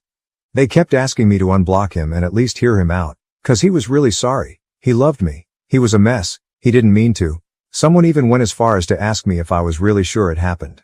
They offered to send me prints of texts where he was talking about me, so I'd see how he always had great things to say and how much he cared. But I've had it with the print screen drama for life and said no. To the ones who insisted I told them I wasn't unblocking him, had nothing to say or hear, and if they kept pushing me, I'd block them too. I ran into my EX best friend at this book thing I go to often, hobby of mine. Maybe I'm being presumptuous, but I think he went there for me. He didn't really have any business there, but I'm just speculating really. He asked if I had a few minutes for coffee. I said I was late. He walked me to my car. He looked so good, smelled great. He was so sweet. Was even wearing his hair the way I like it. I feel horrible because even after everything, I still like him. He apologized some more. Said he knew I needed time and space but asked if I'd consider giving him another chance cause he would wait for me. Said he would never talk to Jessie again. And would act like they had restraining orders against each other. And I just found it really funny how everything he was saying required me trusting him. Which I don't. So I told him I wasn't interested anymore and he should move on. I wish I said something snappier or wittier. But I had nothing. This was Saturday. I haven't heard from him or friends since. I think that was that. Jessie also kept trying to talk to me. Like I told some of you in the comments, I had a trip coming up. It would have been me, Jessie, best friend and a few friends. Since Jessie couldn't afford it, my parents paid for most of her expenses. She must have remembered this right after everything went down and panicked because I had everything: vouchers, confirmation emails, credit card info. She went crazy. Even showed up at my place. I wasn't home and my roommate told her to fuck off. Exact words. I didn't block her at first cause I admit I was having some fun watching her despair. I talked to my mom and she was amazing. Told me I should cancel everything even if it cost us money. It was fine. So I did. And for one last bit of print screen drama, I printed all the emails I got confirming cancellations and sent those to Jessie with the word bye, before blocking her. My roommate has been amazing. We were never really close and now I don't even know why. She canceled plans with her friends to stay with me and invited me to go out with them next weekend. A few of you suggested I see a therapist and I did, yesterday. I really liked it. It was just one appointment and I mostly just talked, but it felt good. She gave me homework. She talked a little about unhealthy and abusive relationships and asked me to think about my friendship with Jessie and try to point out what was healthy and what was unhealthy about it. Made me realize she was never really my friend. She was taking advantage of me for years and she even had me thanking her for it. Therapist also told me about this saying, I think that's what it is, called the narcissist's prayer, which goes something like, that didn't happen. If it did, it wasn't my fault. If it was, I didn't mean it. And if I did, then you deserved it. Which is totally how Jessie is handling this whole thing now. So good riddance indeed. And a final piece of gossip. Pete talked to me yesterday. He checks up sometimes. He's a good guy. Again, he is gay, in case someone is still thinking this might turn into a romantic comedy. He said Jessie was super sure that since I broke things off, she and Dean would hook up right away. But apparently he doesn't have the same plans and that freaked her out over the weekend. Pete says he really is a mess and went out drinking hard 4 nights in a row to the point he had to be carried home by his pals. And yesterday, they all went out for lunch at this burger place. Jessie was going to run her fingers through his hair or something and he just pushed her away and told her to stop and to never touch him again. Great that now he manages to do that, huh? I guess in the end he really did like me in his sick way. The thing is, I don't want to be with someone who likes me in a sick way. I want to be with someone who likes me in a healthy way. I think I deserve that. I am also thinking about taking the money I got back from the trip to go somewhere else by myself. Haven't decided yet. Anyway, this will be the final update on this, since it is unlikely that I will have anything new to add. Now I think I just need time to heal and let go, you know? I might come back in a few months if there is reason to do a yay life is awesome now post, but I wanted to post this update now cause I wanted to end this whole story on a bright note. And of course, thank you all again. You are the best. Too long. Didn't read it's all good. As well as could be anyway, thanks Reddit. My wife's gym addiction is ruining our marriage. She's having an affair with a gym friend, leaving me with our unborn child. OP's wife, 30F, has always been fit but has been increasingly passionate about working out over the last 1.5 years, returning to a gym she had previously left due to her busy schedule. The gym slowly started taking over her schedule, both weekend days, and every weekday pre- and post-work. Going to the gym becomes the solution for any stress, fights, crisis. Everything is gym to the point where if the wife misses a session, it affects her mood negatively, as OP says, like a junkie not getting her fix. As wife is now 4mo pregnant, OP expresses concern over the intensity of her workouts and also that he simply misses her, given all her time is now taken up by gym. They can't work out together, because gym is her time. She won't work out at his gym either. Gym becomes a form of escapism from real life, a compulsion, essentially. And no problems wife is running away from ever really get solved because gym is simply not the solution wife seems to think it is. Gym has become so prevalent that family members, friends start making comments on how much time wife and gym spend together. Update 1, OP shares that he had originally laughed over comments on his post that speculated about infidelity, but quickly came to discover they were correct. Wife has been sleeping with guy from gym, who she had mentioned to OP countless times as a gym friend. There is confrontation. OP breaks wife's phone. Wife hits OP. OP leaves for a short period of time and returns to wife, who, though remorseful, will not admit to exactly what infidelities she's committed. Update 1 ends with OP feeling guilt for his rage, left with 0 answers as to exactly what's going on with wife. Update 2, my wife admitted to an affair February 12, 2024. Wife admits to an affair. She felt bad about it, but not bad enough to not sleep with guy from gym pretty quickly. She might even be in love with him. She doesn't know, or won't say. And oh, there's a chance the child she's currently pregnant with might not be OP's. She'll get a paternity test though. Stellar work, wife. My wife is moving in with her AP. They're in love February 22nd, 2024. Guy from Jim and wife, who will still be referred to as wife for now, are moving in together. She's not getting the paternity test. OP expresses sadness for her, that she just can't be alone, or seem to work through her mess on her own. Wife had been with OP since she was 20, and OP theorizes she is codependent. Guy from Jim allegedly doesn't care if the baby isn't his, he's happy to play house with OP's wife. My wife has agreed to a paternity test February 29th, 2024. Shocker, Guy from Jim wants a paternity test, so a paternity test they will get. In follow-up comments, OP reveals the results say he is in fact the father. An update on my wife's affair and pregnancy March 15th, 2024. OP is now conflicted. He has gone from excited to be a father, to not being sure he's going to be a father at all, to now knowing he will be the father of a child born into the disaster that wife has created. There is a small but non-physical confrontation between OP and Guy from Jim when wife brings him to OP's house to gather things she needs, and OP tells Guy from Jim to leave or he's gonna punch him. OP and wife have private words upstairs. Wife is just so in love with Guy from Jim, she can't help it. Predictably, confrontation becomes physical when OP returns to his living room to see Guy from Jim still standing there despite the warning, and so OP follows through and coldly clocks him. Update 5 closes with OP and wife still legally married, but wife dedicated to living with and loving Guy from Jim. Another installment of the implosion, which is my marriage April 10th, 2024. OP's wife is still purgante, 26 weeks. OP and wife have agreed that he will be the one in the delivery room when the baby is born. And Guy from Jim will not be present.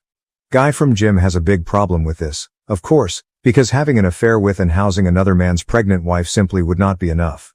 OP prepares to sell the marital house and split the profit. He gets to keep their dog, thank God. Wife's sister shares with OP that wife is already complaining about Guy from Jim, that he's selfish, hangs out away from home too much, etc. Birds of a feather and whatnot. OP ends the update, expressing that he is at least happy his soon-to-be ex-wife is miserable. I'm still alive May 19th, 2024. I'm still alive. I'm mainly posting here because several people have reached out to me and were concerned that I'd taken my own life. No, I'm not on the brink of ending my life. I think I'm doing better than I have since all of this started. Around the time of my last post, my story blew up and I was getting messages from people who saw it on TikTok and YouTube. I had to take a step back because it was a little overwhelming. I have over 100 unread messages here. I appreciate it, but it was a little uncomfortable at the time, and I got to the point where I didn't really want to talk about the situation with my wife and her AP anymore. So as of today, our baby is due in less than 10 weeks. We're in the home stretch now. I don't feel prepared at all. All of this other stuff has just been so distracting. I started working in a nursery. It's not done yet, but I have the floor finished and the walls painted. My ex-wife was impressed with the color scheme and furniture I chose. She's not legally my ex-wife yet, but I've started calling her that. It sort of makes it easier. I also packed up a bunch of her stuff. Originally I refused to spend my time packing up her things, but eventually just said screw it and started packing it. I'm at the point where it'll just be easier to not see all of her stuff around here. Why did I leave it for so long? She came over to get some of the boxes I packed up. She came alone. Things were fine between us.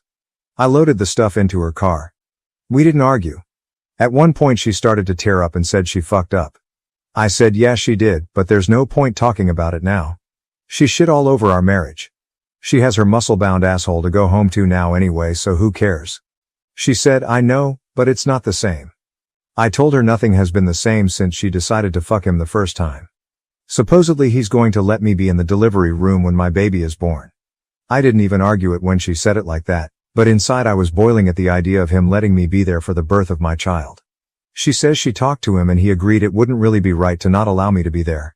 I'm going to take what I can get if it means being there for the birth of my child. I'm going to try to just ignore him for the time being. She was acting all sweet and laying on all of the I really want you there, I really need you there stuff, and I know mentally I'm not in a place to be that cold to her when she starts acting that way.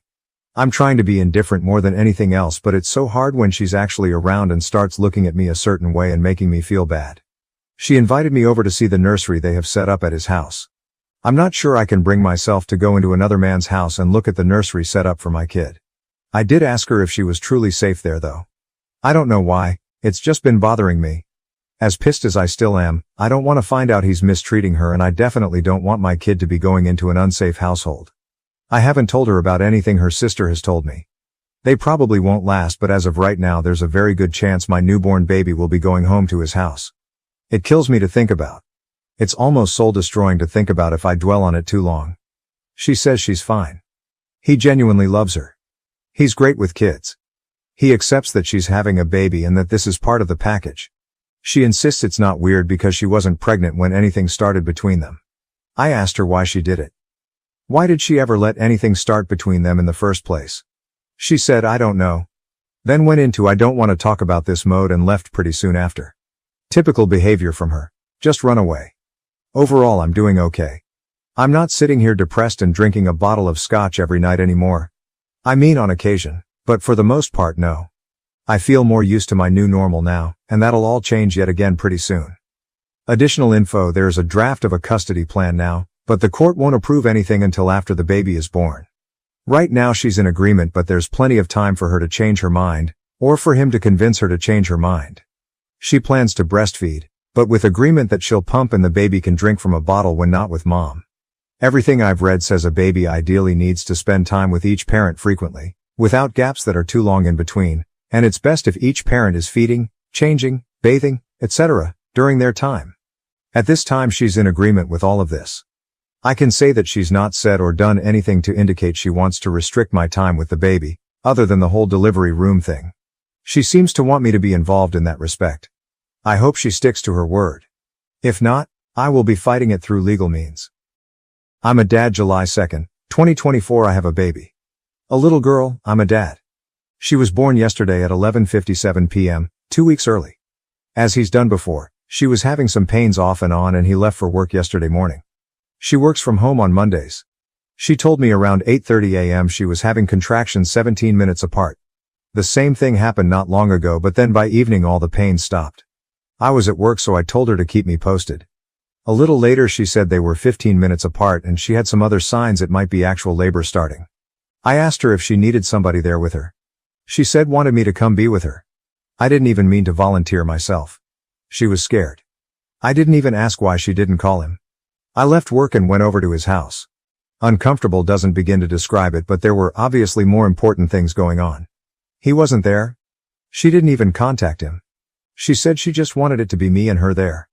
In her words, he hadn't seen her pee or shit herself yet, but I've witnessed all of that stuff already, so she was more comfortable with me there. I really tried to be as nice and supportive as possible.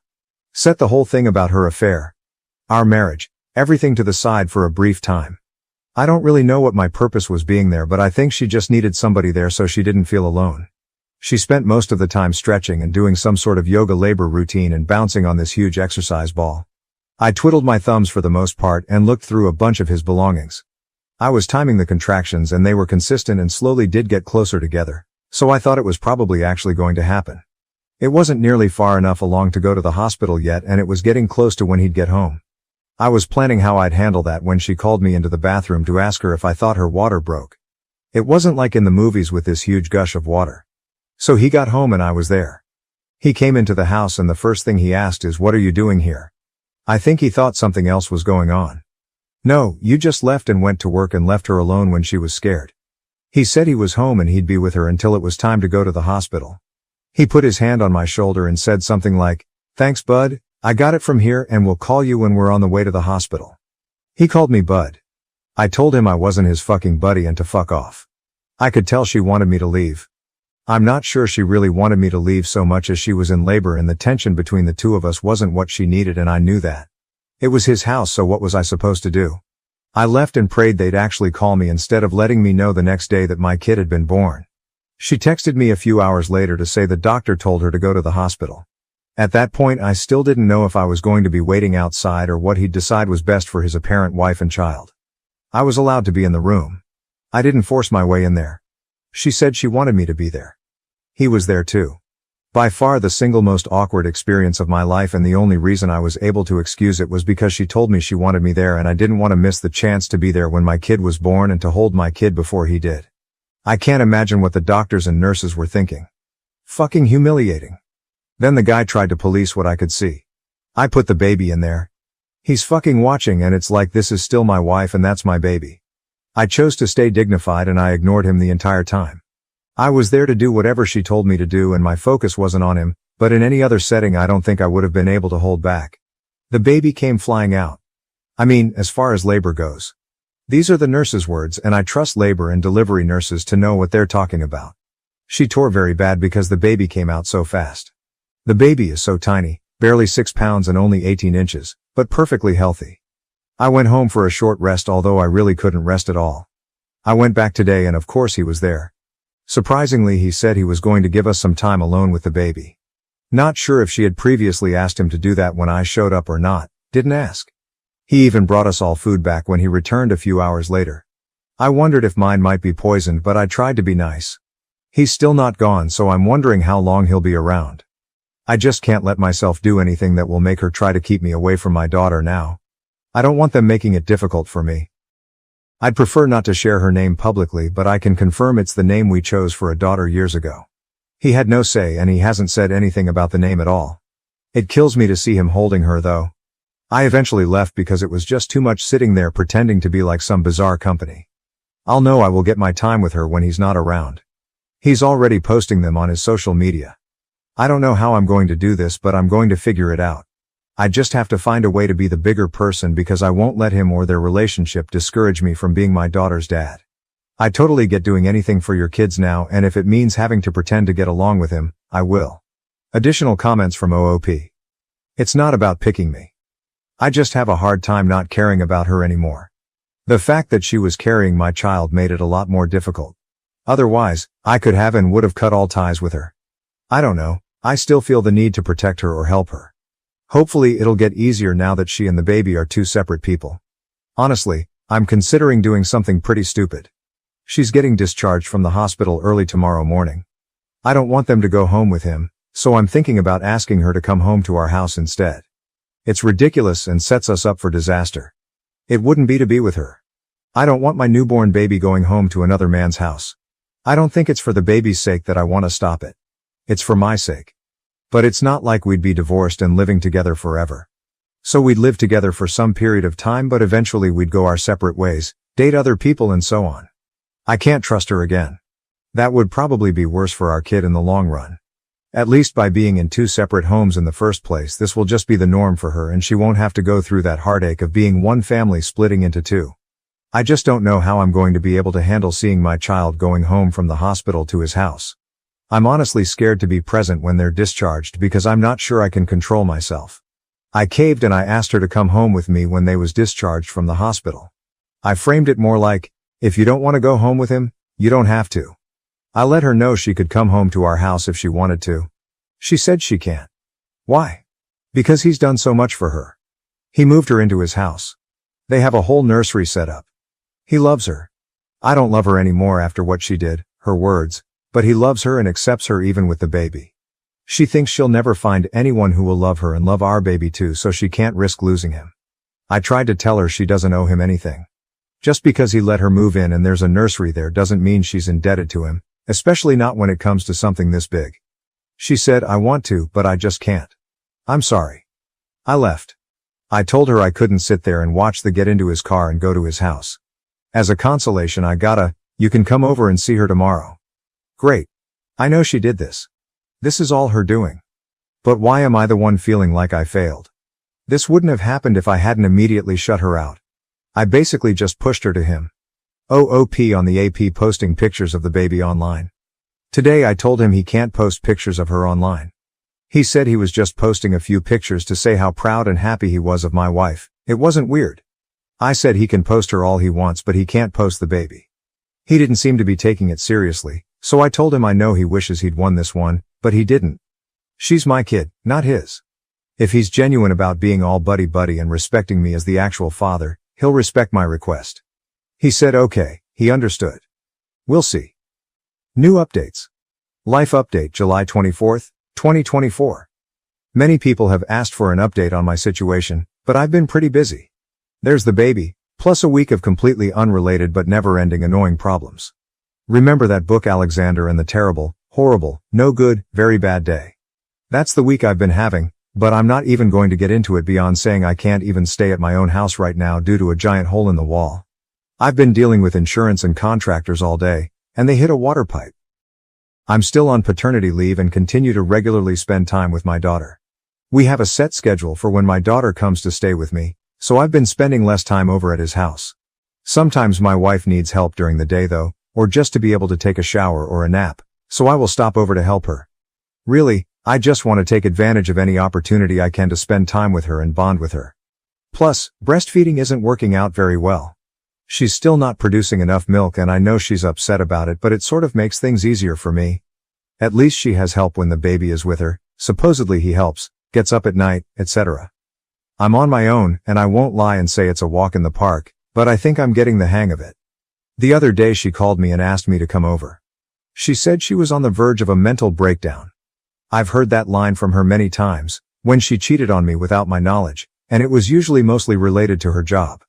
I got over there and she was saying she can't handle being a mom, she can't handle life, she can't function.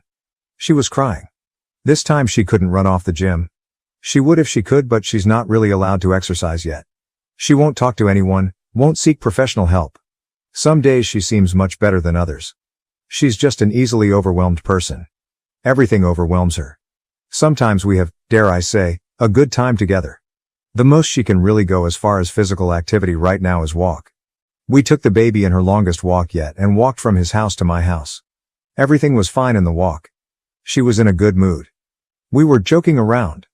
Then she turned really sad after being at my house, our former shared house, after a little while. She finally admitted that this isn't how it's supposed to be, raising our daughter between two homes. She said my home is our daughter's real home and she's only supposed to have one home. Then she started sobbing about not having a home anymore. My house isn't her home and her boyfriend Gumbura's house isn't her home and she's essentially homeless and doesn't belong anywhere. She admitted she fucked up really badly and she doesn't want to share custody or to only see her daughter half the time. She just wants to come home. But she loves him and she thinks he loves her and our daughter and she doesn't want to hurt him after he's done all this for her. I said, so what? What she wants for her kid should be more important than his feelings.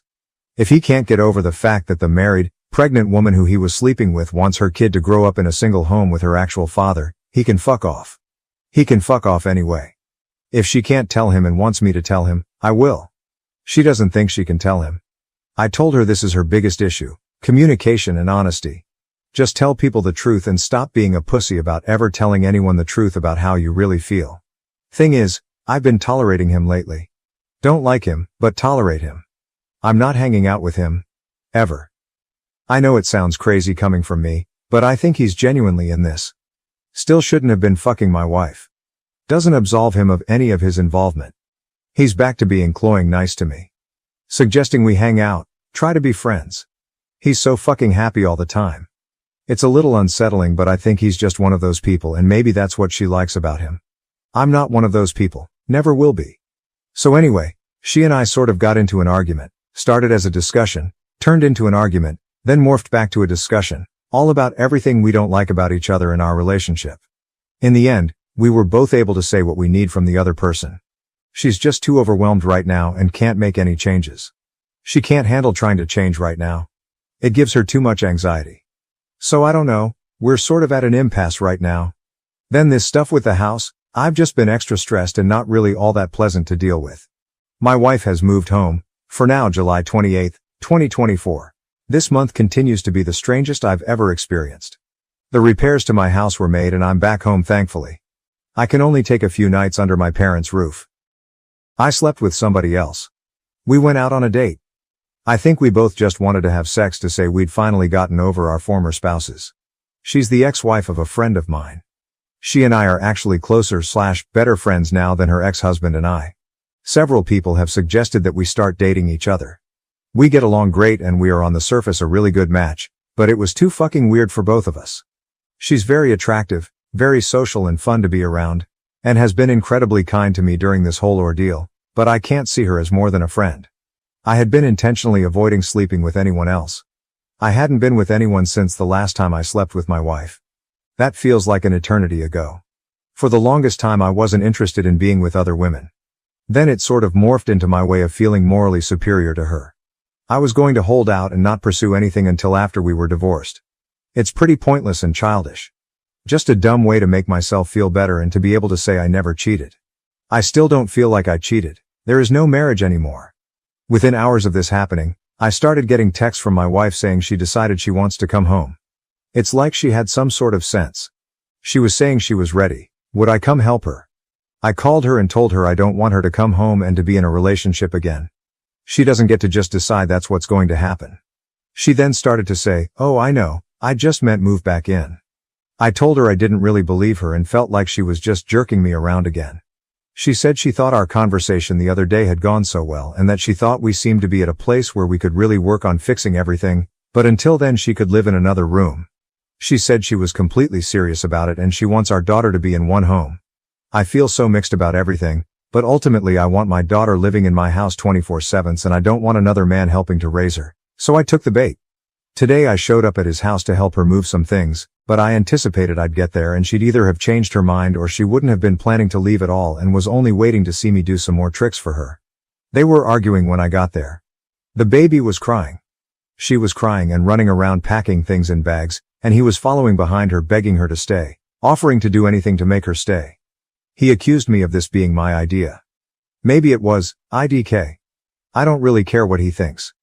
It was obvious she had just sprung this news on him shortly before I got there.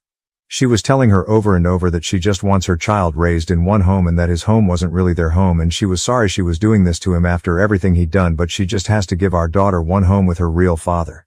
We got back over to my house and she's obviously an emotional mess. I have no room prepared for her. Not 15 minutes later he shows up at the front door. She didn't want to talk to him. He wouldn't give up and eventually he was there on the front porch loudly saying things like, "That's not what you were saying when you were blowing me last night." So at that point, after I'm sure our neighbors had been enjoying this embarrassing scene long enough, I told him if he didn't leave I'd call the cops. I went out there and tried to calm him down. I had to sympathize with him. She runs away. That's what she does. I may have said a few other things in my own favor and to make him realize he doesn't want to be involved in this mess that is my wife. I don't think he'll give up so easily. It sounds terrible, but once she was at my house I sort of found myself wishing she'd leave with him. I know I'd wanted her to come home, and I tell myself it was mostly due to the baby, but now I'm wondering what the hell I've gotten myself into. She said, "I didn't really blow him last night. I haven't done anything with him since she was born. I've only been thinking about you." I told her, "Yeah, right. You expect me to believe it? Even if it's true, what on earth makes you think I'd ever believe anything that you say?" Then out of spite I told her I slept with somebody else. I know I only told her to hurt her, and I feel bad about it now. She immediately demanded to know who. I told her it wasn't her business. She claims it is her business because we're still married. Nope, I'm not sharing. So, now we're awkwardly existing. I don't have much faith that she's going to stay here. I think she'll be back at his place within the week. I've told her that he's not allowed over here. He has no business being here. And if we're raising our daughter in the same house, together, then she can't just run off to his house to be with him whenever she feels like it. It won't work that way. She says she knows, and she wants me to want to be with her again and she'll prove to me she can be a good partner. She tried to kiss me and I rejected her. She's upset. She's taking a nap now. I feel like I've dug myself into a very deep hole now. Relevant comments. Smoke Thin Mints. Brother, you better get her out of that house and fast, Omeloop. I was really doing a good job of tolerating the guy since they came home from the hospital. I don't like him and never will like him, but I don't believe he had any nefarious intentions with my daughter. However, my heart broke every time I had to leave my little girl over there at another man's house. Or when I'd go over there to pick her up and he would greet me at the door holding my baby, talking to her like he was her dad.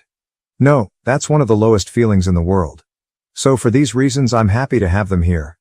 I just don't know how this can or will work with her mother living here. DC Photo 78, is this really the environment you want your child to grow up in? OOP, no, not at all. But I also don't want her growing up in another man's home. What I'm worried about is my wife dragging her back and forth. I've told her she can't do that. It's not fair to me or our child. Purple_Bishop 2, if you really don't want your daughter being raised half-time by AP, your only real option is to truly attempt to reconcile, but it's pretty clear neither of you really want to reconcile with each other. It's just that neither of you want to be apart from your daughter. If she is going to live with you for even a couple of days, you need to have some tenderness in your heart for her and be willing to lovingly interact with her and your daughter. Your WW is postpartum and an emotional wreck, so if you gray rock or get angry, shit will go south fast in a way that won't be good for your daughter. All other paths lead to 50-50 its custody and acceptance of AP having a role in your daughter's life. Be civil, not friendly, civil, to AP as you say your W loves him and will likely go back to him soon. If you and AP are at war, it will be terrible for your daughter. OOP, I'm going to be nice. We sat on the porch while it was storming outside tonight and she was talking to the baby and said, "This is how it should be. Daughter's name, Mommy and Daddy." Several rude comments immediately popped into my brain, but I kept them to myself. I figure I might as well enjoy it while I can. Well, enjoy having my daughter here and maybe pretending we're a normal family for an hour. I'm not actually enjoying having my wife here right now. It's not making me feel good.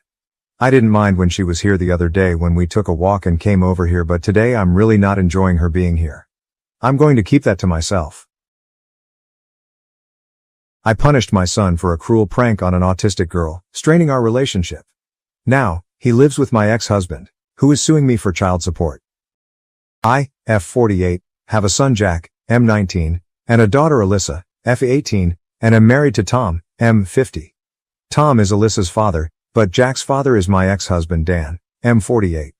Dan and I had a pretty ugly custody fight and he lives in NY while we live in TX. Over the years Dan has unsuccessfully tried to get Jack to move in with him. It wasn't easy to fight him off since he is a very successful lawyer. Jack is a pretty popular kid in school. His friends on the wrestling team came up with a prank for him to ask a heavily autistic girl who had a crush on him to the prom as a joke and for him to show up wearing a gorilla suit. Jack originally said no, but the wrestling team actually raised a fund which got to be somewhat north of $800 for him to do it and they paid for the gorilla suit. Jack agreed. If it matters, this is very out of character for him. After the prom, I was looking around on Instagram and saw pictures of him in the gorilla suit and was surprised that he didn't take his girlfriend Jess. After reading the comments, I learned what happened. To say I was furious doesn't even do it justice. I woke Jack up as soon as I saw it and screamed at him until my lungs give out. Then when Tom heard what was going on, he joined in. Tom and Jack have never gotten along. I can't prove it, but I suspect Jack's father Dan has a hand in that. Jack told Tom, "Fuck off, I'm talking to my mother." So we took away all of Jack's electronics, his phone, and we had paid for a car for his graduation present. Because of his prank and disrespect to Tom, we instead gave it to Alyssa. We also forced him to give us the $800 plus and we gave it to his date and made him write a letter of apology.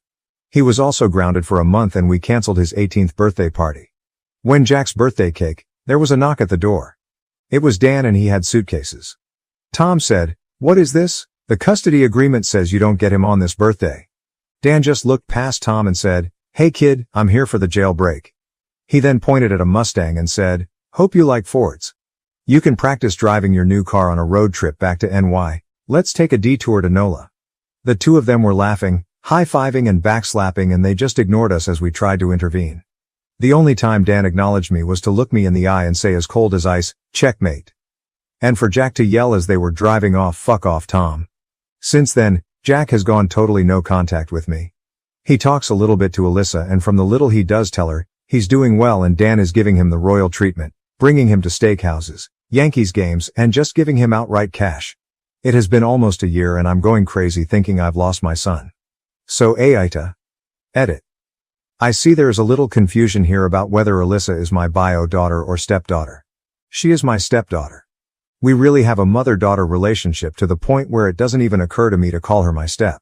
At the risk of understatement, Jack never warmed to Tom the same way. Note from me. Edit. People have pointed out I should have provided more context regarding OOP's comment section. I didn't originally think this was necessary, but it's clearly been told to me that was wrong. I can't remake this thread, but I can add what I feel are relevant comments. On thought process behind the punishment, he never really got into that much trouble and is largely a good kid. He'd sometimes get into fights, but that all cleared up a few years ago. We'd usually just ground him and make him do extra chores and that was enough. But it didn't come up a whole lot. Recently, it was maybe grounding him for a weekend here or there for a badly blowing curfew. Be home at 11 and he rolls in at 12:45.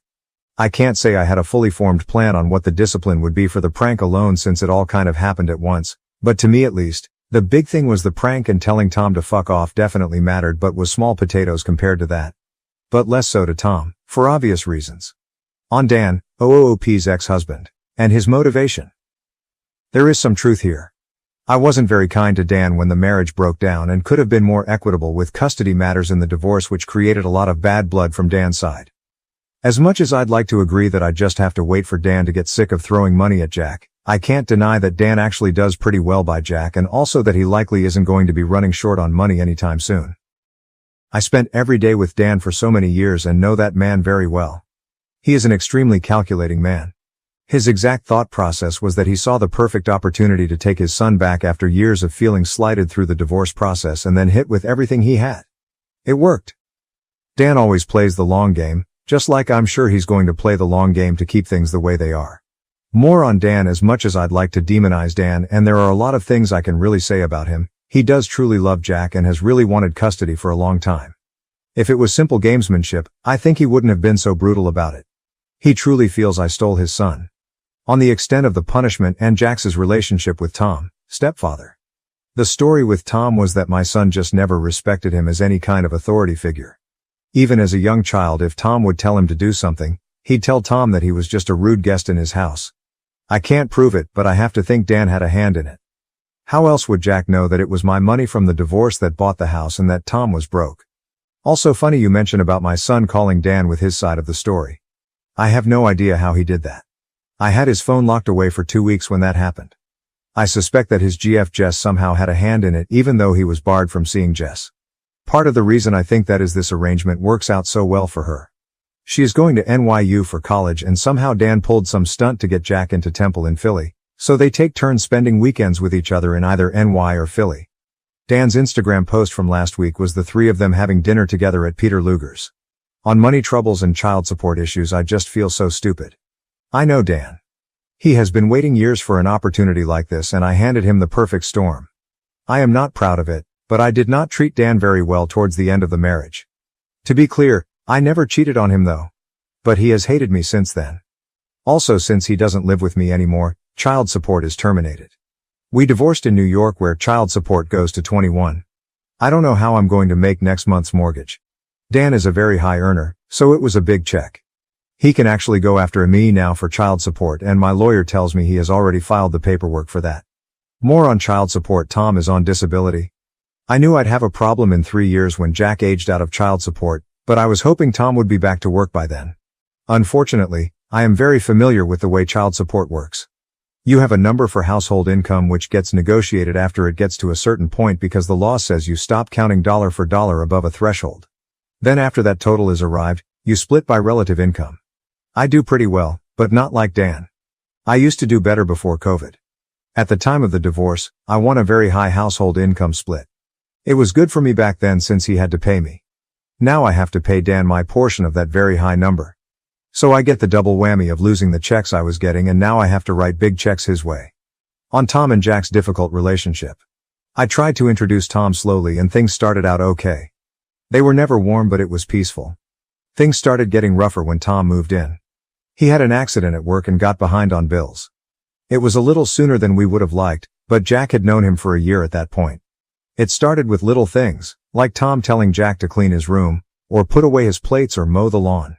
Jack just wouldn't do it. I'd noticed that every time Dan flew down to spend a weekend with Jack, it got a bit worse. I remember a few years ago overhearing Jack on the phone call Tom my pet loser. A phrase I know Dan has used about others before. When Jack was 16, there was one time that Tom's back was hurting and he told Jack to warm him up with a plate of leftovers, and Jack was playing a game and told him to get it himself. Tom unplugged his Xbox and then Jack said, "This fucking guy, he stays here for free, eats free food, and now even thinks he has a butler. This isn't a fucking hotel, Tom, you can't afford one." Then another time when Tom told him to mow the lawn and Jack said, "Don't tell me to mow the lawn at my own house, you mow the lawn and make me a sandwich when you're done." Jack isn't like this with anyone else. He's usually very kind, quick-witted and gracious. The thing that freaks me out is that he is almost exactly like his father. If he likes you, he'll be as debonair and smooth as can be. But if he doesn't, he really doesn't. And he truly hates Tom. More on their relationship. The end of the marriage wasn't pretty. I have to take responsibility for that, and the divorce was very contentious. Following that, there was a lot of bad blood, but it definitely got worse once Tom entered the picture. Tom once made a Facebook joke about how he wishes they would bring back paddling in schools. To say Dan went nuts does not cover it. He literally got on a plane immediately from New York, busted into my house and started making all kinds of accusations and threats against Tom. Tom had to literally lock himself in the bathroom and escape out the window because we all thought Dan was going to do something crazy. Following that, I had to spend the next 2 years in litigation proving that Tom never has and never will lay a hand on Jack. Jack has also been rubbing it in Tom's face that has his father's permission to defend himself against Tom if he ever wants to get old-fashioned with him. Jack is a 6-2 wrestling champion and MMA hobbyist. Tom is a 50-year-old man with a bad back half his size and they are both keenly aware of it. If Tom ever laid a hand on Jack, I'd see to it that he'd be in jail.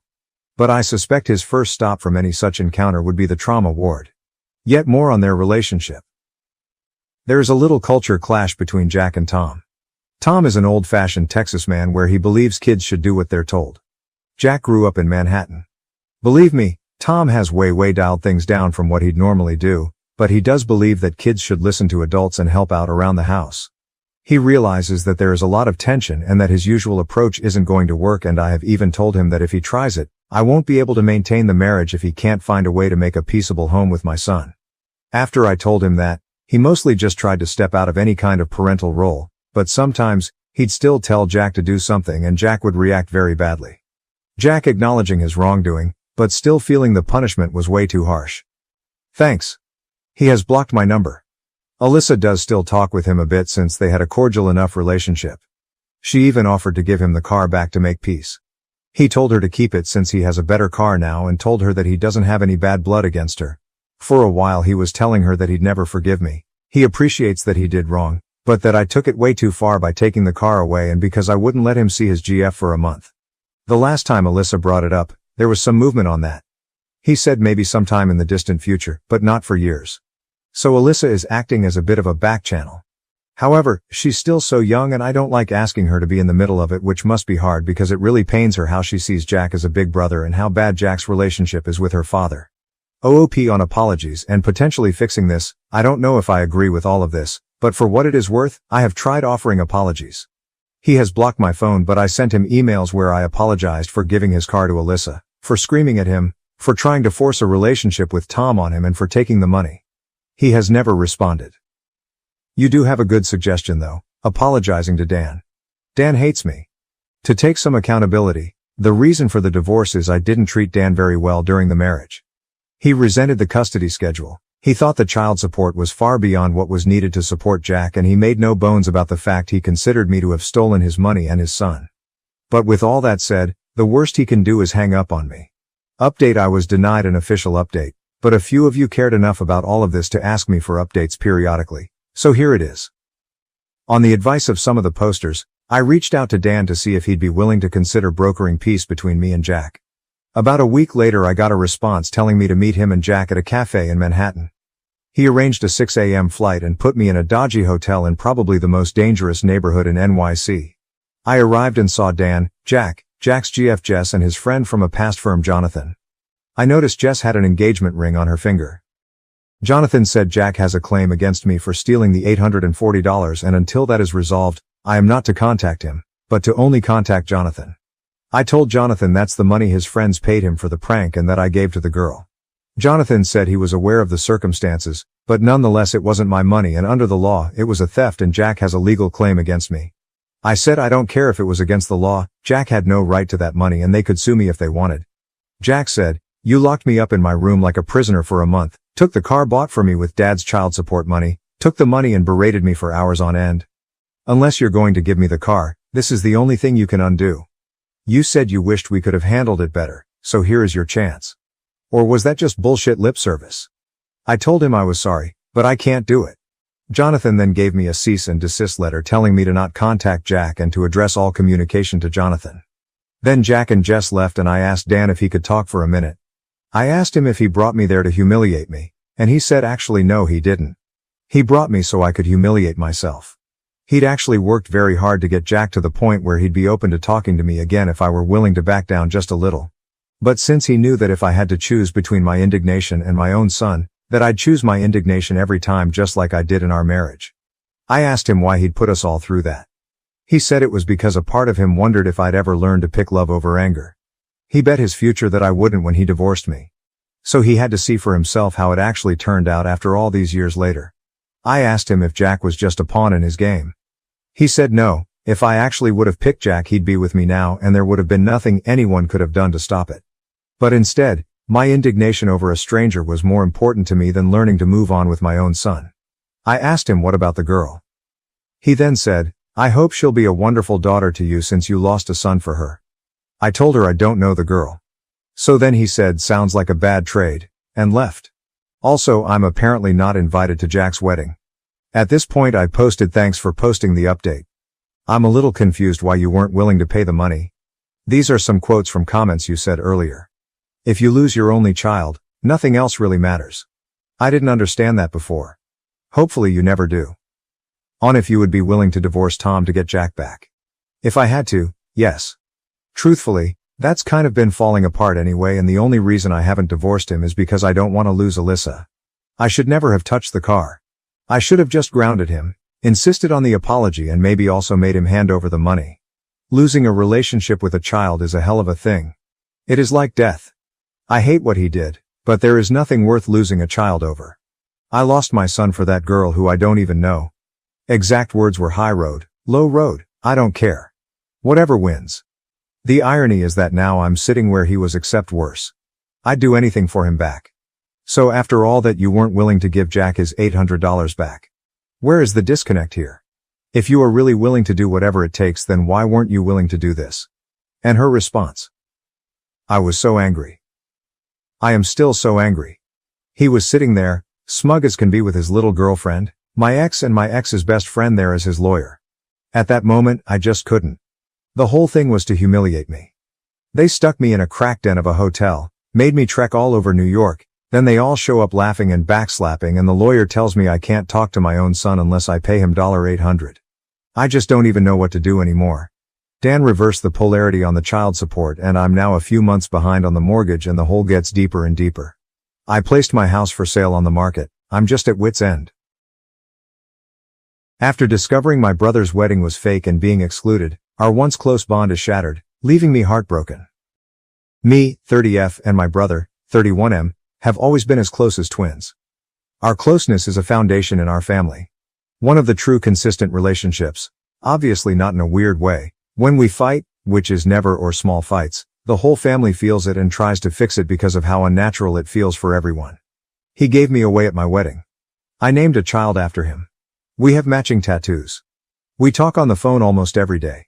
He started planning his wedding. He asked me to be a groomsman, while his friend, 35-ish F, would be his best man. Everyone thought this was odd because of his role at my wedding, and none of us really know/have met his friend. I expressed how it hurt my feelings and was met with, my wedding isn't about you, okay. Fine, I'll do what you ask. During the planning he called me every day. We sent ideas. I helped with making stuff. I didn't mind. I decided early on to not focus on titles but just to make this day as amazing as possible for my brother. He asked me to be a flower fairy, because this was a gay child-free wedding. I agreed. During the process of shoe picking him and the best man would shoot down all of my ideas. She would send very basic heels that were around $100. Heck no. I told her my budget was $45 for shoes, especially for plain gold heels. The wedding party all had a very mean girl mentality. I felt it from day one. There was the wedding party, and then me. I chalk this up to not really knowing them well and proximity. All of them live in a different state than me. They even went as far as saying the shoes I like were too slutty. They were the type of small heels that place up around your calf or around your ankle. After this I begged to come as a guest. So I could wear what I want and not feel this weird mean girl mod mentality from the rest of the wedding group. My brother says no way, I can't get married without you being by my side. I get to the state the wedding will be and the first day I'm there I find out the best man had the bachelor party the night before I got there. Everyone from the wedding party was included aside from me. I let it go and focus on the wedding and doing my part. So, I slap on some wings, dance my way down the aisle and give my very first wedding speech. All goes well. The wedding was awesome until the drag show. Yes, they had a drag show at their wedding. During the show one of the queens comes on and basically announces that this was all fake because my brother and his partner had gotten married 1 year prior. I turned to the rest of the wedding party and asked did they know? They did. They were at the real wedding. Everyone but me. I'm sitting trying to process, and my mom, who gave them $3,000 for the wedding because they needed it, storms up to ask if I knew. I told her no, and she immediately switched to being supportive to me because of how bad the situation was. It's not about them already being married. They can do what they want. I myself spent over $4,000 on this wedding. Because I was coming from out of state, I had to get a plane ticket. I paid for a week at an Airbnb. One night most of the wedding party stayed at the house I rented because they didn't have anywhere else to stay, and did not even offer to pay for any of it. The dress for the wedding. The fairy wings I handmade. All of it. I spent too much time and money on this wedding. But then I start to remember all of the lies. They got married. And 3 days after, my brother was at my house while I gave birth to my last child because I always wanted him to be a part of my huge moments. He held my newborn, knowing he had just gotten married, and said nothing. They gaslight me, saying I was crazy, feeling left out. Him saying he can't get married without me. Lying to my face every single day for a year. Just, all of it. After realizing all of this, I tried to leave without making any sense. His husband mockingly asked me if I was mad. I said I'd talk to them another day and they should enjoy their night. I was able to leave without anyone else at the wedding knowing I was upset. Before I could leave, the happy couple pulls me into a room. My brother is crying, saying he didn't do this to hurt me. I keep it together. Say enjoy your night and we will talk another day. His husband says, oh, so there is something to talk about then. I repeat, we can talk another day. They ask me to brunch. I say I'll see if I'm up, ready for it when they go. The next morning I realize the whole wedding party and some guests are going to lunch. I choose not to go because I am not going to put myself in a situation where I am ganged up on again over my feelings about the wedding and wedding party. After that I left the wedding chat on Snap, which they were notified of. At this point it's the next morning and his husband starts blowing me and my friend, who was with me, up. We ignore and go about our day. I have not looked at or spoken to my brother since, aside from short responses to get me to the airport the day I left.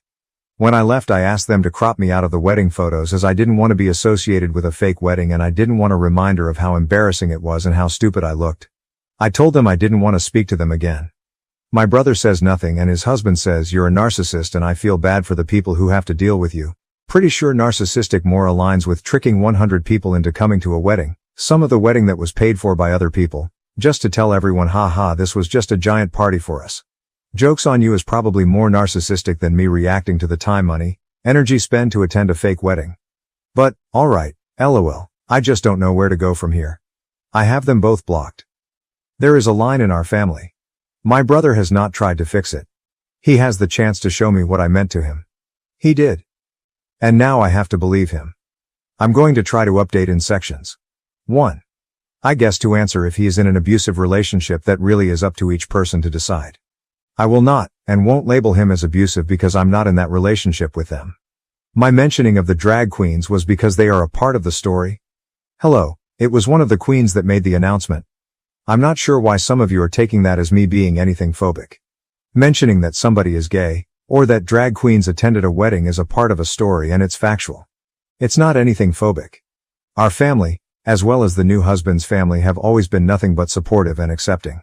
My mom has 2 kids who are very hurt. She could never hate my brother, but she definitely does not like the decisions that he has been making. She is doing her best to support her 2 children. Gay wedding. No kids allowed?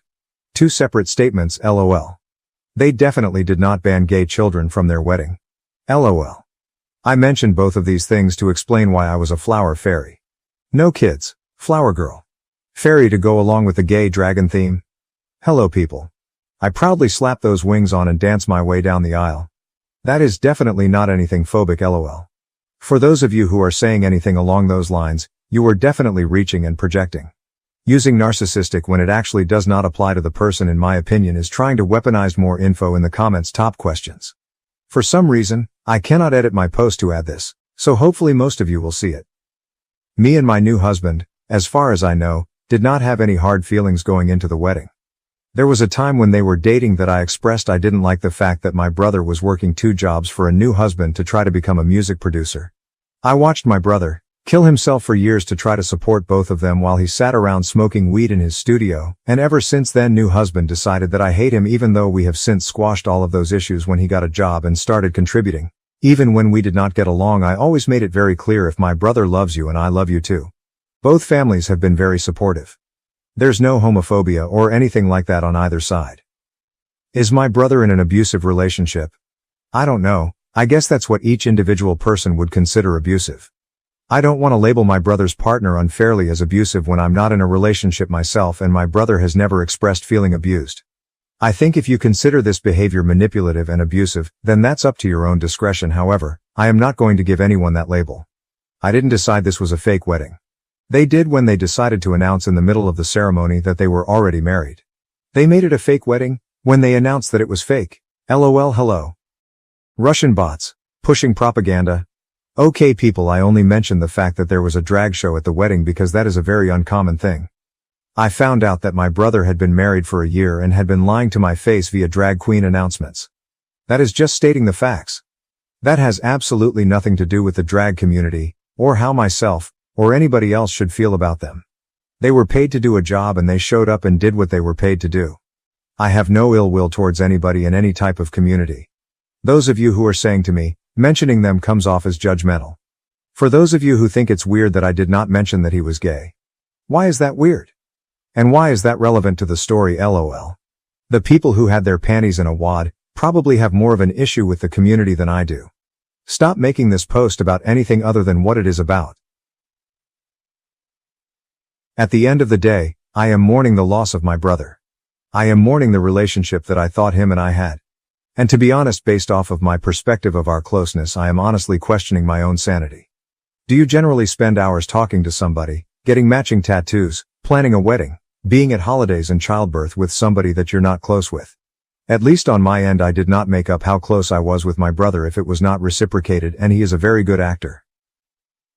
And honestly, me questioning our closeness has been the most hurtful part about this entire experience. It's made me question if I'm crazy or not. Gay wedding, child-free, two separate statements. It was not a wedding where they did not invite gay kids. LOL. For anyone who reads it like that, you are extra weird. My brother is obviously gay and got married to a man. Therefore, it is a gay wedding. Children were not allowed to attend the wedding there for a child-free. Two separate things, people. Both are okay. And I also want to say that I would never have slapped fairy wings on my back and danced down the aisle if I was not 100% supportive of them. Please stop trying to make this an issue other than two siblings having a falling out. Another comment. Okay, ow. I feel like you are very much twisting the story. LOL. I did not make sure everyone knew I was leaving the wedding. I actually left very discreetly at almost midnight when the wedding was ending at 1 a.m. I did not make my brother cry. His husband kept trying to force a conversation that I asked respectfully multiple times to not have the night of the wedding so that way it would not ruin their day. I showed up in every single thing my brother asked of me. I took the bullying, and it kept my mouth shut for most of it after I was accused of trying to make the wedding about me. From that point on, I went out of my way to do everything I could to make his day as special as I could for him. Comment about her husband. Brother tried to contact my husband to ask how to pay back what I spent to come to the wedding. My husband said that he was not going to get involved. Brother tried to convince my husband that I was overreacting. My husband told brother that is absolutely not true and I have every right to be upset, and what he did was bonkers. My husband very much has been supportive, but also is very sad to see me and my brother fighting like this. Update 1. I'm going to do my best to put as much information as I can, but it ends up really long and Reddit will not let me post. So I'm going to try to answer all of the questions and I'm going to paraphrase a lot. The update is, there is no update. Things are the same, they are still blocked. One suggestion was that I should write him a letter, which I actually did the day after this happened, and I left it in his room. I laid out all of my feelings and described them in detail. How hurt I was. We had a 2-hour drive where he said absolutely nothing even after reading my letter. I did end up losing all of my manners when I landed, and my husband informed me that he sent him a message basically saying that I was overreacting. I said a lot of things that I was not very proud of. At the end of the day, I stand by my truth, and I stand by my perspective of what happened.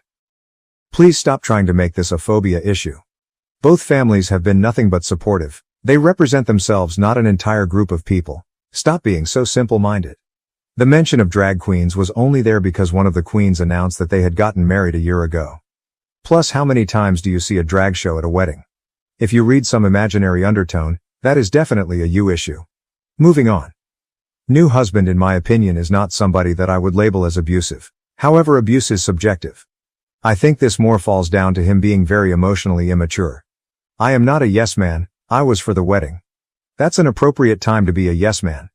Outside of that, new husband has always been intimidated by my opinion. I think he knows I can see through his BS. Weak men hate strong women. That's a fact. And that's the case here. However, we did not have any type of beef on the wedding day. Or for years before. I made it clear that if my brother loves you and wants to spend his life with you, then I support that. My mom is trying her best to be as supportive as she can to both of her kids. She could never hate my brother, although she absolutely hates what he did. As far as I go, I don't know who I am without my brother. He was just as important to me as my children and my husband. It was always me and him. To say that I am mourning is an understatement. This whole situation has made me question a 30-year relationship. Realizing his capability to live a double life that I'm not a part of has rocked to my entire world in my entire sense of reality. I'm not okay. I'm going to spend the next year being no contact. I'm going to go to therapy and get my mind, body and soul in the best place possible, while pushing as much good karma into the world as I can. Maybe then I will be able to decide if I want to close that door fully and permanently, or if I'm at a place where I'm willing to create a new normal with him. At the end of the day, I am absolutely devastated and heartbroken. I also want to address frequently asked things. 1. Baby was no fear of being overshadowed. The date that they got married was because it was a dating anniversary for them, nothing to do with me or my pregnancy. 2. I am aware that people get married and have a large ceremony later. That's okay. It's not what they did, it's how they did it. 3. I am not a Russian bot trying to push propaganda, lol. Those comments did make me laugh though. 4. If I had the answer to why they would feel comfortable doing this to me, then I guess I wouldn't be as dumbfounded as I am. I'm not leaving out any type of detail. Honestly, it would be a lot easier if I did something so horrible to deserve this, because then I wouldn't have to wonder why. I'd know. At the end of the day, I'm not okay. I don't know if there's anything he could do to fix this. I'll always wonder if he's telling me the truth or what he's hiding. After the way that his husband spoke to me, and after him allowing him to do that, I'm honestly so disgusted with both of them.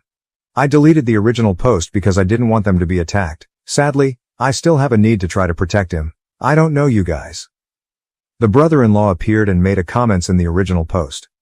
Brother-in-law here. I'll just start by saying, for one, having a big wedding ceremony 1 year later was not my idea, but once we decided that we were going to do it, we consulted many times about telling people beforehand for fear of things like this happening. I've never had a great relationship with Op, but we've tried to make things work mostly for my husband, her brother, because I knew they were very close and I wasn't too fond of her due to our interactions in the past. I know how important those close relationships are and would never wish to tear that apart.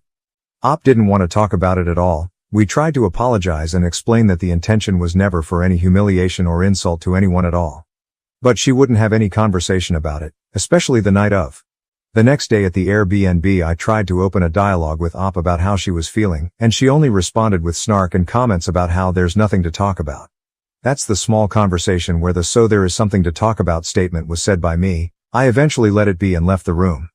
Everything that was said by her didn't help me or anyone understand really how she felt about it, and the little she did say seemed very self-centered and about how this was a plan to humiliate her specifically, which it most definitely was not. Reading through this now though, I do understand a bit more why she felt that way. And for that I truly am sorry. Anyway, I'm not entirely sure how these work or if there's a proper way to post this, but ask me anything. Reply. All I'm going to say is, you both are married now and you made your choice. You both are a partnership. You both collectively decided to do this and decided it was a good idea, and the consequences are, I want nothing to do with either one of you ever again. That's it. There is no reason or purpose to keep having an open dialogue about this because it's done. And you starting out your post with "you don't like me" pretty much confirmed everything that I said. I wish you and him nothing but happiness, but this conversation is over. I've heard your side of things and it still isn't good enough to justify what you both did. And I'm choosing to walk away from both of you. Another reply. He admits in the text above he knew. He literally says we didn't want to tell people because they were there and happy. He knew what he was doing. It was a huge manipulation. Lying to people to get what you want is manipulation. Omitting things from people to not give them the power to make a fair choice is also very much manipulation. They knew what they were doing. In the sentence the other people said, brother doesn't value sister the same way. That's it. That's the end of the argument. They both showed me exactly what I meant to them. The motivation behind it is not really important anymore. Maybe this was just a total oversight and a mistake, But regardless, the result was the same. And the consequence remains the same. I want nothing to do with y'all. I wish you happiness because I will always love you. If you make him happy, then I am so happy for the both of you. Truly I am. Our relationship was the sacrifice for this day, and you both decided to make it. I reacted to it and was trying to sort through my feelings by posting on this podcast. I did not expect for it to go viral, so for that I'm sorry. I did try to remove the post, but it was too late. I realize that you don't like me due to past interactions. And that's fine. So what I'm about to say won't matter. My heart is completely shattered. I'm literally going through a mourning process like someone died. Because that night the relationship N and I had did die. He has always been my person.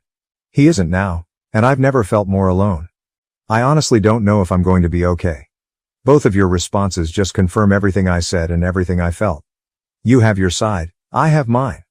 But ultimately everyone is feeling the loss of me and N. This changes everything in the family. I'm going to continue to root for both of you. Always. But I am going to do it from my side of the world. In an emergency, either of you can call me and I'll be there.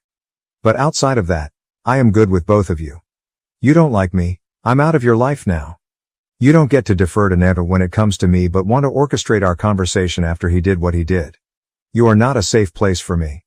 Just like I'm sure you feel like I'm not either. You win. Go be with N. Go have a happy life. Update 2. If you're reading this, you're here because you're super invested in my family's tea. LOL. But really, I'm okay. I'm going to be okay, or maybe I won't. Either way, I am going to keep moving forward, and if you want to come along with me, you can follow me on TikTok. I'm not trying to be an influencer. I'm just going to use it as a diary / coping safe space. My name on there is Tukari, 29. New update. I wish I could be writing that my brother had begged for my forgiveness. Those things somehow managed to go back to how they were. But they haven't. Nothing with my situation has changed. The only thing they truly changed was my perception of someone I thought I knew. I know a lot of people can't understand because you're not close with a sibling. But this has been like a true death for me. And sometimes my grief is so big I don't know what to do with it. He hasn't reached out, he hasn't explained. He hasn't even cared if I'm being fully honest, and what a mindfuck that has been. To go from someone being as important to you as your husband and children, to them showing you over and over how little you do, and ever did mean to them. He has doubled down on the I didn't do anything wrong and you're overreacting. Which is honestly just the biggest slap in the face. If someone can't admit they did something wrong, then they will never actually be sorry, and the chances of behavior repeating itself are sky high. A lot of you pointed out our relationship might have only been this important to me, and I think you all were right. For a long time I cried every day. I cried during the times we would normally talk on the phone, or when a song reminded me of him. And sometimes I've cried for no reason at all other than just feeling like there is a hole in me now. But I find myself crying less and less. And sometimes when I think of him, my first thought that follows will be, wow, it's been days since he has even crossed my mind. And I guess that's progress, right? I'm not crying every day anymore. But I'd be lying if I said I wasn't still shedding tears. Tears he doesn't deserve, but they come anyway. Because that's the thing about unconditional love. It still exists even when the other person broke your heart. It doesn't go away. But sometimes the other person can just no longer have access to the unconditional anymore. We have spoken. Briefly. Over the phone during the holidays to deal with a family emergency involving another family member. It was pretty much all business. Everyone around us kept saying, I'm so glad you guys are talking again. But we weren't talking again. We were just dealing with business. And I guess that's all the talking we will ever do again. At one point my husband chimed into our phone conversation and told him how much he misses him too, and he cried. I guess I forgot I wasn't the only one losing someone, but either way that doesn't change anything. My kids have not even noticed. He did try to send Christmas gifts to them through my mom, but only because I said something about him not acknowledging my son on his birthday. So is that all he'll ever be? Impersonal generic gifts that my kids get once a year? I told my mom to send them back and that they don't need a gift uncle. Honestly, they have enough of those on my husband's side.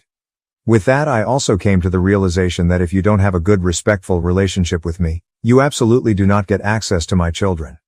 And to be fully honest, he never really took that much interest in my kids anyway. I know he cares and loves them, but as far as a personal one-on-one relationship with them, let's just say the extent of how much he got to know them was always me telling him about them. So there really wasn't a deep pre-established relationship with any of my kids and him. And with him not being on good terms with me, or my husband, I'm not going to allow him access to my children. And I would honestly feel the same way and react to anyone this way. If someone shows you over and over again that they do not love and respect you, why would you allow them access to your kids? Especially if all they are is a gift once a year. I'm not healed. But I'm on my way. It's not better, but it's getting better. I feel I am suffering the consequences of someone else's actions. I was spiraling, but I am finding my new normal. I'll update again at the 1-year mark.